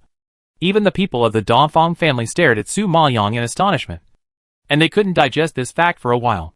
Dongfang Yaoyu knew that the relationship between Su Mo and the emperor was not simple before, but he didn't expect it to be so simple that they were talking about marriage. This truth made him a little unacceptable. His face, which was not very good to begin with, was even more pale without any blood color. He only felt a fishy smell in his throat, which was finally suppressed by him. Xiahou Wanxian and Xiahou Zian beside him were even more shocked. They stared at Su Maoyong in amazement and asked in disbelief, Su Mo, what's going on? How could you and Emperor Zun you? Oh, I see. No wonder. Last time, Emperor Zun helped Su Mo out at the state banquet, and then he made a bet in the academy arena, betting on Su Mo to win. So that's it. Xiahou Zian connected the previous things and suddenly realized it. Yes. Who is Emperor Zun Yunlu? Why would he help an insignificant person for no reason? And why would he suddenly come to the academy to participate in the bet between disciples? You know, Emperor Zun doesn't lack that little money at all. And last time, at the birthday banquet of the Dongfang family master, everyone was attacked by men in black. And it was Emperor Zun Yunlu who led people to eliminate the assassins. This was originally a matter of the Maple Forest Empire. Why would Yunlu Emperor, an outsider, be so enthusiastic? Now he has figured it all out. All this is because of Su Mo. Xiahou Wanxian and Xiahou Zian were shocked. And Su Maoyong, who heard that he would serve in the room tonight, was also shocked and frowned.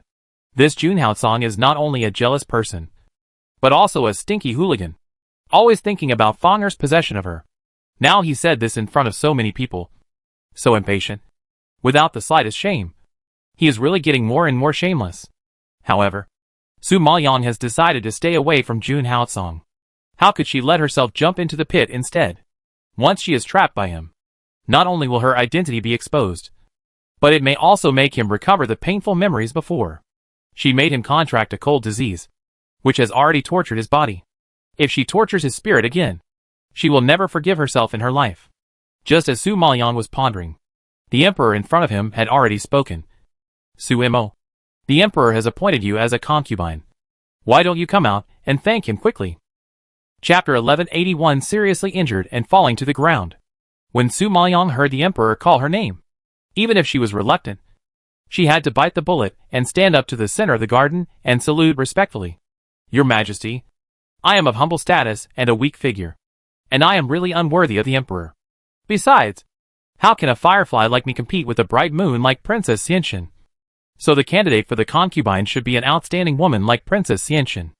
I am ashamed and unworthy. Everyone was envious of Su Mo's good luck, and was favored by the emperor of Yunlu. However, before everyone could sigh, they heard Su Maoyong reject the emperor in public. Everyone was stunned by Su Maoyong's attitude, and their jaws almost dropped to the ground. Is this Su Mo crazy?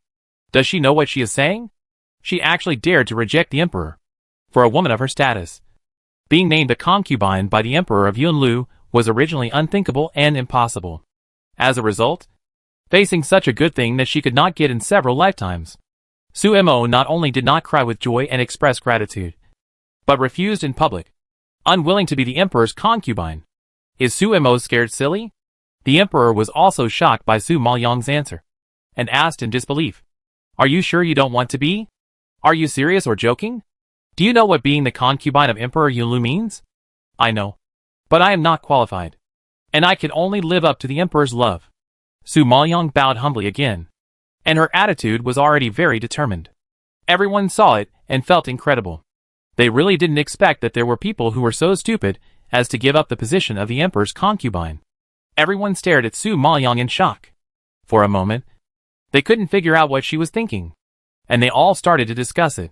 This Su Imo is really brave. She cut off Xiao Qingyi's hands before. And then killed Sun Haoran of the Sun family. This time, she dared to refuse the emperor's gift. It's incredible. Yes, I have never seen such an arrogant and bold woman. It's okay to offend other people. But she dared to offend the emperor. Is there anything she dare not do? Humph. I think she doesn't know what's good for her. How many women want to be the emperor's woman? But the emperor doesn't care about her. The emperor chose her. But she put on airs. It's really disgusting. Well, I think so too. Who does she think she is? A maid? Why is she so arrogant? With her beauty, she has the nerve to refuse the emperor. She is really arrogant. Hearing the people around her pointing fingers at her, all condemning her for not knowing what's good for her. Su Maoyang didn't care at all. As long as Jun Haocang was not hurt. What did it matter if she was scolded to death? At this time, Jun Haocang was so angry that his head was smoking when he heard that Su Maoyang actually pushed him to that damn Princess Xianxin. He growled with gritted teeth. Su Imo, what do you want? Su Maoyang knew that Jun Haocang would be angry. But compared with the torture of hatred, anger was nothing. Now facing his anger, Su Maoyang suppressed her heartache and replied calmly, I dare not expect anything. I just want to live a quiet and ordinary life for the rest of my life. I hope the emperor will fulfill it. Don't even think about it.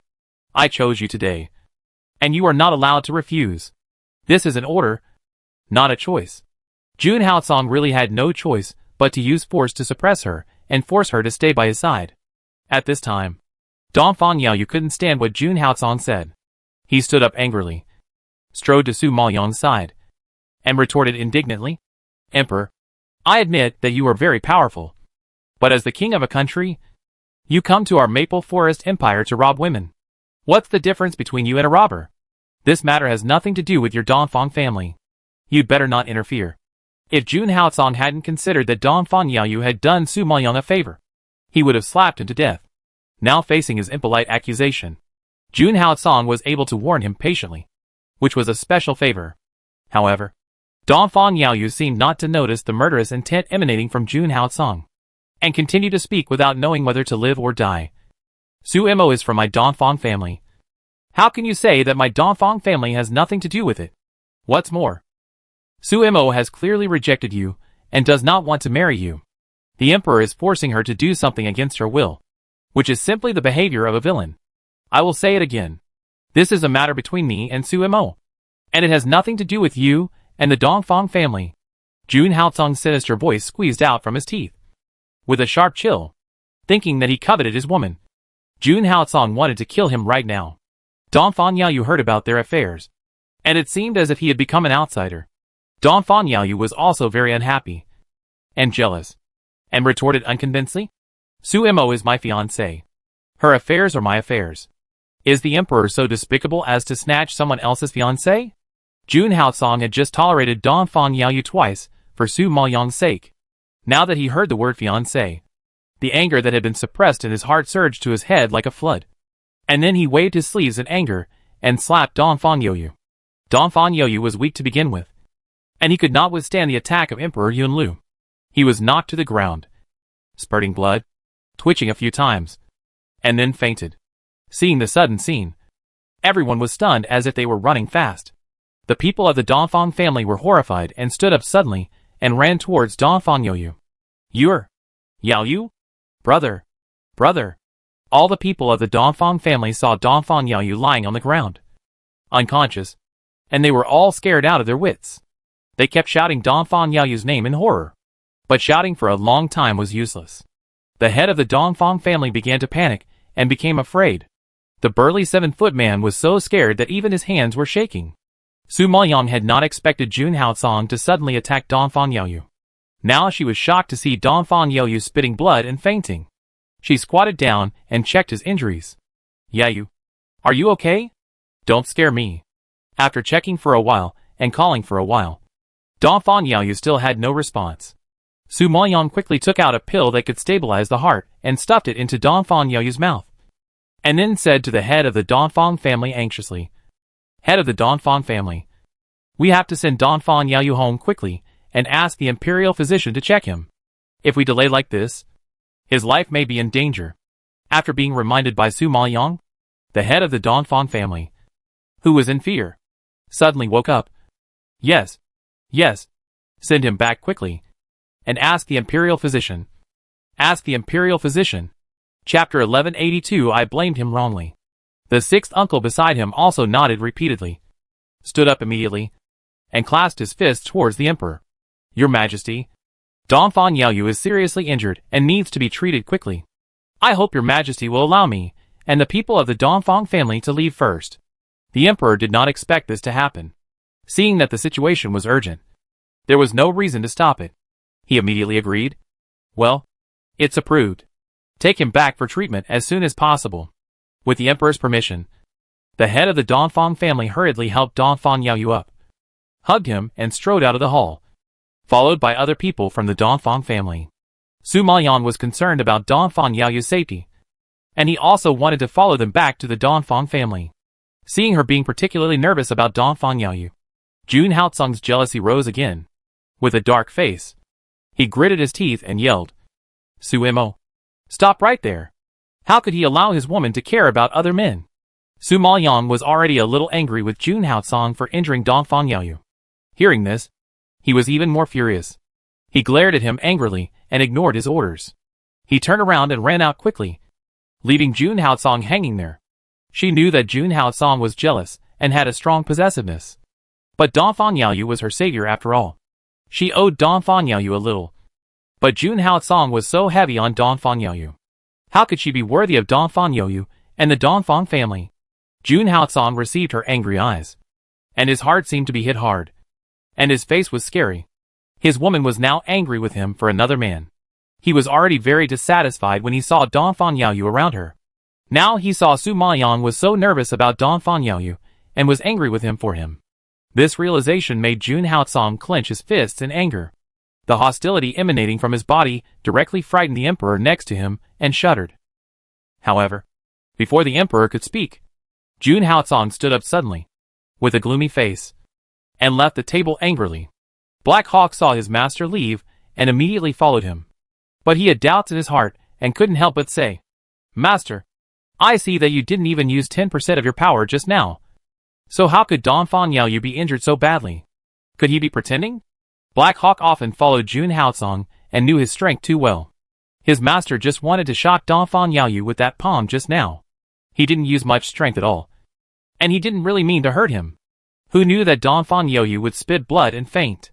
It was really beyond his expectation that it would be so serious. Therefore, he had to doubt the authenticity of this matter. Jun Haotsung frowned slightly when he heard this, and was also a little puzzled. Looking at his appearance, it doesn't seem to be fake. Go investigate Donphan Yaoyu. I want all his information. Yes. Black Hawk clasped his fists, and his figure flashed, and soon disappeared into the night. The people of the Donphan family quickly sent Donphan Yaoyu back to the Donphan mansion.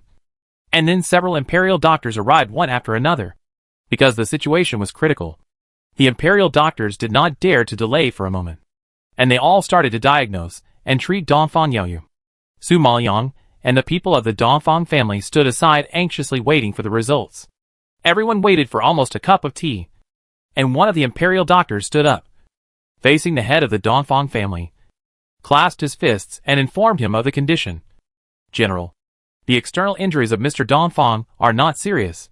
His vomiting blood and coma are caused by the inability of his soul and body to fully fit together." Su Maoyang didn't expect this to be the reason, and her pupils widened unconsciously. "Imperial physician, are you saying that his external injuries are not serious, and the main reason is still the problem in his body?" The imperial physician nodded. "That's what I mean." Hearing this, Su Maoyang couldn't help but breathe a sigh of relief. It turned out that she had wrongly blamed Jun Haotsung.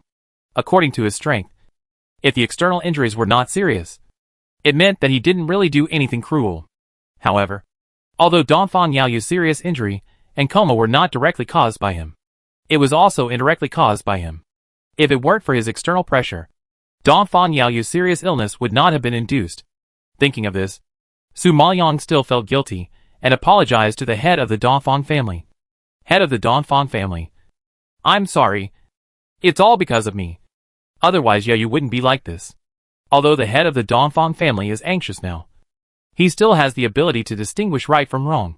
Hearing Su Maoyang's self-blame, he sighed helplessly. Silly child. This is none of your business. It's my fault.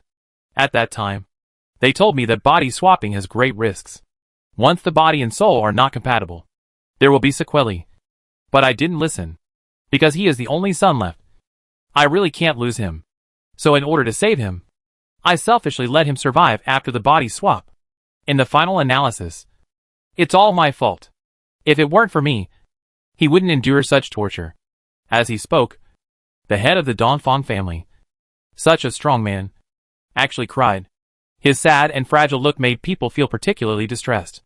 Su Maoyang looked at him with a bad taste in his heart. Thinking of what happened in Xingyuan Holy Land, he felt extremely guilty. No, it's not your fault. It's mine. If he hadn't saved me and taken that blow for me, he wouldn't have ended up with a body swap. When Uncle Six heard these words, he became even more anxious. He grabbed the doctor and asked excitedly, Doctor, it's been a year. When will his body and soul be able to fit together? It depends on the person. It may be that they will fit together slowly as time goes by. Or it may never fit together in a lifetime. The doctor shook his head and could not give an accurate answer. A lifetime? If they can't fit together, then he will have to endure this torture for the rest of his life? Like a porcelain doll. He will fall down at any time. Dongfang Jianbo shook the doctor's body and growled excitedly. The imperial physician was dizzy and pale after being shaken by him. He hurriedly reminded, Ahem. General. Calm down. The most urgent task now is to use the lower-level holy-grade soul-gathering and refining pill to save young Master Dongfang. In Dongfang's condition, he can only survive for 10 days at most. After 10 days, I'm afraid even the soul-gathering and refining pill will be useless. So you should hurry up and find a way to get the soul-gathering and refining pill. This is the key.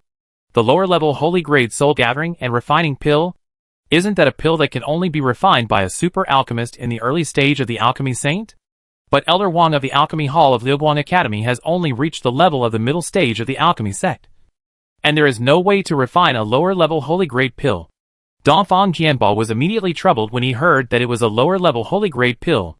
The head of the Dongfang family also frowned and paced back and forth anxiously. Yes, if it was a middle-grade pill, I could ask my third brother to test the pressure for Elder Wang and ask him to help refine the pill. My third brother is the dean after all. Elder Wang will not refuse this favor. But it happened to be a holy pill. This level of pill is beyond his ability. What should I do? Chapter 1183 asked those old guys for help. Brother, in the Maple Forest Empire, only the 3 old guys in the Alchemy Guild can refine holy medicine. It seems that we have no choice but to ask them for help.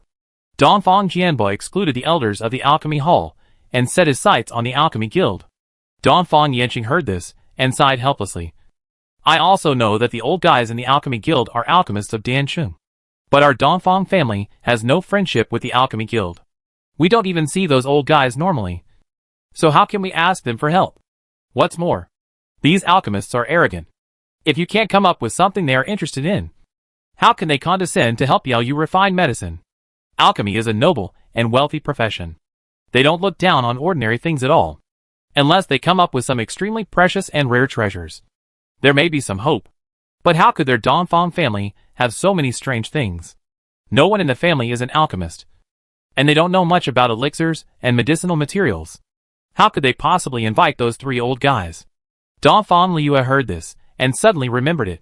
She shouted excitedly, Uncle, 6th uncle, Suimo might be able to do it. Last time, Sumo's divine pattern elixir alarmed the old Dansheng and the 2 presidents. In order to buy Sumo's elixir, the old Dansheng begged her humbly. If Suimo went to the old Dansheng might really help Brother Yaoyu refine the elixir. Dongfang Yanqing and Dongfang Jianbo didn't expect there was such a thing. They widened their eyes in surprise, and looked at Su Maoyang in surprise. They had only heard of the divine mark pill, but had never seen it. Even the old Dan Sheng couldn't make this thing. And Suemo was not an alchemist. So how could he have such a precious pill? Suemo, you actually have a divine mark pill? You are not kidding. Right? Dongfang Yanqing frowned and asked in shock. Before Su Maoyang could speak, Dongfang Liu explained first. She was extremely excited when talking about the divine pattern pill. How could I joke at this time? I'm telling the truth. Suemo really has a divine pattern pill, which was given to her by an amazing alchemy master. The old guys from the alchemy guild got the news and rushed to the academy to watch Sumo's pill. Uncle, sixth uncle, you didn't see it. Suemo was so powerful that day. Even Elder Wang didn't dare to do anything to her. Dongfang Jianbo was quite surprised when he heard this explanation. He stared at Su Maoyang in disbelief. A divine pattern pill given to you by an expert? Is this true? Su Maoyang didn't expect that Dongfang Liu actually believed the lie he made up just to deal with the elders of the alchemy hall. There was no other way.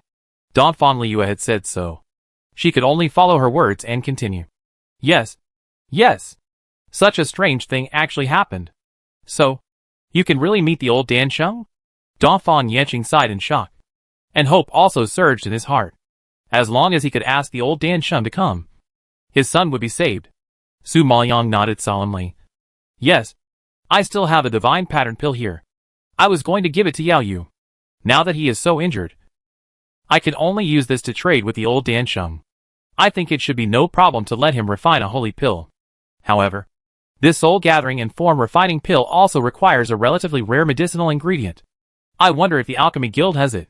The imperial physician nodded solemnly upon hearing this. I think even if the alchemy guild has it, it will not be easily taken out, because this rare medicinal ingredient is called the golden spirit fruit. You should all know that the golden spirit fruit is the favorite food of the Black Thunder Explosion ape, and the golden spirit tree only produces one fruit every year, which is very rare.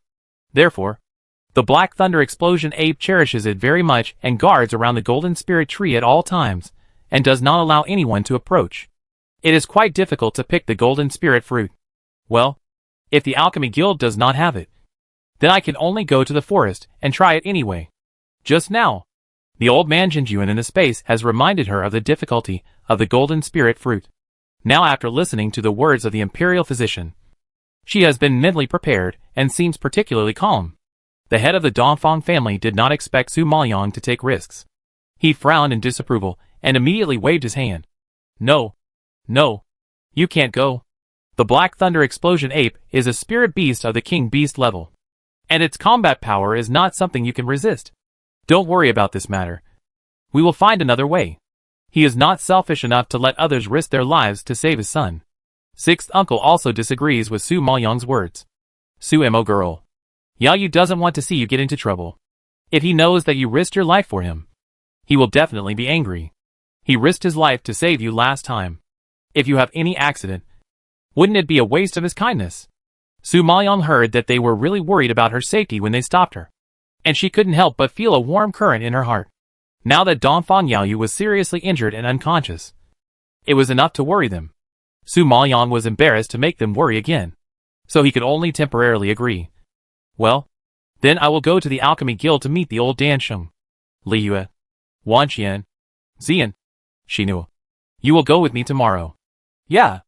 Okay. If you need me, just tell me. Dongfang Liu nodded quickly. Wan Qian and Xian looked at each other. Do you need so many people to go to the alchemy guild? But thinking that this was to save Dongfang Liu, they certainly had no reason to refuse. Well, okay. We will go with you tomorrow. Xinua was Su Mo's subordinate, so naturally he would just follow her orders without any complaints. Okay. You still have to go to the alchemy guild tomorrow to deal with those shrewd old guys, so you should go back and rest quickly. Dongfang Yanqing knew that those old guys were very cunning and not so easy to fool, so he had to spend some time talking. Now the most urgent thing was to conserve his energy. Dongfang Jianbo thought that all the disciples were tired after so many things happened today, so he waved his hand and drove them away. Go back and rest. Yue has stabilized her pulse for the time being. We are here to guard her. She should be fine. You are blocking here, and it will only cause trouble. Everyone knew that staying here would be useless, so they left the room one after another. Seeing that most of the disciples had left, Dongfang Yanqing called Su Maoyang. Su Mo girl. You stay. The doctors who were treating Dongfang Yaoyu saw that the head of the Dongfang family had important matters to discuss. So they all said goodbye tactfully. Young Master Dongfang is not in danger for the time being. The general can rest assured. We will go down and get medicine for him now. Well, thank you for your trouble.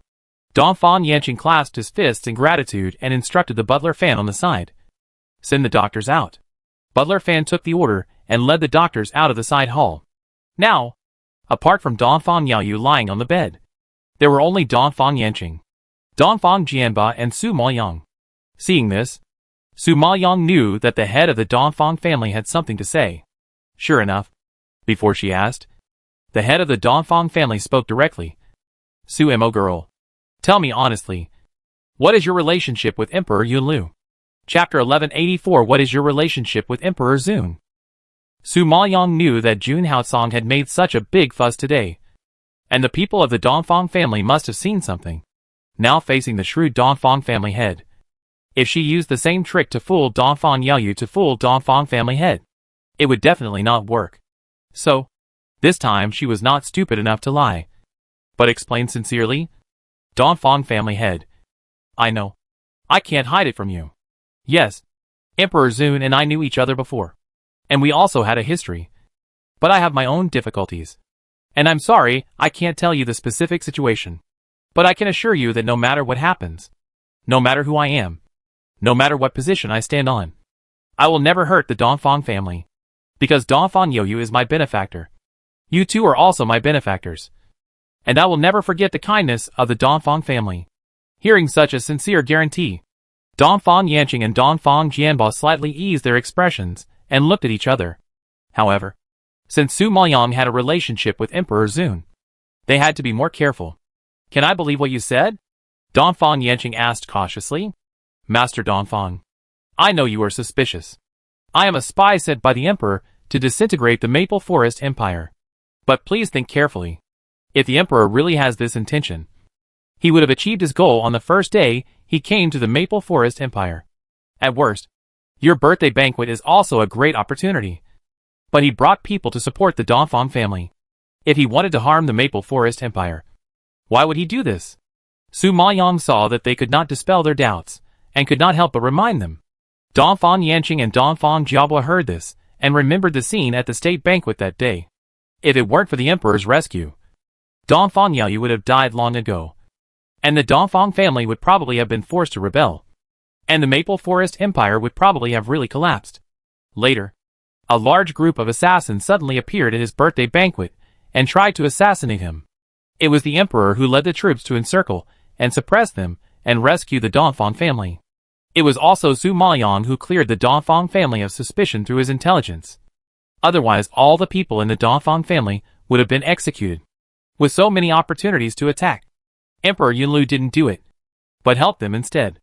It's really hard to say that he wanted to disintegrate the Maple Forest Empire. But they couldn't figure out why Emperor Yunlu suddenly came to the Maple Forest Empire. However, after spending time with Su Mo during this period, they still had a certain understanding of Su Mo's character. Even if they were a little confused, they were still willing to choose to believe. Su Mo girl, since you have promised me this, I will not make it difficult for you and investigate the truth behind it. Because I believe in my son's vision. The person he is willing to sacrifice his life to protect must be an outstanding person. I hope you will not let us down. The head of the Dongfang family said earnestly. Su Maoyang clasped his fists gratefully. Thank you, head of the family. Thank you, sixth uncle. Okay, go back and rest. You still have to deal with those old men tomorrow. The head of the Dongfang family waved his hand, signaling her to leave. Su Maoyang saluted and turned to leave the side hall. The next morning, just after dawn, Su Maoyang, Dongfang Liyue, Xiaohu brothers and sisters, and others left the Dongfang mansion and rushed to the Alchemy Guild. Dongfang Yaoyu only had 10 days, and they had a heavy task, so they had to hurry up. But when they arrived at the Alchemy Guild, they were turned away, because it was early in the morning. The elders of the Alchemy Guild did not show up, and the servants and nominal elders were taking care of things outside. The nominal elders were basically selected from the alchemy elders in the 4 major colleges, because the old man Dan Sheng specially blocked the news of the divine pattern. The elders under the Alchemy Guild did not know about the divine pattern, let alone Suemo seeing a group of young people rushing into the Alchemy Guild. They naturally did not allow it. This is the Alchemy Guild. You can't run wild here. Get out before I get angry. A middle-aged man in a black gown, with a pale face and thin body, but a strong momentum. That's right. The status of the alchemist is noble, and they don't take people seriously, let alone a group of little brats. Su Maoyang didn't want to have a conflict with others, so he politely clasped his fists and saluted, stating his purpose. Elder, I am Su Imo, a junior, and I want to see the old Dan Sheng. Can you please help me pass the message? The old Dan Sheng? Ha! You are worthy of seeing the old Dan Sheng? Even I am not qualified to see the old Dan Sheng. Who the hell do you think you are? And you dare to claim to see the old Dan Sheng? Get out of here. Don't blame me for being rude if you don't get out of here. It was the first time that the black-clothed elder encountered someone who came to the Alchemy Guild and said he wanted to see the old Dan Sheng. He immediately felt it was very ridiculous and waved his hand impatiently to drive him away. Su Maoyang was somewhat helpless in the face of his attitude, and continued to explain patiently. Elder, I really have something urgent to see the old Dan Sheng. As long as you tell him my name, he will definitely come to see me. Oh, I didn't expect that you were so arrogant even though you were young. Tell him your name. You really think you are a big shot? Right. Even if the Emperor comes today, he may not be able to see the old Dan Sheng. Who do you think you are? The old Dan Sheng has been in seclusion recently to study elixirs, and no one dares to disturb him. If I help you to inform him, I will be courting death. You guys hurry up, and don't make trouble for me here. The black-clothed elder shouted angrily, and his patience with them had reached the limit. Seeing that the other party was unmoved, Donphan Liue was worried about her brother's safety and retorted impatiently. Elder, you didn't help us pass the message today, but you are looking for death. If the old Dan Sheng knows, he will never let you go. The elder didn't expect that a little girl would dare to speak rudely to him. He was so angry that his face turned black. He waved his hand and slapped Donphan Liue. Although Donphan Liue was powerful, she was no match for the elder. She was immediately shot back a few steps, and blood flowed from the corner of her mouth. Su Maoyang didn't expect the elder to dare to take action. He was also angry and gritted his teeth and said, Elder, I advise you to take us to see the old Dan Sheng. Otherwise, I will make you pay a heavy price. Oh! You little girl. You dare to threaten me. I will beat you to death today. The black-clothed elder had never been warned by the younger generation like this, and he immediately stretched out his hand to greet Su Maoyang in anger. Just as he was about to hit Su Maoyang, a majestic voice suddenly came from the Alchemy Guild. What are you doing making so much noise so early in the morning? Hearing the familiar voice, the black-clothed elder froze and immediately turned to look at the old man walking behind him.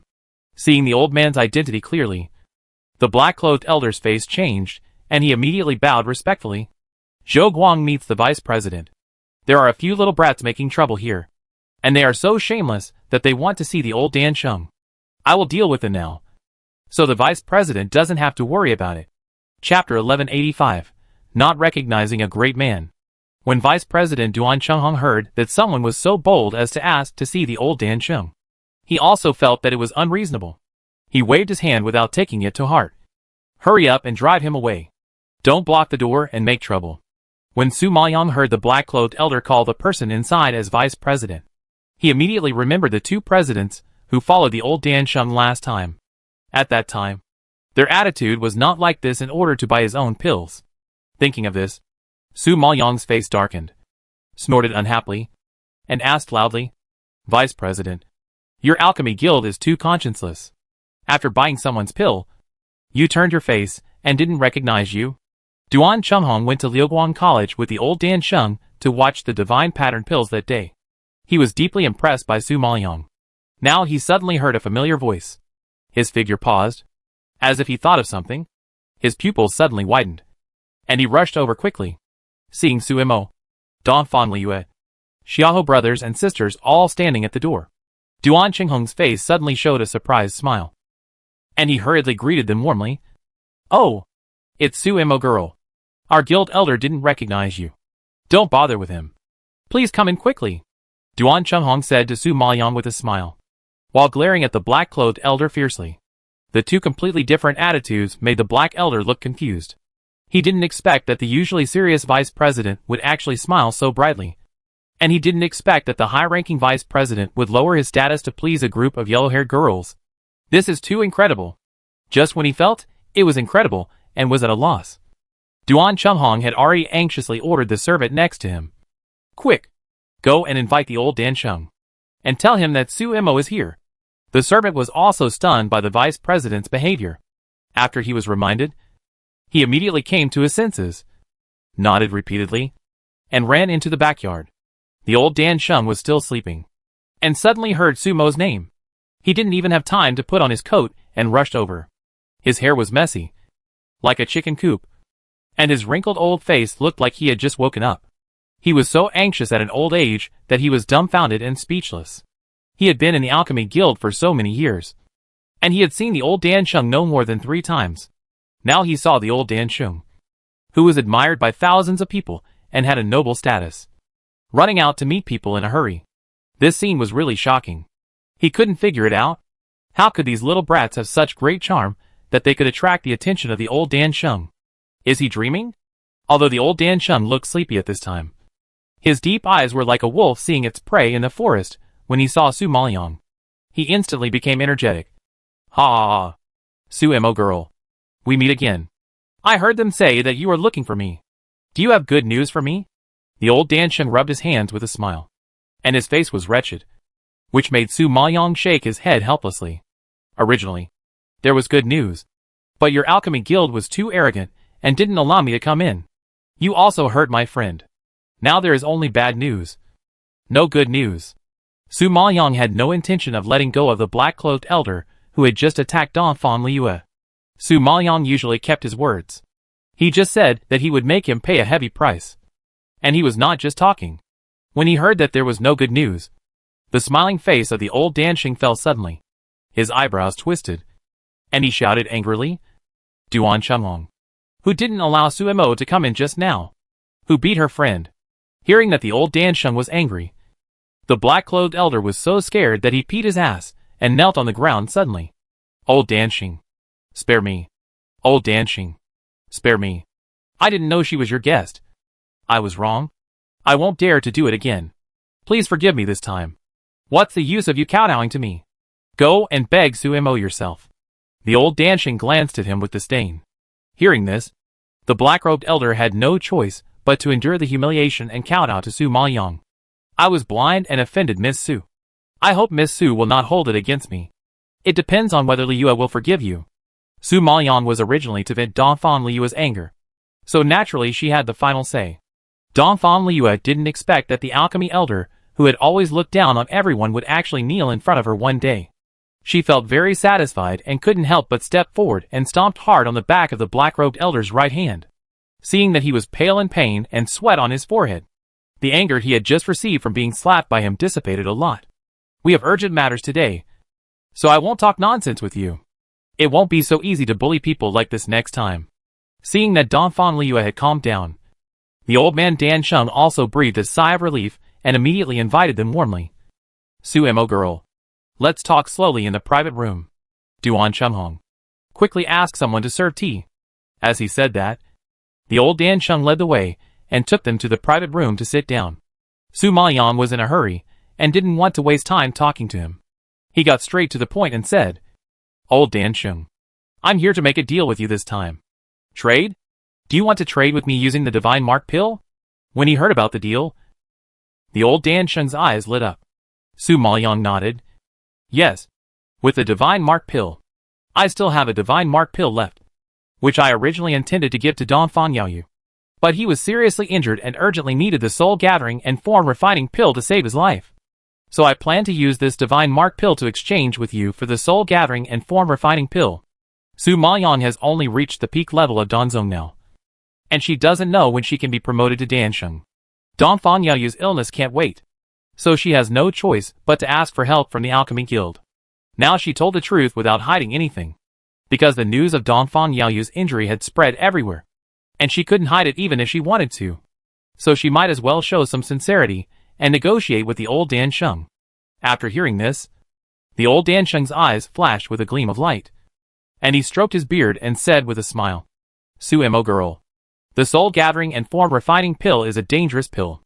The refining process is a bit harmful to the body. Not to mention that the required medicinal materials are extremely precious. At least our alchemy guild doesn't have them. Your deal makes me a little embarrassed. We will find a way to get the medicinal materials ourselves. And don't worry about it. The old Dansheng only needs to help refine it. And after the matter is completed, I will give you this divine pattern pill. As he said, Su Maoyang took out the 5 elements golden marrow pill and showed it in front of him. Seeing the divine pattern pill again, the old Dansheng was still attracted and couldn't take his eyes away. He couldn't help licking his lips, but finally suppressed his inner desire. Sumo girl. Wouldn't it be a little less to exchange this divine pattern pill for a life-saving pill? Chapter 1186. A very cunning old man. This cunning old fox. When he heard that she was in a hurry to get the elixir to save her life, he acted like a big shot, because he knew that he had the initiative. And now was a good opportunity to blackmail her. How could he let it go easily? Su Maoyang had expected him to have such a reaction. But there was no surprise. He said calmly, Old Dansheng, we provide the medicinal materials ourselves. We just use your hands to refine it. Aren't you being too unkind? Sumo girl. You are not pleasing to hear. You blackmailed me a lot at the beginning. And I gave you my most beloved 9-tailed purple Ganoderma flower without a word of complaint. Now I just want to ask you for more divine pattern elixir. But you are so stingy. It is you, the girl, who is unkind. The old Dansheng pretended to be aggrieved and muttered dissatisfiedly. And a few words became Su Maoyang's fault. Su Maoyang didn't expect that this old man was not only cunning, but also very sharp-tongued. She smiled helplessly, and was too lazy to waste time with him here, and said straightforwardly, Okay, I will trade your Ju Lian Xingdan with 3 god pattern pills. Right? The old Dansheng shook his head stubbornly, refusing to give in. 5 is the deal. Seeing that he was so greedy, Su Maoyang sneered speechlessly. Old Dansheng, you are asking for too much. If you are like this, then I will return the 9-tailed purple Ganoderma flower to you. And you return the spirit Ru Qingyong pill to me. Now I don't want to sell you a single god pattern pill. The old Dansheng didn't expect that not only did he not extort more pills, but he had to spit out the pills he had already bought. He was so scared that his face changed, and his attitude softened immediately. And he said with a smile, Girl, don't be so heartless. You have sold it to me. How can I take it back? Okay. 3 is 3. I see that you are a straightforward girl. I will make friends with you, and not make things difficult for you. Su Maoyang has never seen such a cunning and shameless old man. What's the point of making friends with her? If he didn't want to spit out the meat in his mouth, he would probably have to blackmail her shamelessly. Sure enough, the old man who lived for 200 years is like a human being. But I only have 1 god-mark pill on me now. And I'm going to the forest soon, so I can't give you the other 2 for the time being. You also know how precious the god-mark pill is. It's not so easy to get, so you have to give me some time. Su Maoyang had already refined 3 divine rune pills. If he wanted to refine another one, he would have to find time to do it. Time is not a problem. But do you have a divine rune of the holy grade? You asked me to refine a holy pill. So shouldn't you also exchange it for a holy pill? The old Dansheng was still unwilling to give up, and wanted to squeeze more benefits. Su Maoyang rolled his eyes at him, and said coldly, No. The highest grade is only the upper supreme grade. So forget it. Hearing this, the old Dansheng narrowed his eyes slightly, and a barely perceptible darkness flashed across his eyes. And then he smiled and flattered. Ha! Forget it if you don't have it. It doesn't matter. You can give it to me when you come back. Okay. Then it's settled. If you regret it again, you can forget about getting that pill. Su Maoyang knew that this guy was as cunning as an old fox, so she warned him in advance to avoid him changing his mind again. She didn't have that much time to waste with him. Ha! Who am I? How could I go back on my word? Just go with peace of mind. The old Dansheng smiled and waved his hand. Su Maoyang's mouth curled up with a hint of sarcasm. Ha! I know what kind of person you are now. Forget about verbal words. Let's sign a document. The old Dansheng didn't expect Su Maoyang to be so cautious at such a young age. He immediately raised his head and laughed. Ha! You are the first person who dares to bargain with me and question my character at this age. You are also the smartest girl I have ever seen. Your personality is somewhat similar to mine. Since you are so suitable for me, I will sign a document for you. Duan Chunghong. Go get the pen and ink. Duan Chunghong didn't expect Su Mo to be so excessive. But the old Dansheng could still treat him with a smile. He looked at Su Mo in shock and turned around and walked out of the private room. He moved quickly and rushed back in the blink of an eye. The old Dansheng took the paper and pen and started to write the document. He pressed his handprint and raised his head and asked with a smile. Smart girl. You should be relieved now. Right? No. I will only be relieved when I get the Jupa Lianqing pill. Su Maoyang said coldly. Haha. You are so cautious at such a young age. It's really not cute. The old Dansheng shook his head with a smile. Su Maoyang raised his eyebrows. The kind of people who are pitted by you are cute to you. Right? Ha ha ha. You little girl. Su Maoyang didn't have time to talk nonsense with him. After seeing him sign the document, he stood up and asked people to leave. Li Yue. Wan Qian. Let's go. The old Dansheng didn't bother with her and immediately ordered loudly. Duan Chunghong. Go and see Su Mo off. Please stay. President. We are in a hurry, so we don't need to bother you. Su Maoyang didn't care about these formalities and refused directly. After she finished speaking, she walked out of the private room and quickly disappeared in the alchemy guild. Only when he saw that they had completely left the guild did the old Dansheng restrain his smile and ordered seriously. Send someone to follow her to see if she has contact with anyone. Remember, you must be careful and don't let her find out. Duan Chunghong was also old. Hearing what he said, he immediately reacted.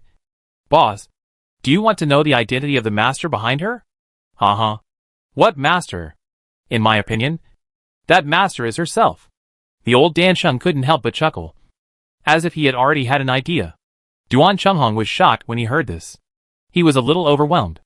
Boss, what do you mean? She is the master? Are you saying that she made those divine pattern pills herself? How is this possible? Su Mo looked like she was in her early 20s. About the same age as Han Sinyu and Xiao Qingyi, the young geniuses. How could she make divine pattern pills?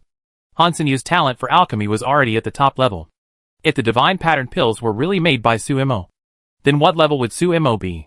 Duan Chunghong felt particularly horrified when he thought of this possibility. He shuddered uncontrollably. He really couldn't accept this speculation. At this point, the old man Dansheng's expression was also very solemn. He knew what a 20-year-old divine pattern alchemist meant. He was no less shocked than Duan Chunghong, now facing his doubts. The old man Dansheng couldn't give a definite answer. I'm not sure now. It's just a guess. That's why I asked you to investigate. Chapter 1187, The Speculation of the Old Dansheng. Duan Chunghong still couldn't figure it out. Boss, why do you have such speculation without any evidence? Su Mo is just a little girl. If you say that the master behind is the girl herself, it's too much of an overestimation of her. When the old Dansheng heard this, his pupils flashed with wisdom. He stroked his beard and smiled. She said that she only had one divine pattern pill left, but she was short of 2 for the deal with me. The divine pattern pill is so valuable. She must carry it with her. How can she leave it at home without worry? So now she can't take it out, which means that she has limited divine pattern pills in her hand and can't take out so many. After hearing this analysis, Duan Chunghong seemed to have some clues. You mean? She is just because she has no divine pattern on her body. Pills. So it takes time to go to the master behind the scenes to ask for the divine pattern pills? No wonder she said to postpone the time. So that's the case. Yes. She needs time. So there are only 2 possibilities.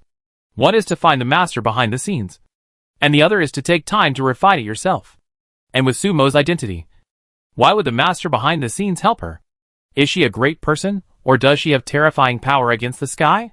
She wants a few divine pattern pills, and the master will give her a few. Is there such a good thing in the world?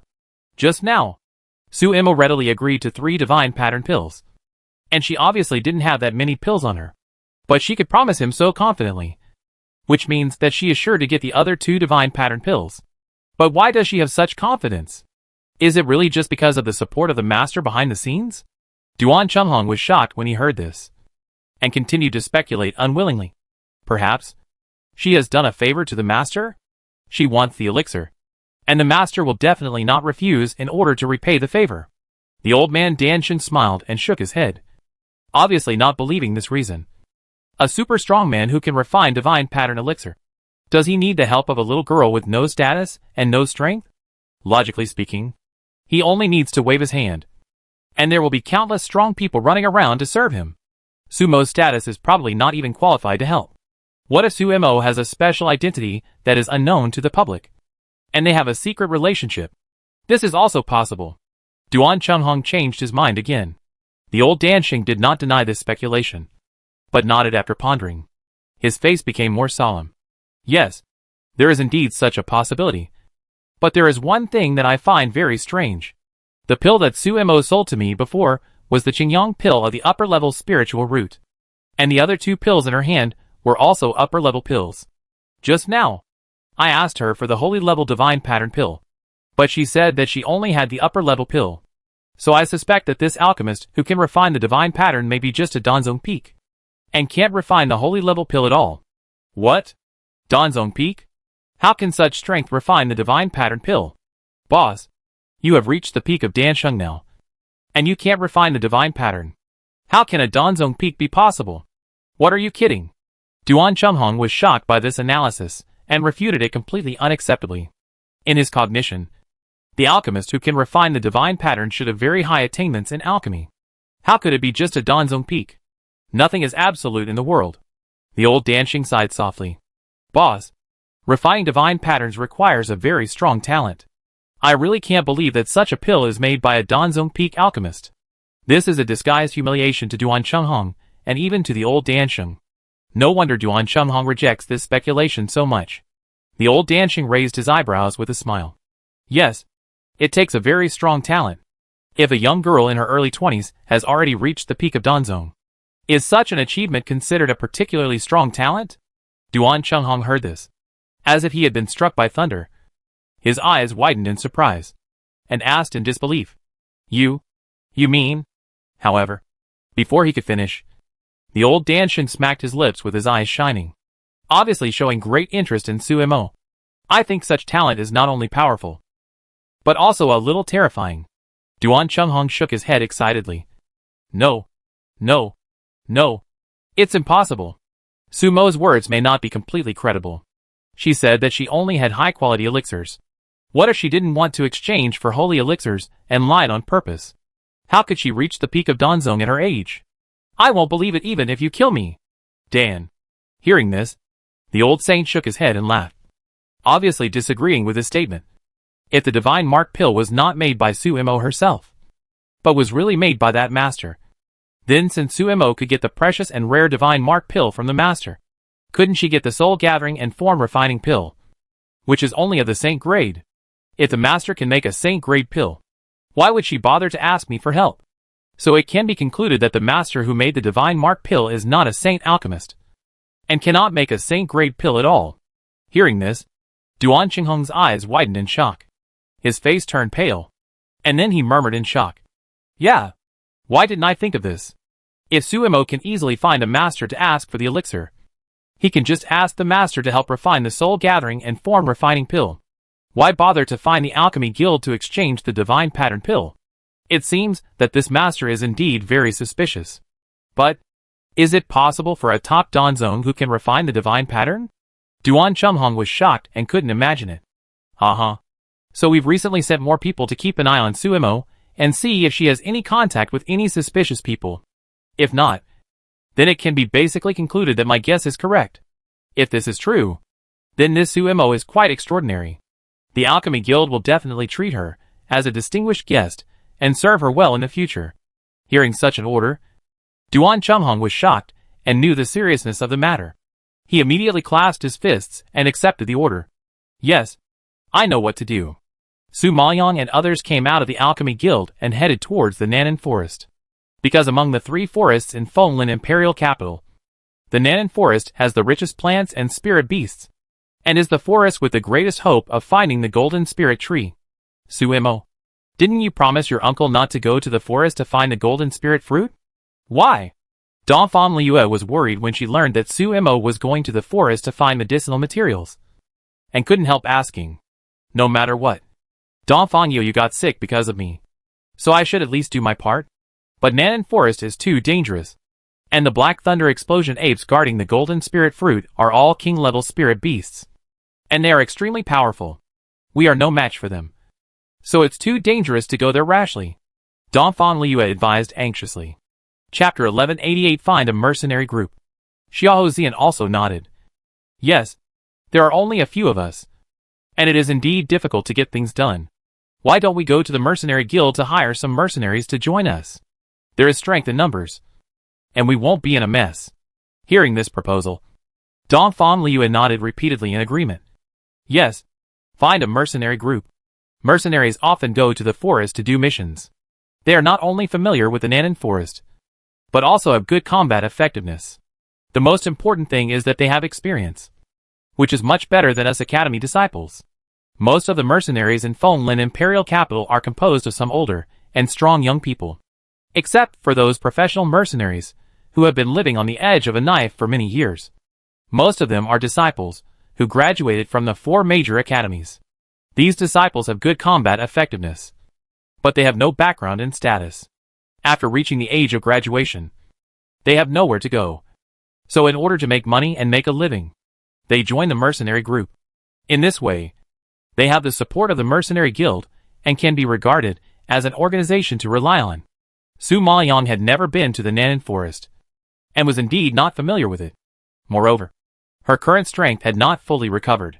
The only ones that could be used in the space were the Sky Demon Marten and the Sky-Reaching Flamingo.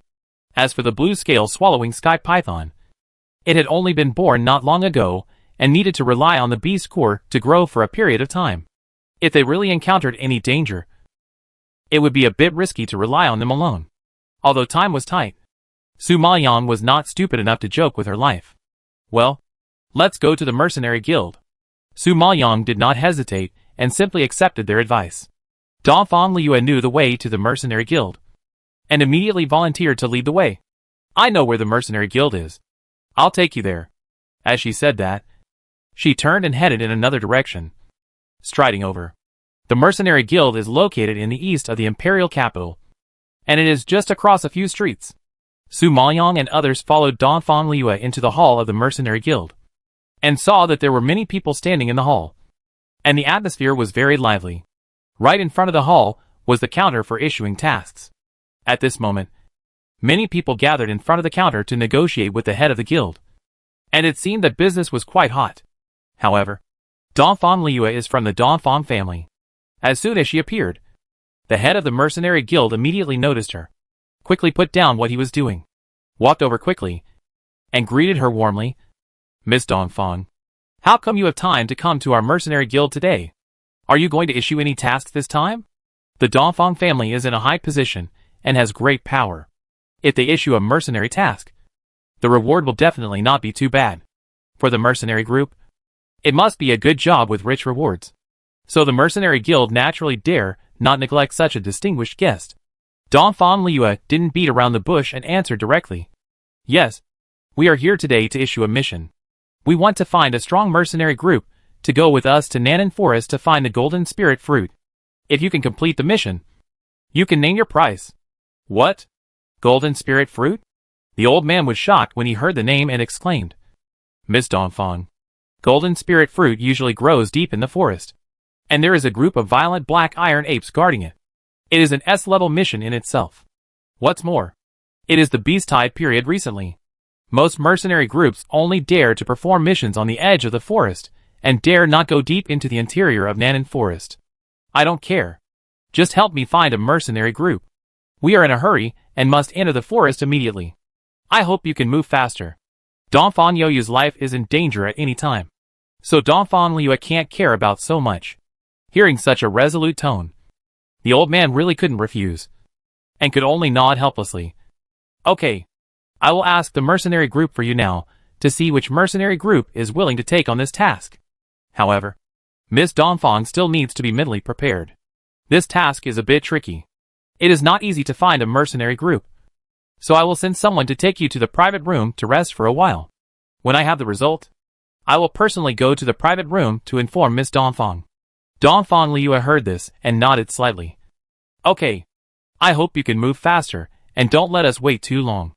Don't worry. I will contact the mercenary group immediately, and will never delay Miss Dongfang's time," the old man promised solemnly, and then waved his hand, and asked the servant to take them to the private room to rest. The old man's efficiency was indeed good. Su Maoyang and others only waited for half a cup of tea in the private room before they got the result. "Miss Dongfang, I'm really sorry.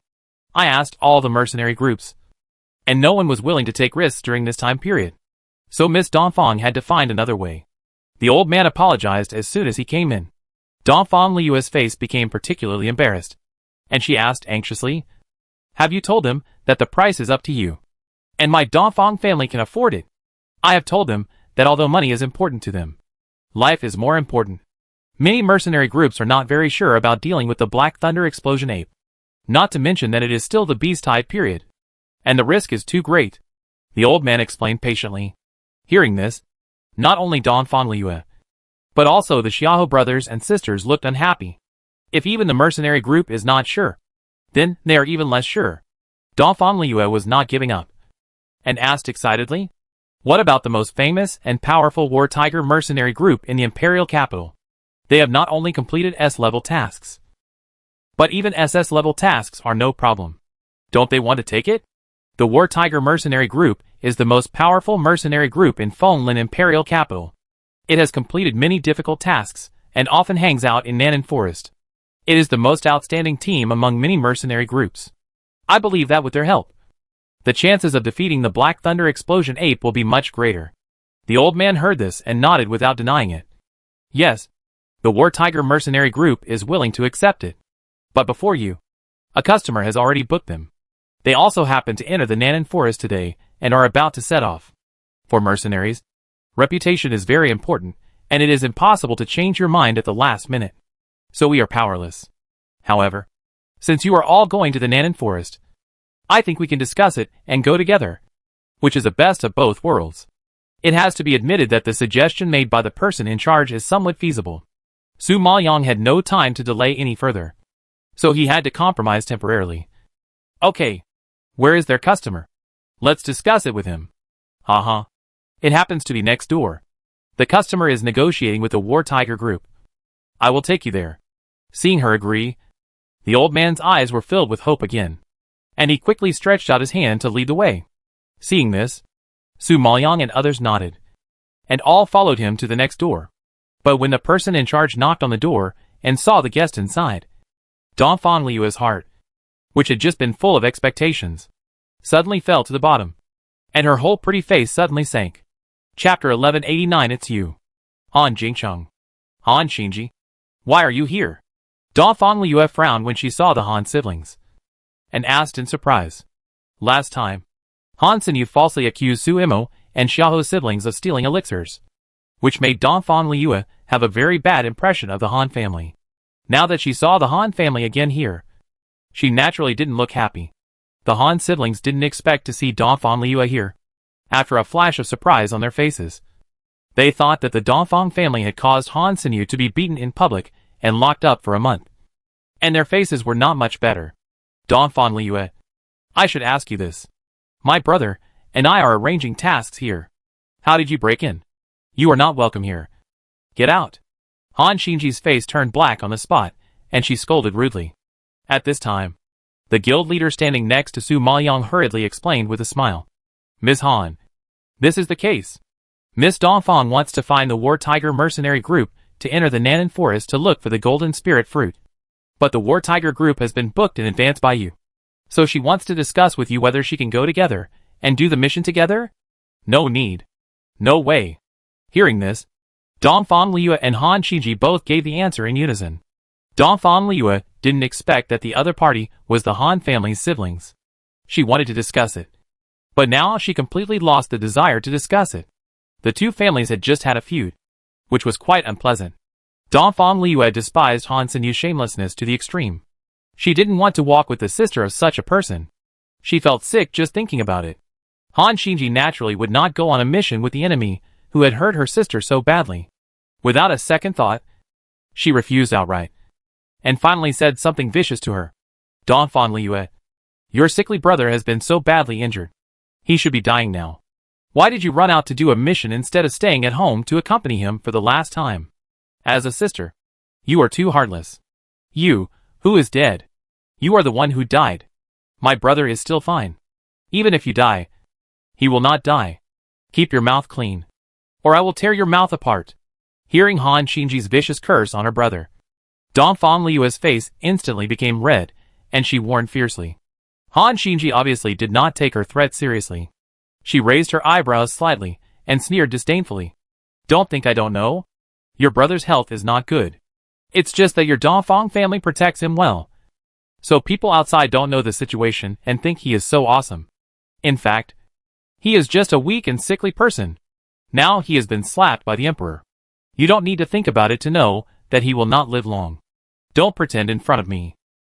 Dongfang Liyue was so angry that she gritted her teeth and trembled all over. Without saying a word, she burst out with spiritual power and planned to rush up to fight with her. Su Maoyang saw this and quickly stopped her, reminding her seriously, "Don't make trouble. We still have something to do." They didn't have much time to begin with, and now they didn't have enough people, and the task was very difficult. If they fought with the Han brothers and sisters, once they were injured, their combat effectiveness would be further weakened. In fact, this was secondary.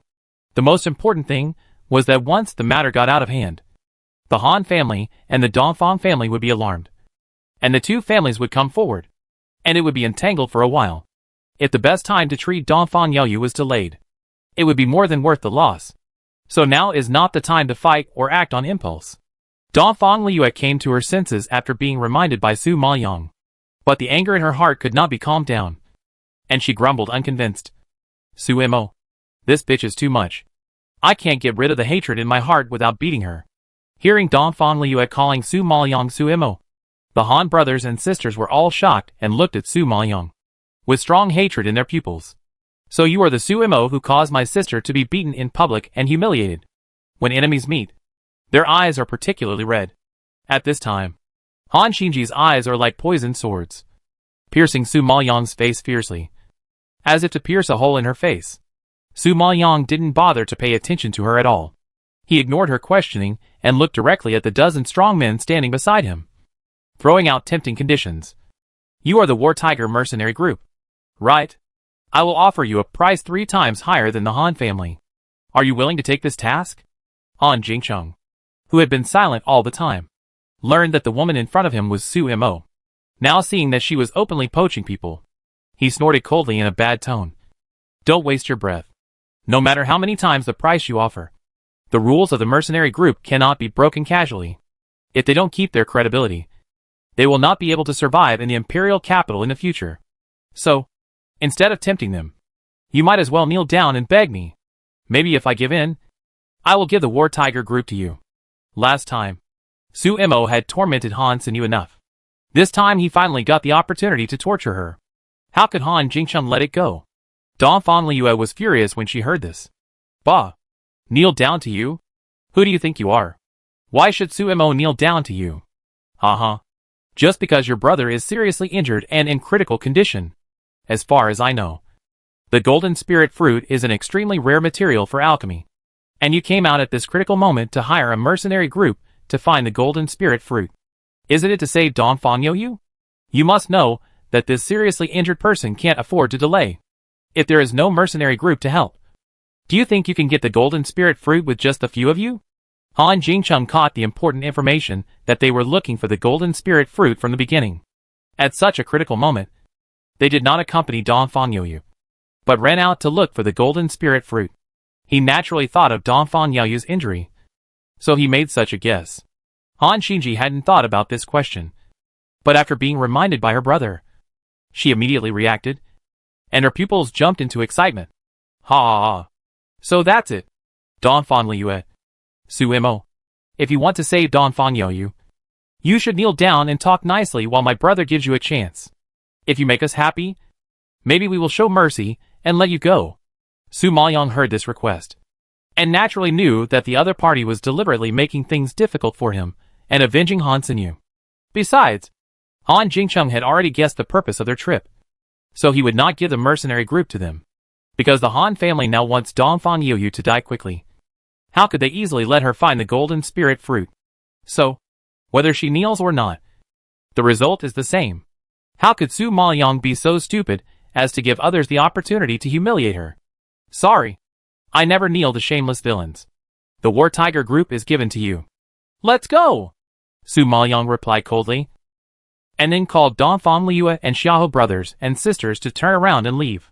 Seeing Su Imo and the others leave like this, Han Xingji was still a little unwilling, and said to Han Jingcheng anxiously, Brother, letting them go like this, isn't it too easy for them? Chapter 1190 Asking for help from the Red Star Alliance. Hearing this, Han Jingcheng's deep pupil shot out a cold and dark light, and the corners of his mouth curled up, forming a cold arc. Even if we trap them here, we can't do anything to them. But if we get the golden spirit fruit first, what do you think will happen to them?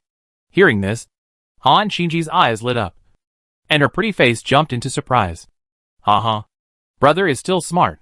As long as we get the golden spirit fruit first, we will have the initiative. If they want to save Dongfang Yaoyu's life, sooner or later they will have to beg us humbly. The brothers of the War Tiger group standing aside looked at each other in surprise when they heard this. One of the burly and strong middle-aged men asked in confusion, Mr. Han, do you mean that we don't want to do the previous task and temporarily change it to the golden spirit fruit? No. The previous task must be done. But before that, snatch the golden spirit fruit first. Han Jingcheng shook his head slightly and ordered. Well, that's 2 missions. If the price is right, the War Tigers are not fools. Now there is one more mission, and it's a very difficult one. So they are naturally not satisfied with this price. Han Jingcheng knew what he meant and glanced at him coldly. My Han family is a family of alchemy. Do you want me to be unable to pay this little money? The leader of the War Tigers was the middle-aged man who had just spoken.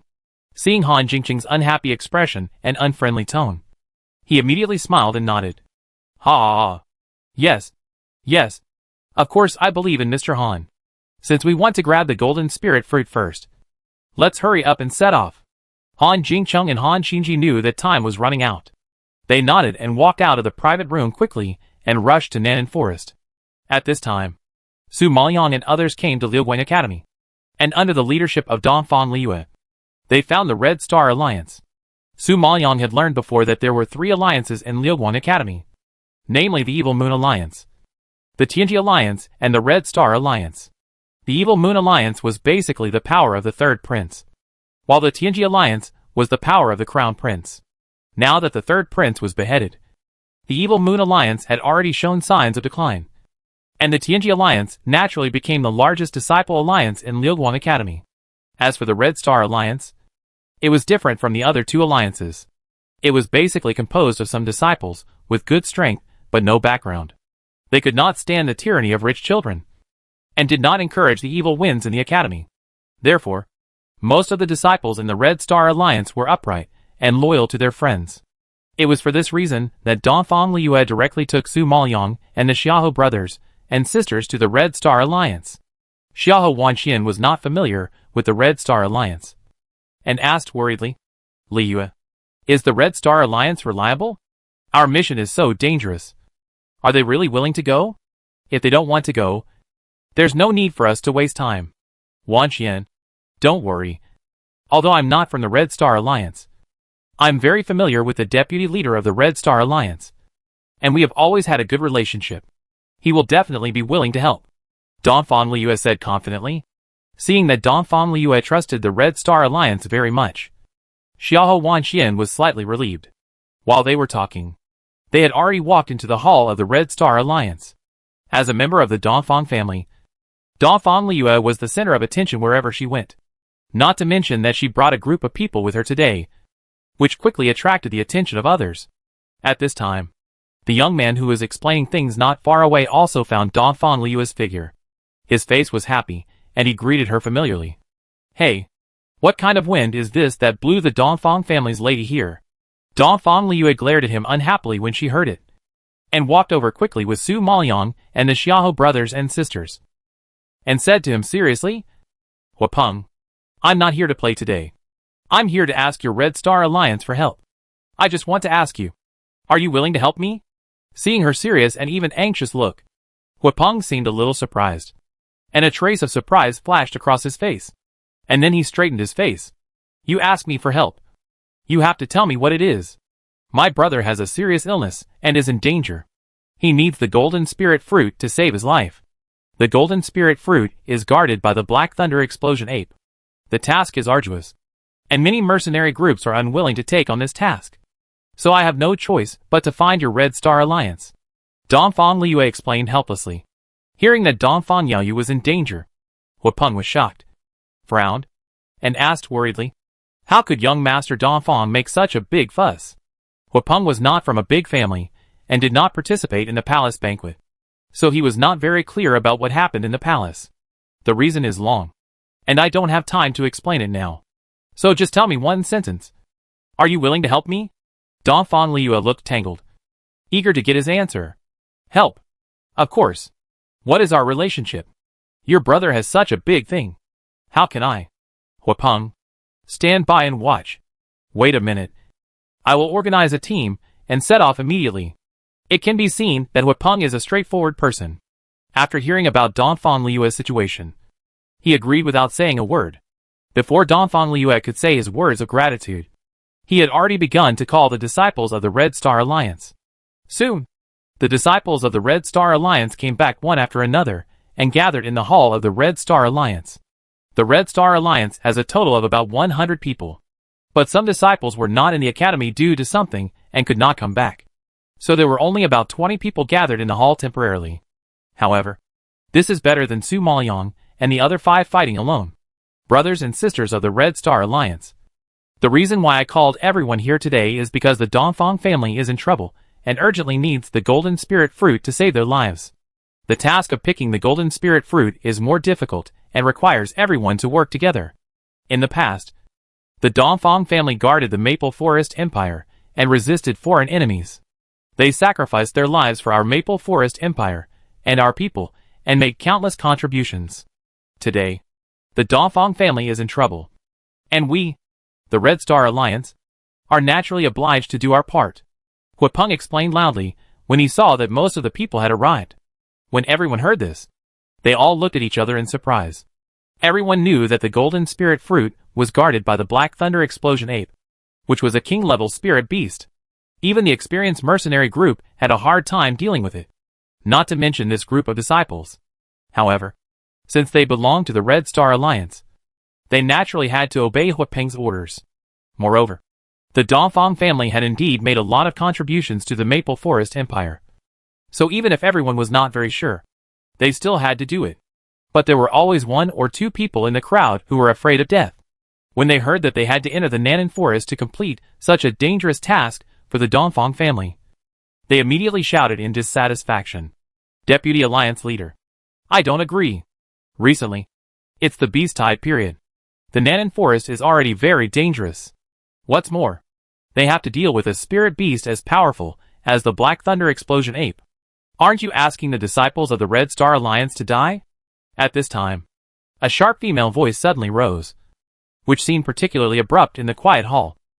Chapter 1191, he is actually the leader of the Red Star Alliance. Hearing the voice of stopping, Dongfang Liu and Su Maoyang both looked up and looked in the direction of the voice. The person who spoke was a woman in an orange dress. Su Maoyang felt that she looked familiar, but he just couldn't remember where he had seen her. But Dongfang Liu recognized her at a glance, frowned, and said unhappily, Hu Buli, your sister Hu Mangrao is a running dog for Han Sinyu, and deliberately framed our Dongfang family. I haven't caused trouble for your Hu family. What do you mean now? Do you think I am too lenient to your Hu family? Hearing Hu Mangrao's name, Su Maoyang remembered it completely. She remembered that day when Han Sinyu wrongly accused her of stealing the divine pattern elixir. She was followed by 2 little followers. Later, Han Sinyu was imprisoned, and the 2 people around her were also unlucky and were imprisoned. One of them seemed to be called Hu Mangrao. It seems that the orange-dressed woman in front of me is Hu Mangrao's sister. I didn't expect that she would meet 1 or 2 enemies wherever she went. Is this the legendary narrow road for enemies? Thinking of this, Su Maoyang was quite helpless and couldn't help but said, Miss Hu, if you don't want to accompany us to Nanan Forest, we won't force you. You can withdraw? Humph. Of course I have to withdraw. I'm not stupid enough to take risks for your Dongfang family. In order to save Dongfang Yaoyu's life, you selfishly let us, the Red Star Alliance, go to die. The Dongfang family is too shameless. So, not only do I have to withdraw, I also strongly oppose this action. Deputy Alliance Leader, you can't ignore all the members of the Red Star Alliance for loyalty. If you do this, I will be the first to disagree. Hu Buili angrily refuted loudly. And everyone immediately began to waver, and couldn't make up their minds for a while. Now, because of Hu Buili's instigation, there are also voices of opposition in the crowd. Yes, Huapeng, although you are the deputy leader, you can't joke with everyone's lives. Besides, only the leader has the final say on such a matter of life and death.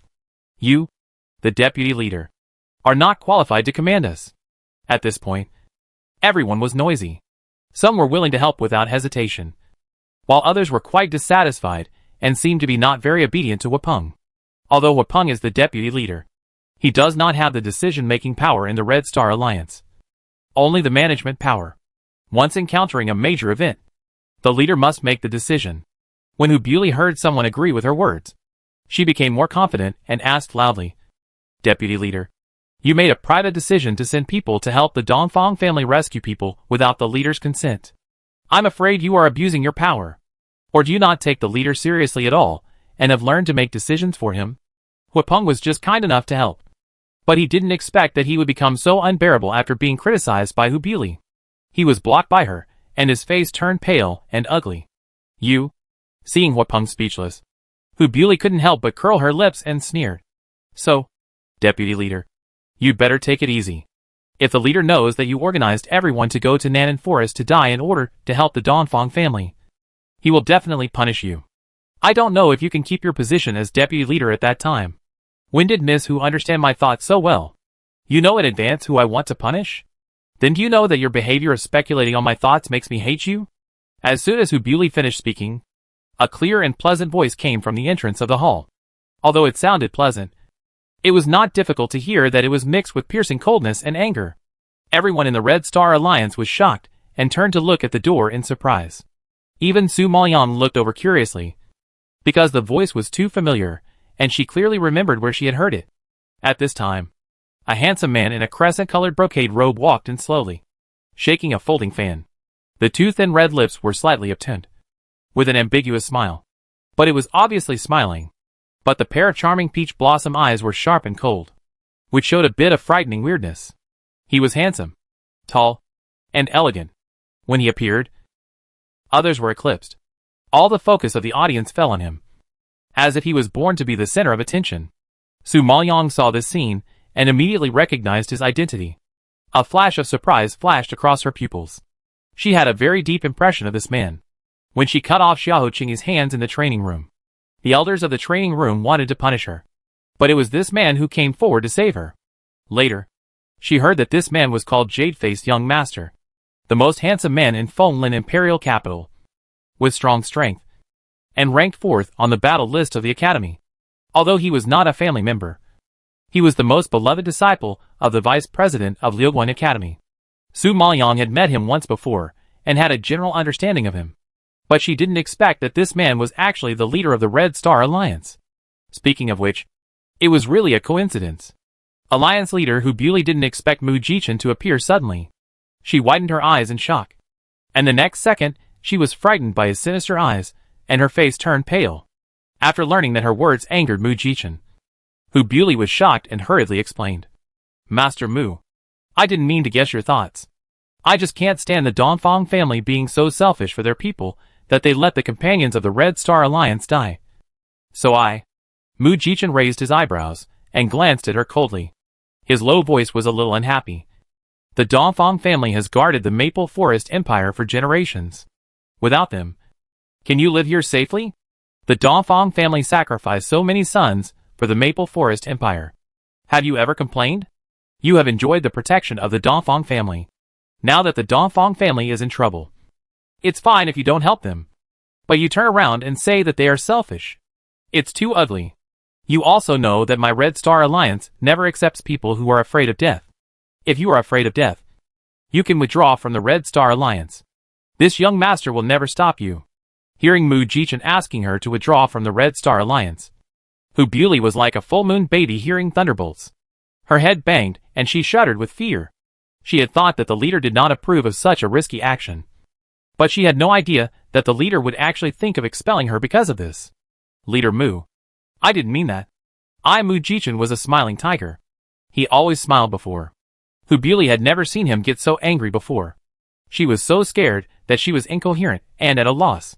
When I am not here, Huapeng has the final say on all matters. Huapeng's meaning is my meaning. If you oppose him now, what else can it mean except opposing my meaning? Since you don't obey the arrangements of the Red Star Alliance, you'd better get out of the Red Star Alliance as soon as possible. Mu Jichen's tone was flat, but the words he said were very cold and heartless. Chapter 1192, When did you become so familiar with him? Hu Beauty did not expect such a small matter to cause such a big fuss. She was immediately panicked and begged for mercy with a pale face. Alliance leader, you misunderstood. I am not against you. Nor am I afraid of death. As long as it is your order, I will naturally do my duty. Please don't kick me out of the Red Star Alliance. The Hu family is just an inconspicuous small family in Fenglin Imperial Capital. They are not qualified to join the Evil Moon Alliance and the Tianji Alliance.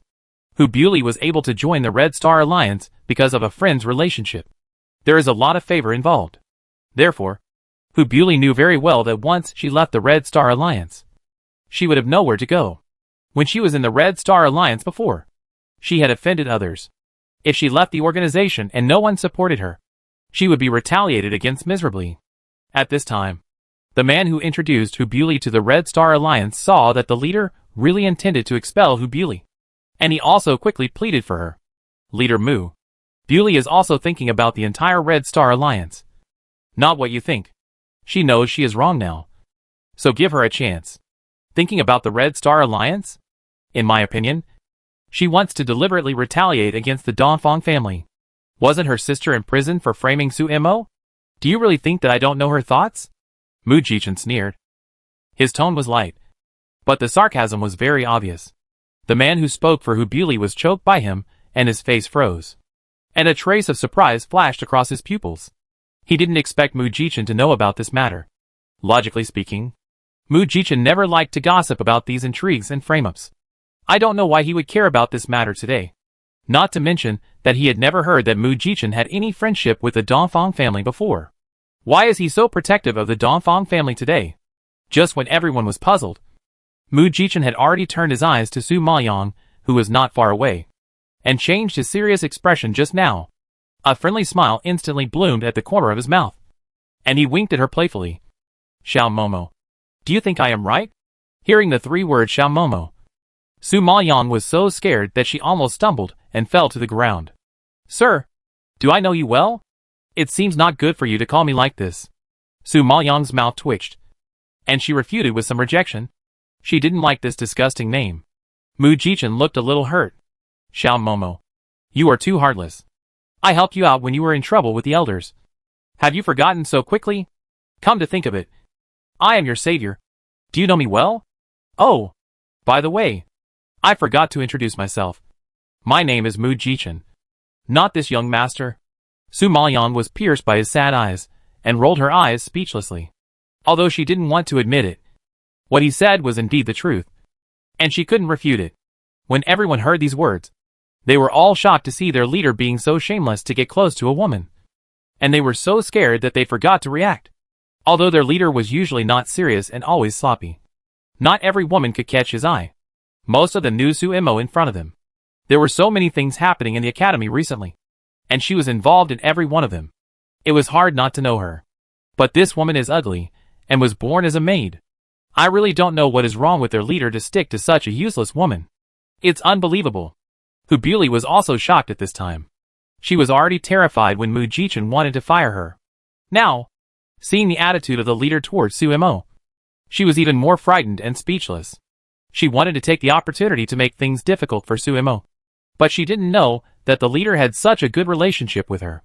Her face was like being slapped. Burning. Dongfang Liu didn't know that Su Mo had hooked up with Mu Jichen.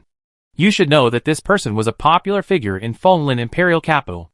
Many people wanted to get close to him, but couldn't. She was very excited and exclaimed on the spot. Su Mo, you are capable. You even know the jade-faced young master who is fourth on the battle list. You are hiding it very well, since you have such a good relationship with the jade-faced young master. Why didn't you say it earlier? If he came forward, would the Red Star Alliance dare to say no? Why bother so much? Donphan Liu was angry and surprised. She was angry that Su Imo kept it a secret from her. And she was surprised that Su Imo actually had such an amazing friend. Su Maoyang was full of helplessness when she was scolded by her. She didn't even know when she had a relationship with the jade-faced young master. They only met once. And she didn't know that he was the leader of the Red Star Alliance. How could she have said it earlier? Yes, Xiao Momo.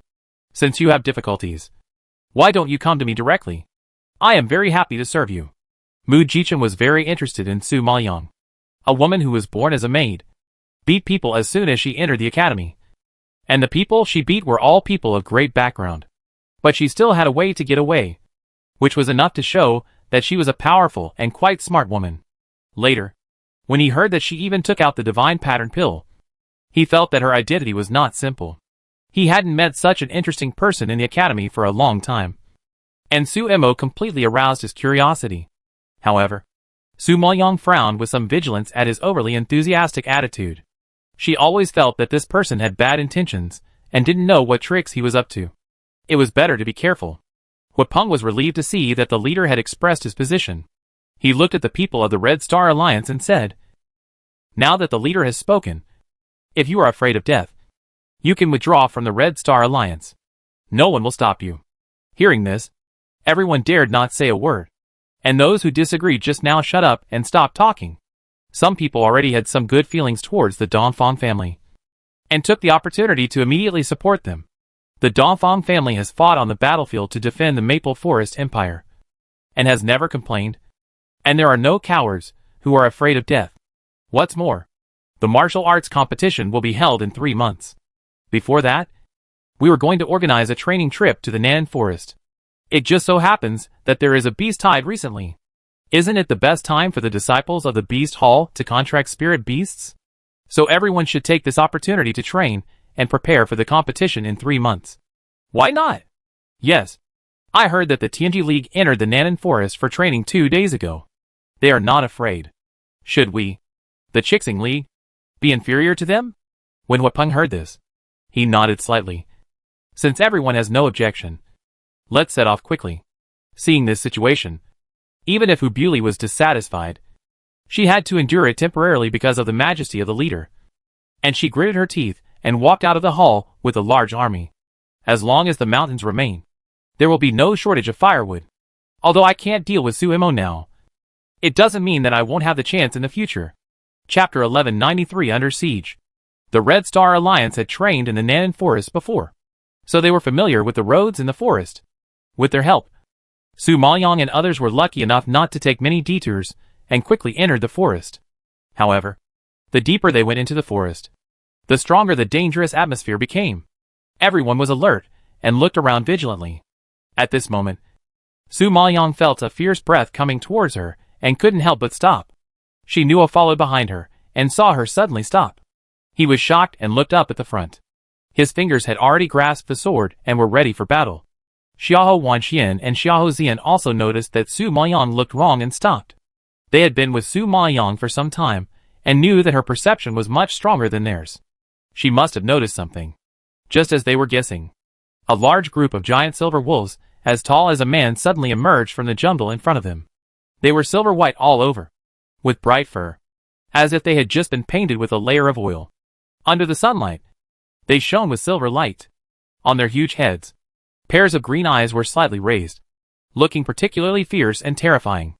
The greedy and cruel light in their pupils made people shudder, and their hairs swelled all over. Their strong and developed limbs made Su Maoyang look like a bodybuilder with muscles all over his body. Their scary big mouths revealed sharp and hard fangs, as if they were ready to pounce on people and tear them into pieces at any time. What was even more terrifying was the claws that were stuck in the soil, as sharp as iron hooks. Not to mention biting. Just the claws would scratch people into a bloody mess. At this time, they raised their necks and howled. The sound shook the whole field, and everyone in the Red Star Alliance was terrified, and they couldn't help but take a few steps back. Even Mu Jichen's face flashed a trace of solemnity. And he sighed helplessly. We are so lucky to meet the Lone Star Iron Wolf as soon as we arrived. It seems that today's task is indeed difficult enough. When Xiahou Wanxian and Xiahou Zian heard the name of the Lone Star Iron Wolf, their hearts trembled uncontrollably. Their eyes widened in horror, and they gasped. Although they had never seen the Lone Star Iron Wolf, they had heard of the reputation of this spirit beast and knew that they were powerful and ferocious as tigers and lions. The most important thing was that they fought in a team. Once they set their sights on their prey, they rarely missed. In a way, they were much more terrifying than tigers and lions that acted alone. What's more, the Lone Star Iron Evil Wolves in front of them are all at the level of 9th Order Holy Spirit Beasts. And one of the leaders has actually reached the level of 1st Order King Beasts. You must know that the strength of the 9th Order Holy Spirit Beast is enough to rival the late-stage King Spirit Master. And this Order King Beast is enough to defeat even the peak King Spirit Master. However, in the Red Star Alliance, most of the disciples have only reached the middle stage King Spirit Master. And a few people including Huapeng have reached the late stage King Spirit Master. And only Mu Jichen has reached the peak King Spirit Master. Such a team wants to defeat a large group of Lone Star Iron Evil Wolves in front of them. And there is little hope. Realizing this, some disciples in the Red Star Alliance were scared to death and shouted in fear. Quick! Quick! Run! However, just as he turned around and prepared to retreat, he didn't know that more than a dozen Lone Star Iron Evil Wolves suddenly rushed out from behind and surrounded him from all directions. Su Maoyang had expected this situation and murmured calmly, It's useless. We are surrounded. What should we do? Are we going to die here today? Seeing this scene, a man in brown clothes roared in collapse. Hearing that they were going to die here, Hu Buili and the team was also scared to death and shouted excitedly, I told you not to come. But you insisted on coming. Now look. Before we even got to the front of the Black Thunder Explosion Ape, we encountered such a group of ferocious beasts. With so few people, how can we be the opponent of so many beasts? Suemo, Donphan Liyue, it's all your fault. You have harmed our Red Star Alliance. Hu Buili was shaking with anger. Her face flushed like a purple eggplant, and her eyes bulged scarlet as she stared at Su Maoyang, obviously hating her to the extreme. When Mu Jichen heard such complaints, his face darkened and he growled unhappily. Shut up. If you don't want to die, fight. Why are you talking so much nonsense? At this critical moment, Mu Jichen actually protected Su Mo and others. Hu Buili lost her mind and retorted. Leader Mu, how can we fight? Except for you. There are only a few people who can match these beasts. But the number of these beasts has far exceeded us. And we are powerless to resist. What's more, there are a few of us who are dragging our feet. I'm afraid we will lose before we even fight. As she said this, Hu Buili glared at Su Maoyang and the Xiahou brothers and sisters angrily. And the meaning was very clear.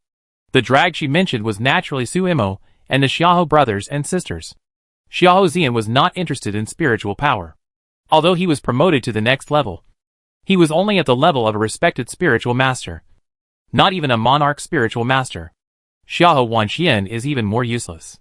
She has not even reached the level of a venerable spiritual master. She is even worse than Xiahou Zian. Compared with the disciples of the Red Star Alliance, she is far behind them. Let's talk about Shi Nual. She can make people laugh. At first, she was just a female slave without any spiritual power. Later, she was taken in by Sumo to work for her. Only then did she have the honor to enter the Dongfang family. Otherwise, she would have been abused to death. Among them, only Sumo's strength is slightly better. But even if her combat power is good and she killed Sun Haoran, her current strength is only a peak venerable spiritual master. After all, she is not a sovereign spiritual master. This difference is one level. And the strength is also very different. It is simply a pipe dream for her to deal with the 9th stage Holy Spirit Beast and the 1st stage Sovereign Beast. Therefore, in their eyes, Su Maoyang and his group are simply humble trash. Not only can they not help at all, but they will also implicate them. Although the other members of the Red Star Alliance did not say anything, they agreed with Hu Buili's statement in their hearts. And their eyes were not very friendly when they looked at Su Mo and others. Seeing that the disciples of the Red Star Alliance were targeting Su Mo, Mu Jichen looked at her caringly, winked at her, and teased, Little Momo, don't be afraid. Come to me quickly. I will protect you. Su Maoyang didn't expect that this man would be so frivolous at this critical moment, and shook his head speechlessly. You should protect yourself and your teammates, and hope that I won't be distracted to protect you. The disciples of the Red Star Alliance were a little dissatisfied when they heard this. They had never seen such an arrogant woman. She was not strong enough. But she had the nerve to humiliate others. Hu Bulie couldn't stand Sumo's attitude, and her eyebrows were raised in anger. She warned angrily, Sumo, you'd better be careful. If you hold us back, I won't let you go. You should worry about yourself. Su Maoyang glanced at Hu Bulie coldly, and then reminded the people beside him. Shinua, Wan Qian, Xian, pay attention to safety, and make a quick decision. Chapter 1194. It's getting more and more fun. Yes. Shinua and Xiaohou nodded solemnly. Then, Su Maoyang rushed towards the wolf pack in front of him without waiting for everyone to react. Then Xiaohou Xian, Xiaohou Wan Qian, and Shinua also rushed up frantically.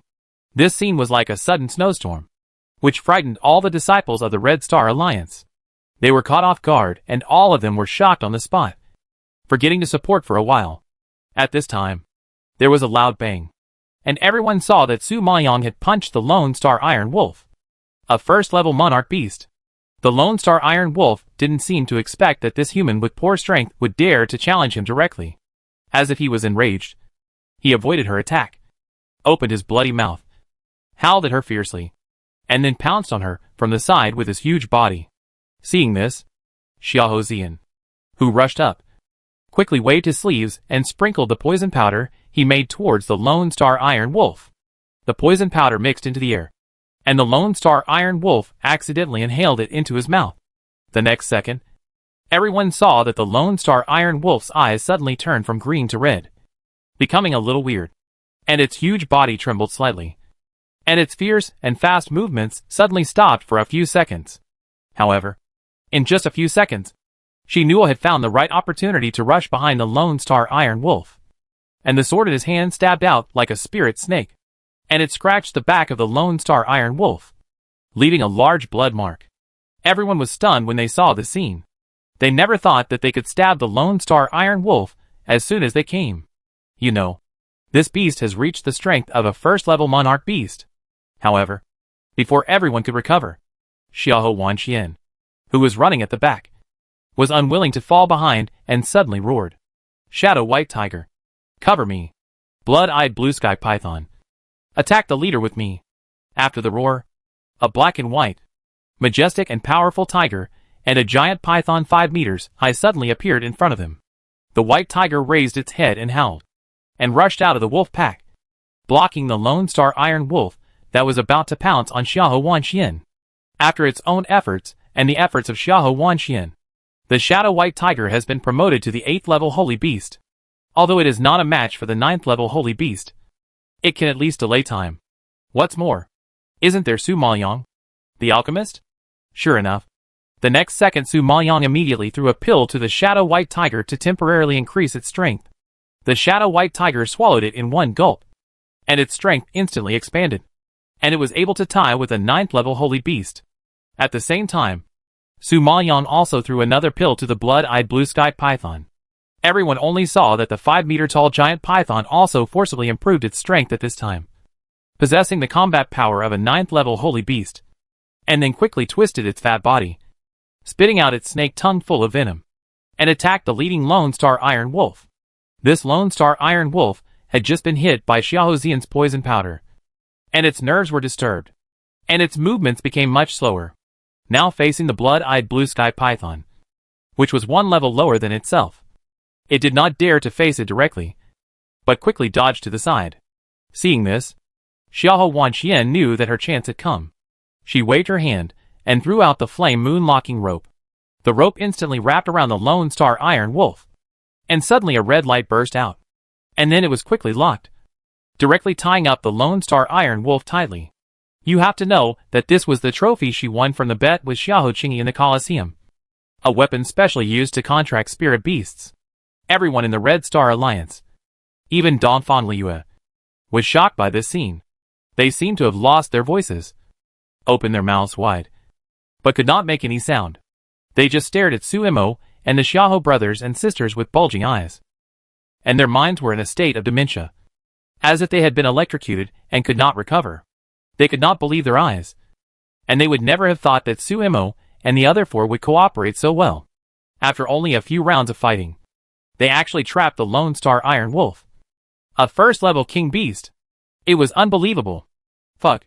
You guys are too fierce. At this moment, Don Fan Liyue, who was stunned by everything in front of her, roared unbearably and shook her head in shock. Xiahou Wanxian had an 8th-level Holy Spirit beast, the blood-eyed blue sky python. And she knew it, because the blood-eyed blue sky python had already shown up in the Colosseum. It was not a secret. But she didn't know that Xiahou Wanxian actually had another rank 8 Holy Spirit beast, the Shadow White Tiger. You have to know that Xiahou Wanxian is not even a venerable spiritual master now. How could she contract 2 spirit beasts with such strength? And 2 rank 8 Holy Spirit beasts. This kind of contract talent is already considered very good strength in the Beast Hall. Who said she was a waste?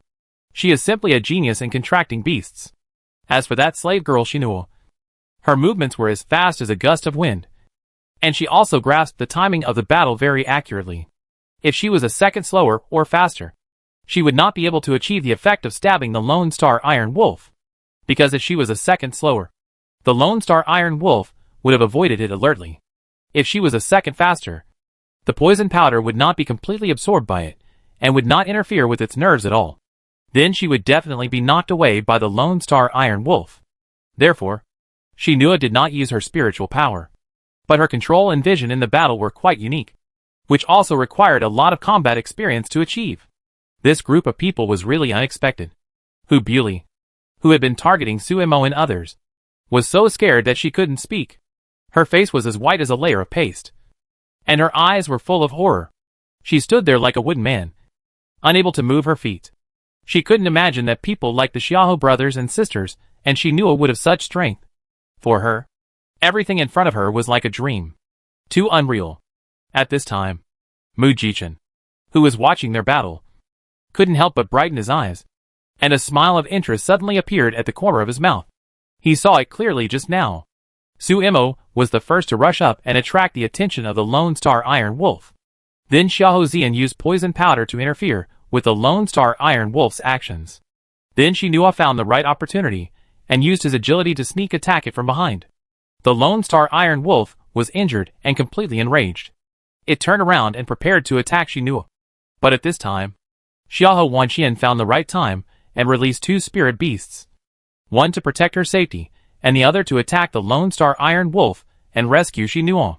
The Lone Star Iron Wolf felt the attack of the blood-eyed blue sky python, and had no time to fight back. He could only dodge temporarily. Even he had to admit that such cooperation and tactics were very exquisite. It seems that not only Suemo, but also the people around Suemo are full of secrets, and can surprise him at any time. He found that things seemed to be getting more and more interesting. Chapter 1195 Mu Jichan's Strength. Su Maoyan was still fighting, but found that the Red Star Alliance behind him was still standing there without support, and immediately growled anxiously, "Why are you standing there? Why don't you come to help quickly? Do you want to be wiped out?" Although Su Maoyan and his team could temporarily stabilize the first-level monarch beast through cooperation, they could not immediately deal with it. And Xiahou Zian had just started to learn the profession of poison master, and could only refine the first-level poison. This level of poison does not cause much harm to the human body or spirit beasts, and can only interfere with the nerves and slow down the action. What's more, they are facing the Lone Star Iron Wolf with thick skin and flesh. This guy was caught by Xiahou Zian because of underestimating the enemy and negligence. So he will wake up soon, and the power that will burst out at that time is not something they can bear. In addition, there are dozens of 9th-level Holy Spirit beasts around, and it is impossible to deal with them with just one Shadow White Tiger. Therefore, we must unite with the Red Star Alliance and work together to have hope of victory," Su Maoyan shouted, and the people who were frightened on the spot came back to their senses. Mu Jichan raised his eyebrows. His eyes were burning, and a devilish smile bloomed at the corners of his lips. But his voice was extremely powerful, and he shouted domineeringly, "Kill him!" As the roar fell, his body passed by like a residual shadow, and he rushed to Su Maoyan, stretched out his hand to hold her behind him, and threw a flirtatious wink at her. Xiao Momo. I'm here. You don't have to do anything.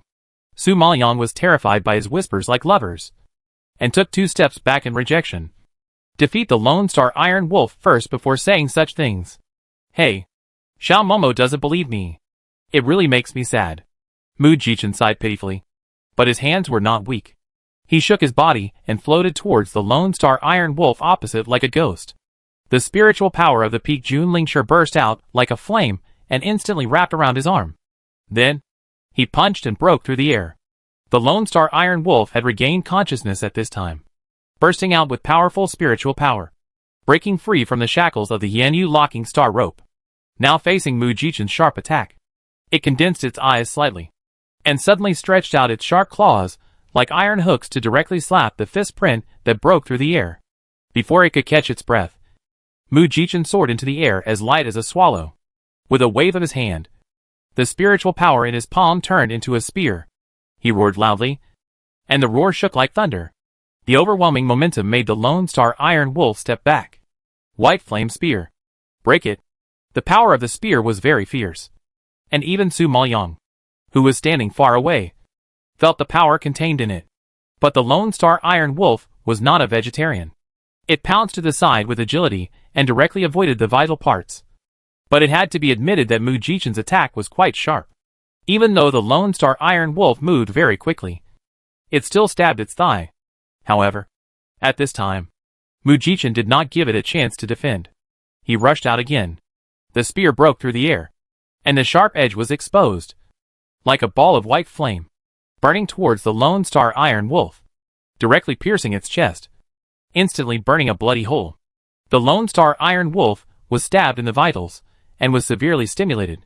His eyes turned bloodshot with anger, and he suddenly raised his claws and pounced towards Mu Jichen. His bloody mouth full of sharp fangs suddenly opened wide, baring his teeth and trying to bite Mu Jichen into pieces. Mu Jichen's footsteps trembled, and he retreated gracefully. His crescent-colored brocade robe drew a graceful arc in the wind, and his black hair blew on his handsome and fair face, making him look even more handsome. Su Maoyang didn't expect that even if this person faced the attack of a first-level monarch beast, his counterattack posture was still noble and elegant. Not only could he retreat unscathed, but his moves were also elegant and beautiful, pleasing to the eye. At this moment, Su Maoyang suddenly realized where the title of the most beautiful man in the Maple Forest Empire came from. Although he was handsome, there were many people who were more handsome than him. In Su Maoyang's opinion, Mu Jichen's appearance was definitely not the best. But there were not many men who could be like him, who were not lacking in beauty in words and deeds in battle, and at the moment of life and death. So, seeing this scene in front of him, even Su Maoyang had to admit that this Mu Jichen was indeed worthy of the title of the most beautiful man in the Maple Forest Empire. Seeing that Mu Jichen had injured the first-level monarch beast and was on the verge of victory, Xiahou Xian and Xiahou Wanxian both breathed a sigh of relief. They knew that they were not strong enough to fight against the monarch beast. So they quickly changed their target and helped the disciples of the Red Star Alliance deal with other 9th-level Holy Spirit beasts. While Xiahou Wanxian was instructing the 2 spirit beasts, she used the Flame Moon Locking Star Rope to bind the Lone Star Iron Wolf. Not only did she help the disciples of the Red Star Alliance kill many Lone Star Iron Wolves, but she also saved some weaker disciples from danger, which played a significant role in the team. Xiahou Xian used poison powder to restrict the actions of the spirit beasts.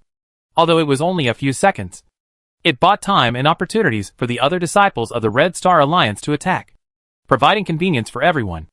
As for Shinua, she followed Su Maoyang with all her body, protecting her safety and preventing the Lone Star Iron Wolf from attacking. She was originally a cold person and didn't care about others. Since she became Su Maoyang's person, her only goal was to protect Su Maoyang's safety. Dongfang Liu seemed to be stimulated by Su Mo and the Xiahou brothers and sisters, and she also worked hard to kill. But she was only a mid-term Junlingshi. After all, her strength was limited. After a few rounds, she was inevitably injured. Fortunately, everyone cooperated well, and Mu Jichen took the lead. The other Lone Star Iron Wolf of the 9th-level Holy Beast level was quickly wiped out with the joint efforts of everyone. At this time, seeing that the first-level Monarch Beast was about to be shot to death by Mu Jichen, Su Maoyang hurriedly called for a stop. Stop! It has good combat power. Spare its life. Mu Jichen heard Su Maoyang's voice. His arm stagnated, slightly sideways, and glanced at her. What? Do you want to contract it? Not me. It's Xiahou Wanxian, Su Maoyang said, and gave a wink to Xiahou Wanxian not far away, signaling her to come forward to contract. Xiahou Wanxian's strength is too weak, and they have made too many enemies recently. If she can contract more spirit beasts, Su Maoyang can also be relieved. Mu Jichen heard this, and a trace of surprise flashed across his face. Su Mo, with Xiahou Wanxian's current strength, if she wants to contract a monarch beast, I'm afraid she won't be able to withstand its power, and will be counterattacked by the spirit beast. Are you sure you want her to take this risk? Mu Jichen was worried about something going wrong, so he kindly reminded her. Su Maoyang shook his head nonchalantly. With her current physical condition, it shouldn't be a problem for her to contract 3 spirit beasts.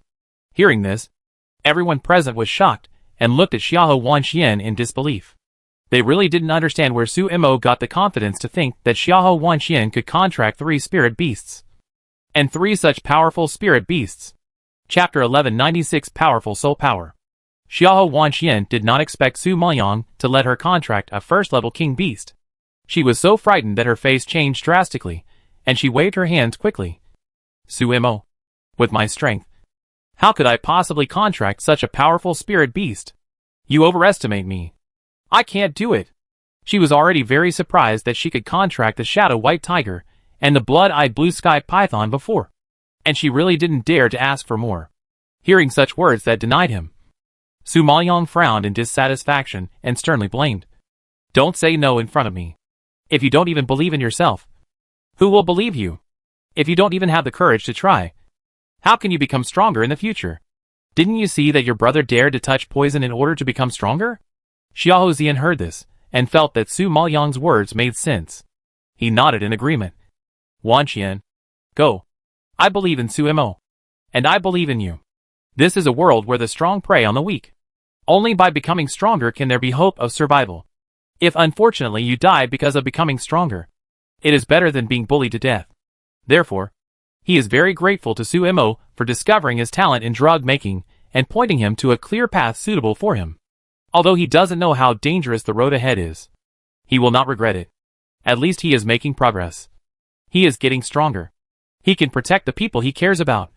And he can prove his value to everyone. That's enough. Similarly, he also hopes that Xiahou Wanxian will be brave and be able to independently support her own sky.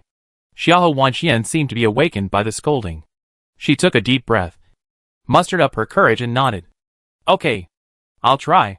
Su Maoyang said that her soul power was very strong, and she had the hope of contracting many spirit beasts. Maybe she really had the ability to do so. Just like she said, she had to believe in herself. Thinking of this, Xiahou Wanxian strengthened her faith and swung the flame moon locking star rope towards the Lone Star Iron Wolf, instantly tying it up.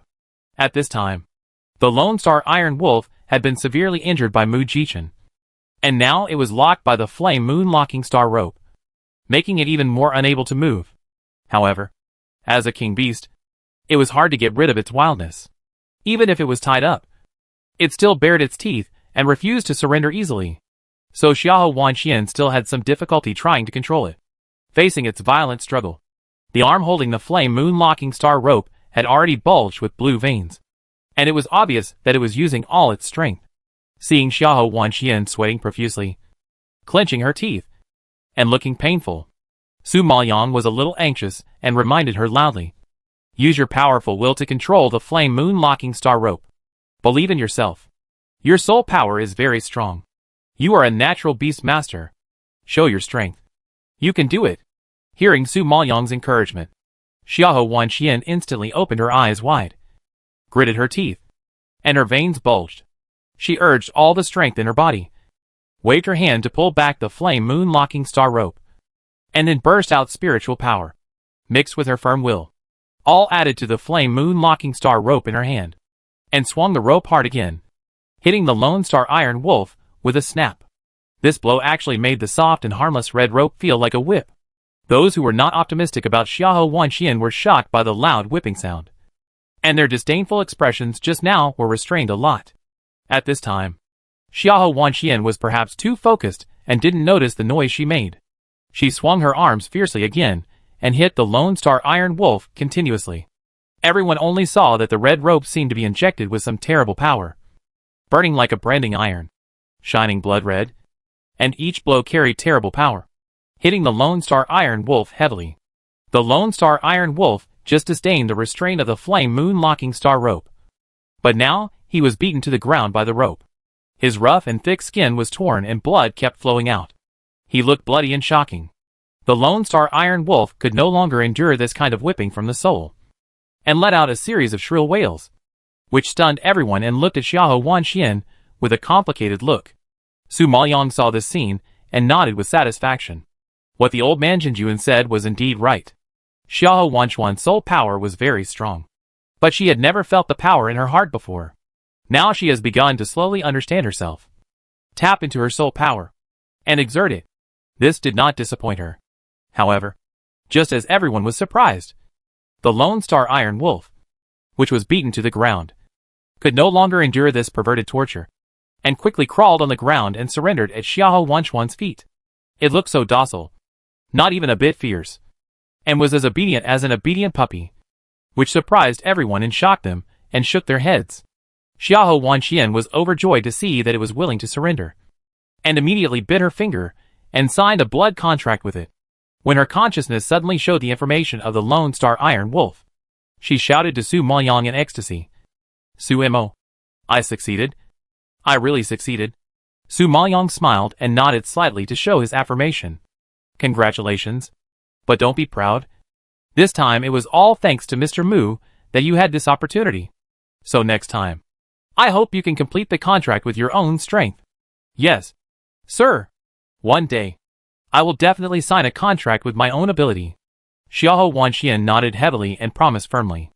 Mu Jichen, who was standing by, saw the scene and was a little surprised and curious. He couldn't help but ask Su Maoyang.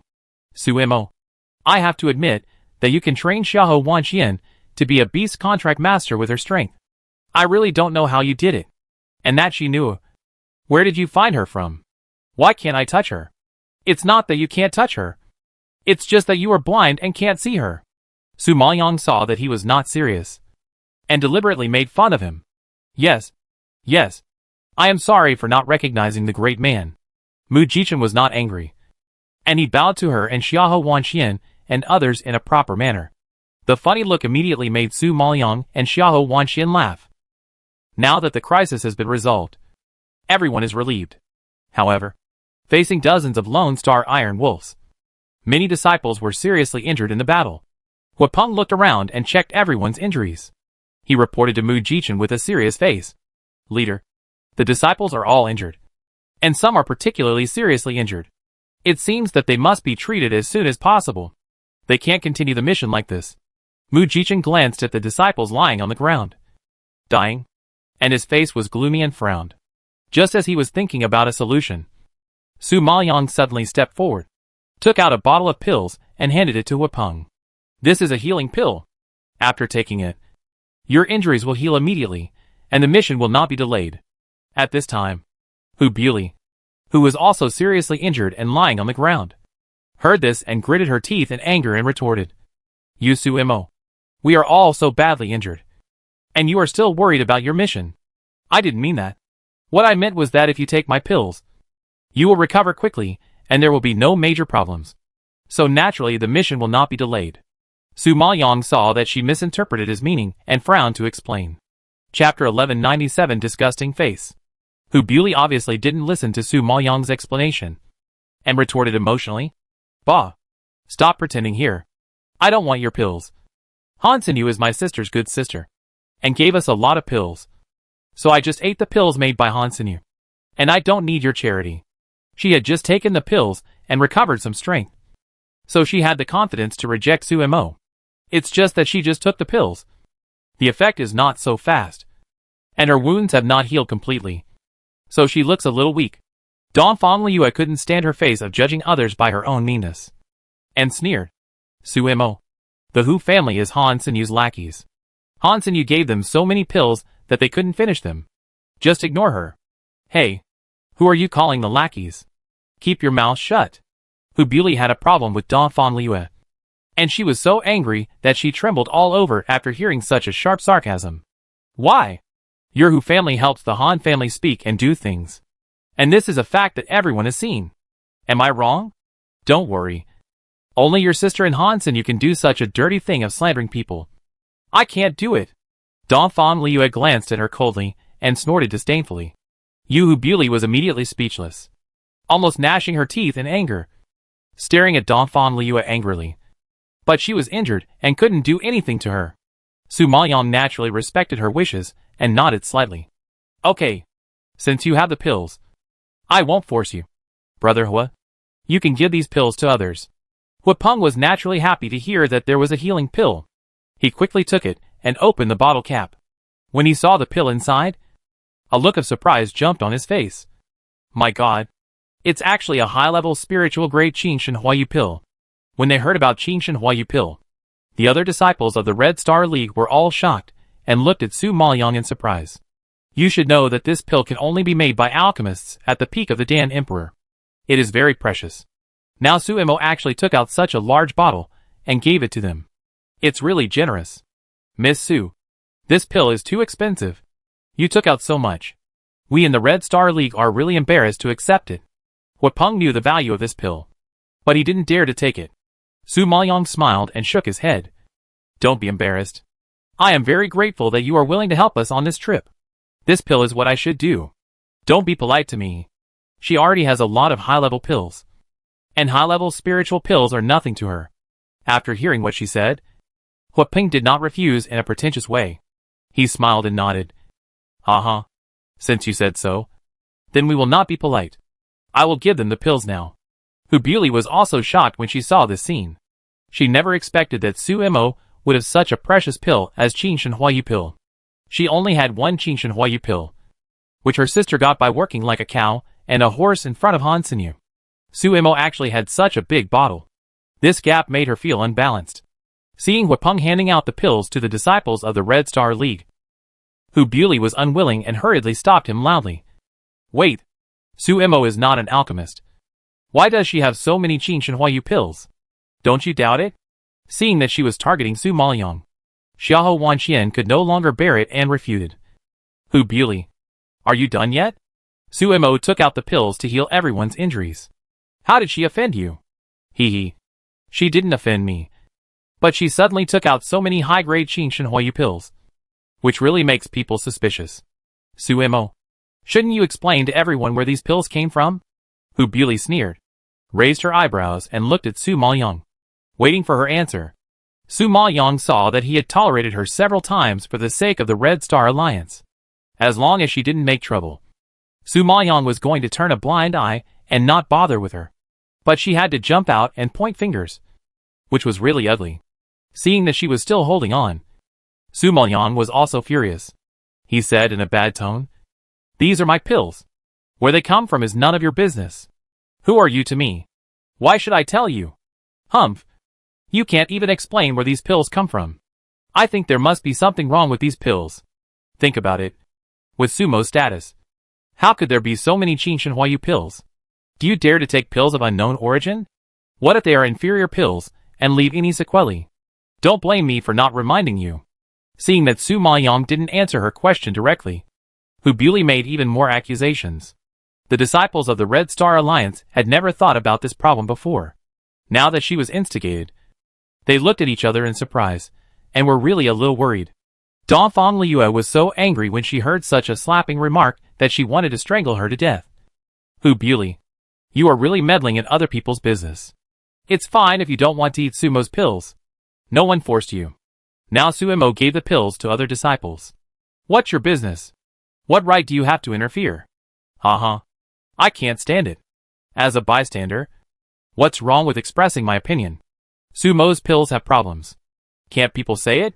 I just kindly reminded them. You are so excited. Are you guilty? Hu Buli asked back in a sanctimonious manner. Her righteous look really made Don Fan Liue itch. Su Imo kindly distributed such precious pills to everyone. It's fine if she didn't appreciate it and didn't want to eat it. She also fanned the flames here and deliberately discredited Su Imo. It was really abominable. Mu Jichen was also very unhappy when he saw Hu Buli's nosy and deliberately picking on him. He angrily scolded. Okay. It's good to have pills. But you are still nitpicking here. If you don't want to eat or dare not eat, don't eat it. Return the pill to Su Mo. How can you guys ruin the precious elixir? Seeing that Mu was angry, Huapeng immediately tried to smooth things over. I believe Miss Su. Miss Su took out so many precious elixirs. How can we fail her kindness and doubt her? Huapeng swallowed it without hesitation. Seeing this, the disciples of the Red Star League opened their eyes wide and looked at Huapeng's reaction curiously.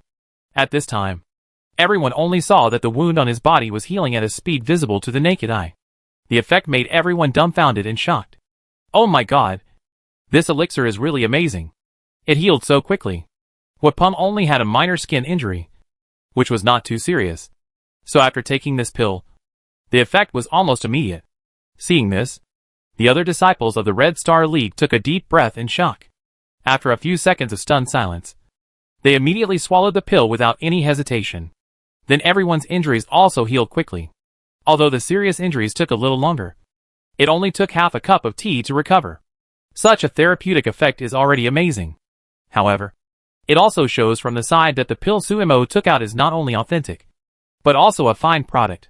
Chapter 1198. She fainted. Dongfang Liyue was also injured a little earlier. After taking the elixir, her body has fully recovered. Seeing Hu Buli's shocked and ugly expression, she was very happy and deliberately laughed and teased. Hu Buli, didn't you say that Sumo's elixir was of inferior quality? But we took Sumo's elixir, and not only did we not have any sequelae, but our bodies were fully recovered. We didn't even have a wound on our bodies. Are you very disappointed? Hu Buli was speechless because of her questioning. Her pale cheeks also surged with some angry blood, and she couldn't help but clench her fingers. How could she know that Sumo's elixir was even more effective than Han Sinyu's elixir? This was beyond her expectation. Seeing her depressed and speechless, Dongfang Liyue felt particularly satisfied. The smile on her face became more brilliant, and the look made Hu Buli grit her teeth. The disciples of the Red Star League felt the effect of Su Maoyang's medicine, and while they were feeling emotional, they also had opinions about Hu Buli. If they had listened to her just now, they would have misunderstood Su Mo and let her down. So everyone was very disgusted with this kind of petty, deliberately provoking woman. At this time, Mu Jichen saw that everyone was fine, and knew that Dongfang Yaoyu's situation was urgent. He didn't plan to delay any longer, and shouted, Okay, I think everyone has recovered almost. So let's get on the road quickly. Perhaps because of taking Su Maoyang's medicine, everyone didn't complain at all. All nodded, stood up energetically, and prepared to set off. However, Hubli was weaker, and had just been seriously injured in the battle. In addition, the effect of the medicine she took was not that fast. Although her injuries were healing, they would not be healed in a short time. So in her current physical condition, let alone continuing with the next task, even traveling would be difficult. Now that everyone was about to set off, she felt a little anxious and her face looked particularly pale. Dongfang Liyue had been paying attention to her. Seeing that everyone was leaving, and Hu Buli was still sitting on the ground, she couldn't help but raise her eyebrows slightly, and asked with a smile. What? Can't you stand up? Didn't you just eat the elixir that Han Sinyu made personally? Dongfang Liyue emphasized the words made personally by Han Sinyu very much, and the irony was self-evident. Hu Buli saw Dongfang Liyue's expression of waiting to see her laugh. Even though the pain was unbearable, she gritted her teeth and stood up from the ground, pretending to be calm, and replied, Who said I can't stand up? I'm fine now. Sorry to disappoint you. Well, it's good to be able to stand up. Don't let you hold everyone back. Dongfang Liyue sneered and looked at her, and returned her words that she had just warned Su Maoyang not to hold back, which made Hu Buli furious and trembling all over. Okay, everyone, stop arguing. It's more important to hurry on. Su Maoyang knew that Dongfang Liyue was speaking up for her, but she didn't bother to pay attention to a woman like Hu Buli who kept adding drama to her. She didn't even want to argue. After all, she was not familiar with Hu Buli. Huapeng also nodded, and immediately called the disciples of the Red Star League and walked towards the depths of the forest. However, Hu Buli's injuries had not healed. She forced herself to walk a distance with the main force. The wound that was gradually healing actually showed a tendency to worsen due to the rush to hurry on. In the end, Hu Buli's eyes blurred, and she fell to the ground with a bang. Hearing such a movement, everyone stopped and looked back. They saw Hu Buli's face was pale, and she fell to the ground with a weak breath. Her abdomen was already stained with blood. It was obvious that she was seriously injured, and had not yet recovered. Everyone looked at each other in surprise. Just now, Hu Buli said that she was fine. But she suddenly fainted when she turned her back. The sudden scene made everyone a little overwhelmed. The brown-clothed man who had a good relationship with Hu Buli was shocked when he saw this. He rushed over and helped her up and held her in his arms. "Buli, are you okay? Don't scare me. Wake up." It can be seen that the brown-clothed man was really worried about her.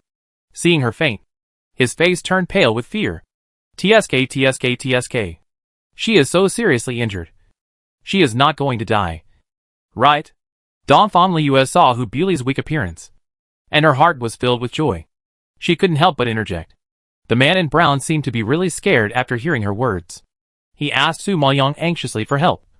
"Miss Su, Buli was seriously injured. In addition, she was in a hurry to get on the road just now, and her wounds worsened. I'm afraid she can't hold on. I don't know if you still have Qin Shenhuayu pills. Can you give her one? Save her." Before Su Maoyang could speak, Donfan Liu retorted. "It's not that Su Mo didn't save her.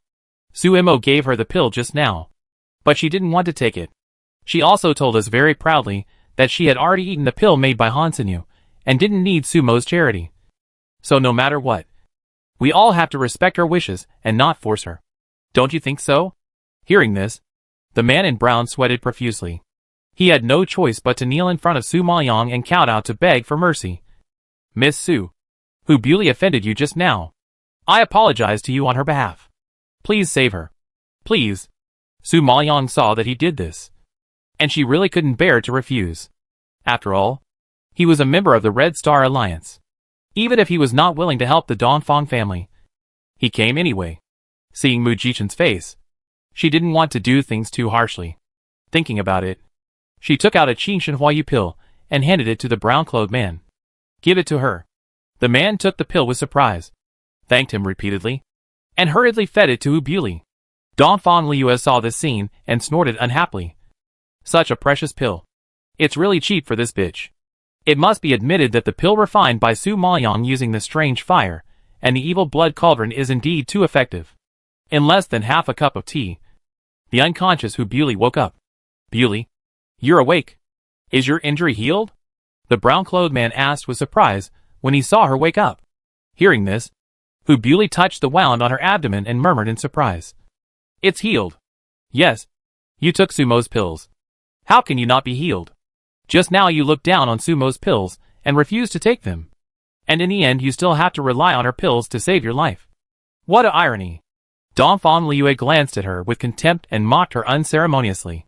When Hu Buli heard this, her face, which had just regained its rosy color, instantly became very ugly. She stared at the man in brown in disbelief and asked angrily, "Did I just take her pills?" "Yes, you just fainted, and it was Su Mo's pills that saved you." The man in brown nodded honestly. "What? You actually gave me her pills? Are you going to piss me off to death? Even if I die, I will not accept her charity." Hu Buli's cheeks flushed with anger, and she pushed the man in brown away. And as she spoke, she covered her mouth, intending to spit out the pill she had swallowed. Chapter 1199. Bitch is always hypocritical. Donfang Liu thought that giving the Qin Shenhuayu pill to Hu Buli was a bargain for her. But she didn't expect that she would be hypocritical and want to spit out the pill. Seeing her acting so cute after getting a bargain, Donfang Liu really wanted to slap her to death. She couldn't bear it anymore and yelled, "Hu Buli, you ate Sumo's pill. Not only are you not grateful, but you are also complaining about Su Mo using the pill to save you. Are you too disgusting and heartless? She obviously wants me to die. How could she save me? Who knows if she put something in her pill to deliberately harm me?" Hu Buli knew that her sister and Su Mo had a deep grudge. How could this Su Mo use such a precious pill to save her? There must be something wrong. Hearing this, not only Donfan Liu, but also Xian, Wan Xian, and the disciples of the Red Star Alliance were completely speechless. They had never seen such a top-notch person before. It's fine that Hu Buli is meddling in other people's business and deliberately picking on others. But she also deliberately distorted Sumo's intentions with her own mean heart. Now that she has enjoyed Sumo's elixir, she is not grateful, but also righteously slanders Sumo, saying that Sumo wants to frame her. Is there such a shameless person in the world? Su Maoyong laughed and shook his head when he heard this. Hu Buli, don't take it out. Your wound is healed, and the elixir has been digested in your stomach. What can you take out? Since you don't want my charity, and don't want to owe me this favor, it's easy. Just take the money. I'll sell this elixir to you. How about it? Xiao Zian has been practicing in the Dan Palace recently, and has a lot of understanding of the value of elixirs. When he heard Su Maoyong's proposal, a gleam of light flashed in his eyes, and he took over the conversation tacitly. The price of this Qingshan Huayu pill is not too high. About 1 million Xin crystals. I believe that Miss Hu's status should not be a problem for 1 million Xin crystals. What? 1 million? Are you robbing me?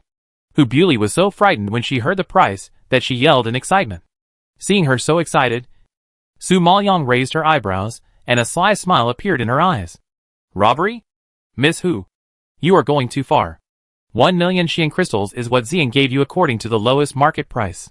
If you take it to the auction house, it will cost at least 5 million Xian crystals. I only charge you 1 million Xian crystals, and I give you a friendship price for the sake of the Red Star Alliance. What else do you want? Mu Jichen was amused by Su Maoyong's words and laughed.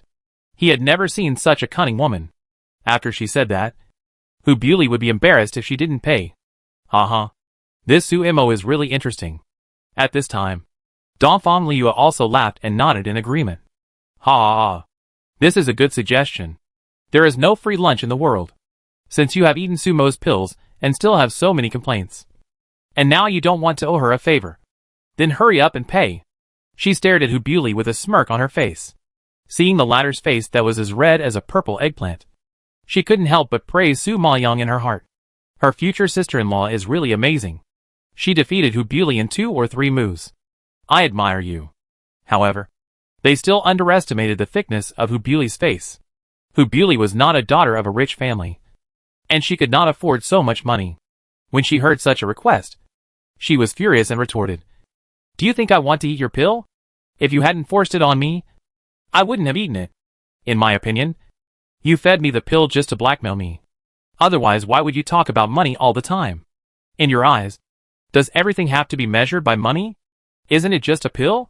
Do you have to be so aggressive and forceful?" "Oh, Sumo. You see, I told you not to care about her life or death. But you didn't believe me.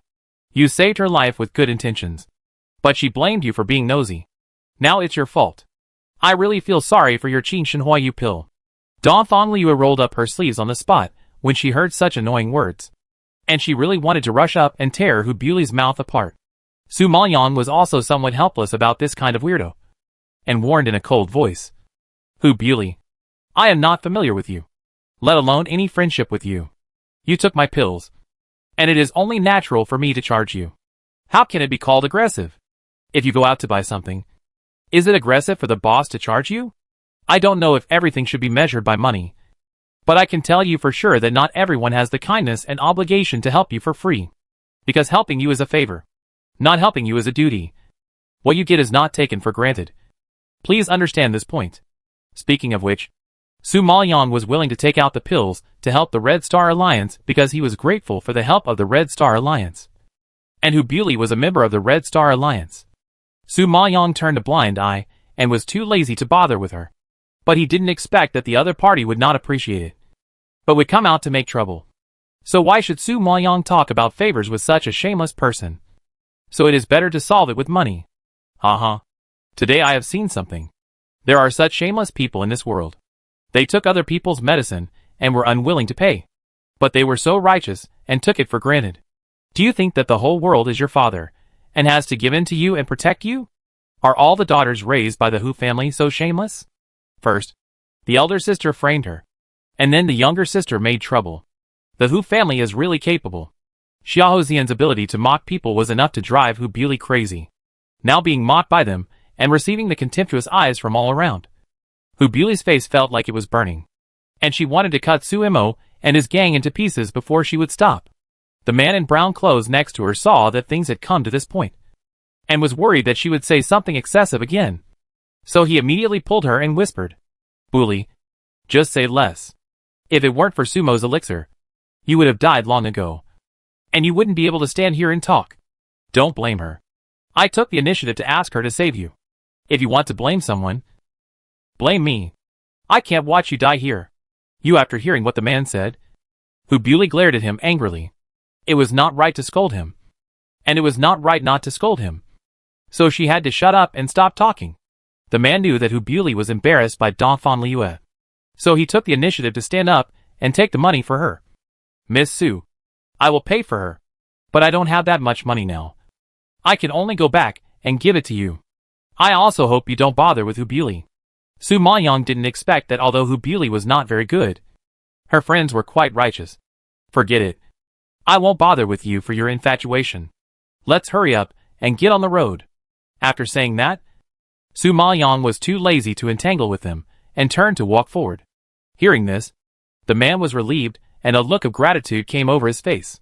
He set off again with the Red Star Alliance's large army.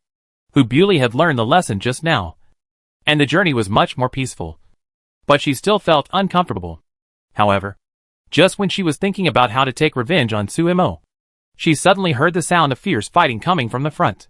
Chapter 1200. What a sinister trick. Everyone stopped in shock when they heard the noise.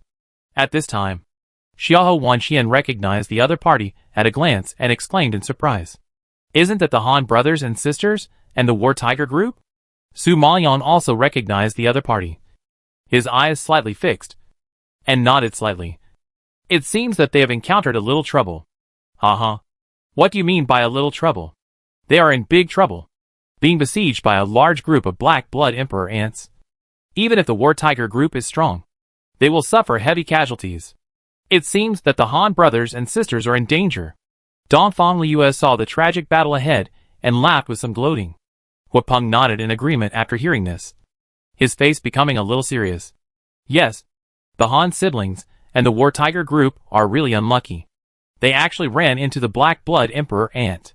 If this thing launches an attack, it will basically go all out.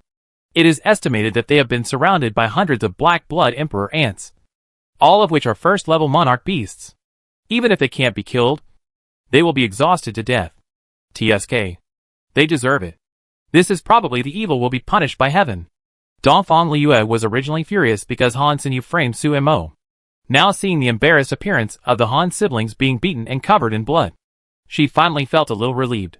Mu Jichen saw more and more Black Blood Emperor ants coming in front of him, and he rarely gave a serious warning. "It's too dangerous here. It will affect us at any time. It's better to leave quickly. The Black Blood Emperor ants are in groups, densely packed. Even the powerful War Tiger group is very troubled, not to mention their Red Star Alliance." After hearing Mu Jichen's order, all the disciples of the Red Star League immediately turned around and retreated, planning to take another route. However, before they could leave, Han Jingcheng, who was in the battle, had already discovered their figures. When he saw Mu Jichen, he seemed to have grabbed a life-saving straw. His eyes lit up, and he immediately shouted to them, "Mr. Mu, please help us. We are in some trouble. These beasts are too annoying. No matter how hard we fight, we can't finish them. Everyone is almost exhausted. As long as you are willing to help, I am willing to take spiritual pills in return." The strength of the War Tiger group is more than enough to deal with a first-level monarch beast, but it is really difficult to deal with more than 100. He knew very well that if they continued to stalemate like this, they would probably be wiped out. But if Mu Jichen and the Red Star League helped, there would be hope of turning the situation around and surviving. And their Han family has Han Sinyu, a genius alchemist, who can easily make high-grade spiritual elixirs. I believe Mu Jichen will not miss such a good opportunity. Donphan Liue snorted coldly when she heard this, and refused unceremoniously. "Sorry. The Red Star Alliance is the helper invited by our Donphan family. We have important things to do, so we won't get involved in this muddy water. You guys take your time." Donphan Yaoyu's illness couldn't be delayed. There were so many Black Blood Emperor ants in front of him, and they couldn't be beaten down in a short time. By then, it would be the Red Star Alliance that would be injured. It was obvious that Han Jingcheng couldn't hold on any longer and wanted to find someone to take the blame. "Do you really think they are stupid?" Hearing that Donphan Liyue rejected his request, and seeing that the Red Star Alliance was about to retreat, Han Jingcheng was a little anxious. Facing the brutal attack of the Black Blood Emperor ants, he suddenly had an idea and immediately yelled at the leader of the War Tiger group. "Quick! Lead the Black Blood Emperor ants over, and never let them stay out of it," Han Jingcheng yelled. And the leader of the War Tiger group also reacted. While dealing with the Black Blood Emperor ants, he rushed towards the direction of the Red Star Alliance's evacuation. The Red Star Alliance did not expect that the other party was so insidious. After failing to ask for help, they actually resorted to trickery and planned to drag them down with them. Mu Jichen saw the Black Blood Emperor ants rushing in. His face sank, and he immediately ordered loudly, "Huapeng, you quickly take the other disciples to evacuate. I will take care of the aftermath. Go!" The Black Blood Emperor ants were very fast. If he did not stay to stop them, all the people in the Red Star Alliance would be surrounded, and no one would be able to escape. Huapeng naturally knew this truth, and nodded heavily. "Alliance leader, be careful. I will take everyone to a safe place first, and then come to help you." As he said that, Huapeng turned around and called on the disciples of the Red Star Alliance to flee quickly to the back. But in the chaotic escape, there are always people who fall behind. Hu Buili was not strong enough, and she was out of breath and could not keep up with the team after running for a short distance. In addition, she was panicked and accidentally tripped over a stone on the ground and fell to the ground with a bang. The brown-clothed man who had been protecting her had no idea that she would make a mistake at this critical moment. He was shocked and immediately went back to help her up. However, at this moment, the Black Blood Emperor ant behind her had caught up with her. The two sharp pincers on both sides of its mouth made a terrible sound, and it opened its bloody mouth towards the brown-clothed man, intending to swallow him directly into its mouth. This Black Blood Emperor ant is not like other ants. This ant is 1 meter tall and 1 meter wide. It can swallow a person whole and is as scary as a large beast. Huapeng, who was leading the retreat in front, saw that some of his disciples were entangled by the Black Blood Emperor ants. He could not sit idly by and had to stop to help. Just this stop. The Black Blood Emperor ants were extremely fast, and in the blink of an eye, they surrounded the Red Star Alliance and launched a fierce attack on the disciples of the Red Star Alliance. Donphan Liyue was so angry when she saw this scene. She glared at Hu Buili, who was protected by the brown-clothed man behind her, and cursed with gritted teeth. "Damn, Hu Buili, you have caused us trouble again. Now is not the time to complain. Let's fight quickly." Su Imo also reminded with a serious face in the face of the dense Black Blood Emperor ants. After all, these are 100 or 200 first-level monarch beasts, which are not comparable to the dozens of Lone Star Iron Wolf just now. Donphan Liyue knew that the battle situation was tense at the moment, and did not dare to be distracted for a moment, and immediately joined the battle. Xiahou Wanxian quickly summoned her own spirit beasts. With the help of 3 spirit beasts this time, her combat power has been greatly improved, and even her ability to control the beasts is much more proficient than before. Xiahou Xian followed her, using poison to assist Xiahou Wanxian while relying on his skills and spiritual power to repel the Black Blood Emperor ants around him. In a short while, the two brothers and sisters actually killed several Black Blood Emperor ants together. Although their own strength is limited, at least now they are not like before, and they don't even have a chance to fight back. And Shi Nuo still followed Su Maoyang closely, helping to solve the spirit beasts behind Su Maoyang with sharp skills, so that she has no worries, because she has eaten a lot of Su Maoyang's pills and absorbed a lot of spiritual stones during this period. Shi Nuo's strength has not recovered to the peak period, but now she is also a late-stage respected spiritual master. With her good skills, she actually stabbed a lot of spirit beasts for Su Maoyang. "Oh my god! How many secrets are you hiding from me?" Donphan Liyue was so angry that she stomped her feet when she saw the level of spiritual power displayed by Shi Nuo. Chapter 1201 Simple and Brutal Attack. Donphan Liyue couldn't figure it out. Wasn't this Shi Nuo the slave girl that Su Imo bought from the Colosseum? She didn't have any spiritual power at the beginning. How come she suddenly became a late-stage venerable spiritual master? I really don't know how many things they don't know. In fact, even Su Maoyang was surprised by Shi Nuo's growth. Not only is her skill very good, but she is also very talented in the perception of spiritual power. Although each high-intensity absorption of spiritual power has exceeded her body's load and caused great damage to her body, Her endurance is very strong, and she gritted her teeth every time to survive.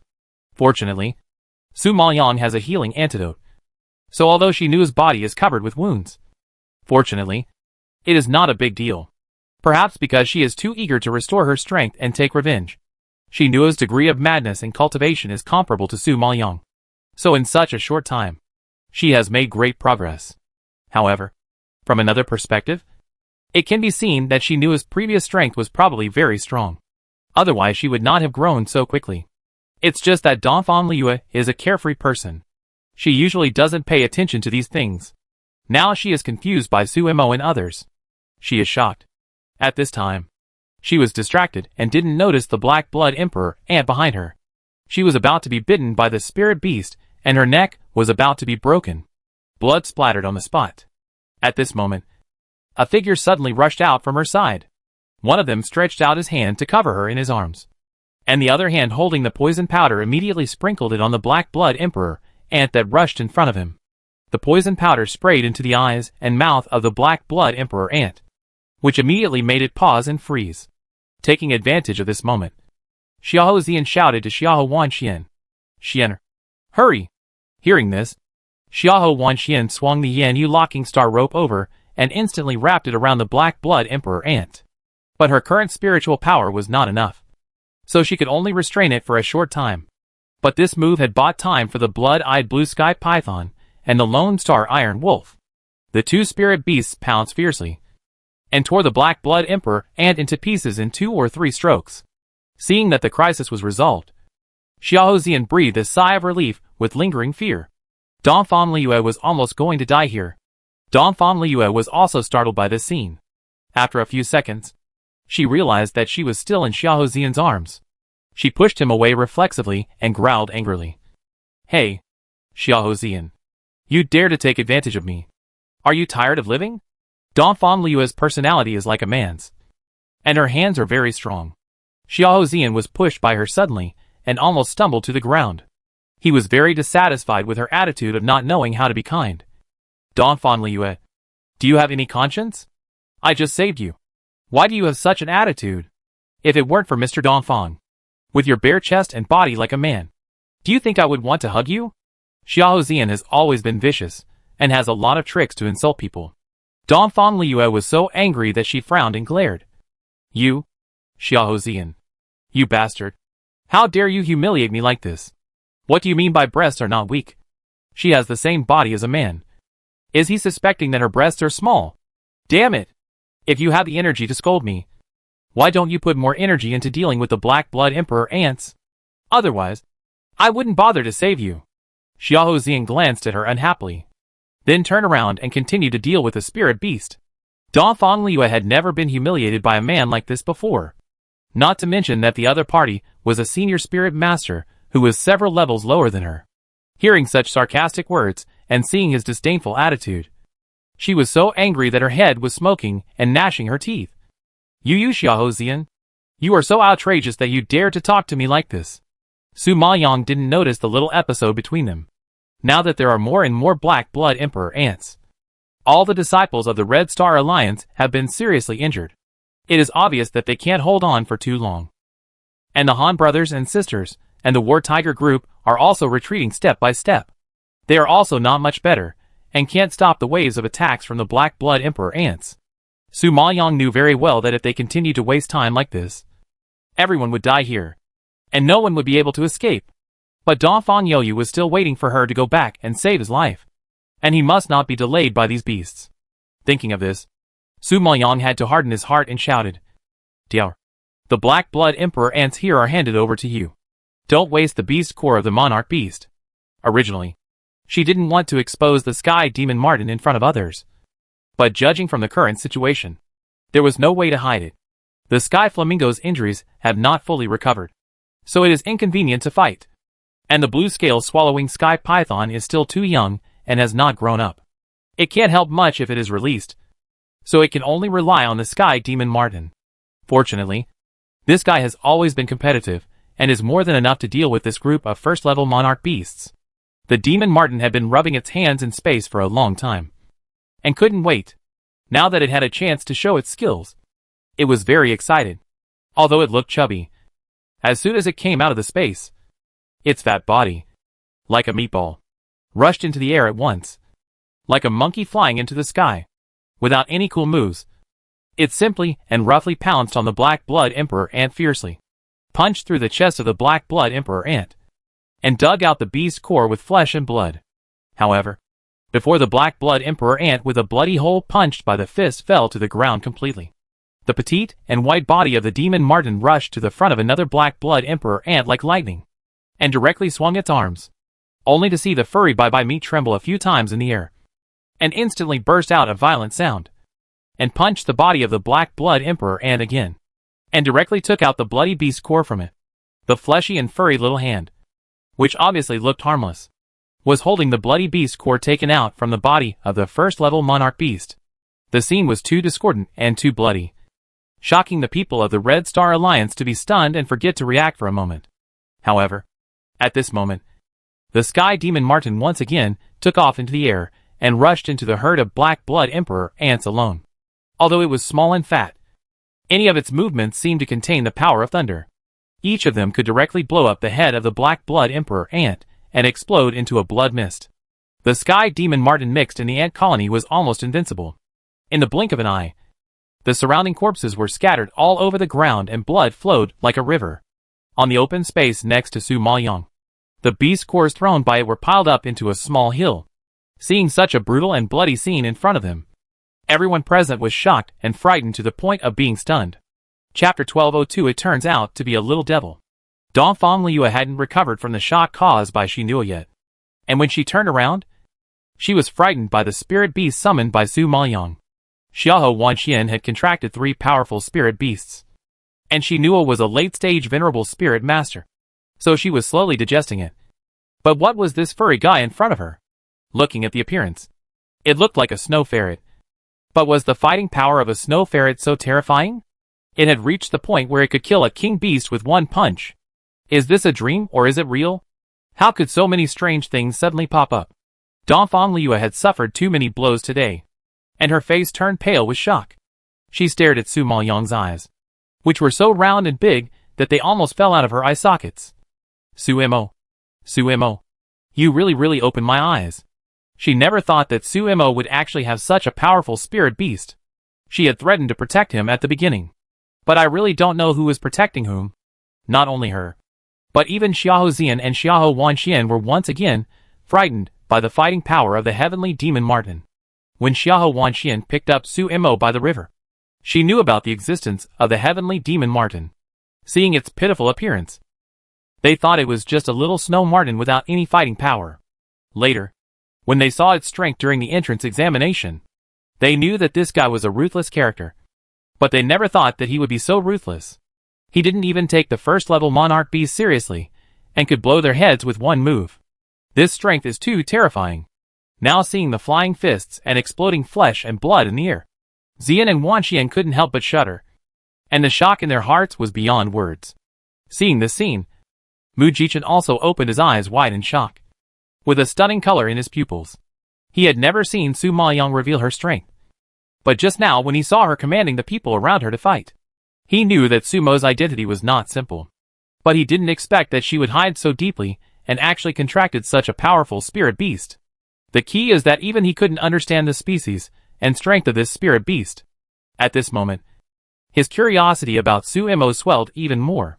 Huapeng and the disciples of the Red Star League were stunned by the fighting power of the Sky Demon Marten.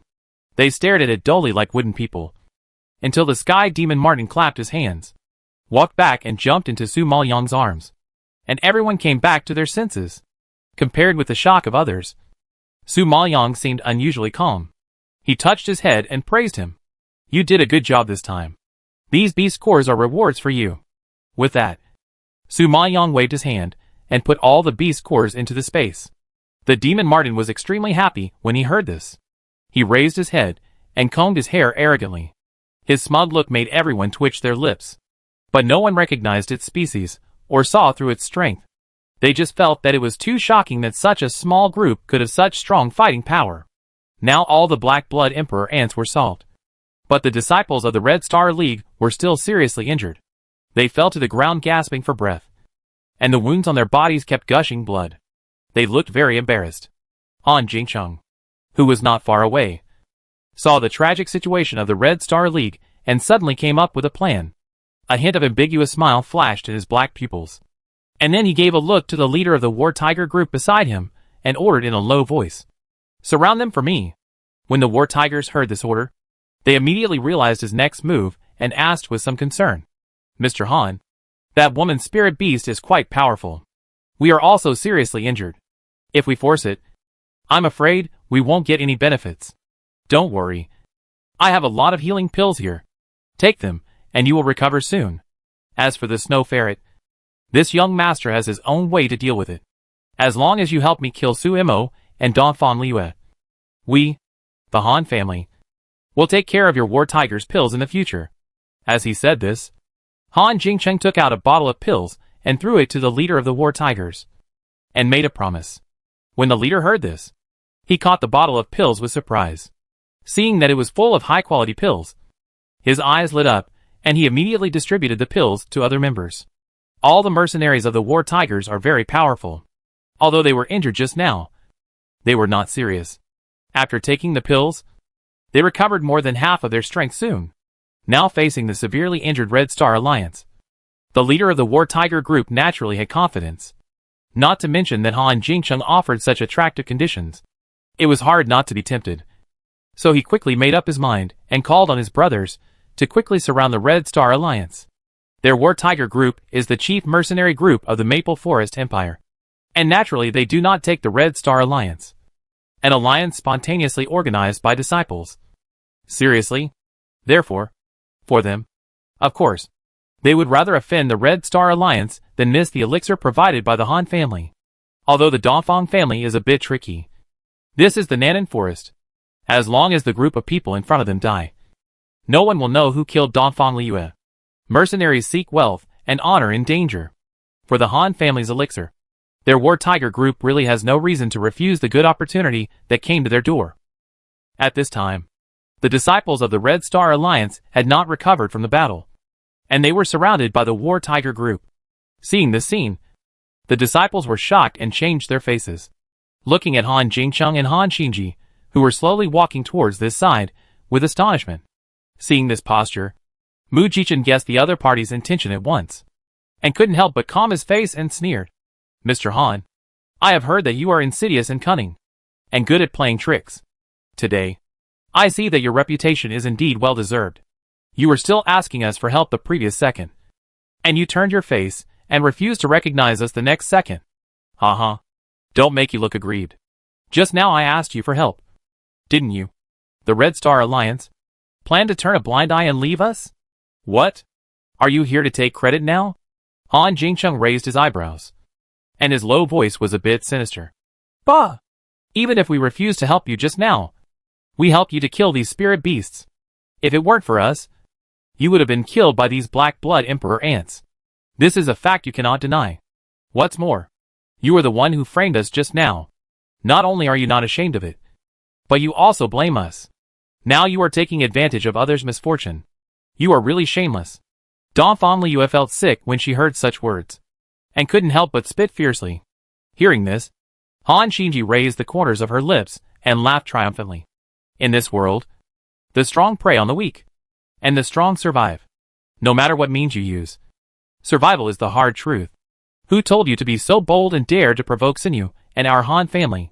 If I don't teach you a lesson, do you really think our Han family is easy to bully? Chapter 1203, Taking Advantage of Others' Misfortune. Dongfang Liue's cheeks flushed with anger when she saw the other party's smug look.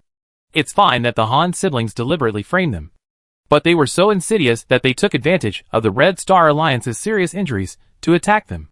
They helped the Han siblings to eliminate so many Black Blood Emperor ants and rescued them from the dire situation. But who knew that the other party would actually take advantage of the misfortune and do such a thing?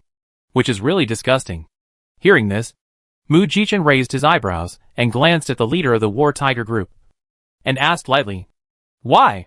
Is the War Tiger group going to be an enemy of our Red Star Alliance?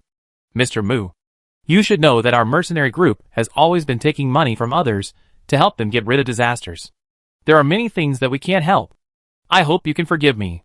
The leader knew that Mu Jichen was quite capable, and was a disciple favored by the vice president of the academy.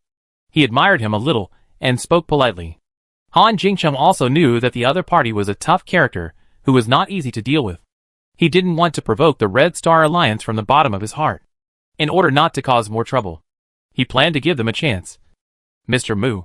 This was originally a grudge between Su Imo and Dongfang Liue and our Han family. It has nothing to do with you and the Red Star Alliance. Our Han family doesn't want to embarrass the Red Star Alliance. So I can let you go without arguing with you. But Su Imo, Dongfang Liue, and the Xiaohe siblings must stay. This is my biggest concession. What do you think?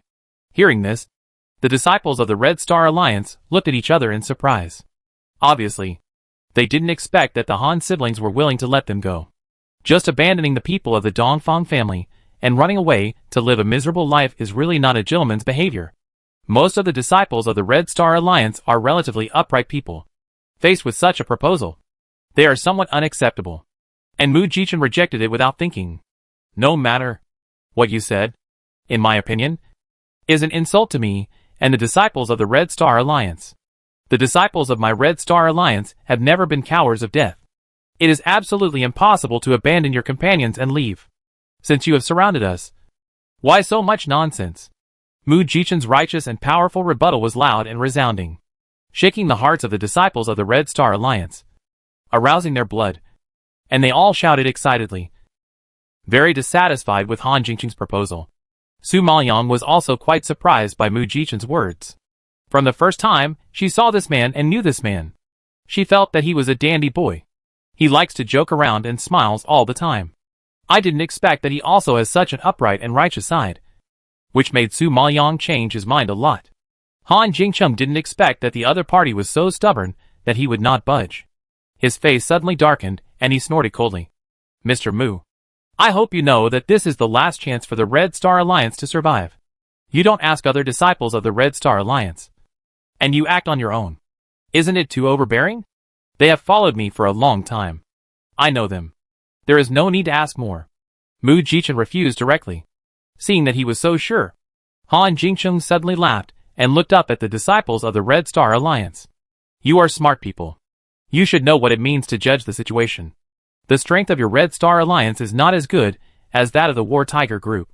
What's more, you are seriously injured. How can you fight with the War Tiger group that has recovered its strength? In the end, whether to leave or stay, you have to think clearly. If you are confused, you will lose your life. Bah! Don't try to shake people's hearts here. You just saw that Sumo's spirit beast killed many Black Blood Emperor ants at once. Do you think we are afraid of your War Tiger group? Dongfang Liue thought of the battle just now, and she proudly raised her chest and raised her head. That was her future sister-in-law's spirit beast. If the Han family wanted to deal with Su Imo, they had to ask her spirit beast if it agreed. Hearing this, Han Jingcheng seemed to have ignored the heavenly demon Martin. He sneered with disdain. Suddenly, he waved his hand and shouted, Golden Flame Demon Lion, come out! At this time, a huge figure came into view, which immediately shocked Su Maoyang's expression, and his pupils shrank sharply.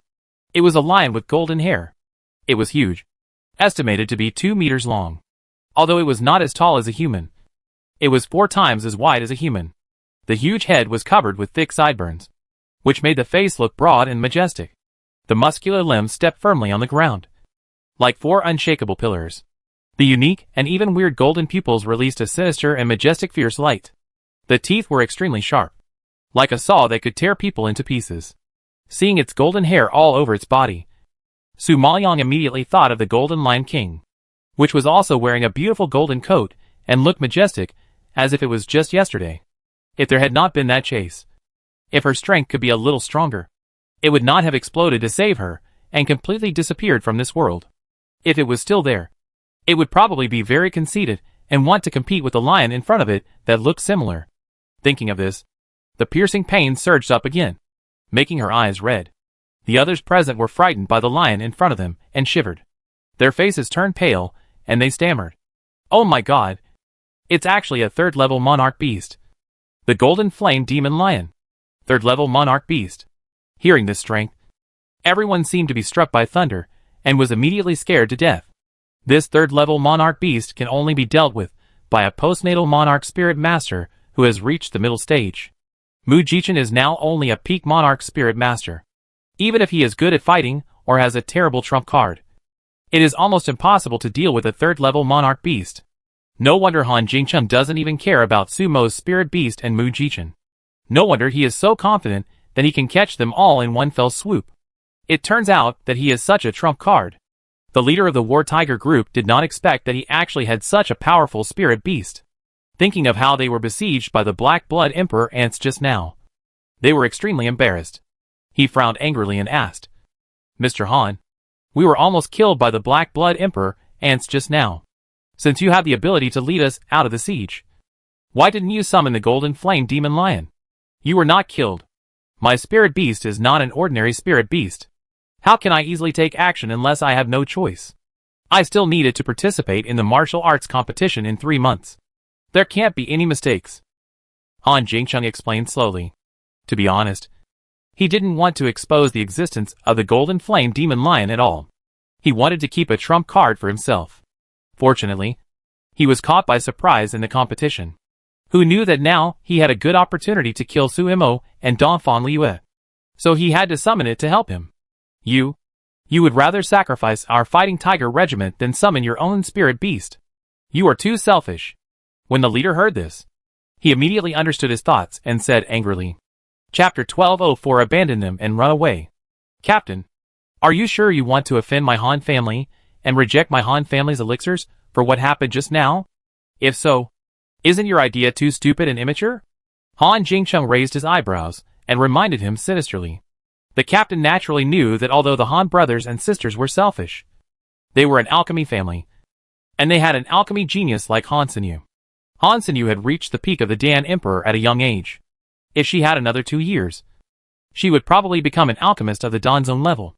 The Danzong alchemist was a super powerful person that all forces dared not offend and even tried their best to please. And their Jianhu group was no exception. If they were to become enemies with the Han family and reject precious elixirs just for the sake of being angry, it would indeed be an unwise choice. Thinking of this, although the War Tiger group could not stand the selfishness of the Han brothers and sisters, for the future development of the War Tiger group, they had to swallow their anger and not bother with him. Seeing the leader shut up, Han Xinji sneered disdainfully.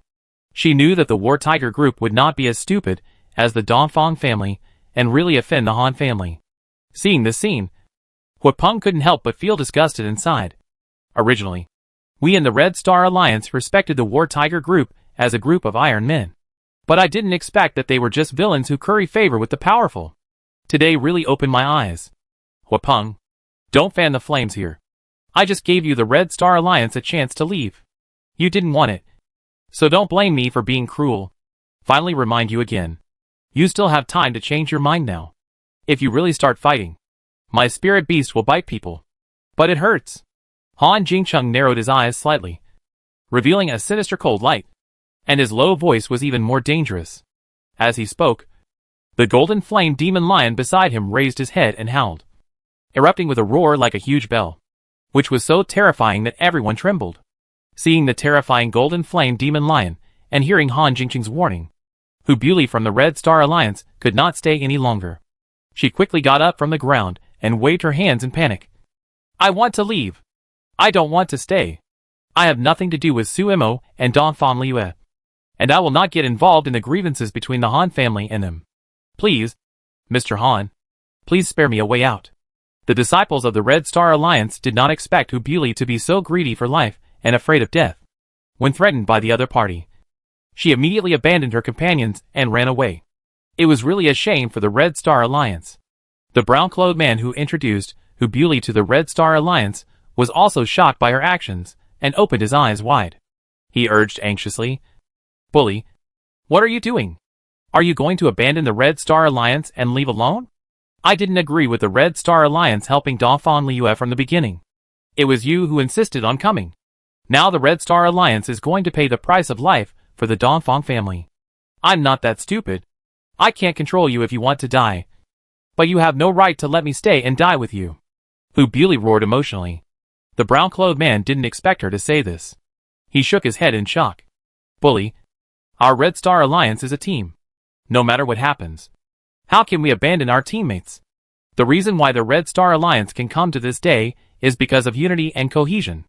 If they abandon their teammates when they encounter any difficulties or disagreements, wouldn't the Red Star Alliance become a mess long ago? What's more, during the time that Hubuli joined the Red Star Alliance, she enjoyed the protection of the Red Star Alliance, the resources provided by the Red Star Alliance, and gained a lot of benefits. Now, when she encountered a problem, she turned her back on them and wanted to leave alone. Even he couldn't stand such behavior. Mu Jichen couldn't tolerate any sand in his eyes. It was a shame for the Red Star Alliance to have such a disciple. So he didn't try to stop her. If she wants to leave, let her go. From now on, Hubuli is no longer a member of our Red Star Alliance. Hearing that the leader personally expelled her, Hubuli was also a little unconvinced, and snorted angrily. Humph. A bunch of fools. I don't want to join you, Mr. Han. I am no longer a member of the Red Star Alliance, and I have nothing to do with them. Now you can let me go. Right? Han Jingcheng saw that the Red Star Alliance was splitting up, and Mu Jichen's face was very bad. His mood suddenly improved, and he smiled and nodded. Ha! Of course. Your Hu family is also sensible. Today I will let you go. Hurry up. Hubuli got his approval, and immediately breathed a sigh of relief, nodded flatteringly, and quickly turned around and ran away. She couldn't be implicated by the group of idiots in the Red Star Alliance. Dongfang Liu saw her disappear in the blink of an eye, and couldn't help but sneer and shake her head. Didn't she fall quite badly just now? Now she's running faster than a rabbit. Han Jingcheng laughed and retorted. She's smart. She knows she can't be implicated by you idiots. Su Maoyang heard this, and the corner of his mouth raised a vague arc. Implicate? In my opinion, it's you who implicate others. Humph. You're all dying, and you still have so many words. Fighting Tiger Group. Go ahead. I want to kill all the Red Star Alliance. Han Jingcheng saw that Su Mo still dared to be stubborn, and roared angrily. However, at this moment, Su Maoyang had taken out a bottle of pills from the space and threw it to Wapeng, Deputy Alliance Leader. This is the Tai Chin Dragon and Tiger Pill of the upper grade, which not only has the effect of healing, but also can temporarily improve strength. Give it to the disciples to eat. Wapeng suddenly caught the medicine bottle, and was shocked when he heard the word superior quality. He quickly opened the bottle cap and poured the pill into his hand.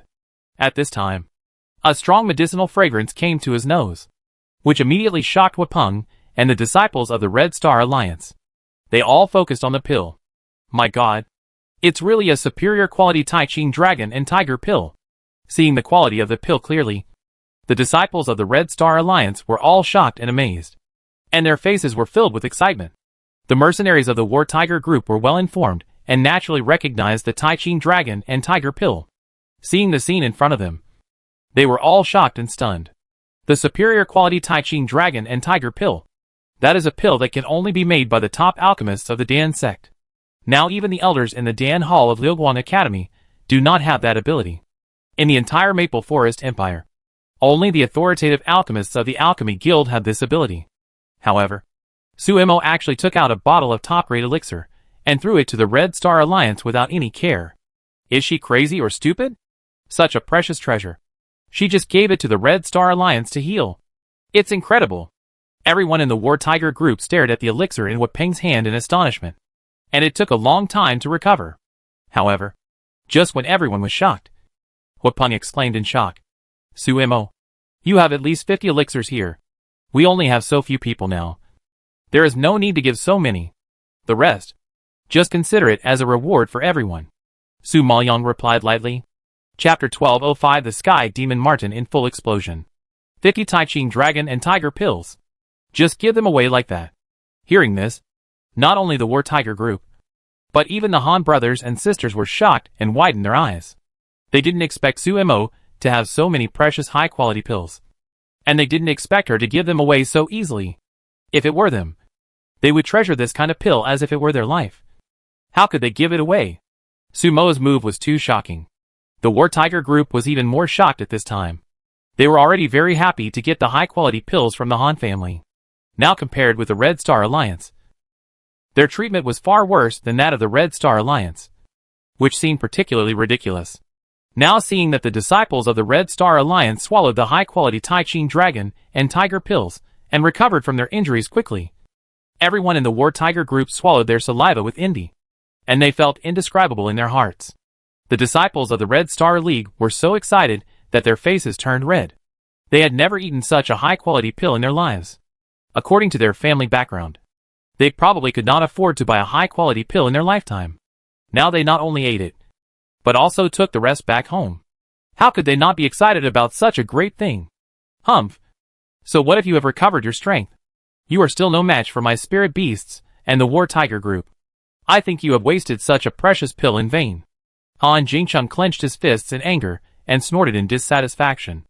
Although Sumo's powerful spirit beast defeated the first-level monarch beast, it is not so easy to deal with the third-level monarch beast. He is quite confident in the combat effectiveness of the Golden Flame Demon Lion. Thinking of this, he waved at the Golden Flame Demon Lion beside him and shouted, "Tear them apart!" The Golden Flame Demon Lion received the order, raised its head and roared, kicked its hind legs, and pounced fiercely towards Su Maoyong. Only a golden arc was seen in the air. Because of its running, the whole ground trembled.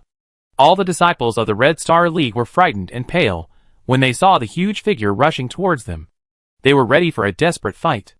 However, at this moment, the Sky Demon Martin in Su Maoyong's arms stretched impatiently, rubbed his fleshy fists, and cursed. There are people looking for death everywhere. Since you take the initiative to deliver it to the door, don't blame me for being rude.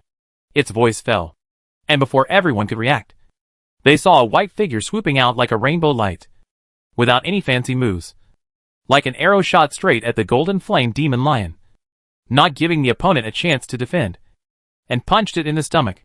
There was a loud bang, and the Golden Flame Demon Lion was actually beaten into an arc by the furry little fist and flew backwards. The Golden Flame Demon Lion's bloody mouth, which was originally ready to tear the fur of the Heavenly Demon Martin, not only did not touch its fur, but it spurted out a mouthful of blood, and sprinkled a terrible blood mist in the air. The terrifying power of the Heavenly Demon Martin seemed to tear the air apart, and instantly aroused a layer of fierce fluctuations, with the Heavenly Demon Martin as the center, spreading out like waves in all directions. Even the surrounding War Tiger group could not bear the load and took a few steps back, struggling to stabilize their bodies. Han Jingcheng and Han Xinji were not as strong as the mercenaries of the War Tiger group, and they could not withstand this wave of attacks. They were instantly blown to the ground, spitting out blood and being seriously injured. Although the Han siblings were seriously injured, they were still conscious. Now seeing the Golden Flame Demon Lion being knocked away by a punch, they looked like they had been struck by a thunderbolt, their faces pale, and their bodies numb. They never expected that the Golden Flame Demon Lion would be knocked away by the Snow Martin before it could even get close to Su Mo. Such speed, such power, and such a suspense-free result were simply unbelievable. However, the Sky Demon Martin did not give the Golden Flame Demon Lion a chance to breathe. It rushed forward again, stretched out its chubby claws, and lifted it up with force, like a chicken, directly pulling up the Golden Flame Demon Lion's neck, swung its arms violently, and threw it hard into the distance. There was another loud bang, and the huge body of the Golden Flame Demon Lion fell heavily to the ground in the horrified eyes of the crowd, splashing dust all over the ground, scaring the people around it to gasp, accidentally inhaled the dust, and coughed uncomfortably. Even so, the fully exploded Sky Demon Martin did not stop at all. It dodged and slammed down hard on the dizzy head of the Golden Flame Demon Lion, making earth-shaking noises. Don't look at that small, furry and chubby fist. But when it hits the Golden Flame Demon Lion, it's like a mountain pressing down on the top of the head, and every hit makes the earth tremble. Not only that, he also took advantage of it and rode on the Golden Flame Demon Lion, beating and scolding. "I told you to roar. You roar. Roar again. Weren't you very good at roaring just now? You dare to show off in front of your grandfather. I'll let you roar enough today." Every time the Sky Demon Martin punched, the Golden Flame Demon Lion wailed in pain, facing the dense fists like raindrops. The wailing was soon drowned out by the sound of beatings. Later, the Golden Flame Demon Lion didn't even have the strength to breathe, let alone wail. Seeing such a brutal scene, the War Tiger group and the Han brothers and sisters shuddered in horror. and a layer of cold sweat instantly poured down their foreheads. It was as if something was pressing down on their hearts, making them a little breathless. That was a third-level monarch beast, the Golden Flame Demon Lion. But now it was ridden on and beaten by a snow ferret. This scene was definitely the most terrifying and incredible scene they had ever seen. Of course, what shocked them the most was that this arm-sized snow ferret could actually speak and curse. You have to know that a spiritual beast that can speak must either have a very high intelligence or reach a strength above the 4th-level monarch beast. In this way, the strength of this snow ferret is likely to be above the 4th-level monarch beast. Otherwise, how could it beat the Golden Flame Demon Lion without any ability to fight back? Realizing this, not only the War Tiger group and the Han brothers and sisters were scared to death, but even the disciples of the Red Star Alliance were dumbfounded and couldn't recover for a long time. Su Maoyan was the calmest person in the room. She watched the heavenly demon Martin beat the Golden Flame Demon Lion into a pulp. Perhaps because she was reminded of the Golden Lion King, she suddenly felt reluctant and stopped him, saying, "Forget it. Spare his life. A third-level king beast can help." Only after hearing Su Maoyan's words did the heavenly demon Martin stop attacking. "My woman has spoken for you personally. You are lucky today. Hurry up and roll over to thank me." As she spoke, the heavenly demon Martin kicked the Golden Flame Demon Lion's butt and roared fiercely. When the Golden Flame Demon Lion heard this, it felt as if it had been pardoned. With its bruised and swollen head, it limped to Su Maoyan's side, prostrated itself on the ground, and made a pitiful whimper, like a bullied cat seeking comfort. Chapter 1206 Brutal Attack. Seeing this scene, everyone was shocked and speechless. A dignified third-level king beast, kneeling in front of Su Maoyan like a big cat. This scene was too shocking and hard to digest. Seeing it surrender, Su Maoyan did not beat around the bush and asked directly, "Are you willing to be my contracted beast?" Perhaps she missed the Golden Lion King too much. Although this Golden Flame Demon Lion was not a spiritual beast of the same species as the Golden Lion King, the golden hair made her feel familiar. When the Golden Flame Demon Lion heard the question, it received the fierce eyes of the Sky Demon Martin and the rubbing fists that made a clicking sound. It nodded in fear, looking impatient, fearing that it would be too late to agree and fall into the clutches of the Sky Demon Martin again. It was beaten so badly. How could it be stupid enough to refuse? He didn't want to be beaten by the Snow Martin again. He didn't want to experience the feeling of living a life worse than death again. Hearing this, Han Jingcheng was frightened and his face turned pale. His muscles and bones were twitching and shaking like sieves, because the Golden Flame Demon Lion was his contracted beast. If Su Maoyan wanted to contract the Golden Flame Demon Lion, the first thing to do was to kill the owner of the contracted beast and completely cut off the connection between the two. Sure enough, the next second, Su Maoyan gave the Sky Demon Martin a look and coldly ordered, "Go and get rid of him." Although it was a light sentence, it weighed heavily on Han Jingcheng's heart, pressing his blood all over his body, as if it had coagulated and stopped flowing. His whole heart was in his throat, and his pale face was full of fear as if he had seen a devil. "No, no, don't kill me. Please, I don't want to die. No." However, before Han Jingcheng could even scream, the Demon Martin had already pounced on him and chopped off his head with one palm. The whole head flew out and rolled to Han Xinji's feet. Han Xinji was so scared that she screamed in fear. After a while, everyone smelled a smell of urine coming from her body. Upon closer inspection, her skirt was wet, and she was obviously scared to pee. Everyone saw the bloody head on the ground and heard Han Xinji's piercing screams. They shivered in fear, and their hair stood up involuntarily. Looking at the Demon Martin, their expressions became a little scary. This Snow Martin was really simple and brutal. Just now, it punched the Golden Flame Demon Lion away, and now it chopped off Han Jingcheng's head with one palm. Every time it attacked, it caught people off guard. It was really terrible. Seeing this scene, even the War Tiger group was scared and felt a chill on their backs. They swallowed their saliva nervously. Even the third-level Monarch Beast was defeated by it in one move. It is unlikely that the War Tiger group will get any advantage from this Snow Ferret. Realizing this, the War Tiger group couldn't help but take a few steps back, obviously thinking of escaping. But how could Su Maoyan give them this opportunity? This group of people chose to encircle and suppress them, so they had to pay the corresponding price. She knew very well that if she didn't have the strength to fight back, she would be the one who died here today. Therefore, she would never be merciful to the enemy who wanted her life. Thinking of this, Su Maoyong glanced at the war tiger group with indifference. Her red lips moved slightly, and she ordered in a cold voice, "Don't let any of them go." As soon as the voice announcing the death fell, Tianma Dia raised the corner of his lips and raised an evil smile. Without waiting for the war tiger group to react, he pounced on them like lightning. His movements were so fast that people could not see clearly. They only saw the white figure passing through countless afterimages, like a sharp sword, dancing wildly in the air. Soon, the mercenaries of the war tiger group were cut into pieces. Seeing the bloody arms, thighs, and even heads flying out of the battle circle, all the disciples of the Red Star League took a few steps back in horror, holding their shaking chests with lingering fear. The mercenaries of the War Tiger group were all a group of post-heavenly monarch spiritual masters. But now they were torn into pieces by a snow marten. How could this be a spiritual beast? This is clearly a murderous devil.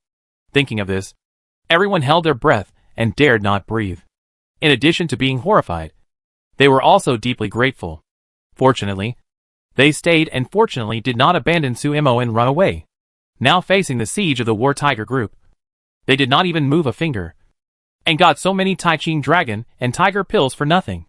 It can be said that they were very lucky. At this time, Su Maoyong saw the heavenly demon marten killing wildly, frowned in dissatisfaction, and ordered loudly, "Don't show off. Leave me a whole body."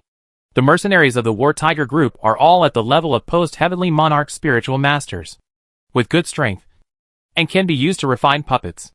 Last time, when she dealt with those old guys in Burning Blood City, all her puppets were blown up. How could she miss this good opportunity that was delivered to her door? The demon marten hadn't thought about this problem just now. It was only after Su Imo reminded her that she realized it. But it was too late. Looking at the broken bodies on the ground, the demon marten scratched his head guiltily and smiled at Su Maoyong twice. Hee. Sorry. I couldn't help it. But don't worry. I'll keep this for you, Captain. Oh. Yes. There are 2 more bodies over there. 3. 3 is enough. The quantity is not the quantity. The key is the quality. Hee. Seeing that there were only 3 intact bodies left in the pile of corpses, Su Maoyong took a deep breath in anger, resisted the urge to cut the demon marten into pieces, gritted his teeth and growled, "Get back here." The demon mink was frightened by her anger and shook its fat, drooping its ears, and ran back aggrieved, pouting unconvincingly, muttering, "I helped you beat people, and you still blame me. You heartless dead woman." The spirit beast that was as ferocious as a devil just now stared at Su Maoyong with resentment like a little wife. And everyone was instantly shocked, and their expressions twitched. Such a contrast is too big. Sorry, they really can't accept it. And Su Maoyong was too lazy to talk nonsense with it, glared at it speechlessly, and waited to collect the remaining 3 corpses into the space. Seeing that she actually collected corpses, everyone was a little puzzled, and looked at Su Maoyong with some strange eyes. However, before everyone came to their senses, Su Maoyong had already walked to the front of the Golden Flame Demon Lion and completed the contract with it. "Xiao Momo, you are really a person who is not famous. But you are amazing. How many surprises do you have for me?" Mu Jichen saw that she had contracted the 3rd-level monarch beast without any discomfort, which meant that her strength was definitely not as simple as it seemed. After Su Maoyong put the Golden Flame Demon Lion into the space, he looked up at him and smiled. "You too surprised me." "Oh, I surprised you? How did I surprise you?" Mu Jichen's eyes lit up when he heard such an evaluation, and he became more interested. Chapter 1207 Beast Tai takes the blame. Seeing that he was very curious about his evaluation of him, Su Maoyong's smile deepened, raised his eyebrows slightly, and teased, "Well, surprisingly, you are not as useless as I thought." Mu Jichen thought it was a good word, but he didn't expect it to be this. He was immediately furious and shouted in disbelief, "What? I am useless in your eyes? Are you mistaken? I am suave, handsome, ranked 4th on the battle list, and recognized as the most beautiful man. Do you have good taste?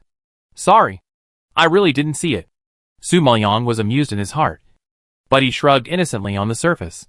Hearing this, Mu Jichen was deeply shocked, covered his chest with heartache, and stared at Su Maoyong sadly.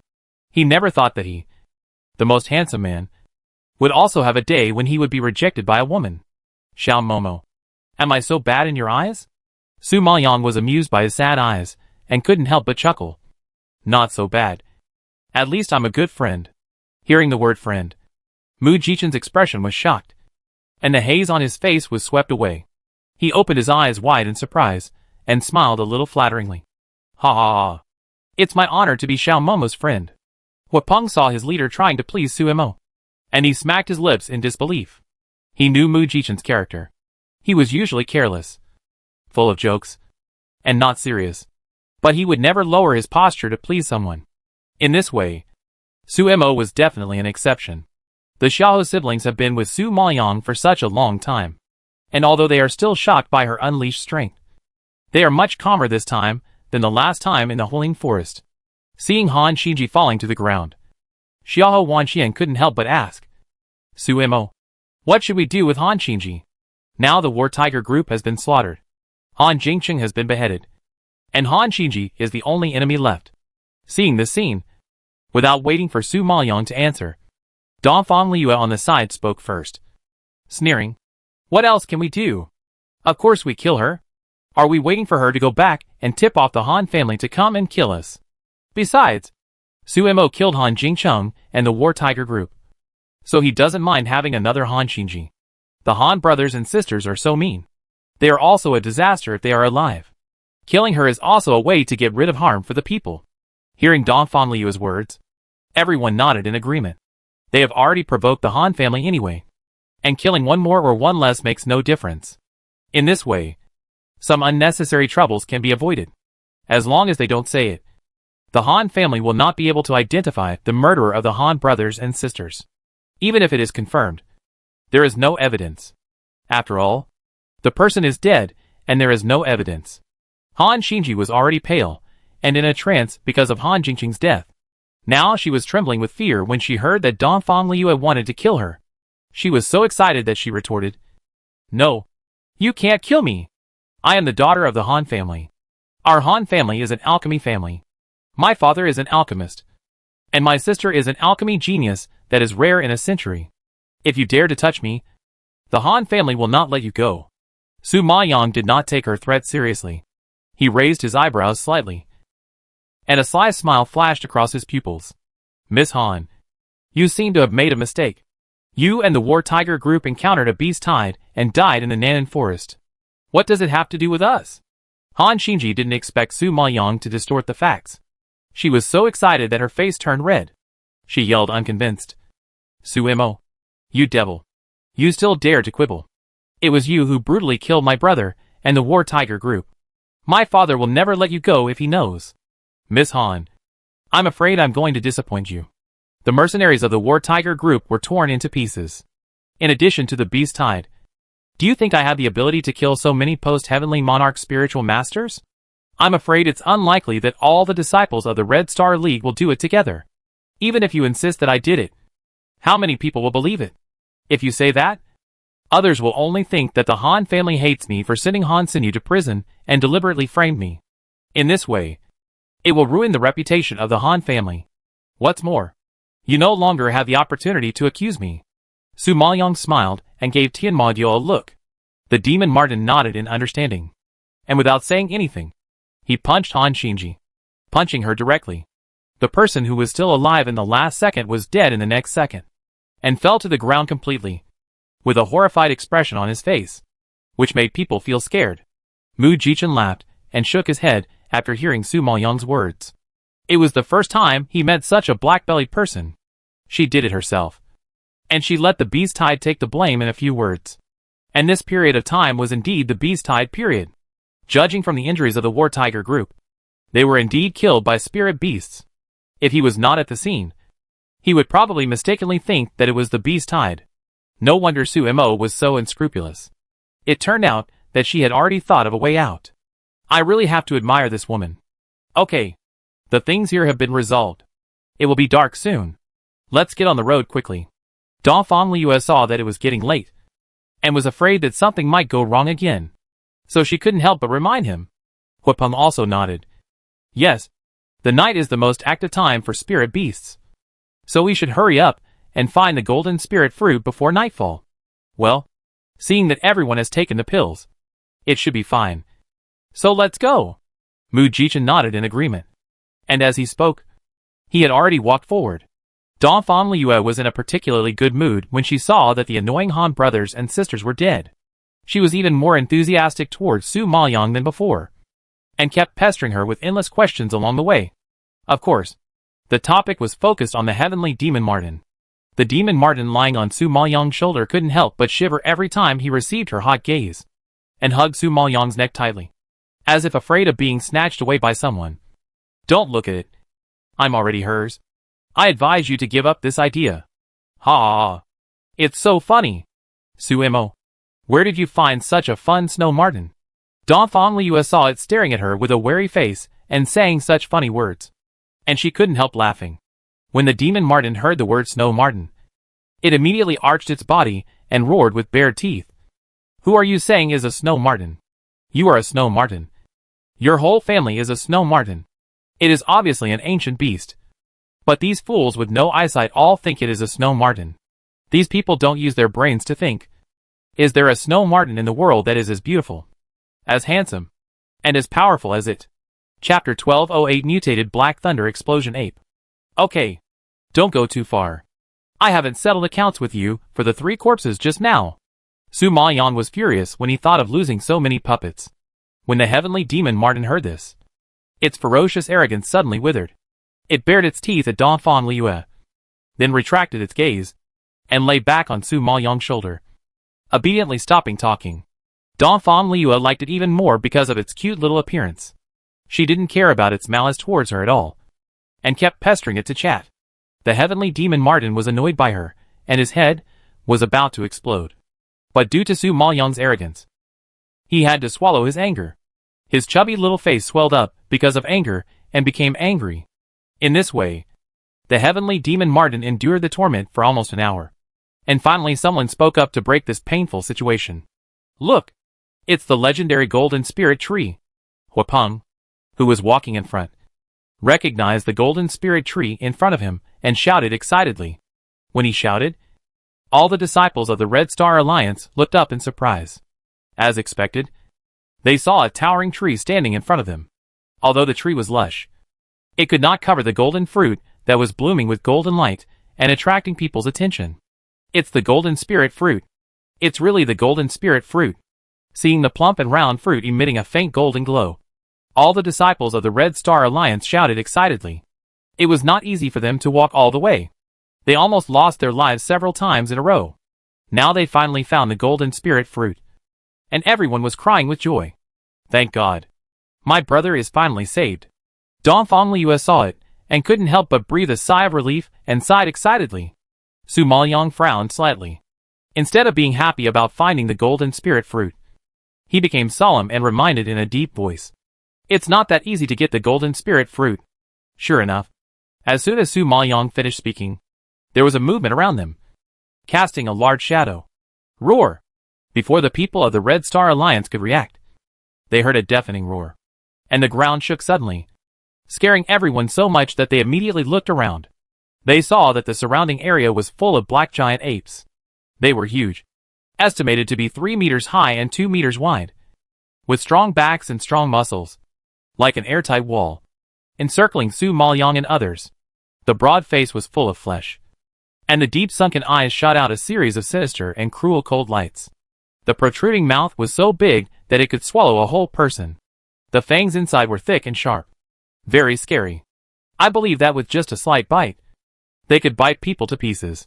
At this moment, they beat their chests, breathed heavily, stared at Su Maoyang and others fiercely, and the murderous aura emanating from their bodies scared everyone to tremble. My God! It's the Black Thunder Explosion Ape. There are so many Black Thunder Explosion Ape, all at the level of the 3rd level Monarch Beast.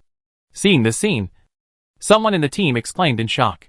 When the others saw this, they also gasped in horror. Their faces were gray, as if they were dead. Just now, they saw a 3rd level Monarch Beast Golden Flame Demon Lion, which was already very scared. Now there is actually a large group of them, and it is estimated that there are at least dozens of them. As we all know, The spiritual power of the third-level monarch beast is comparable to that of the acquired monarch spiritual master in the middle stage. With their super strong defense and sharp combat power, even the acquired monarch spiritual master in the late stage can't get any advantage in its hands, let alone those who have not even reached the level of the acquired monarch spiritual master in the early stage. My god, there are so many third-level monarch beasts. How long will this fight last? Donphan Liyue was just full of joy. But when she saw the scene, her expression suddenly sank, and she couldn't laugh anymore. When the heavenly demon Martin heard this, she immediately propped herself up, tidied her hair proudly, and snorted arrogantly. It's just a third-level monarch beast. And you are scared. A bunch of cowards. Women, give me these third-level monarch beasts. I promise to help you kill them without leaving a single piece of armor. The heavenly demon Martin's strength also decreased a little because of Su Maoyang's injury. But it was more than enough to deal with the third-level monarch beast. Su Maoyang had never been intimidated by a group of innate lord spiritual masters, let alone a group of third-level spirit beasts with similar strength to the acquired lord spiritual masters. Compared with the group of old immortals in Burning Blood City, these Black Thunder Explosion apes are really not in the same league. So facing this situation, Su Maoyang was very calm. Hearing what the heavenly demon Martin said, the disciples of the Red Star Alliance remembered that Su Mo had a particularly violent and ferocious spirit beast, and then looked at it expectantly, obviously pinning all their hopes on the heavenly demon Martin. After all, the combat power it showed just now was very terrifying. It punched away the golden flame demon lion and could speak human words. Its level must be above the 4th level monarch beast. I believe that as long as it goes out, the 3rd level monarch beast should be no problem. However, before everyone could be happy, they heard another earth-shaking roar from the front. The vibrations from the sound alone were enough to make everyone step back a few steps and stabilize their bodies with difficulty. At this time, everyone saw that behind the golden spirit tree, a huge body that was twice as big as the surrounding Black Thunder Explosion ape suddenly appeared. The dark brown hair was smooth and shiny, and the ground shook with every step of the majestic body. The appearance was no different from the Black Thunder Explosion ape, but the eyes were flashing purple-red light. When the thick arms hit the ground, scales burst out and wrapped around his arms like armor. There was even lightning flashing on them. Just with the naked eye, one could imagine the hardness of the scales and the pain of hitting the body. Mu Jichen, who had never taken these dangers seriously, opened his eyes wide in shock and sighed. It's not an ordinary Black Thunder Explosion ape. He must have eaten the golden spirit fruit. So he mutated? Mutated? Oh my god. Its strength is already at the 5th level monarch beast. If it mutated, wouldn't it be even more abnormal? Huapeng heard this. His heart trembled, and he asked back in disbelief. Not to mention the disciples of the Red Star Alliance. Even the heavenly demon Martin was a little weak now. It was limited by Su Maoyang's strength. The ancient beast's strength could not unlock the seal. In addition, Su Maoyang was injured some time ago, and it was also affected. Facing the mutated spirit beast, it was still a bit tricky. Su Maoyang narrowed his eyes slightly, looked at the mutant species on the opposite side more calmly, and asked in a low voice, "How sure are you of beating it?" The heavenly demon Martin was tangled on his face, swallowed his saliva awkwardly. 50%. In fact, my current strength can deal with the 5th level monarch beast. But this guy has mutated and gone berserk, and it is estimated that it will be difficult to deal with it. So the heavenly demon Martin crossed his fingers guiltily and explained without much confidence. Chapter 1209 Arrangements. Donphan Liyue frowned anxiously when she heard that she was not even sure of defeating the Sky Demon Martin. If we can't even defeat the Snow Martin, what should we do? Most of the disciples of the Red Star Alliance are in the middle stage of the Lord Spirit Master.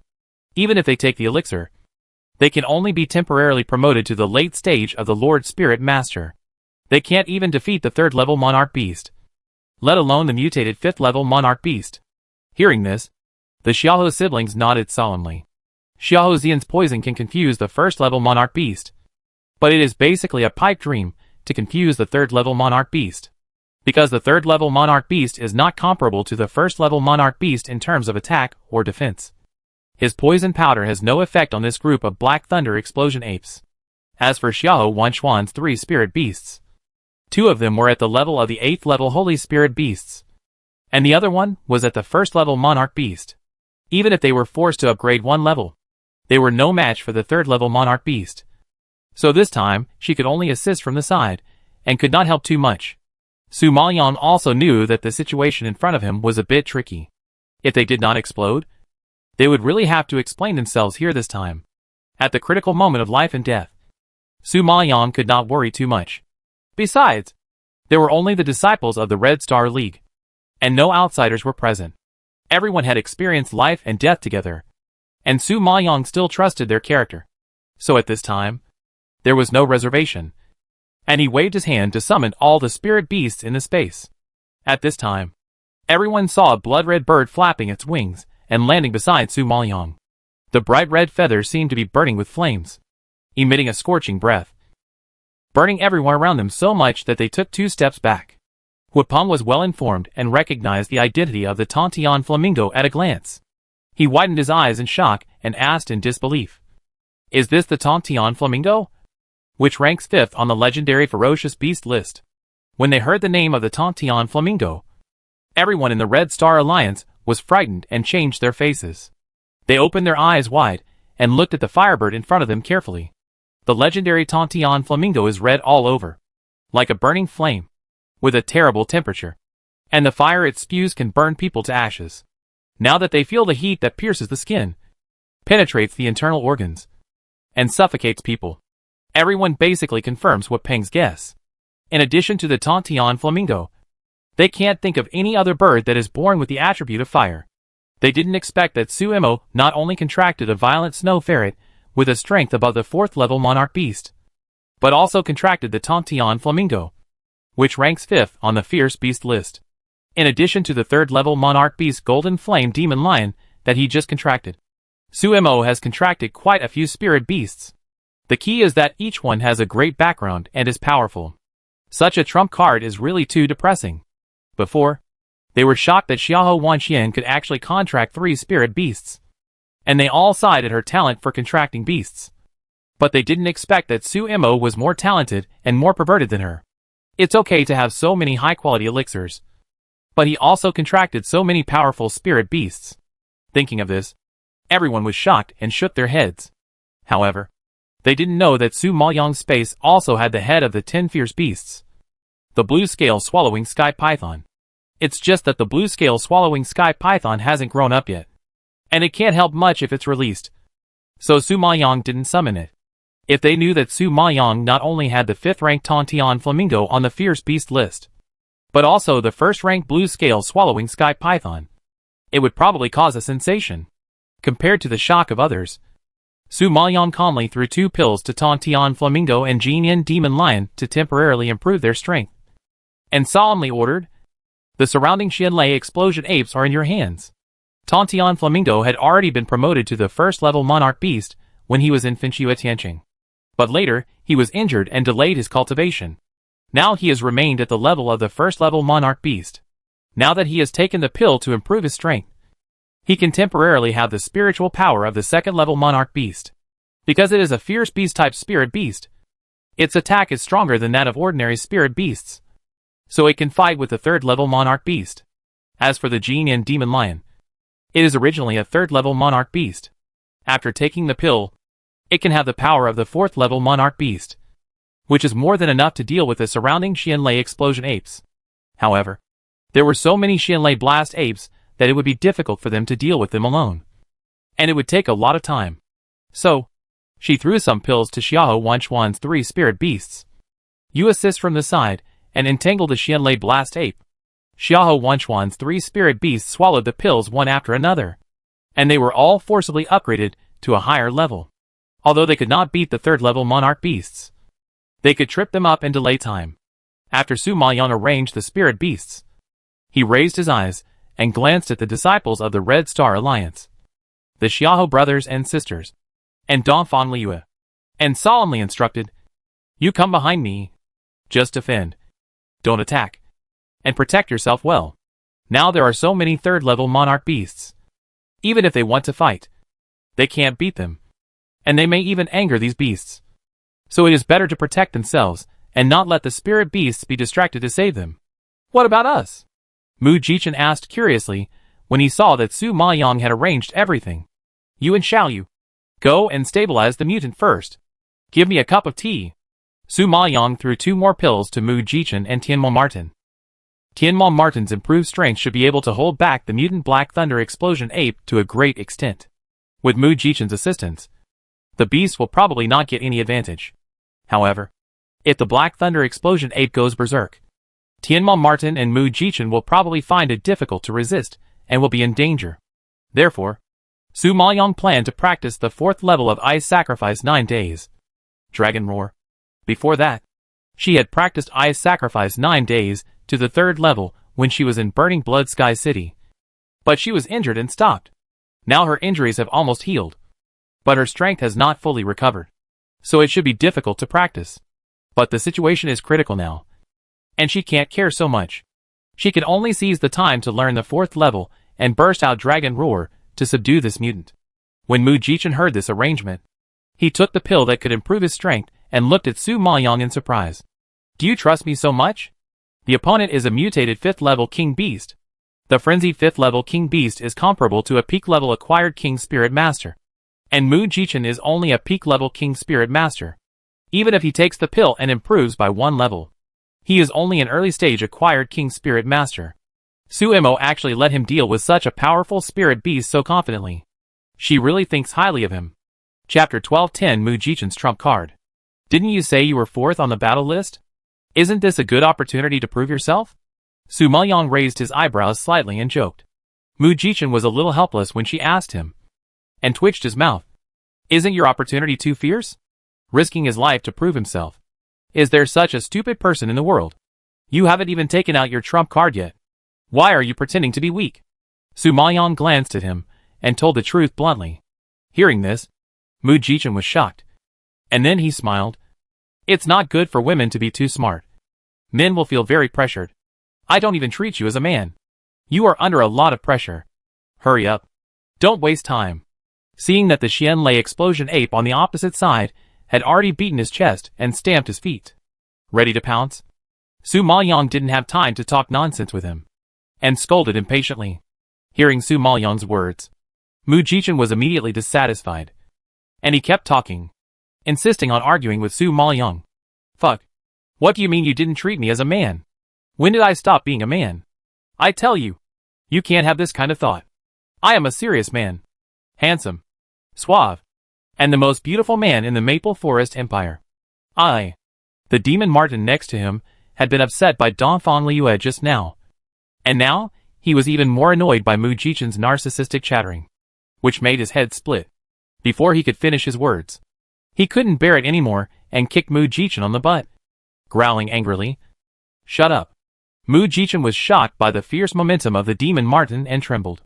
He had just witnessed its cruelty, and really didn't dare to provoke this violent maniac. He immediately took the pill, and turned around to run towards the mutated Black Thunder Explosion Ape. The demon Martin was freed from its mouth and rushed over. Seeing that they temporarily entangled the 5th level Monarch Beast, Su Maoyang also quickly took out a pill, and threw it into her mouth. Then the spiritual power in her body expanded wildly, and seeped out faintly from her pores. When the spiritual power vortex accumulated to a certain level, her body suddenly burst out, with a strong spiritual power fluctuation. She had been promoted to the middle stage Monarch Spiritual Master through the absorption of spiritual power stones some time ago. Now that she has taken the temporary improvement pill, she has easily reached the level of the late stage Monarch Spiritual Master. However, time is limited, and she must learn the dragon chant before the drug effect expires. Thinking of this, Su Maoyang did not hesitate at all, and actually sat on the ground in this chaotic battle circle, closing her eyes to rest. The disciples of the Red Star Alliance just saw that Su Maoyang had arranged everything well, and thought she had some tricks to defeat the mutated Black Thunder Explosion Ape, who knew that she did nothing, and even sat up to sit down. Is there anything wrong? When everyone saw the scene, they all looked at each other in disbelief, and their expressions became more anxious, let alone the mutated 5th Order King Beast. Even the surrounding 3rd Order King Beasts cannot be defeated in a short time. If Su Mo does not come up with a good solution, they are in danger of being wiped out at any time. But she is so good. At such a critical moment, she can still sit and meditate calmly. I really have to admire her calmness.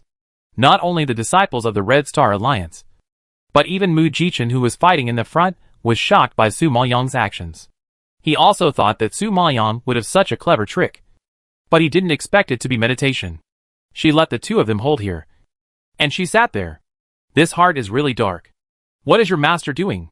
Mu Jichen asked the heavenly demon Martin in confusion. With your IQ, you still don't understand even if I tell you. The heavenly demon Martin rolled his eyes at him and sneered in disdain. Mu Jichen was immediately choked by it. It was fine that he was despised by Su Mo before, but he didn't expect that he, the most handsome man, would be despised by a spirit beast today. Could it be that his IQ as a human is not as good as that of a spirit beast? What a joke. However, before he could argue, the heavenly demon Martin had already attacked the Black Thunder Explosion ape and left him behind. Knowing that this was not the time to quarrel, Mu Jichen had no choice but to forgive the heavenly demon Martin for the time being and join the battle. At this time, Su Maoyang and Xiahou Wanchuan spirit beasts resisted the siege of the surrounding Black Thunder and Explosion apes. The Red Star Alliance, the Xiahou brothers and sisters, and Dongfang Liuya all stood in the center, focusing on defense and supplemented by attack, helping the spirit beasts to deal with the Black Thunder and Explosion apes. Shi Nuo stayed by Su Maoyang's side and didn't let her make any mistakes. The battle had just begun, and they had a trend of retreating step by step, because even if their spirit beasts could compete with the strength of the third-level monarch beast, they were in the minority after all, and the other side was numerous and strong. It was still unlikely for the flamingo and the golden flame demon lion to crush them. Therefore, seeing the fierce battle of the spirit beasts and the danger of life at any time, the disciples of the Red Star Alliance were anxious and irritable, looking at Su Maoyang from time to time, eagerly waiting for her command. Everyone might not have realized that after these battles, they had already regarded Su Maoyang as the backbone of the team, and had subtly tended to follow her arrangements and orders. However, Su Maoyang did not move at all at this time, like an old monk sitting still, blocking out everything from the outside world. He was not aware of their nervousness and anxiety at all, which made everyone even more uneasy, wondering what she was doing. At this moment, the mutant Black Thunder Explosion ape seemed to be angered by the heavenly demon Martin and became more manic. Every punch from its steel-like arms was accompanied by earth-shaking power, leaving Mu Jichen no way to avoid it. Fortunately, the heavenly demon Martin was also violent and could temporarily resist its attack. Mu Jichen was not directly killed, but he was not far from that level. He fought for 2 rounds and was seriously injured. He wiped the blood from the corner of his mouth in a rage and cursed viciously. Damn, this mutant is really hard to deal with. Thinking of this, he no longer hesitated and had to take out his trump card, break the soul-breaking ghost spear. At this time, a violent roar was heard, and a fierce breath burst out from Mu Jichen's body, emitting a terrifying black light. The dark light lingered on his arms, making him look gloomy and terrifying, like an evil ghost crawling out of hell, with a terrifying evil spirit. At this moment, everyone saw that Mu Jichen suddenly had a spear condensed by spiritual power in his hand. The spear was surrounded by a black and cold breath. Even though they were so far away, the disciples of the Red Star League couldn't help but shudder. But before everyone could completely come to their senses, Mu Jichen turned into a black shadow, waving the spear in his hand, and stabbed fiercely at the chest of the Black Thunder Explosion ape. The spiritual power that broke through the air turned into a terrifying skull.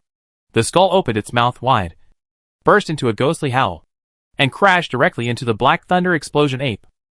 Chapter 12:11 Let's live together. Let's die together. With a violent tremor, the rampaging Black Thunder Explosion ape also suffered a great blow and took a step back. The fierce skull mark had already left a deep wound on his strong and hard chest, and scarlet blood gushed out, causing Black Thunder Explosion ape to roar in anger.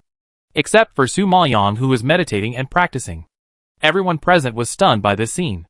After a long time, Dongfang Liuya, who stared at Mu Jichen intently, took a deep breath and exclaimed in disbelief. My God! What martial arts is that? Dongfang Liuya couldn't even make sense of the words, because he was too shocked. The disciples of the Red Star Alliance had long been stunned by the power that Mu Jichen had exploded. They stood there, shaking their heads stiffly, and obviously didn't know what martial arts he was using. They never knew that Mu Jichen had such a terrible trump card. Huapeng was a little more knowledgeable. He looked at the long spear that burst out with evil spirits and skull marks in the air, and swallowed his saliva in shock. His cheeks twitched, and he murmured, I think, if I guess correctly, the soul-breaking ghost spear should be a low-grade divine skill.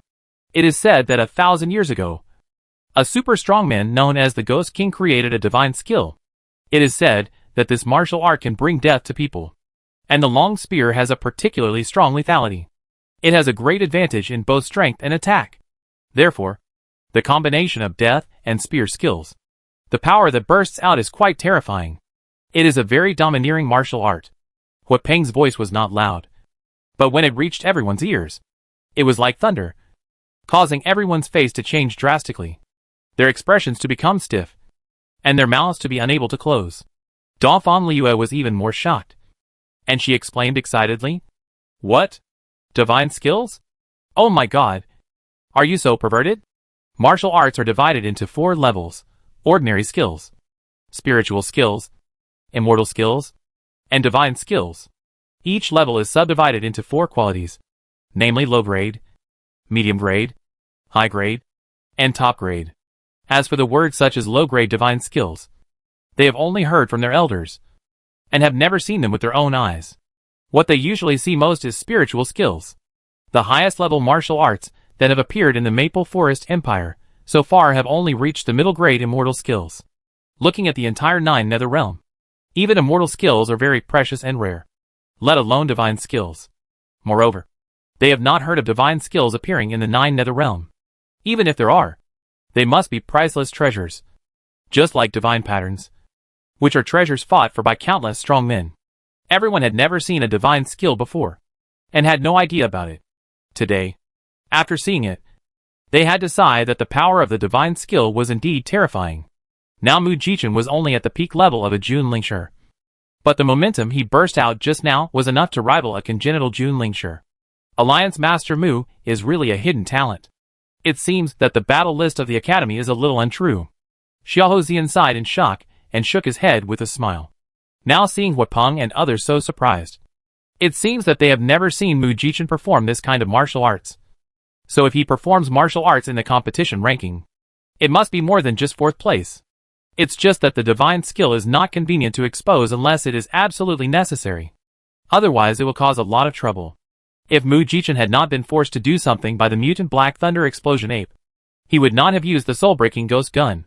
Thinking about it this way, this narcissistic, arrogant, and flamboyant Mu Jichen is also a low-key person who pretends to be a pig and eats the tiger. Hearing Xiao Zian's words, the disciples of the Red Star League all nodded in agreement. They did not expect their leader to be so strong. In addition to being shocked, they were more surprised. However, although Mu Jichen's martial arts are strong, his own strength is limited. Using his magic skills has already seriously overdrawn his body. Not to mention that he has to stalemate with the Black Thunder Explosion Ape for so long. So soon. He can't bear such a high-intensity battle and quickly loses. He accidentally got hit by a punch from the Black Thunder Explosion Ape, and his body shot out and fell heavily to the ground. The next second, blood surged and spurted out instantly, looking particularly embarrassed. It was the first time that he was beaten so badly as the most handsome man.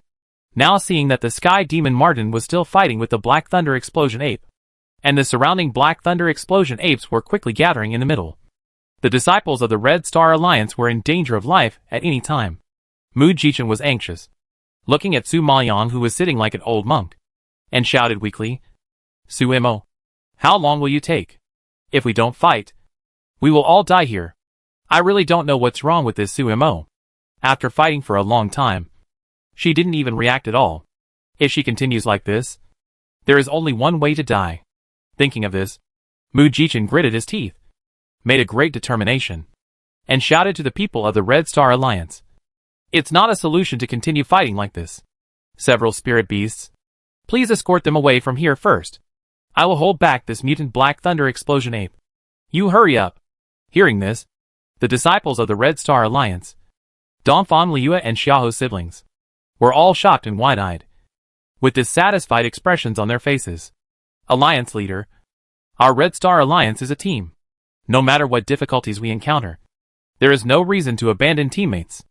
How can you let us abandon you and live in disgrace? Huapeng was the first to retort indignation. Dongfang Liu was not a coward, and protested excitedly. Mr. Mu, what nonsense are you talking about? You are willing to accompany us on this trip, and you are the benefactor of my Dongfang family. How can I be ungrateful and leave my benefactor here? Today we live together and die together. Xiaohu's siblings heard this and nodded resolutely, saying in unison, we live together and die together. When they were surrounded by the Han brothers and sisters and the War Tiger group, Mu Jichen did not retreat or escape, but stayed without hesitation to fight the enemy with them. Just based on this loyalty and kindness, they could not abandon Mu Jichen. After going through so much along the way, the disciples of the Red Star League have already developed cohesion. The remaining ones are all loyal people. Faced with this situation, they all expressed their support passionately. Mu Jichen heard what everyone said and saw everyone's determination to unite. He was moved. His eyes were full of determination to die. He laughed happily. Ha ha ha. Okay, let's give it a try today. Although the disciples of the Red Star League are not powerful figures, they are all iron-blooded men who refuse to admit defeat. It is worth it for me, Mu Jichen, to die with so many brothers. As soon as he finished speaking, a terrifying death aura burst out from his body again. The spiritual power lingering in his arms spun wildly and condensed into a spear again, but he didn't have time to make a move. At this moment, a piercing cold air suddenly erupted from the center of the battle circle and attacked the surroundings crazily. The cold air was even more terrifying than the evil spirit on Mu Jichen's body. Everyone could see with their naked eyes that everything where the cold air passed was frozen into ice. In the blink of an eye, the land nearby had turned into ice and snow. Chapter 1212 Terrifying Dragon Roar. At this time, everyone discovered that the source of this terrifying cold air was Su Imo, who was sitting in the center with her eyes closed. At this time, she was surrounded by sharp cold air, sweeping around. Wherever she passed, the ground instantly condensed into ice. After a while, it spread to everyone's feet, frightening everyone and making them step back in horror. It was just that the ice contained extremely fierce power, breaking through the position where they were standing and extending outward without stopping. At this moment, even if they were wearing shoes, they could feel the tingling sensation from the soles of their feet. The pain was 100 times more painful than the silver needle inserted into the foot acupoints. However, just when everyone was frightened and at a loss by the cold air, Su Maoyang, who was sitting like an old monk, suddenly opened his eyes. His black eyes, like a sword soaked in thousands of years of black ice, suddenly came out of its sheath and shot out a sharp and piercing cold light. At the same time, a terrible wave of vibrations instantly shook her body, and she forced both humans and beasts back several meters. When everyone stabilized their bodies and looked at Su Maoyang in horror, they saw that she had a silver guqin in her hand. The guqin was about 3 feet long, and the body of the guqin was like a silver dragon, with the dragon head and the dragon tail echoing each other, and the middle was built with silver strings. The whole body was shining with bright silver light and cold and piercing cold air. Just looking at it, it felt that it was not small. Just as everyone was curiously looking at the dragon guqin, Su Maoyang raised his hand slightly, touched the strings, and moved his fingertips.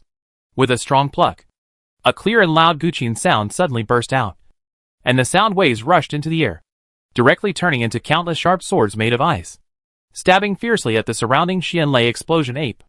There were several puffs, and the sharp swords pierced into the body of the Black Thunder explosion ape.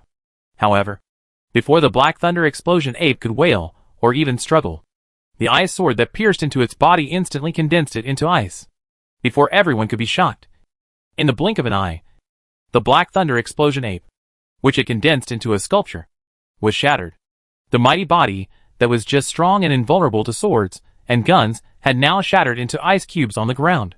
Such an impact frightened everyone and made them shudder.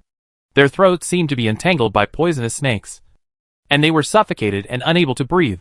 Their pale lips trembled, and they wanted to speak, but they couldn't make a sound, because everything in front of them was too sudden.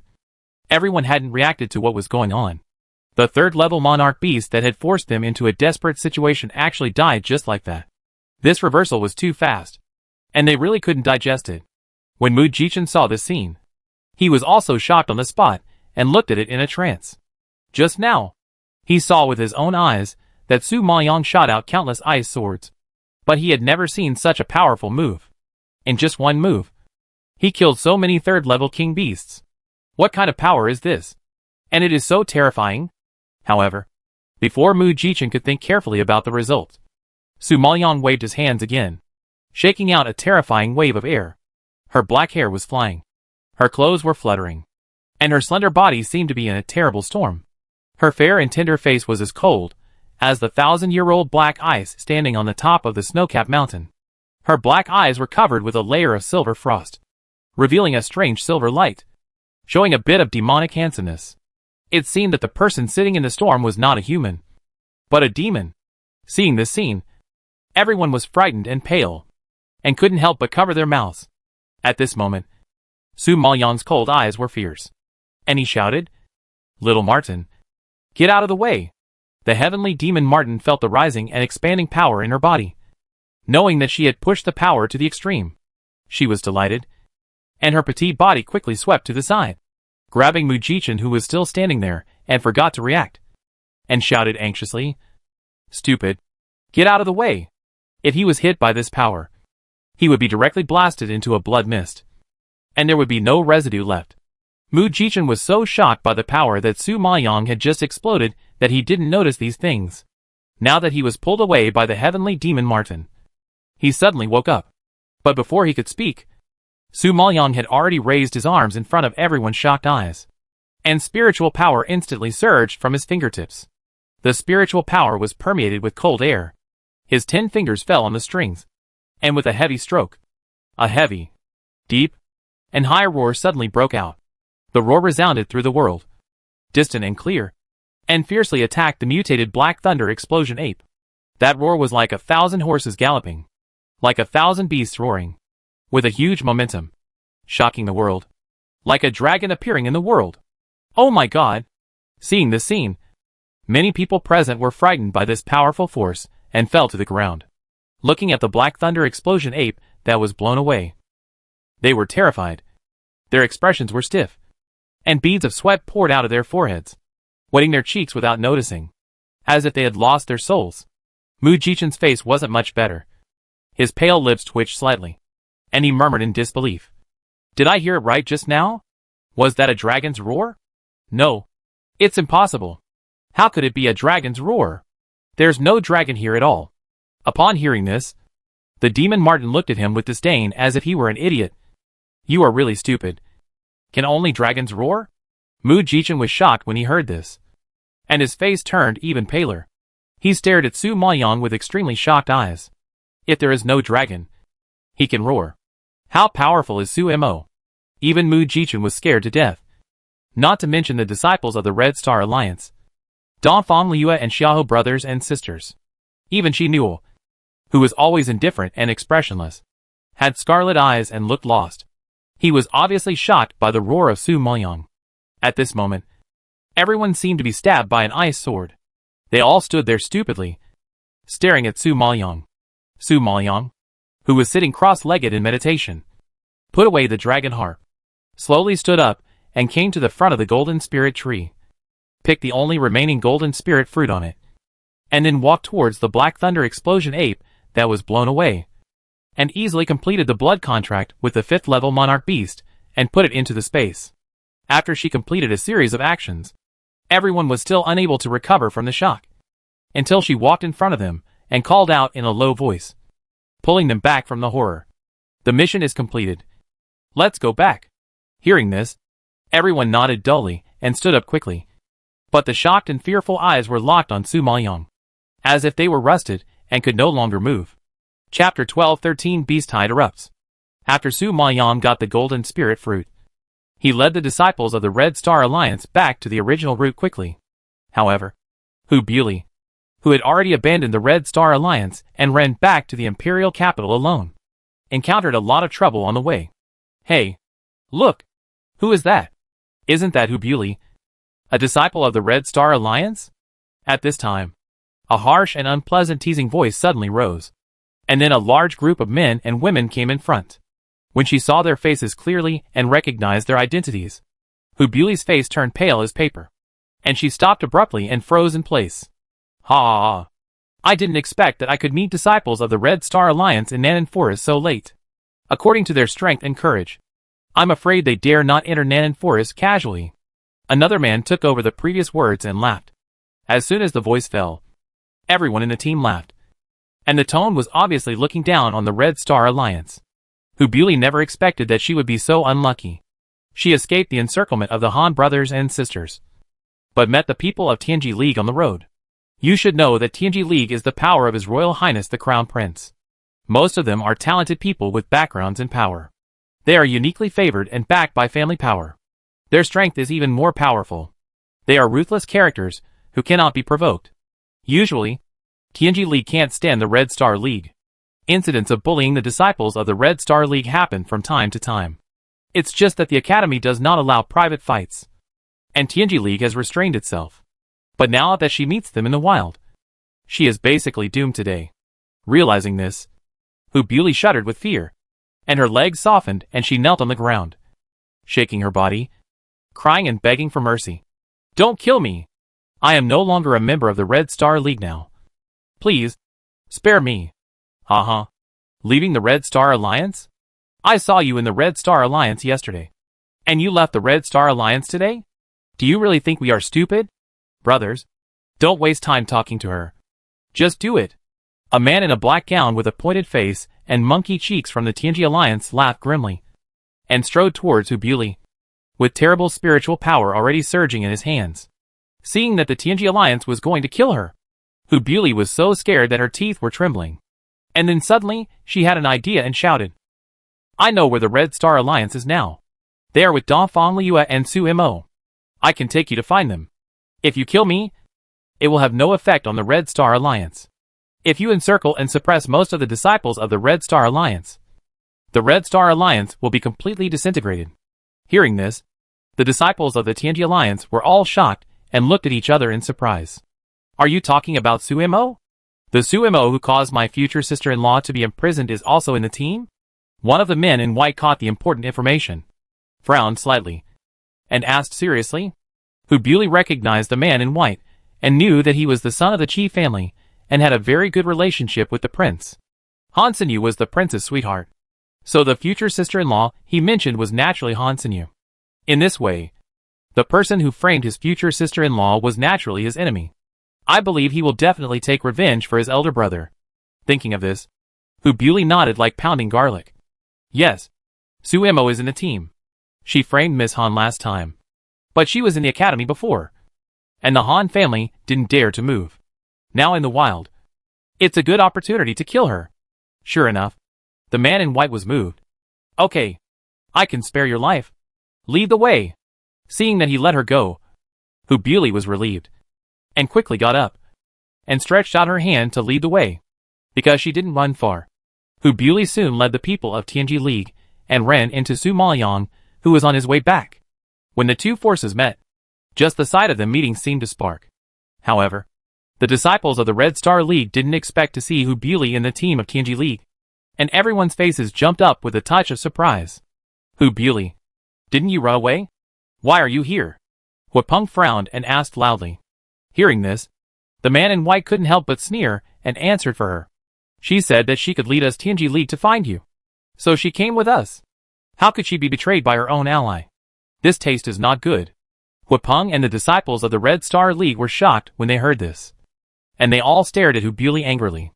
The brown-clothed man who had introduced her to the Red Star Alliance heard this and asked in disbelief. What? Hubuli, you actually helped the Tianji Alliance to deal with us. Are you crazy? You can't blame me for this.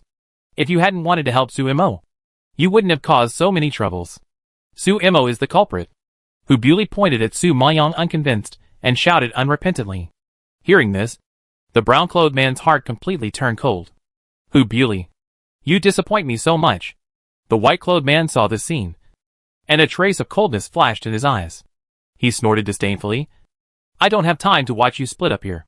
Today, the lives of Su Mo and the Red Star Alliance are determined by our Tianji Alliance. Come on! At the command of the man in white, all the people of Tianji League rushed towards Qixing League. However, before the two sides could start, a sound of earth shaking suddenly broke out from behind Qixing League. and the ground began to tremble. Then, the roar of thousands of beasts was heard, shaking the ground and making it shaky, as if it was about to sink. The people of Tianji League stopped their movements in fear. The man in white was stunned for a few seconds, and then he quickly reacted, thinking of what was about to happen. He was so scared that his eyes were bloodshot, and he shouted, "Run! It's a beast tide!"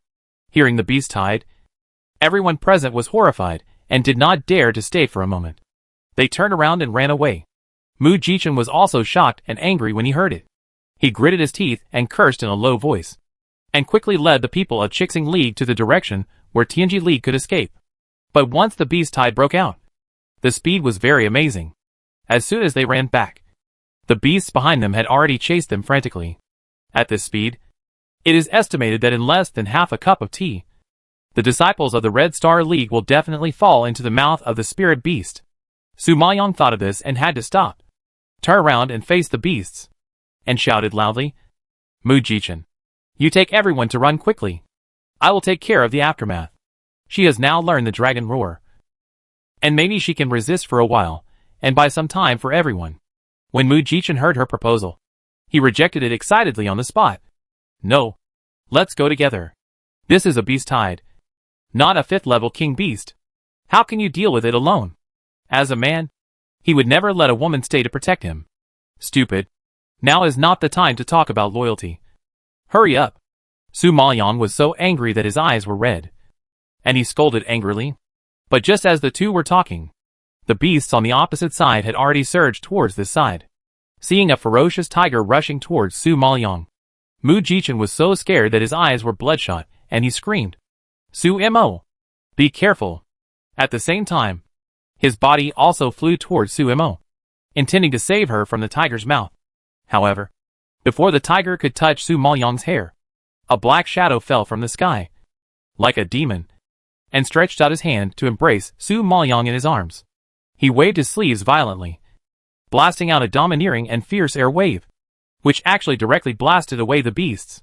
Chapter 12:14, He is here after all. Everyone only saw a man in a black robe standing proudly in the center of the howling storm.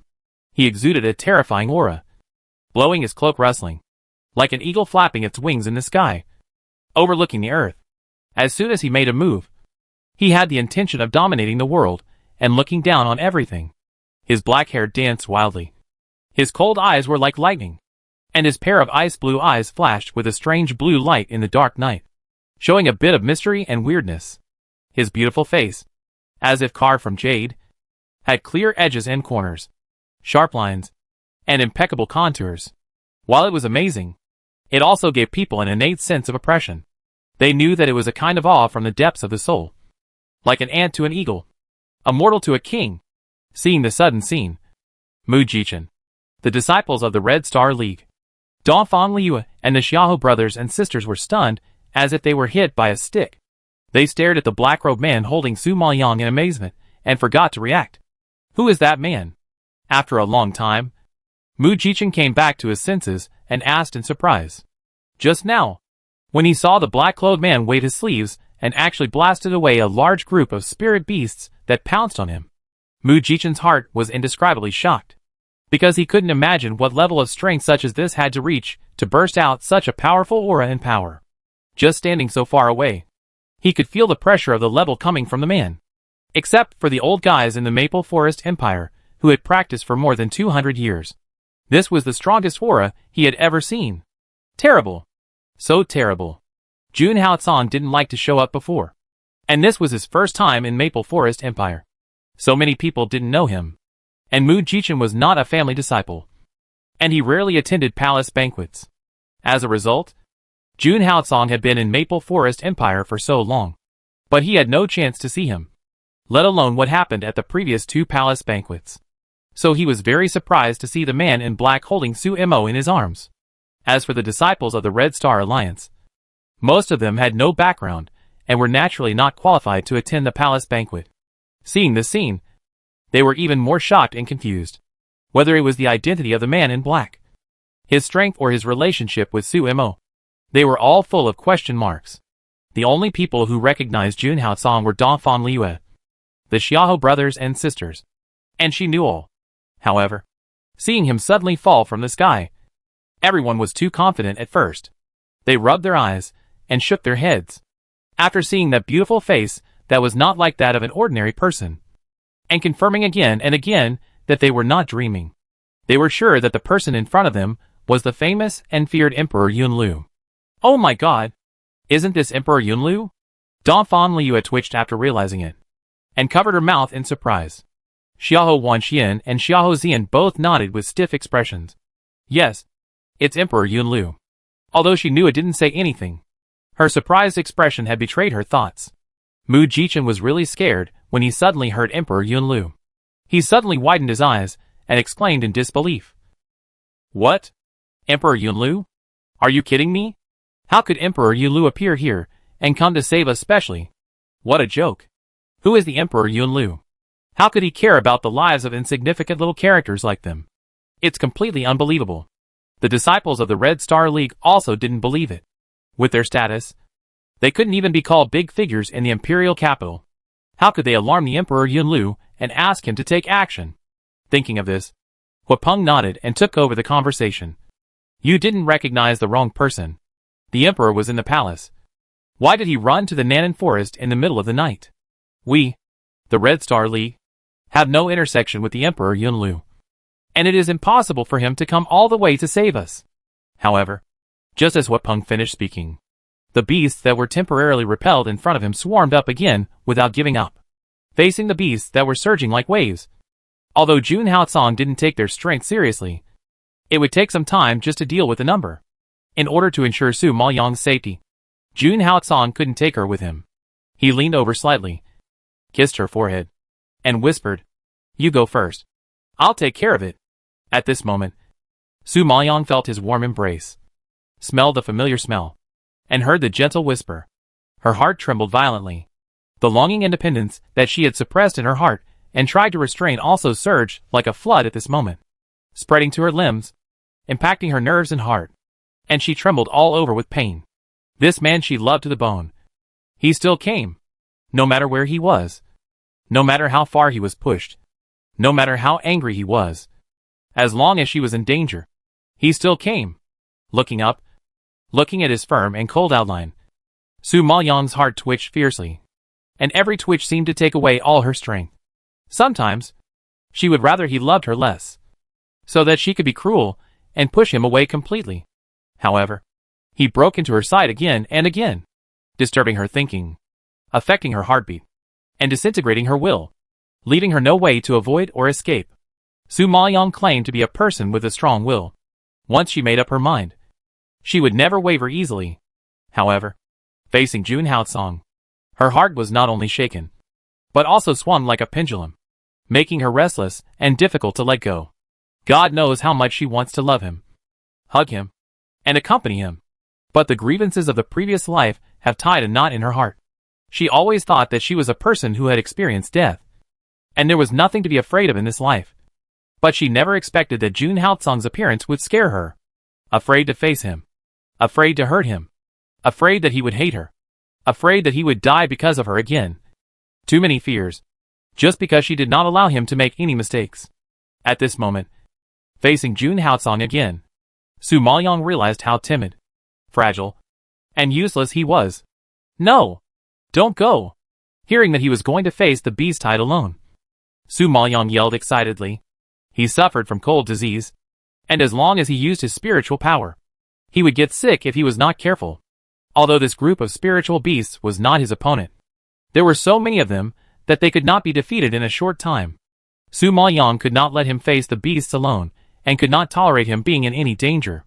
But Jun Haocang ignored her obstruction and roared, Black Owl, escort her back. If she makes any mistake, she will die. As soon as the roar fell, a figure flashed out of the darkness and clasped his fists to Jun Haocang. Yes, I obey your command. Su Maoyang heard this and knew that he was going to leave her and was frightened. He quickly reached out to grab him, but Jun Haocang rushed out as fast as lightning, and a fierce spiritual power burst out with a raised hand. The bright light illuminated the surroundings like daylight. When Mu Jichen and the disciples of the Red Star League saw the spiritual power fluctuations that burst out, they were all scared and numb. Damn! The Supreme Junling Shi. It's still the supreme Junling Shi of the late stage. It's really the Emperor Yunlu. Mu Jichen roared in shock. Chapter 12:15. She is actually the Emperor's concubine. As far as he knows, only Emperor Yunlu of the Yunlu Dark Domain and Lord Finchen of the Finshua Tiancheng have reached the Supreme Lord Spiritual Master at a young age. But he didn't expect that Emperor Yunlu has already become a Supreme Lord Spiritual Master of the late stage so quickly. You have to know that reaching his level, it is harder than ascending to heaven to advance one level. No matter how many spiritual stones you use, no matter how many pills you take, if you don't have that little talent, you can't comprehend that level, and you can't overcome the tribulation. It is almost impossible to successfully advance. And some will even perish when they overcome the tribulation. So, Emperor Yunlu can advance to the Supreme Lord Spiritual Master of the late stage in such a short time. With this talent, he is definitely the first person in the Nine Nether Realm. Mu Jichen didn't believe it just now. But now, he believes it thoroughly. Such strength is not something that anyone can pretend to be. The disciples of the Red Star League were even more confused when they learned the truth. Since the one opposite was Emperor Yunlu. Who was Su Imo, and what was his relationship with the Emperor? Seeing how close they were, it seemed like they had known each other for a long time. Just when everyone was full of doubts and curious guesses, Su Maoyang had already screamed in fear. Jun Haotsong, come back to me. Seeing the spiritual power bursting out of him, Su Maoyang was worried that he would have a cold attack. His heart was in his throat. He was so scared that his teeth were trembling. His voice was shaking. And he gritted his teeth and yelled, Jun Haotsong, you are crazy. Come back to me. I don't want your help. I don't want you to meddle in my business. Seeing that he had mixed into the beast group and was completely surrounded by spirit beasts, Su Maoyang was so anxious that he couldn't stay for a moment. There was only one thought in his blank brain: don't let him get into trouble. Thinking of this, Su Maoyang rushed towards the beasts without caring about anything. Black Owl, who had promised Jun Haotsong to escort her back, was so scared when he saw that she was going to die that he rushed forward and stopped her. Empress, calm down. I promised the Emperor to escort you back, and I can't let you make any mistakes. Please don't make it difficult for me. Mu Jichen and the disciples of the Red Star Alliance, who had been staying where they were and didn't quite understand, suddenly heard Black Owl's name, as if they were hit by a bolt from the blue. They felt dizzy and lost their direction, and their expressions changed from confusion to horror. The Imperial Concubine. The secret guard just called Su Imo the Imperial Concubine. Mu Jichen shook his head, trying to wake himself up. And then he picked his ears and glanced at Dongfang Liu and Xiaoho's siblings, trying to suppress his inner shock, and asked calmly, did I hear it right? Did the secret guard call her the Imperial Concubine? Not only Mu Jichen, but also Dongfang Liu, Xiaoho's siblings, and even Shi Nuo, all had horrified expressions, which were unprecedentedly shocking. Although they often followed Su Imo and knew a lot about her, and knew that she was quite capable and had endless tricks, often giving people surprises. But today's news was too surprising. Last time at the princess' birthday banquet, they were shocked to see Emperor Yunlu personally name Su Imo as his concubine. At that time, they just thought that the Emperor was attracted to Su Imo and treated her differently. They never associated her with the Emperor's concubine. Now, hearing such words, everyone was a little dazed and shook their heads in disbelief. Xiaoho Wanxian, Xiaoho Zian, isn't Su Imo a maid of your Xiaoho family? How could she be the Imperial Concubine? Dongfang Liu was stunned for a moment, frowned, stared, and questioned in disbelief. She heard that Su Imo followed the Xiaoho brothers and sisters from Yuxing Town and was brought to Fenglin Imperial Capital by the Xiaoho family. She was Xiaoho Wanchuan's personal maid. How could she suddenly become the Imperial Concubine of Emperor Yunlu? If she was not the Imperial Concubine, why did the secret guards call her that? And why did Emperor Yunlu personally come out to save her? The more Dongfang Liu thought about it, the more confused she became. Hearing the question, Xiaoho Zian and Xiaoho Wanxian also looked innocent and confused. I don't know. I met Su Imo by the river. She was seriously injured. I took her back to heal her. She said she was an orphan who was hunted by her enemies and ended up in Yuxing Town. I didn't think much about it when I saw her in such a mess. Xiaoho Wanxian had indeed heard Su Imo say that she was from the Yunlu Dark Domain, but she never thought that she would be the Imperial Concubine of the Yunlu Dark Domain. when she recalled what happened in the past. Her mind was in a mess, and she couldn't make sense of it at all. Xiao Zian thought of what happened some time ago, her hidden strength and endless means, as well as the Emperor's attitude towards her, and gradually understood the past. He took a deep breath in shock and sighed. Xian, you must have picked up a treasure this time. His simple and kind sister, who was even a little stupid in the eyes of outsiders, was lucky this time, and actually saved the Emperor's concubine of the Yunlu Dark Domain. He had heard that the Emperor of Yunlu loved the Emperor's concubine and regarded her as his life. And Xiao Wanxian became the lifesaver of the Emperor's concubine. So she was the benefactor of the Emperor of Yunlu. Thinking of this, Xiao Zian was excited, and his pupils were filled with excitement. Xiao Wanxian was stunned for a moment when she heard this. And then she reacted and smacked her lips in shock. So, Su Emo is really the Imperial concubine? The Imperial concubine of Yunlu Dark Domain? She knew or heard this, and shook her head in disbelief. I actually recognized the Imperial concubine of Yunlu Dark Domain as my master. She had always felt that Su Maoyang was very mysterious, and always had things hidden in her heart. Even if she worked for her, she could never see through her. However, there was one thing she could be sure of. That was Su Mo's identity was not simple. And now knowing the truth, it is not only not simple, it is simply against the will of heaven. Mu Jichen saw that even the people around Su Emo did not know her identity, and they were as shocked as himself, and shook his head speechlessly. What is hidden? I have learned today. Maid? Haha. It's amazing that she can think of it. A dignified imperial concubine, turned into a maid from a remote village. Ha ha ha. She is really amazing. Mu Jichen was burned on the outside and tender on the inside by Sumo's cold thunder. His face flushed red. He felt excited and stimulated, and wanted to laugh. This is the first time he has met such a strange woman. She can really surprise him everywhere.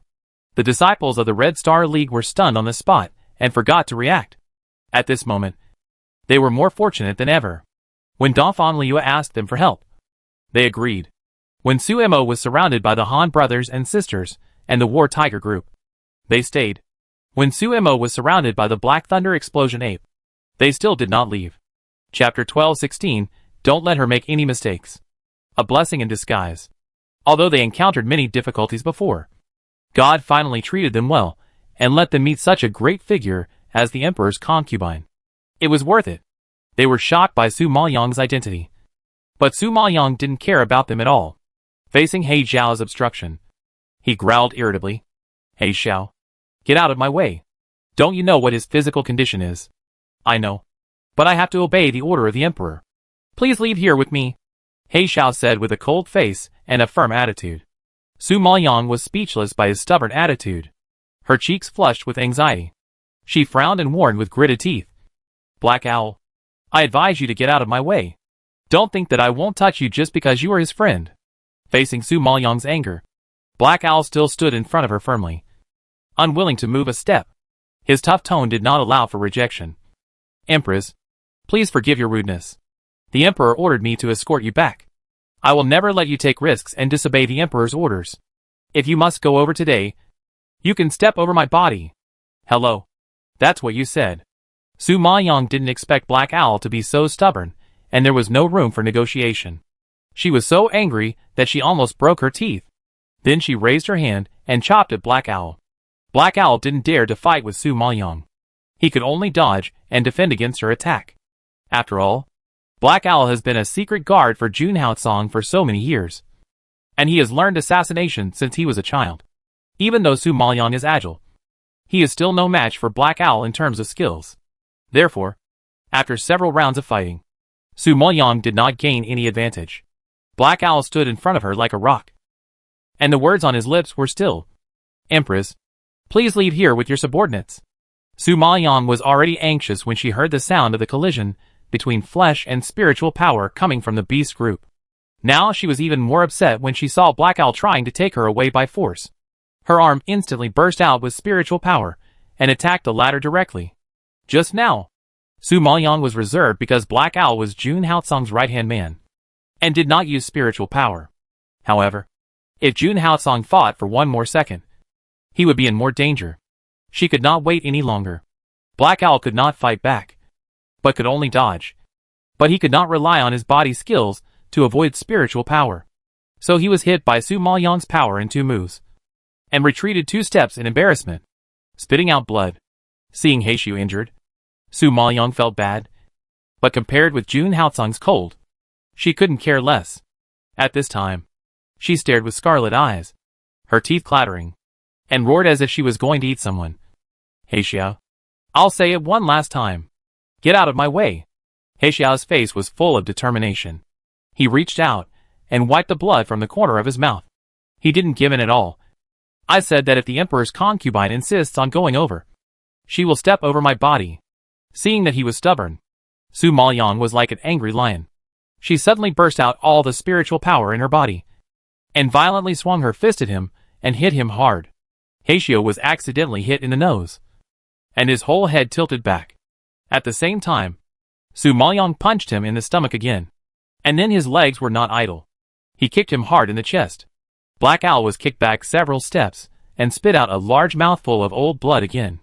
Su Maoyang took this opportunity to avoid him, and run towards Jun Haotsong. But before she could run 2 steps, Black Owl stubbornly blocked Su Maoyang despite his injuries, and weakly stopped him. Ahem. Concubine D. Go back with your subordinates.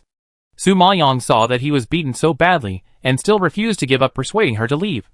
And her anger rose even more. At this moment, she suddenly saw the beasts on the opposite side running quickly in another direction. And Jun Haotsong ran in front of the beasts, and rushed into the deeper part of the forest. It was obvious that he was worried that she would rush over to help. So he planned to completely lead the beasts away. Realizing this, Su Maoyang was shocked and pushed Heishu away angrily. Get out of here. I want to help him. I can't leave him alone. Heishu was like a tumbler, with wounds all over his face. But he still stood firm at his post, and didn't allow Su Maoyang to leave even a step. Empress, please go back with your subordinates. Su Maoyang was stopped by him again. And the anger accumulated in his chest finally erupted like a volcano. He couldn't bear it anymore and grabbed Heishu. Screaming hysterically, he suffers from cold disease. Once he uses his spiritual power, his life is in danger at any time. I can lose everything, but I can never lose him. He is everything to me. You know?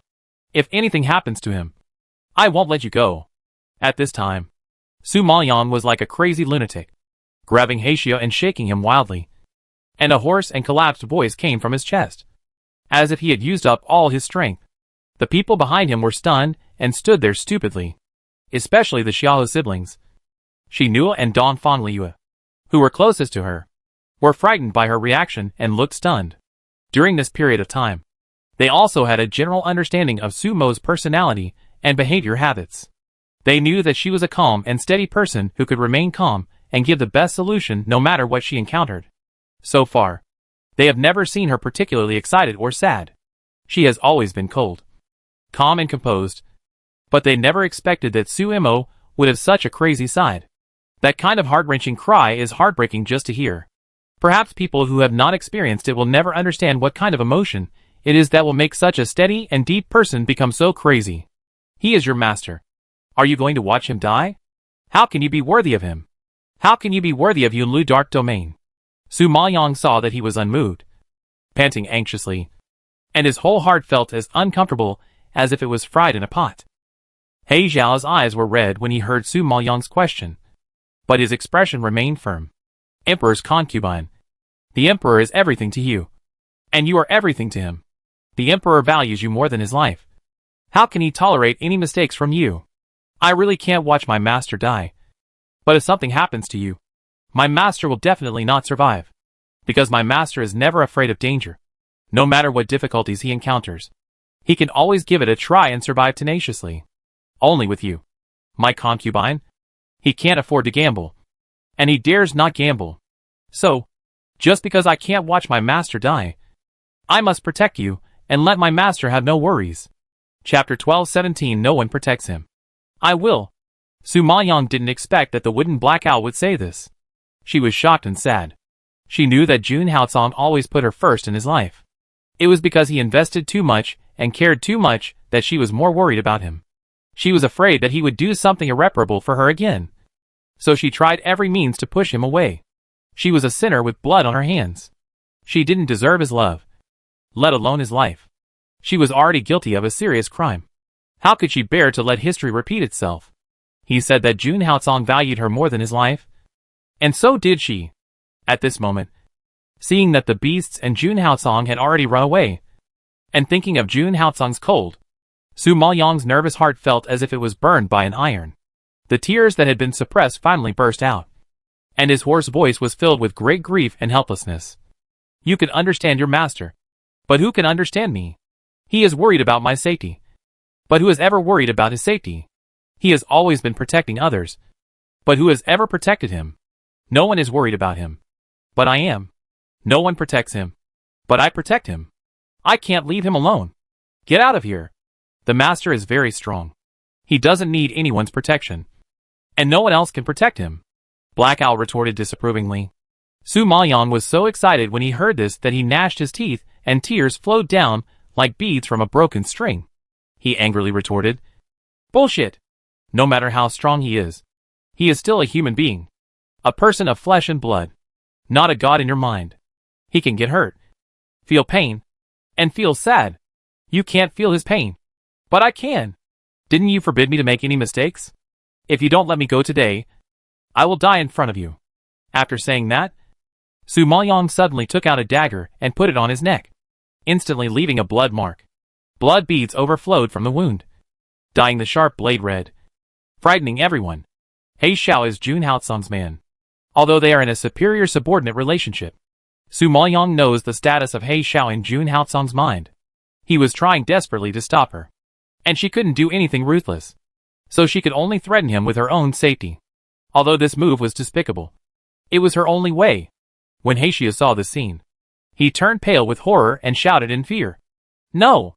Emperor, please don't do anything stupid." The Xiahou siblings, Dongfang Liu and Shi Nuo, did not expect Su Maoyang to threaten death.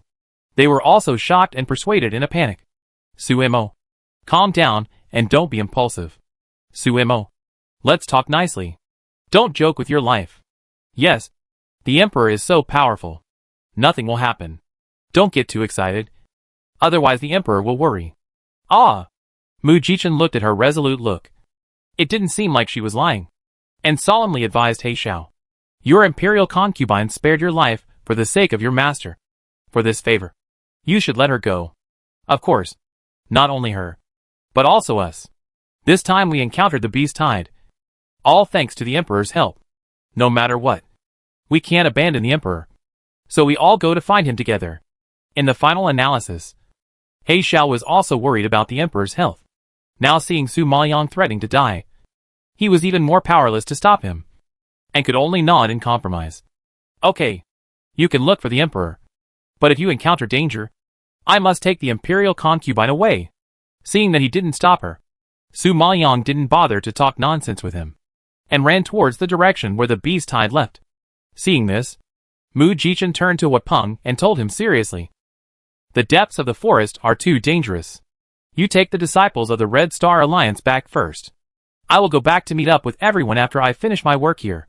Wapeng knew that these disciples were not strong enough to help, so it was better to go back and wait, so as not to cause trouble for everyone. Then he nodded heavily. "Well, okay. I will take them away now." Mu Jichen nodded slightly, as if he thought of something, and looked at all the disciples of the Red Star Alliance, and warned sternly, "You'd better forget everything that happened in Nanan Forest today. If anyone leaks a word, I, Mu Jichen, will not let him go first. Is it clear? Since Su Maoyang has hidden her real name, she must have some difficulties. Today, she exposed her strength and saved everyone's lives, which means that she trusts the Red Star Alliance. Naturally, he can't let the Red Star Alliance do such an ungrateful thing. If her identity as the imperial concubine were to be spread, it would probably cause quite a stir, and someone with ill intentions might make a big fuss about it to frame the Dongfang family. Therefore, everything that happened in Nanan Forest had to be kept secret. Otherwise, even the Red Star Alliance would probably get into quite a bit of trouble. The disciples of the Red Star Alliance were naturally aware of this, and when they heard his order, they all made firm promises. "Don't worry, leader. This is related to the survival of the Red Star Alliance. We are not so stupid that we won't tell anyone. If outsiders knew that they knew the imperial concubine, Other organizations would probably accuse them of treason and take the opportunity to eliminate the Red Star Alliance. How could they trap the Red Star Alliance in injustice? Seeing that they all understood, Mu Jichen nodded to Dongfang Liu and Xiahou brothers and sisters. Let's go. We will go and help too. However, this search took several hours, and the night was gradually passing, and Su Maoyang's heart was also a little desperate, since they had passed through most of the forest. Mu Jichen, Dongfang Liu and Xiahou brothers and sisters were already exhausted and physically exhausted. As for Su Maoyang, she was even more embarrassed. Her face was haggard, and her cheeks were pale without any blood, as if she was dead, but she herself was unaware of it. But this scene fell into the eyes of Xiahou Wanxian and others, and couldn't help but cause a burst of heartache. Suimo, you have been searching for several hours without eating or drinking, and you haven't rested for a moment. You are already very tired, not to mention that you still have a wound on your neck. Take a rest. Xiahou Wanxian really couldn't bear to see her abuse herself like this, and advised her distressfully. Su Maoyang's mind was full of Jun Haocong. In his mind, there were either scenes of him having a cold attack or scenes of him being killed by himself. He was afraid, and his hands were shaking slightly under his sleeves. He turned a deaf ear to Xiahou Wanchuan's words, and continued to search as he pleased. When everyone saw this, they all frowned in confusion. Dongfang Liu couldn't just sit there and watch, so she immediately stepped forward and grabbed Su Maoyang. Suimo, your neck is still bleeding. Let me bandage you first. Otherwise, if we continue like this, we won't find the person, but you will fall down instead. Su Maoyang pulled her hand away coldly. Don't touch me. Mu Jichen saw that she was so stubborn that she refused to listen to anything, and he was anxious and angry. He couldn't help but scolded. Suimo, you don't think about yourself. Please think about us, the Emperor, and all the people who are worried about you. If you keep searching like this without eating, drinking, or sleeping, you will be in danger. How can you find the Emperor? What's more, the Nanan forest is so big that it's not easy to find someone. We are almost crossing the entire forest, and we haven't found any trace of the Emperor. It's not a solution to continue searching like this. We should go back and make a long-term plan. Chapter 12:18 I'm back. Aren't I? Don't worry about me. Go back. I will find him. Even if I have to travel all over the Maple Forest Empire, I will find him. Su Maoyang waved coldly, rejecting their concern. Jun Haocong disappeared with the beast tide. Her soul was lost. Why should she care about her body? Thinking that Jun Haocong might be hiding somewhere and suffering from the cold disease. Su Maoyang's heart was broken, and she didn't care about the wound on her neck. Seeing her distraught, weak and haggard appearance, Mu Jichen felt distressed and anxious. He grabbed her shoulders in anger and tried to wake her up by scolding her. Suimo, be rational. You have been running for several hours. Even if you are made of iron, you will be exhausted. Besides, it is so late now. It is pitch black, and you can't even see the shadows clearly. How can you continue to look for her? During this period of time, there are always high-level spirit beasts around. Even if you are strong, you have been tossing around for a day and taking pills to forcibly improve your strength. It has caused more or less damage to your body. It is not certain whether you can escape unscathed like before. But you are actually planning to search the entire Nanan forest. Are you crazy? You are not looking for anyone at all, but torturing yourself. Mu Jichen originally planned to help find the Emperor, but seeing Su Maoyang's desperate and stubborn appearance, he couldn't bear it anymore. Su Maoyang was already anxious. So anxious that her whole body was about to catch fire. Now hearing Mu Jichen's dissuasion, she struggled to break free from his hands even more irritably. But because she used too much force, her weak body fell to the ground. Indeed, she had been tossing and turning all day, and she had also forcibly improved her strength, temporarily practicing the 4th level of the Ice Sacrifice 9 days, and even using the power of the dragon heart to burst out the dragon roar, which almost exhausted all her strength. In addition, she encountered a beast tide, and Jun Haocong's disappearance was like the last straw that broke the camel's back, completely crushing her. Mu Jichen was startled when he saw her fall to the ground, and reached out to help her in a panic. Suimo, you? But at this time, Su Maoyang had completely collapsed.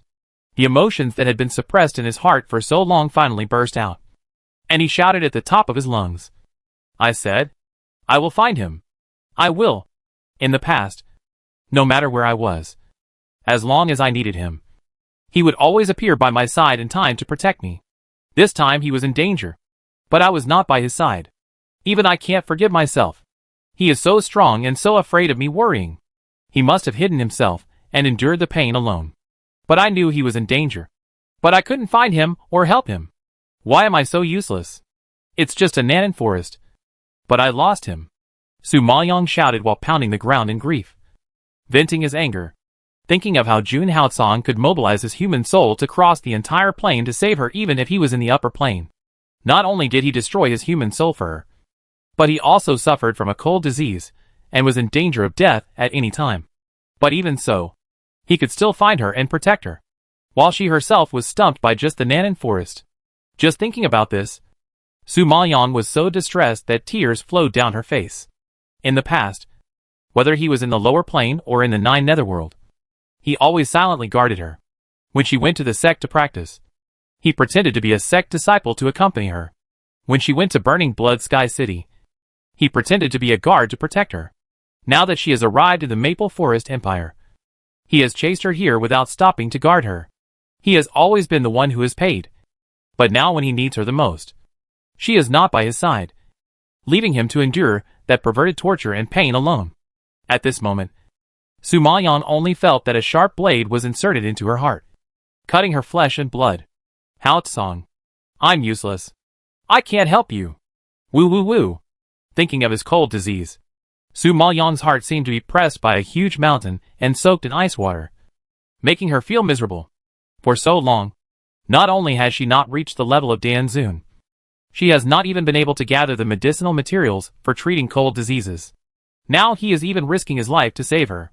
When she thinks of this, she wants to kill herself and pound the ground hard, as if only by using the pain in her hands to divert the pain in her heart can she feel better. Seeing this, Mu Jichen felt sad and wanted to comfort her. But at this time, Dongfang Liu beside him grabbed him and gave him a wink. Mu Jichen was stunned, followed her gaze, and saw a figure slowly walking from a distance.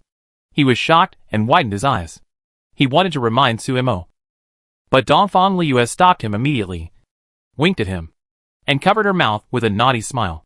Seeing her expression, Mu Jichen also understood what she meant and shook his head helplessly. At this time, Su Maoyong was still crying with his head down. But unexpectedly, a sentence floated over his head. Don't you know me? Why are you crying while calling my name? I didn't expect you to have such deep feelings for strangers. Su Maoyong trembled when she heard the familiar voice. She raised her head suddenly and met a pair of beautiful ice blue eyes. Su Maoyong was caught off guard by his sudden appearance and her expression froze. Seeing him squatting in front of her, she was in a trance. But when she saw the smile in his eyes, Su Maoyong finally reacted.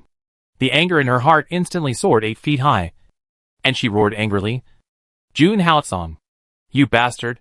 Since I'm a bastard, why are you still worried about me and crying? Jun Haotsong squatted in front of her, still taller than her, looking down at her face that was crying like a little cat, feeling funny in his heart, and couldn't help but raise his eyebrows and joked. Hearing that he still had the energy to joke and make fun of her, Su Maoyong gnashed her teeth in anger and waved her fists to hit him. You are a bastard. You scared me to death. You suddenly disappeared, and I couldn't find you no matter how hard I tried. Where did you go? You were almost driving me crazy. Do you know that? I was almost scared to death by him. But he dared to make fun of her. It was so hateful. Jun Haotsong heard her grief-stricken roar, and his heart twitched. A sharp pain surged up like a knife. Regardless of her excited beating, he hugged her in his arms, and his muffled voice brought, choking with sobs, Yes, I am a bastard. I made you worry. I'm sorry. I said that for you. I would not let anything happen to myself. I am back to your side. I will never leave you again.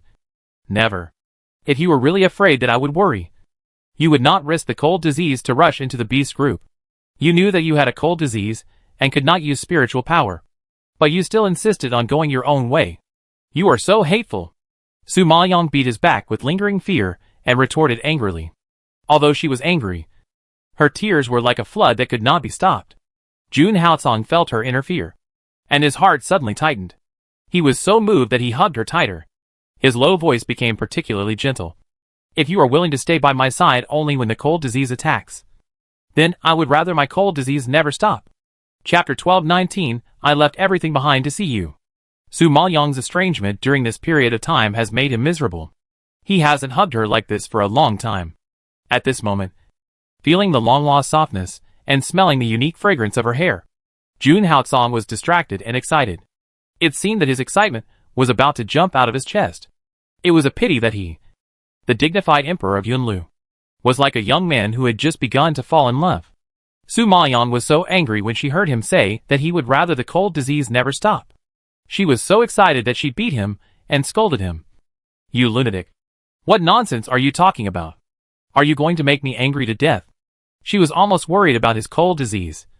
But he didn't take it seriously at all, and said such words that hit her in the heart, which made Su Maoyang's blood rush, and her heart was pulled up. Jun Haotsong hugged her tightly, and let her beat him, as if being beaten by her was a very happy thing. There was a rare smile on the corner of his mouth, and his magnetic and low voice was stained with a bit of rogue. Yes, I am a lunatic, and you have driven me crazy. I don't care about cold disease, life and death. I don't want anything. Just you. I threw away my dignity, my heirs, my identity, and everything to see you. If you push me away again, I will really die. Not because of the cold disease, but because of you. Hearing these words from the heart, almost pleading, Su Maoyang trembled. Her heart was shocked, and she couldn't help but stop the action in her hands and froze in place. At this moment, her heart seemed to be cut by a sharp blade, and she was so painful that her face turned pale. Yes, just as he said. For her, he gave up everything. All the heirs, status, and dignity became a joke in front of her. Otherwise, the famous Yunlu emperor would not have gone to the sect to be an inconspicuous disciple, nor would he have gone to the country of his mortal enemy to be a lowly guard who was bossed around by others, and even went to the Maple Forest Empire with a large army to support her. He used to be a hedgehog who kept people away from him, but now he has pulled out his thorns to get close to her. Such a proud person now begs her not to push him away. Hearing such words, Su Maoyang's heart was like a knife, and she was so distressed that she couldn't breathe. She didn't want to accompany him, but fate made her the murderer who killed him. How could she face him again? Now, as long as she sees his face, she will recall the scene of her previous life. The pain goes deep into her bones and makes people want to die. Since she learned about her past life, Su Maoyang felt guilty and heartbroken, and also had a fear buried deep in her heart. She was afraid that her existence would awaken Jun Haotsong's memories of his past life. He was so miserable and hateful in his past life. All his memories were dark and sad. She was afraid that after he recovered his memories, he would be as miserable and sad as she is now. If someone has to bear the pain of the past life, let her do it. It's painful anyway, and it's better to be alone than to be together. Thinking of this, Su Maoyang couldn't control her turbulent emotions. She hugged him tightly, afraid of losing him, and begged with a trembling voice. Haotsong, you have to promise me that no matter what happens in the future, you can't give up. You have to live. Live well. You promise me. Jun Haotsong felt her body twitch, took a deep breath with heartache, nodded slightly. Okay. I promise you. No matter what happens. For you, I will live well. This is your promise. You can't break it. Yes. I will never break it. Hearing his personal promise, Su Maoyang's nervous and frightened heart gradually calmed down. But when she thought of the danger he encountered, her heart still ached unbearably, and she choked and said, Your sister is right. I am a disaster star, and I will only bring disaster to you. Many times, I have been thinking, how good it would be if you had never met me. You would still be the high and mighty Yunlu emperor respected by thousands of people. You would live happily with your sister and brother, and your generals and ministers, and rule the Yunlu dark domain well. You have no weaknesses. You are still a wise monarch in the eyes of the people, and an indestructible hero in their hearts. The picture drawn by Su Maoyang was so beautiful that even she couldn't help but be intoxicated by it. But when Jun Haotsong heard these words, he frowned, let go of her in dissatisfaction, stared at her eyes intently, and retorted, You are wrong. What you said is not what I want. As the king of Yunlu Dark Domain, I have lived for others for many years. It was your appearance that made me start to live for myself. The life with you is the life I want. Maybe others don't know. But for me, being plotted against by Feng Moxie and dying in the flesh is the luckiest thing in my life. If Feng Moxie hadn't plotted against him and injured him, he wouldn't have been forced to enter the body of the prince of the southern Sui kingdom. And he wouldn't have met Su Maoyang and known Su Maoyang. He used to hate Feng Moxie. But now, he has to be grateful to him for letting him meet the person he wants to cherish and stay with the most in this life. Hearing such a sincere and moving confession, Su Liang was so moved that he stayed where he was. Even Mu Jichen, Dong Fan Liu and Xia Ho brothers and sisters beside him were deeply moved. They had never been with Jun Haotsong, but only saw him from a distance at the banquet, and didn't even have the opportunity to talk. So their understanding of Jun Haotsong was just rumors. Rumor has it that Emperor Yi Lu is cold-blooded, ruthless, and not close to women. But I didn't expect that he also has such a deep affectionate side. Which is incredible. You idiot! At this time, Su Liang's heart was in turmoil. But he tried to pretend to be calm and cursed. He was so embarrassed for her. And it was estimated that only Jun Haotsong was so stupid that he would like such a life. Jun Haotsong snorted in anger when he heard this. Yeah. If I wasn't stupid, how could I marry someone as troublesome as you? You secretly ran to the Maple Forest Empire without telling me. And it was fine if you found me. But after you found me, you pretended not to know me. I must be so stupid that I fell in love with you. He thought of how he was tortured by her some time ago and almost collapsed. He was so angry that he couldn't help but complain. Su Maoyan was moved to tears just now, but her face darkened at his words the next second. Who told you to come? You chased me here on your own. You knew you were not in good health, but you still wanted to be a hero, and made everyone worry about your safety and run all over the forest to find you. You knew everyone would be worried, but you disappeared for so long. It's really hateful. I shouldn't have cared about you and let you fend for yourself. She almost cried dry because of his disappearance, and even asked Mu Jichen and others to help look for him. They almost searched the whole forest, but Jun Haotsong appeared in front of them slowly, making them worry for so long in vain. Thinking of this, Su Maoyan was furious, and immediately stood up and turned around to leave angrily. Chapter 1220. Take her back.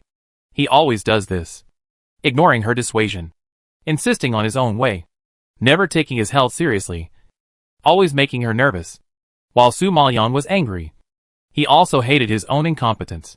Not only could he not cure his cold, but he also always put him in danger. Jun Haotsong knew that her disappearance just now had really scared her. Seeing her leave in anger, he couldn't help but raise a doting smile at the corner of his mouth. And then he stood up, strode over, and directly from behind, he stretched out his hand and hugged her sideways. Su Maoyan was suddenly picked up by him, and was startled. She frowned and angrily scolded. Jun Haotsong, what are you doing? Put me down. Jun Haotsong turned a deaf ear to her scolding, and his eyes fell on her neck cut by the dagger. His eyes slightly focused, frowned, and his tone of reproach was full of heartache. You said that I always make people worry. You run around in the middle of the night with a wound on your neck, which is not much better. Since you don't listen, I have no choice but to pack you up and take you away. Jun Haotsong learned that she not only stayed in Nanan Forest, but also planned to search the entire Nanan Forest. His heart was pulled up. If he hadn't come back, he couldn't imagine what she would have done to him. When he thought of her abusing him, Jun Haotsong felt distressed and angry. He couldn't leave her alone any longer. He called out and summoned the Peng bird. He sat on it regardless of Su Maoyang's struggle, and then ordered the Black Owl and Black Hawk behind him. You escort the rest of the people back safely. There can't be any mistakes. Su Maoyang didn't have many friends to begin with, and so many of her close friends died some time ago. Now she has a few friends who are willing to help her. It should be particularly precious to her, as long as Su Maoyang cares about someone. Then he, Jun Haotsong, cares about someone.